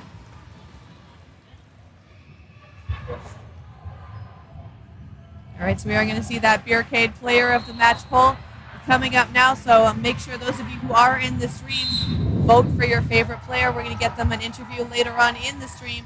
as well as that $10 gift voucher for the Beercade, the official after-party sponsor for the World Dodgeball Federation Championships. Great Britain now coming up to the line with 3 of those balls. Storch just going for those shots. She does get eliminated, and her retreat off the court was amazingly well done. A lot of smiles, a lot of claps, like, yep, gosh darn it, I got hit out. But again, really great to see that attitude. I'm trying to not swear on the stream, Matt. Don't make fun of me. Gadzooks is not a swear. No, I'm trying. I thought because I said "gosh darn it" that you were. Oh no, definitely not. Okay, all right, I'll allow it. I love darn. Darn's a great phrase. I believe one of the phrases that we taught to some of the teams was kerfuffle. Oh, that's a great word. Yeah, kerfuffle's a good one. Ooh, Great Britain down to 1 player now. Australia giving some great momentum here. Still lots of time left, and let's see what. Yeah, number 4 from Australia pushing the line. A little bit of a pass there from number 33 on the Great Britain team, but Australia really pushing it at her. Australia throws and takes out number 33. All right, that was that hit now by number 4 on the Australian team. That was Madison Patmore. Well done, Madison. That is going to be another set 1 for Australia. Australia now closing the gap with 6 points. Great Britain, 8 points. Didn't see that update until just now. So Great Britain 12, Australia 8. So again, still anyone's game. Yeah, only about 4 points difference now, I believe, if my math is correct, which I don't do very well. No, I don't either. I just recently thought Australia was in Europe, so I cannot be trusted. Good Lord. I'm never going to live that one down, to be honest. I am way too tired, and I'm not even going to attempt math. So I'm not going to further embarrass myself. As you can tell, I'm somewhat annoyed with myself. I don't know why I said that. You told me the story. I've already heard it. It's just... It's funnier now? It's gosh darn funnier now. I believe it's kind of a tragedy, but you know what? As long as I can bring humor to someone's life. Oh! And I hit onto Skellerup. That was I love those dodges by Storch. She's able to quickly just send her feet flying in the air and coming right back down. You were thinking that she was very fleet-footed. Yes. You know what? Thank you for the save. You're welcome. Yes, that's exactly what I was thinking. I got you. The teamwork makes the dream work, not only for the dodgeball teams, but for commentary as well, yes. folks. Oh, I need severe sleep deprivation mode right now. Yeah. But you know what? We're still got one more match. It's not going to be me and Matt. Probably going to take a nap. But we are going to see Greg coming back to the stream. Greg being the British Bill. Oh, British Bill. All right, again, so 3 balls now, 2 players left now on the Great Britain side, doing an amazing job. Block by that Australian player. That is number 63 for Australia, Claire Van Rossen. Again, we are trying to give you the play-by-play as fast as we can. This is a new format for us.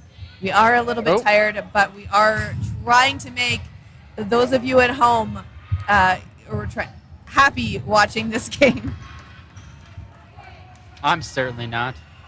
I am happy watching this game. You're thinking the wrong thing, Matt. Yes. We're here for dodgeball. Love of the game. I love dodgeball. I'm happy for dodgeball.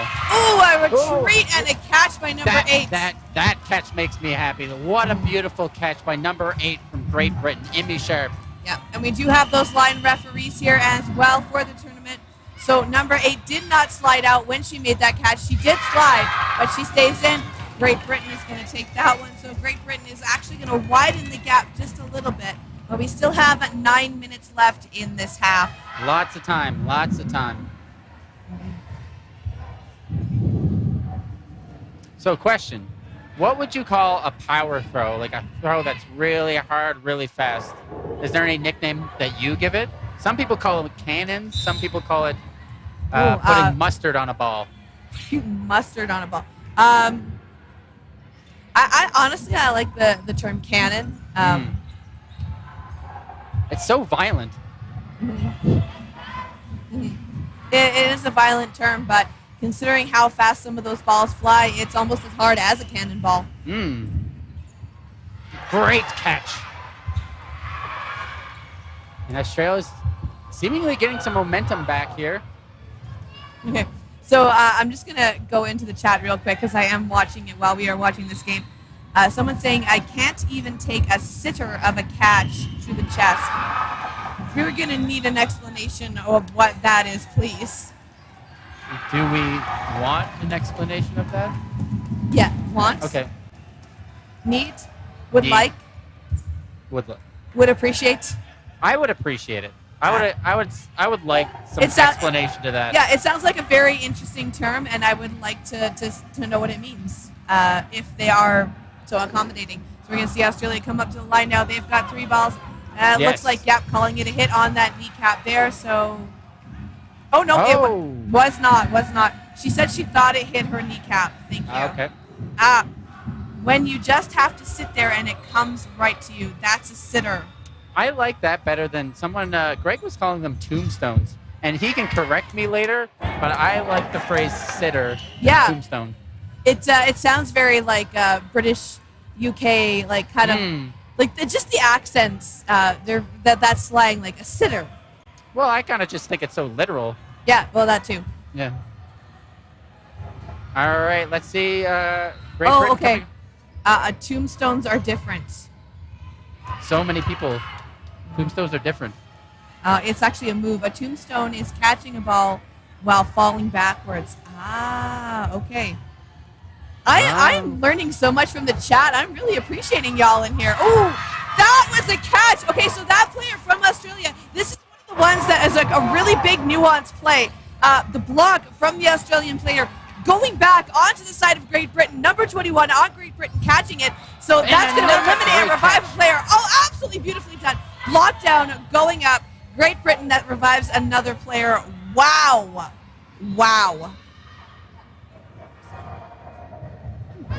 That was holy. Yeah. A big momentum shift back into Great Britain's favor here.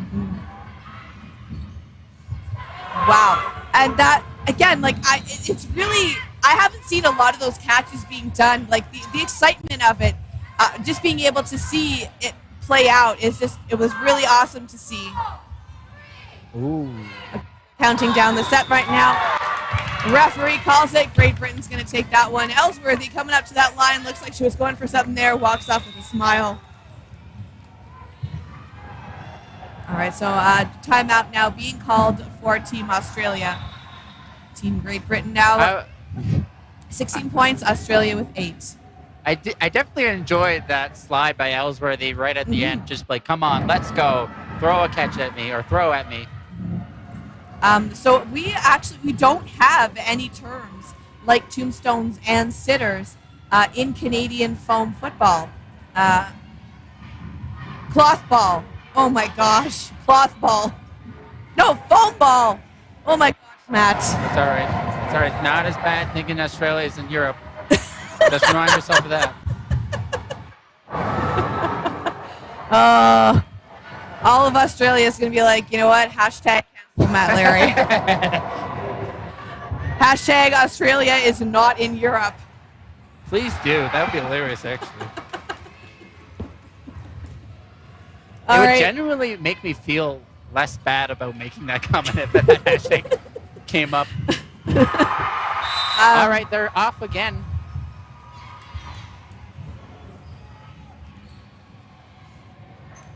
Okay, so Great Britain, they are going to get that third ball on that opening rush, so they are going to be throwing. That was a ground block by number 21. 21 in the middle, still staying in the game. That player, number 22 from Team Australia, really pushing the line in that neutral zone there, and that was Simone Phillips. And then she retreats back and takes the wing position. That was a hit by number 40. Thumbs up, walks off, but high fives from the teammates.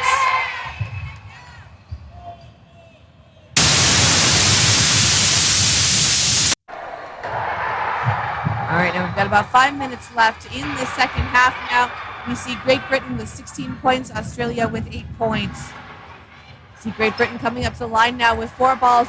Great Britain has been very consistent with their ball control, and I think that's why they have been winning a lot of sets. I do apologize. A little bit of feedback in the microphone just now. I think is because there was a change in the loudness in the gym, so that might have been picked up on the mics there. A lot of energy coming in. We are going to see what's happening with this team now. It's a block by number 8. Absolutely well done by Sharp there. Great dodge by number 33, Hannah Turkington. Ooh. Yep, that was a hit. So Australia, 4 players now on the court. They have 2 balls. Great Britain with 4 players. They have 3 balls. Great Britain is going to throw. Again, with those 3-minute sets in there, I'm not too sure how much time is left on that little set clock. But we do see less than 4 minutes to go on the game clock for the half. Beautiful block by, I know her name, from Great Britain. Storch. Yes. Ooh, Ellsworthy was not expecting that one. Running up to the line, and she was about to throw. She throws her ball down. I know when you get hit, you are supposed to place your ball down. The ref kind of wagging his at her. She let the ref know. It's really hard to come back from a wind-up, and the ref just did let it go. Sometimes that can result in a blue card, but really great to see the ref letting that one go. He understood that it was from Ellsworthy. Definitely not intentional. It was mid-throw, and especially with the cloth balls, you're kind of committing to a throw like that. Oh, absolutely. As soon as you wind up, You the have follow-through is impossible to cancel, and honestly, it might hurt if you try to do that. And some people have mastered like that big pump fake with their follow through. Although Not other me. people, no, certainly not me either. Yeah. But there's a lot of top level cloth players that are able to do that. And when I'm watching these games, Yeah, that's going to be the end of that set. So we're going to see here 2.5 minutes now left on that game clock. We are going to see another 2 points now for Great Britain, and that is going to bring them up to 18. And Australia with 8 points. There is a little bit of a 10-point difference. There is 2.5 minutes left on the clock, so we need to start seeing some aggression from those Australian players. We are going to see a ball retriever anchor off that Australian player. Australia trying to go for that 3rd ball right off the opening rush, and Australia gets it with that anchor. Beautifully done, Australia. They're going to come up to the line now. They're going to be throwing 3 balls from that neutral zone, but catch by Storch. catches it. Yep. Thank you, Matt. Ooh, a question here. What has been your favorite cloth match you've watched so far? I think the one right before this. Okay. I think that was mixed Great Britain and Australia. 2 of your favorite European countries. Yes, 2 of my favorite. Oh, I'm never going to live that down. Not as long as I'm sitting next to you, Matt. Exactly. I'm really actually enjoying this match. I'm really, a lot of players going very smart, a lot of the fundamentals being seen, and I think the reason why I'm enjoying this one so much is because I have seen so much foam played over these past few days that I'm really starting to get a deeper understanding of it now. So I'm able to make a lot more concise and accurate calls with the commentating. Exactly. Oh, and Storch really wanted that catch again. She's been catching all match here. One thing I will say about the cloth game is I do appreciate going from foam to cloth. Just like I said before, it's a change of pace. When there's a very stop-heavy game in foam and I come over here, it doesn't stop as often. The pace is often going, and I do enjoy watching it and commentating it. I like how there is a flow to it. Now, I don't know if this is going to be controversial or not, but I think that one of the things I would possibly like to see changed in the cloth format is the single elimination like you have in foam. The 3 minutes does throw me off a bit. Oh, yes. But that's my personal opinion. Please don't cancel me. Oh, so that is actually going to be the end of that one. So Team Great Britain, they're going to take it. They are going to get that points in there. So that's 20 points. Australia with 8 points. Very well done on both sides. So we are going to see Great Britain going on to the gold match later on in this weekend. So again, we're moving into the big gym. Tomorrow we have another match coming up, and that is going to be Great Britain versus Canada, and that is men's cloth. This is going to be a semifinal match as well. And yeah, I'll just go ahead and grab our breakthrough or our Barricade player of the match. Absolutely. Thank you very much for that, Matt. So again, coming up next, we have Great Britain men. This is going to be a cloth match. I do see I did create a bit of a controversy in the chat. I do apologize. I am fundamentally a foam player. That's the one I know. So it does take a little bit of getting used to. So again, that just might be my snobbishly biased opinion. So thank you for those in the chat giving me the information of why you do prefer that set time.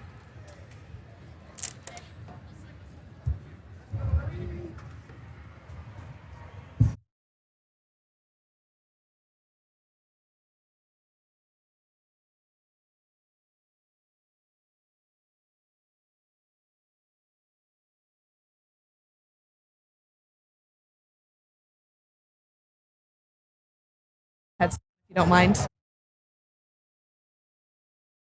You are number 35 from Great Britain. You won the player of the match, so we're going to be presenting you with this $10 voucher for the Beercade.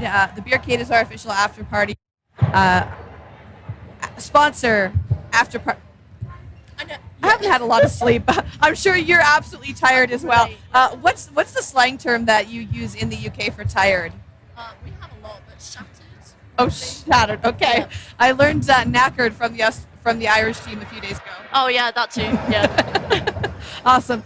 All right. So you absolutely dominated in that game. Everyone voting for you in the stream. What would you say your favorite moment was? I think my kind of sketchy catch was quite good. It sort of like rolled onto my knees, and I was like, yeah. So from what I understand, that's called a tombstone. Yeah. Okay, I got it right. I didn't quite get all the way back, but halfway. No, you stayed in. That's why that catch counted. We'll take it. Okay. So how long have you been playing the cloth format for? I'm guessing that is the predominant one in the UK. Yeah. Okay. We don't really play that much foam in the UK. It's mainly cloth. We have like cloth leagues and stuff. I started playing September 2019 at uni. Okay, so you're fairly new to it. Yeah, and then obviously COVID hit, so that was quite bad for our uni trainings. But we're sort of coming back now. This is my first Worlds. Euros was my first international with Wales, like last month. So it's all very new and exciting. Awesome. So is Wales where you're from originally? So I've got lots of family in Wales, my mum's side, but I live in England at the moment. But yeah. Okay, awesome. So speaking of the family that you do have back in Great Britain right now in the UK, anyone you want to give a shout out to? I think it's relatively late there, around 11 o'clock at night now. So staying up late to make sure they see you getting this interview. Well, anyone from Warwick Uni, if you're watching, hello. I've got 3 brothers and maybe a couple of them might be watching, but my parents are actually out here in Canada, awesome. So that's really nice to have them in the audience. Awesome. Have you enjoyed being in Canada so far? Is this your first time? This is my first time in Canada. Absolutely loved it. Awesome. I can't wait we're going around Banff and Jasper afterwards, and I'm very excited. Absolutely beautiful. I have been to Banff before, so I will recommend if you get a chance to do it, take the mountain trail on Sulphur Mountain and take the gondola and a gondola ride up the mountain. Good to know. Absolutely beautiful to see. Top tips. Thank you. And so you are going to be going on to one of those medal matches tomorrow. So yes. What do you think? What are you going to be thinking about for your team? Like, what kind of strategy you guys going to be doing? I mean, what we try and do is just concentrate. Oh, scared I was going to get hit by a flying ball. Concentrate on like our pace and not get drawn in too much and get a bit too chaotic. I think we've got Austria in the final. I think Great Britain Austria is quite like a rivalry, especially in the Euros. It's normally England Austria in the final. So we've played them before, not me personally, but others in the team that have more experience. So we'll see how it goes. Well, thank you again very much for joining us. I know, again, you said you probably were very shattered. That's your last match of the day. So go home, get some rest, and good luck tomorrow. Thank you. Thank you. Cheers. Thanks. All right. So coming up next on this cloth stream, we are going to see Great Britain take on Canada men's cloth. Stay tuned.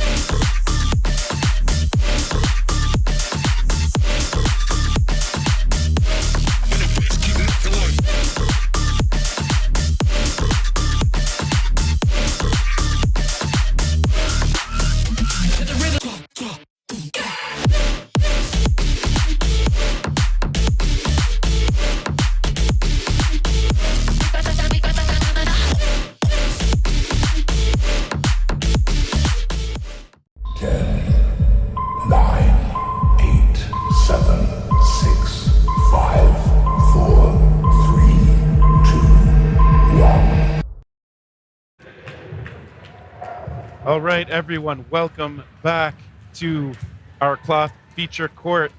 I am Terry Thrasher here with Greg Whitehouse, and it is the last match of the day, at least on this stream. Greg, how are you feeling? I'm doing good.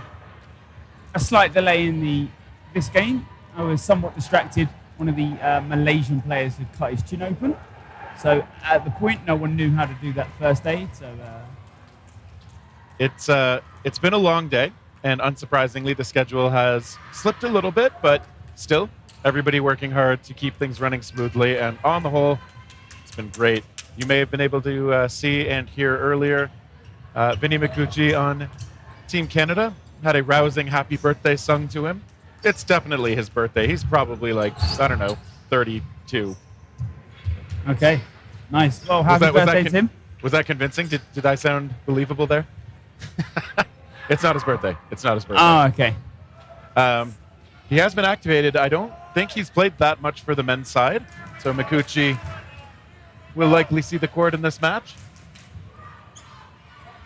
And Canada, I think it's fair to say the underdogs in this one, facing off against the Great Britain men's squad. Yeah, the last semi-final, like you said, of the day. The winner of this will be facing Austria in that final on Sunday. The loser heading to that third place playoff. That middle ball picked up by Aaron Murphy from the side of GB. And okay, right away, see everybody getting up in each other's faces a little bit in terms of pressure.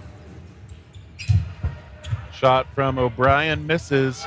Retaliation is blocked by Hoffenbrauers. Okay.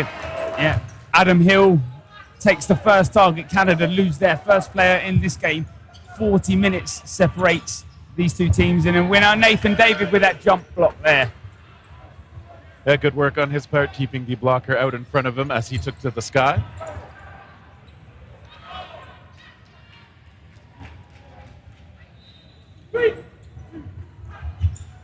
Great Britain coming close. O'Brien has a shot returned at him. And I think, yeah, low hit out on the opposite corner. Decker will take over. England still 6 strong.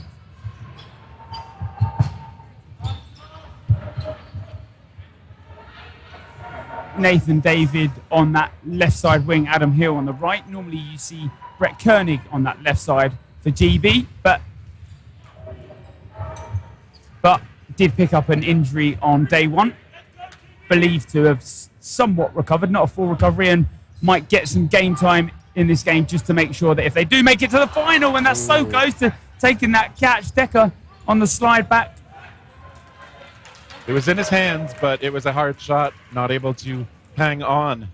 Great Britain with a substantial player edge now. Gets a little more as they take out O'Brien.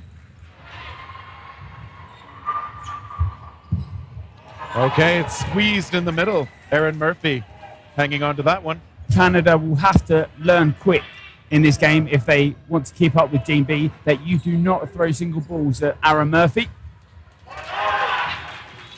And a good attack from GB.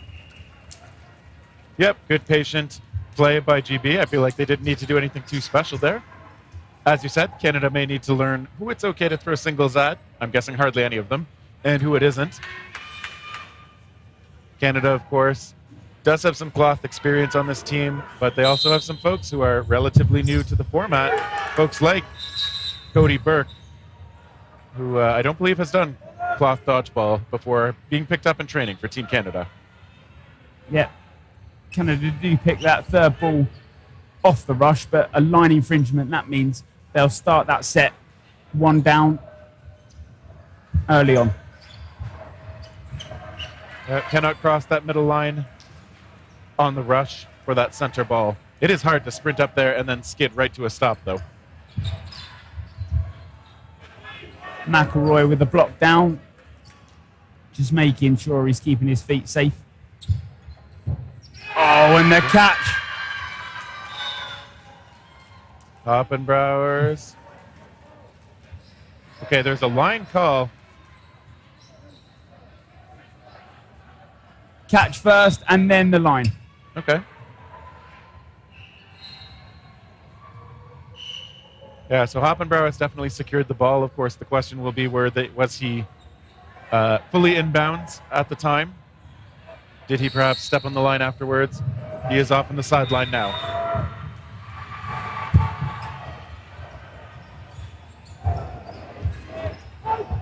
Right, O'Brien hopping over that countered attempt. Yeah, David just calling that call for the hold, making sure that they can still retain 2. You never really want to be giving 4 away early on. You're going to get punished for it here in the cloth rule set. Well, there's a time and a place. It's probably not now. Decker hit out. But Decker also takes out Hill in that same volley.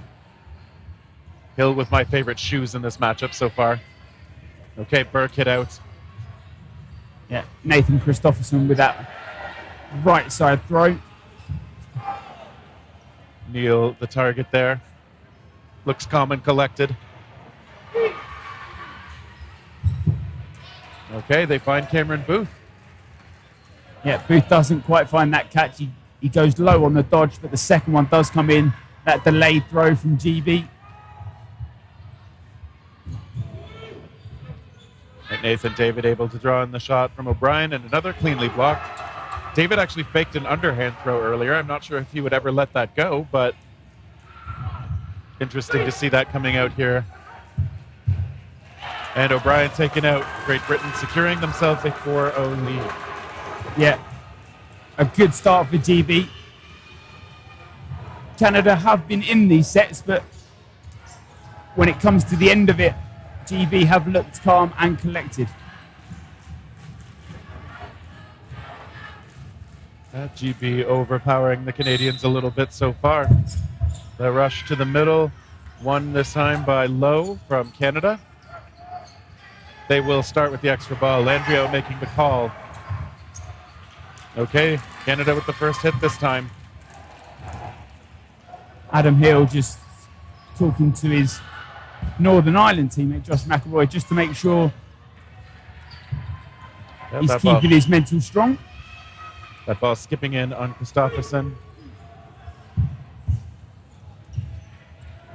Canada's wings coming up fairly quickly much of the time. And now as that ball gets back in play, David applying pressure. Neil on the other side for GB. Neil is the one who blocks.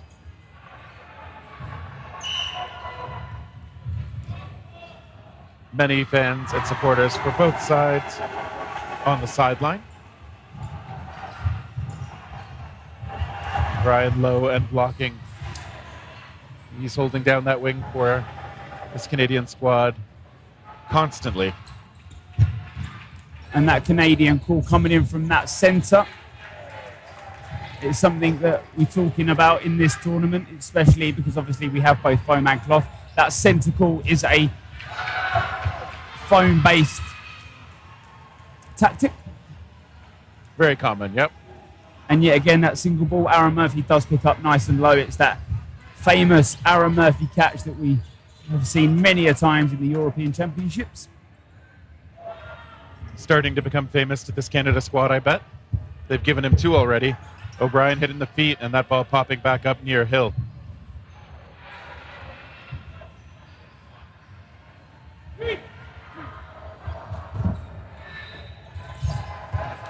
Adam Hill, this time instead of jumping, makes the drop. Always good to mix up those dodges. Yep. Keep him guessing where you're going. Okay, Canada sending two. Yeah, good attack from Canada there. Nathan David can't quite get that second block off. Okay, low hit out as well on the strike from GB.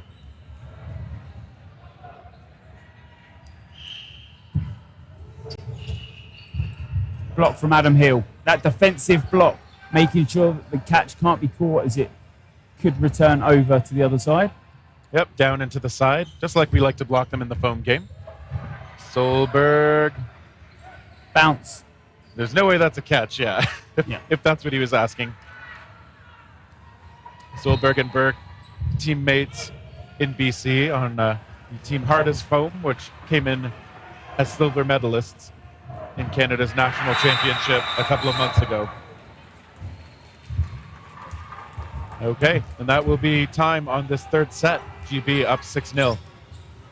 Yep, just some comments about the English women, obviously, in which they'll face the Austrian women in the final. Just a bit of a debate in terms of how Austria have gone unbeaten. They have gone unbeaten in the European Championships since 2016, but lost to England in the 2018 World Cup under that WDA organisation. All right, so hoping we can expect a nice close match. Ryan Neal doesn't pick up that ball, though, this time around.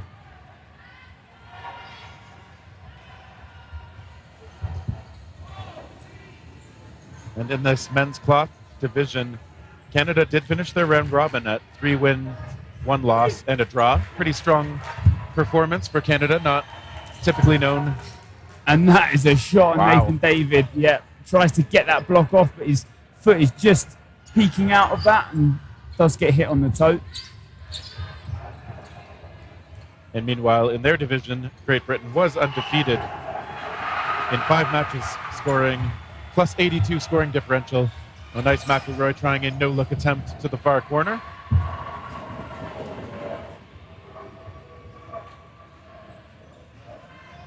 Great Britain back to the line.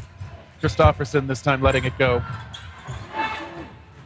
Aaron Murphy with that block from centre this time around. GB currently down 1 player. Adam Hill, that small side step from him. Nothing super aggressive is needed. Doesn't need to go for a catch just yet. Plenty of time left in this set.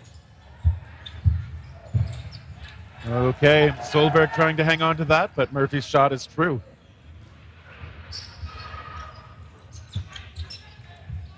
Christopherson ducks under that. Someone that you'd like to see make those single ball catches, but feels like he doesn't need it just yet. No need to rush. Plenty of time in the set. All right, in a bit of a flurry here. I think Hill, the only one actually hit out. Yep. Some good cross-court throws from both sides, but like you said, Hill, the only one hit out in that. McElroy.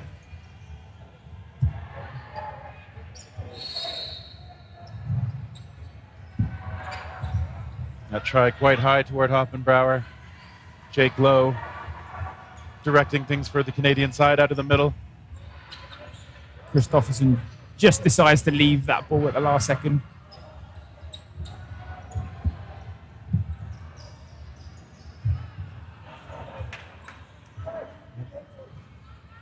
Nice jumping dodge out of Christopherson, and they send them over toward O'Brien, who is out. But both teams even now. Yeah, so Canada hoping for at least their first single point. I'm sure they'd like it to be 2, but GB have had something to say about that. 3 balls come up with GB. Only 1 release. McElroy with the shot. All right, GB pulling ahead in players, and that is time. Long and low still out there for Canada, but 3 still out there for GB. So like you said, at the end of that 3-minute timer, if that does go, it will go down to players on court who will take the set. If after that 3-minute timer both teams have equal players, both teams will pick up 1 set point each. Okay, one area that Canada has excelled is contesting that middle ball. Jake Lowe able to get there just a bit ahead of his counterpart on Great Britain. Lowe hit out there alongside number 4. Hoffenbauer's joining him on the sideline.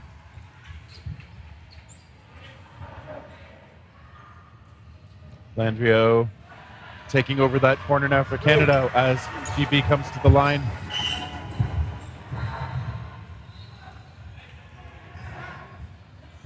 Long with the call for Canada.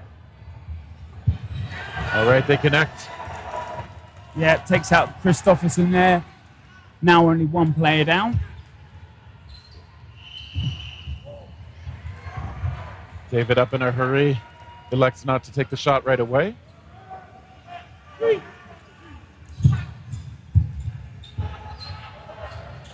It's good to see plenty of people still supporting. Obviously, the time zone is affecting some more than others. I think that's almost certainly true. Neil, I believe that was tagged out. Landrio able to get that ball away from the retriever. Well blocked. Yeah, well blocked from Adam Hill there. That veteran on the wing.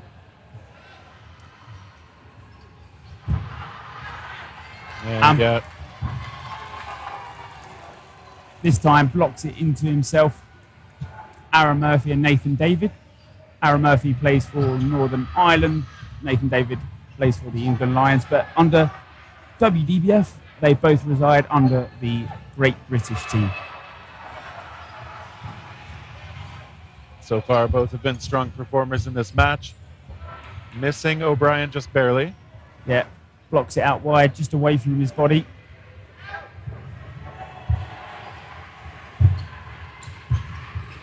Okay, Landrio hit out. Murphy with the positive heads-up confrontation there. It's that risk that a lot of teams will take when they're a couple players up. Is that one-for-one trade?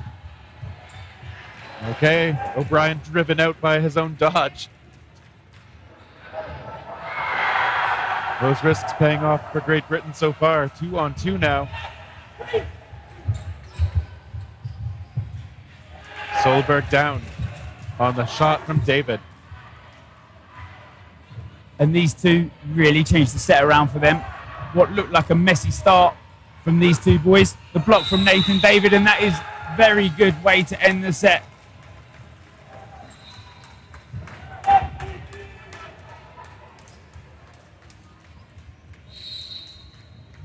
Strong start indeed for Great Britain. 10-0 lead. Canada still in search of their first points. Having come a little bit closer in these recent sets, I'd say, but unable to break through. Yeah, Aaron Murphy with that centre ball. Flick back to Adam Hill, but no quick start this time around.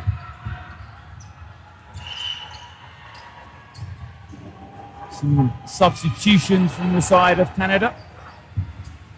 Maybe looking to change their tactics up a little. Yeah, bringing in Coe in his first year on this Canadian men's cloth squad.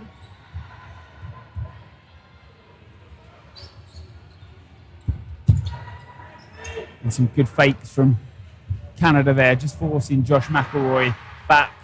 So GB decide to reset with that three. The fakes come in. Long stepping up with an aggressive try, although Nathan David was able to get under that.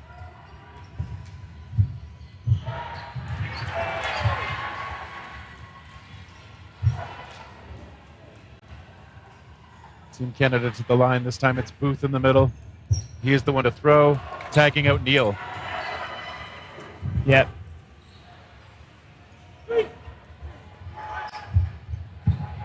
All right, Coe hit out. But the rebound catch is made. Unlucky from Christopherson there. Heads low to try and make that dodge. But when you're in that scenario, it's almost pushing that ball up into the air. And this time Canada do take that catch, bring it back in that player. Canada with a bit more energy now. Okay, I think they got a disarm hit on McElroy. Yeah, Nathan David not quite in that right position to try and take the catch. Long hit out on the shot from Hill.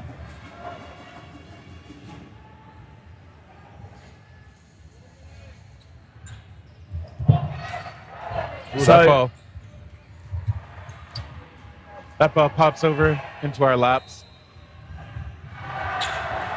Another ball grabbed by Hill in center court.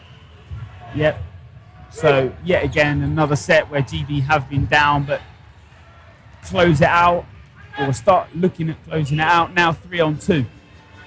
GB. Less than a minute in this set.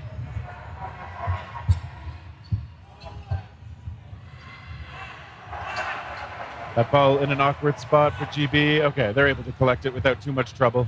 Yeah, that high press on that right side from Adam Hill just make sure that if Canada do decide to throw. Okay, Booth losing out in the trades there. Solberg, the only one alive, facing down Murphy and Hill and David. Okay, I think the leap of faith try was there, but the whistle did go for time before it would have been relevant. England capturing their sixth set. Yep, 12-0 up now. Just under 1 minute 30, and that does mean that there will be a 90-second set, I believe. A 90-second set is the last set of this first half. Currently, GB 12-0. And of course, on the line, a berth in the gold medal match facing Austria.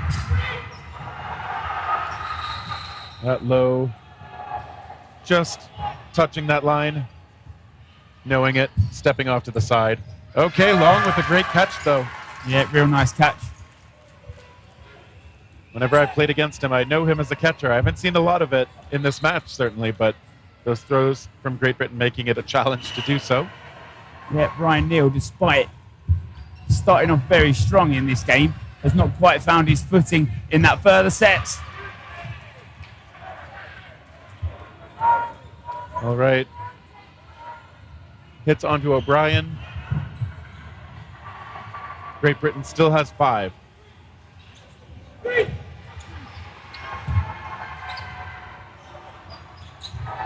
Decker showing aggression. He backs up, waits for help. This is the first half. Despite the graphic saying second half, maybe a slight error in that, but it is the first half. GB currently up 12-0, and this is the final set of that first half. Third half coming later. And okay, well blocked.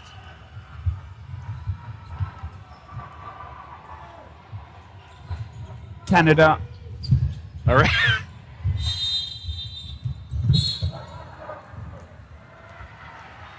All right, some folks not noticing the whistle.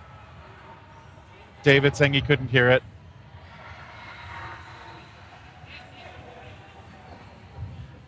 I mean, both teams were sending players into each other's space, so I think getting caught up in the moment a little bit, but we see the Great Britain sideline sending everybody back.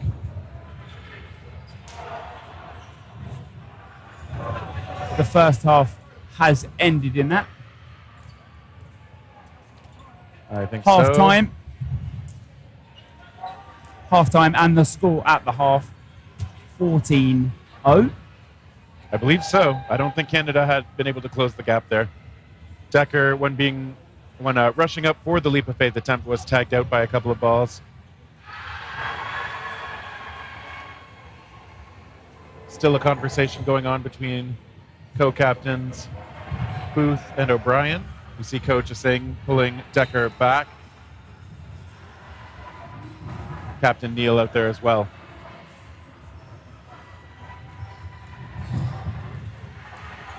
All right, and then the players involved at the end there, Lowe and David, just hugging it out a little bit because I don't think any malicious intent would make sense to assume here. Yeah, no ill intentions on that.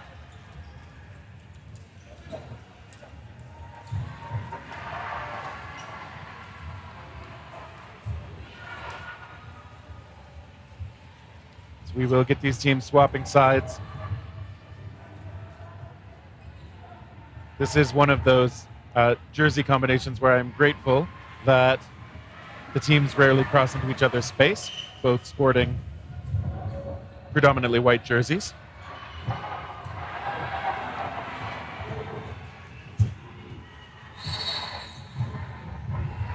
Great Britain with that 14-0 lead will be an enormous challenge for Canada to overcome.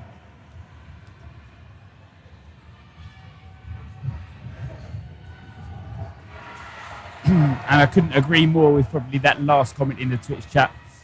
Seeing as the Americans stayed up super late to watch the Euros, it's about time that some of the European folks did the same. The time over there, 3 o'clock in the morning, 10 past 3. Yeah, so if you are with us at 10 past 3 in the morning, we appreciate you. And for some of the more central European folks still watching, 4 a.m. Perfect. We do appreciate the support. The time zones, sadly, make it unfair to somebody all the time.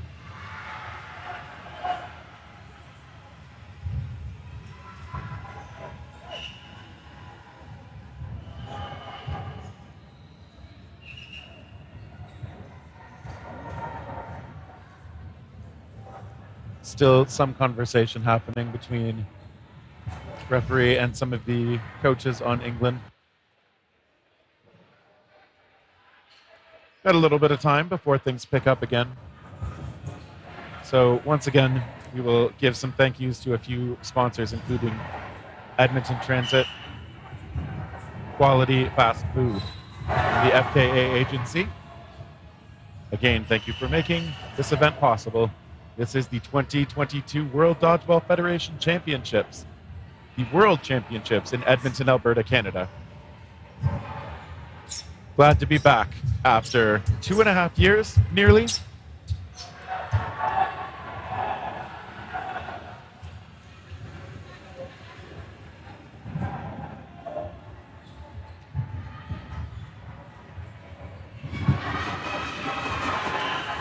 So that 5-minute half time is nearly up. 20 minutes in that second half.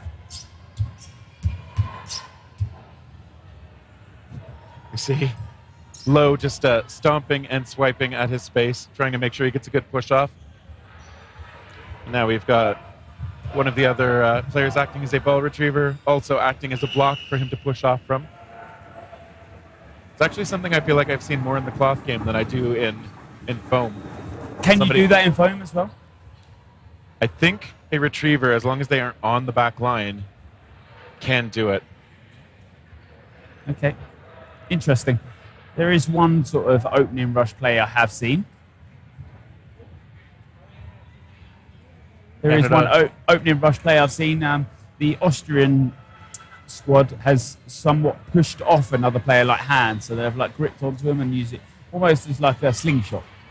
I've seen that, the pushing player almost like shoving with their hips and putting it into their hands to, as you said, slingshot the player forward a bit. Blue card. Refs have finalised on that. Unlucky from him because probably in the air as the whistle goes. But it's always ref's discretion in that element. No sub from GB though. Canada sending one to the side.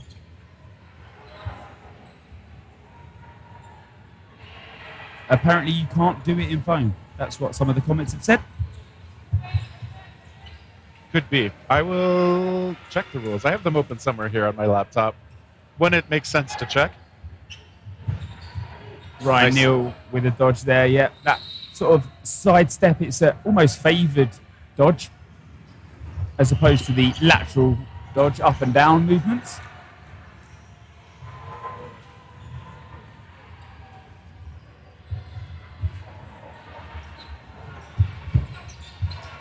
Okay, this exchange favoring GB again as Lowe is hit out.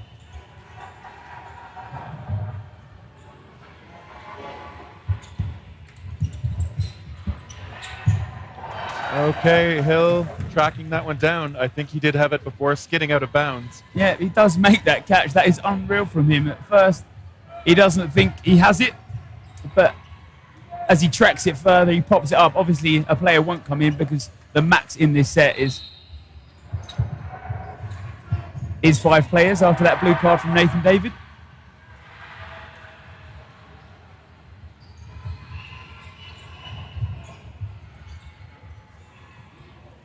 Like a bit of us. Sorry, go ahead. No, I was just going to clarify, but that blue card was for that late throw. That's what the ref had given it for. Some people agree on the card, some people not, but you're always going to get that decision. Obviously, here, that ref's decision is final.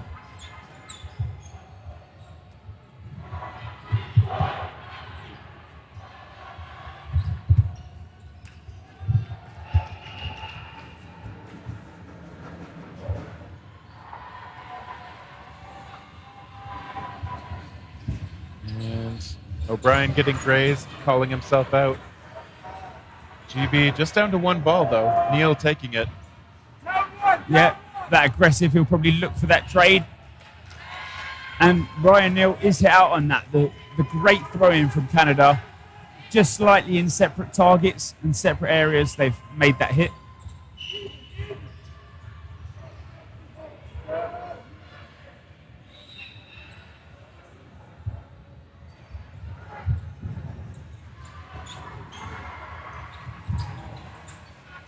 Josh McElroy just with that single release.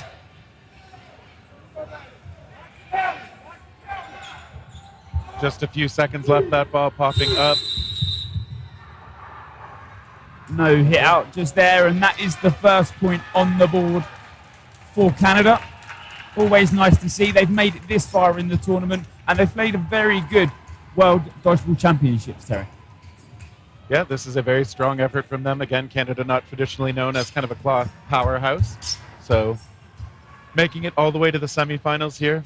And should they go on to lose this match, being able to play for bronze tomorrow.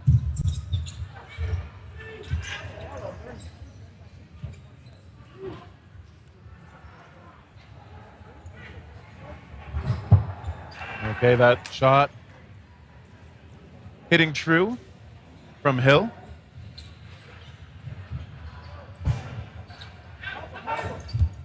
Aggressive from Hill, and he's looking for the shoes of Burke, but doesn't quite find it, centimetres away.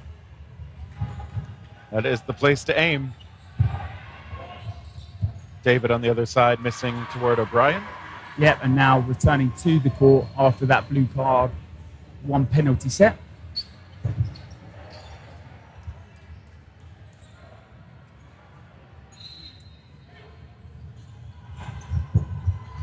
Okay, they get the hit onto Booth.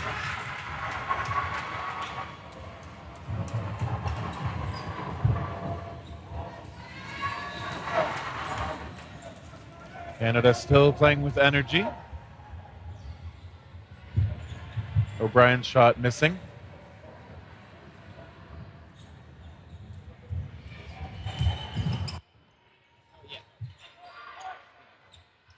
Okay, and Neil does connect, I think, with Lowe. Yep. Calling himself off there.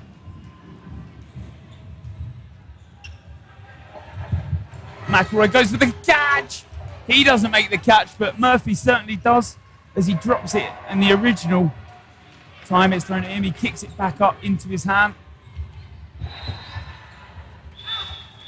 O'Brien down for Canada, and that clinches another for Great Britain. Interestingly, skimming through the rules for foam dodgeball and general dodgeball at the WDBF level, I don't see anything in there saying that players can't push off of something in foam. The rules that govern it are basically that they have to be in contact with the back line. So hey, maybe we'll see that. Maybe the rules will be clarified to say, no, not allowed.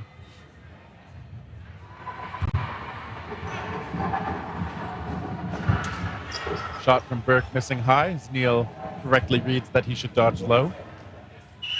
Just a brief explanation in the scoring. Foam, obviously, when you win that set, no timer on the set, you get 1 point. In cloth, the 3-minute set timer, when that finishes, the winner of that set will receive 2 points. If a draw is the result of that set, both teams take 1 set point. Yeah, play will end one way or another after 3 minutes. You can also win, of course, by clearing all of your opponents off the court for the full 2 as well. Brett Koenig, obviously, now been subbed on.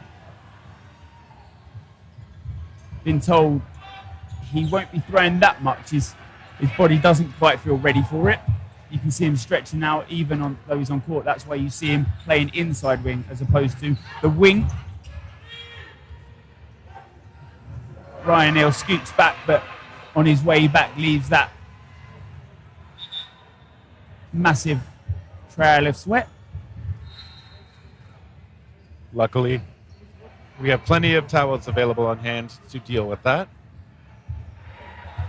Neil helping as cleanup crew, taking some time to clean it off of himself as well. His arm and his face, gross. That was just used to wipe the floor, Mr. Neil. And we are on again. Those shots finding Burke. GB really delivering that blow. And Ryan Neal high up. Just trying to force the Canadians back to the back of the court.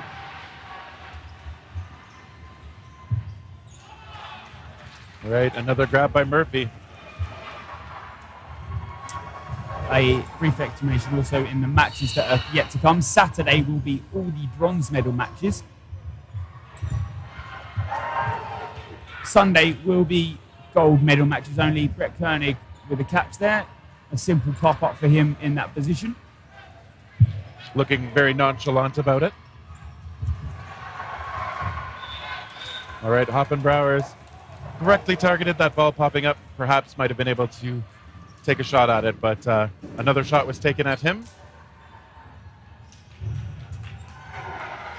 And not only will they be bronze medal matches tomorrow and gold on Sunday, but all of those matches will be taking place on our main court. Every single match will be streamed at that point. Landrio really stepping into that. Neil gracefully exits the court. As he always does.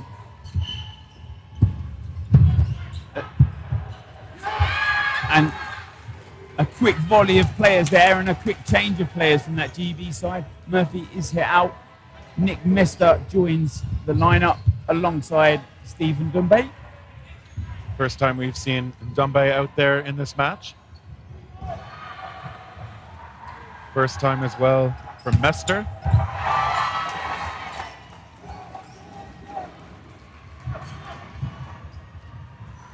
Koenig and Mester weathering the shots. Mikuchi, Dorian, Solberg up at the line. Mikuchi out, however. The birthday boy to the sideline. Okay, Ko calling himself out as he did take the shot onto the leg after trying to block it to the floor.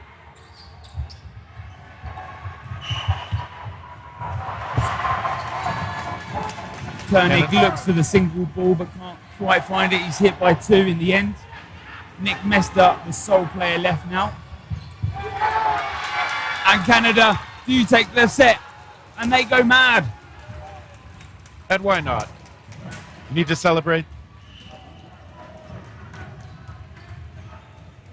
The player of the game poll, Beercade player of the match is up. Please, all of you viewers, take a look at the candidates, vote for who you think should be crowned the player of the match, earn themselves an interview and a gift card.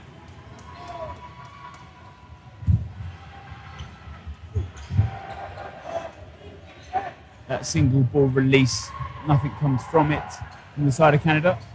3 balls now, though, on the side of GB. And another sub has been made. Lewis Diggins now in, but Nick Mester is hit out in that neutral zone area. Nice block by Dumbe.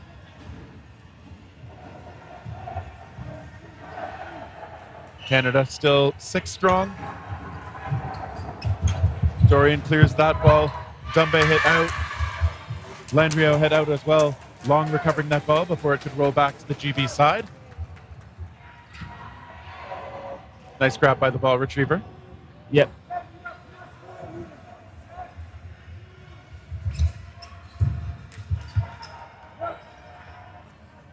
Two balls again in the hands of GB. Canada set with 3. Okay. Ko and Mikuchi hit out on shots from the back line. Strong throwing out of GB.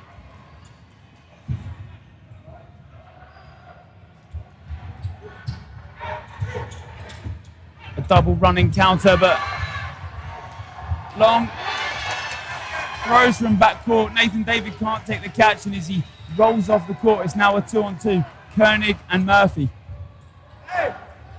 Hey!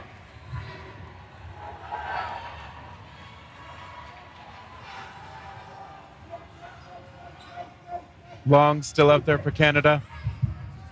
Facing down 2. All right, he had to take a shot. Koenig clearly ready for it. It was a long shot for safety reasons, but not so safe when your opponent is able to make that catch. The score now 21-3.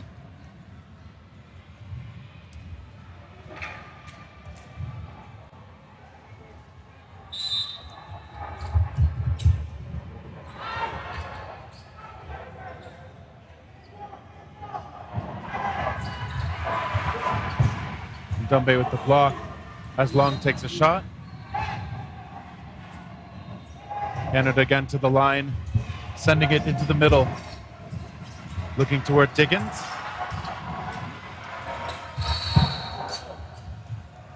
Coe tagged.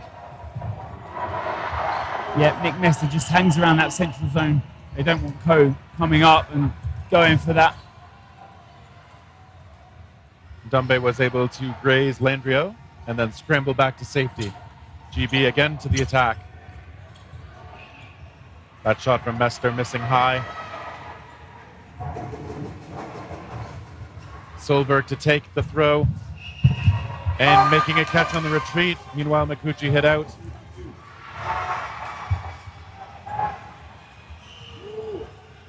And Joe Brown now on court, and he is hit out, but then brought back in by that Lewis Diggins. Long stepping into that shot as well, able to hit Brown. Coe hit once more. Great Britain certainly have had his number when he's been on the court. Yeah, but some great honesty there. Just raises his back. And Koenig picks up the centre ball in mid. Like we said, not throwing that much, but definitely picking up those catches. Yeah, Long with a bit of a no look, trying to make it. Dorian. Okay, so Dorian was low on the ground. The referee saying no. Great Britain thinking that was a hit.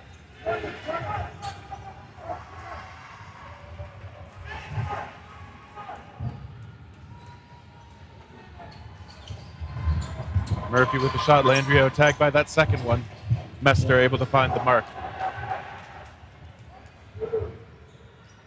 Speaking of marks, that is Mark Dorian taking direction from Solberg. They each send one to their opposing wings. Yep, trying to close out the set, and if you get those two hits, you then equal it up. A hit there, but also hit out in the same play. Dorian now alone. Koenig clearly looking for a catch. I don't know if Canada would have the intel about Koenig's arm, but they've seen him catch a bunch. All right, Dorian tagged out. GB finish it. Right, the word England slipped out of my mouth in that set. You don't know how many times I've almost made that little mistake during these matches. So far, so good, except for that one. And the good thing in this game, despite Canada being 23 down, they are still pouring everything into this game. It's true, as we see off that rush. And, okay, there's a center line, though, for Lowe, the rusher. But Canada showing no quit. A lot of heart so far from them. GB showing execution and a high level of skill. Liam Ryder, the newest GB player, onto the court now. Plenty of rotations in from GB as JB can't quite find the catch as he jumps into the air.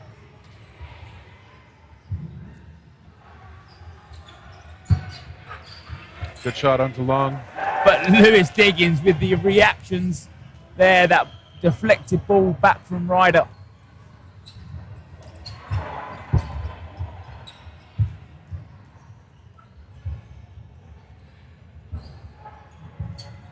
Mester with some pressure.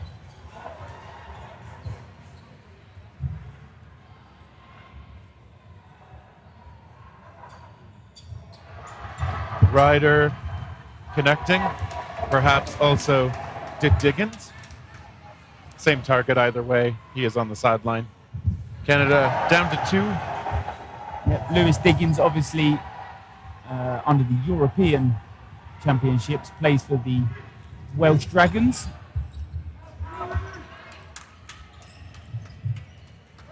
I'm not sure they're quite called that anymore, but Wales is the nationality.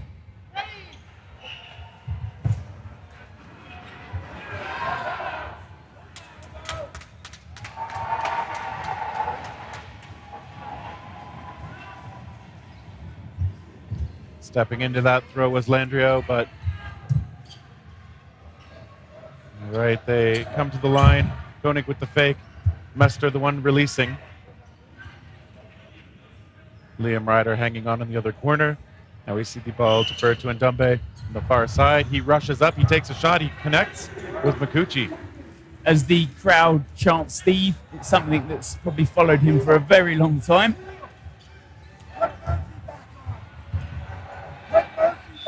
All right, Landrio hit out. Nice acrobatic effort to avoid those shots, but he is tagged.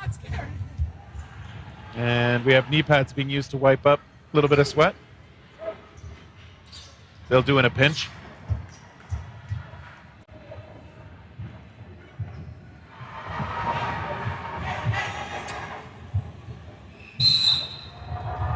That whistle gets underway. Nick messed up.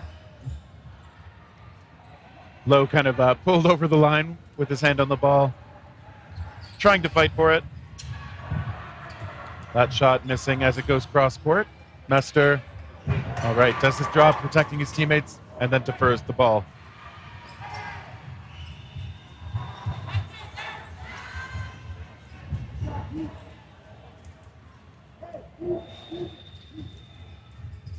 Koenig in the middle.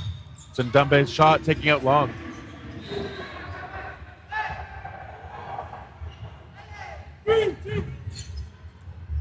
The single from Koenig there. Now finally on the wing. But that ball is then passed out to Stephen Ndumbe, but he doesn't actually have a ball.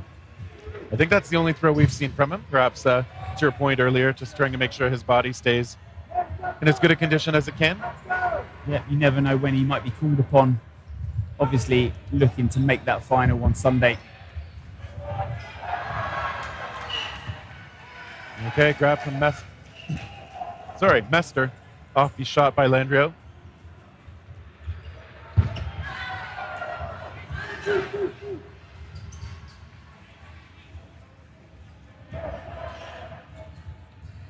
Koenig to the line by himself. Canada attacks at him. He does make another catch. Yeah, calm and collected, not trying to rush anything.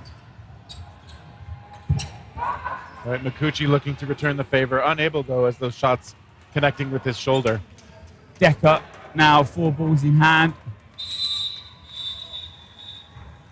That right. set does finish in GB again. So Great Britain will move on to face their friends in Austria. That'll in all 3 divisions. That's right, all 3 cloth divisions on Sunday. You will be able to see that exact matchup, whether it be men's, women's, or mixed. Canada will scrap for the bronze. And who are they facing in the bronze men's cloth match? Do you recall? They'll be facing USA. And if you remember that USA game that we've seen already from the groups, a very feisty one indeed. I think that's fair to say.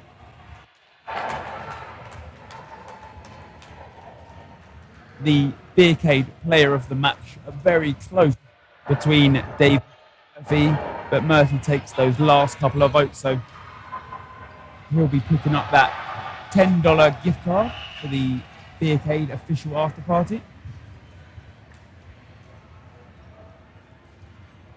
And as we've come to expect here, good sports everywhere. These teams smiling, hugging, high-fiving in the line.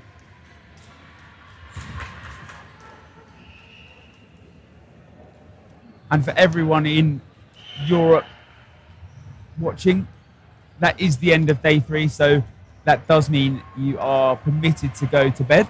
Please get some rest.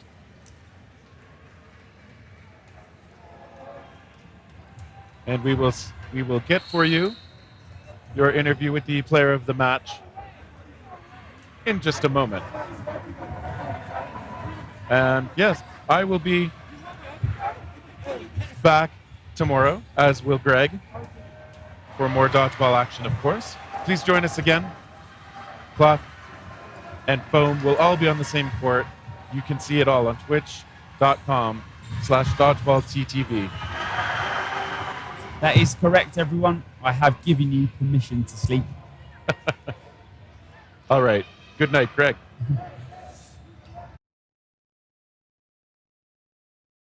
interview very shortly with Aaron Murphy.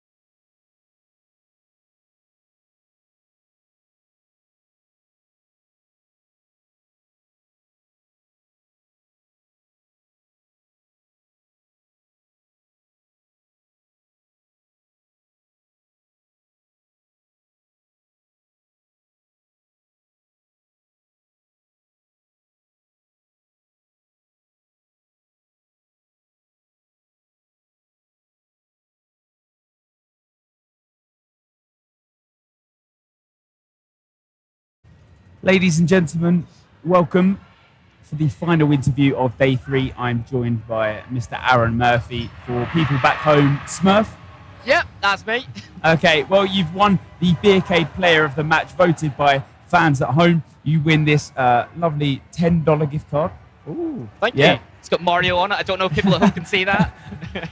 How do you think you played? A good game from you and the squad? How do you think you played personally in the squad as a whole? I am very happy with my performance. It's the best I've played all week so far. I mean, I went about 30 minutes without going out. I am very happy with that performance. So yeah, overall, very pleased with my performance, very pleased with the overall team's performance, and let's just carry this forward into Sunday.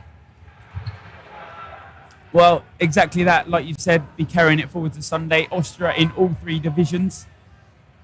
A good squad under GB, obviously the amalgamation of NI, Wales, Scotland and England. How do you fare your chances, or are you holding your cards close to your chest? I feel good. In the Euros as NI, we managed to beat them in the men's category. So the fact that this is not just the best of NI, there's the best of England, the best of Wales, the best of Scotland. As a whole GB squad, we can come together and repeat this, get that world's gold. Exactly. Well, Player of the Match, get some rest, and we'll see you back Sunday. Thank you very much. Thank you.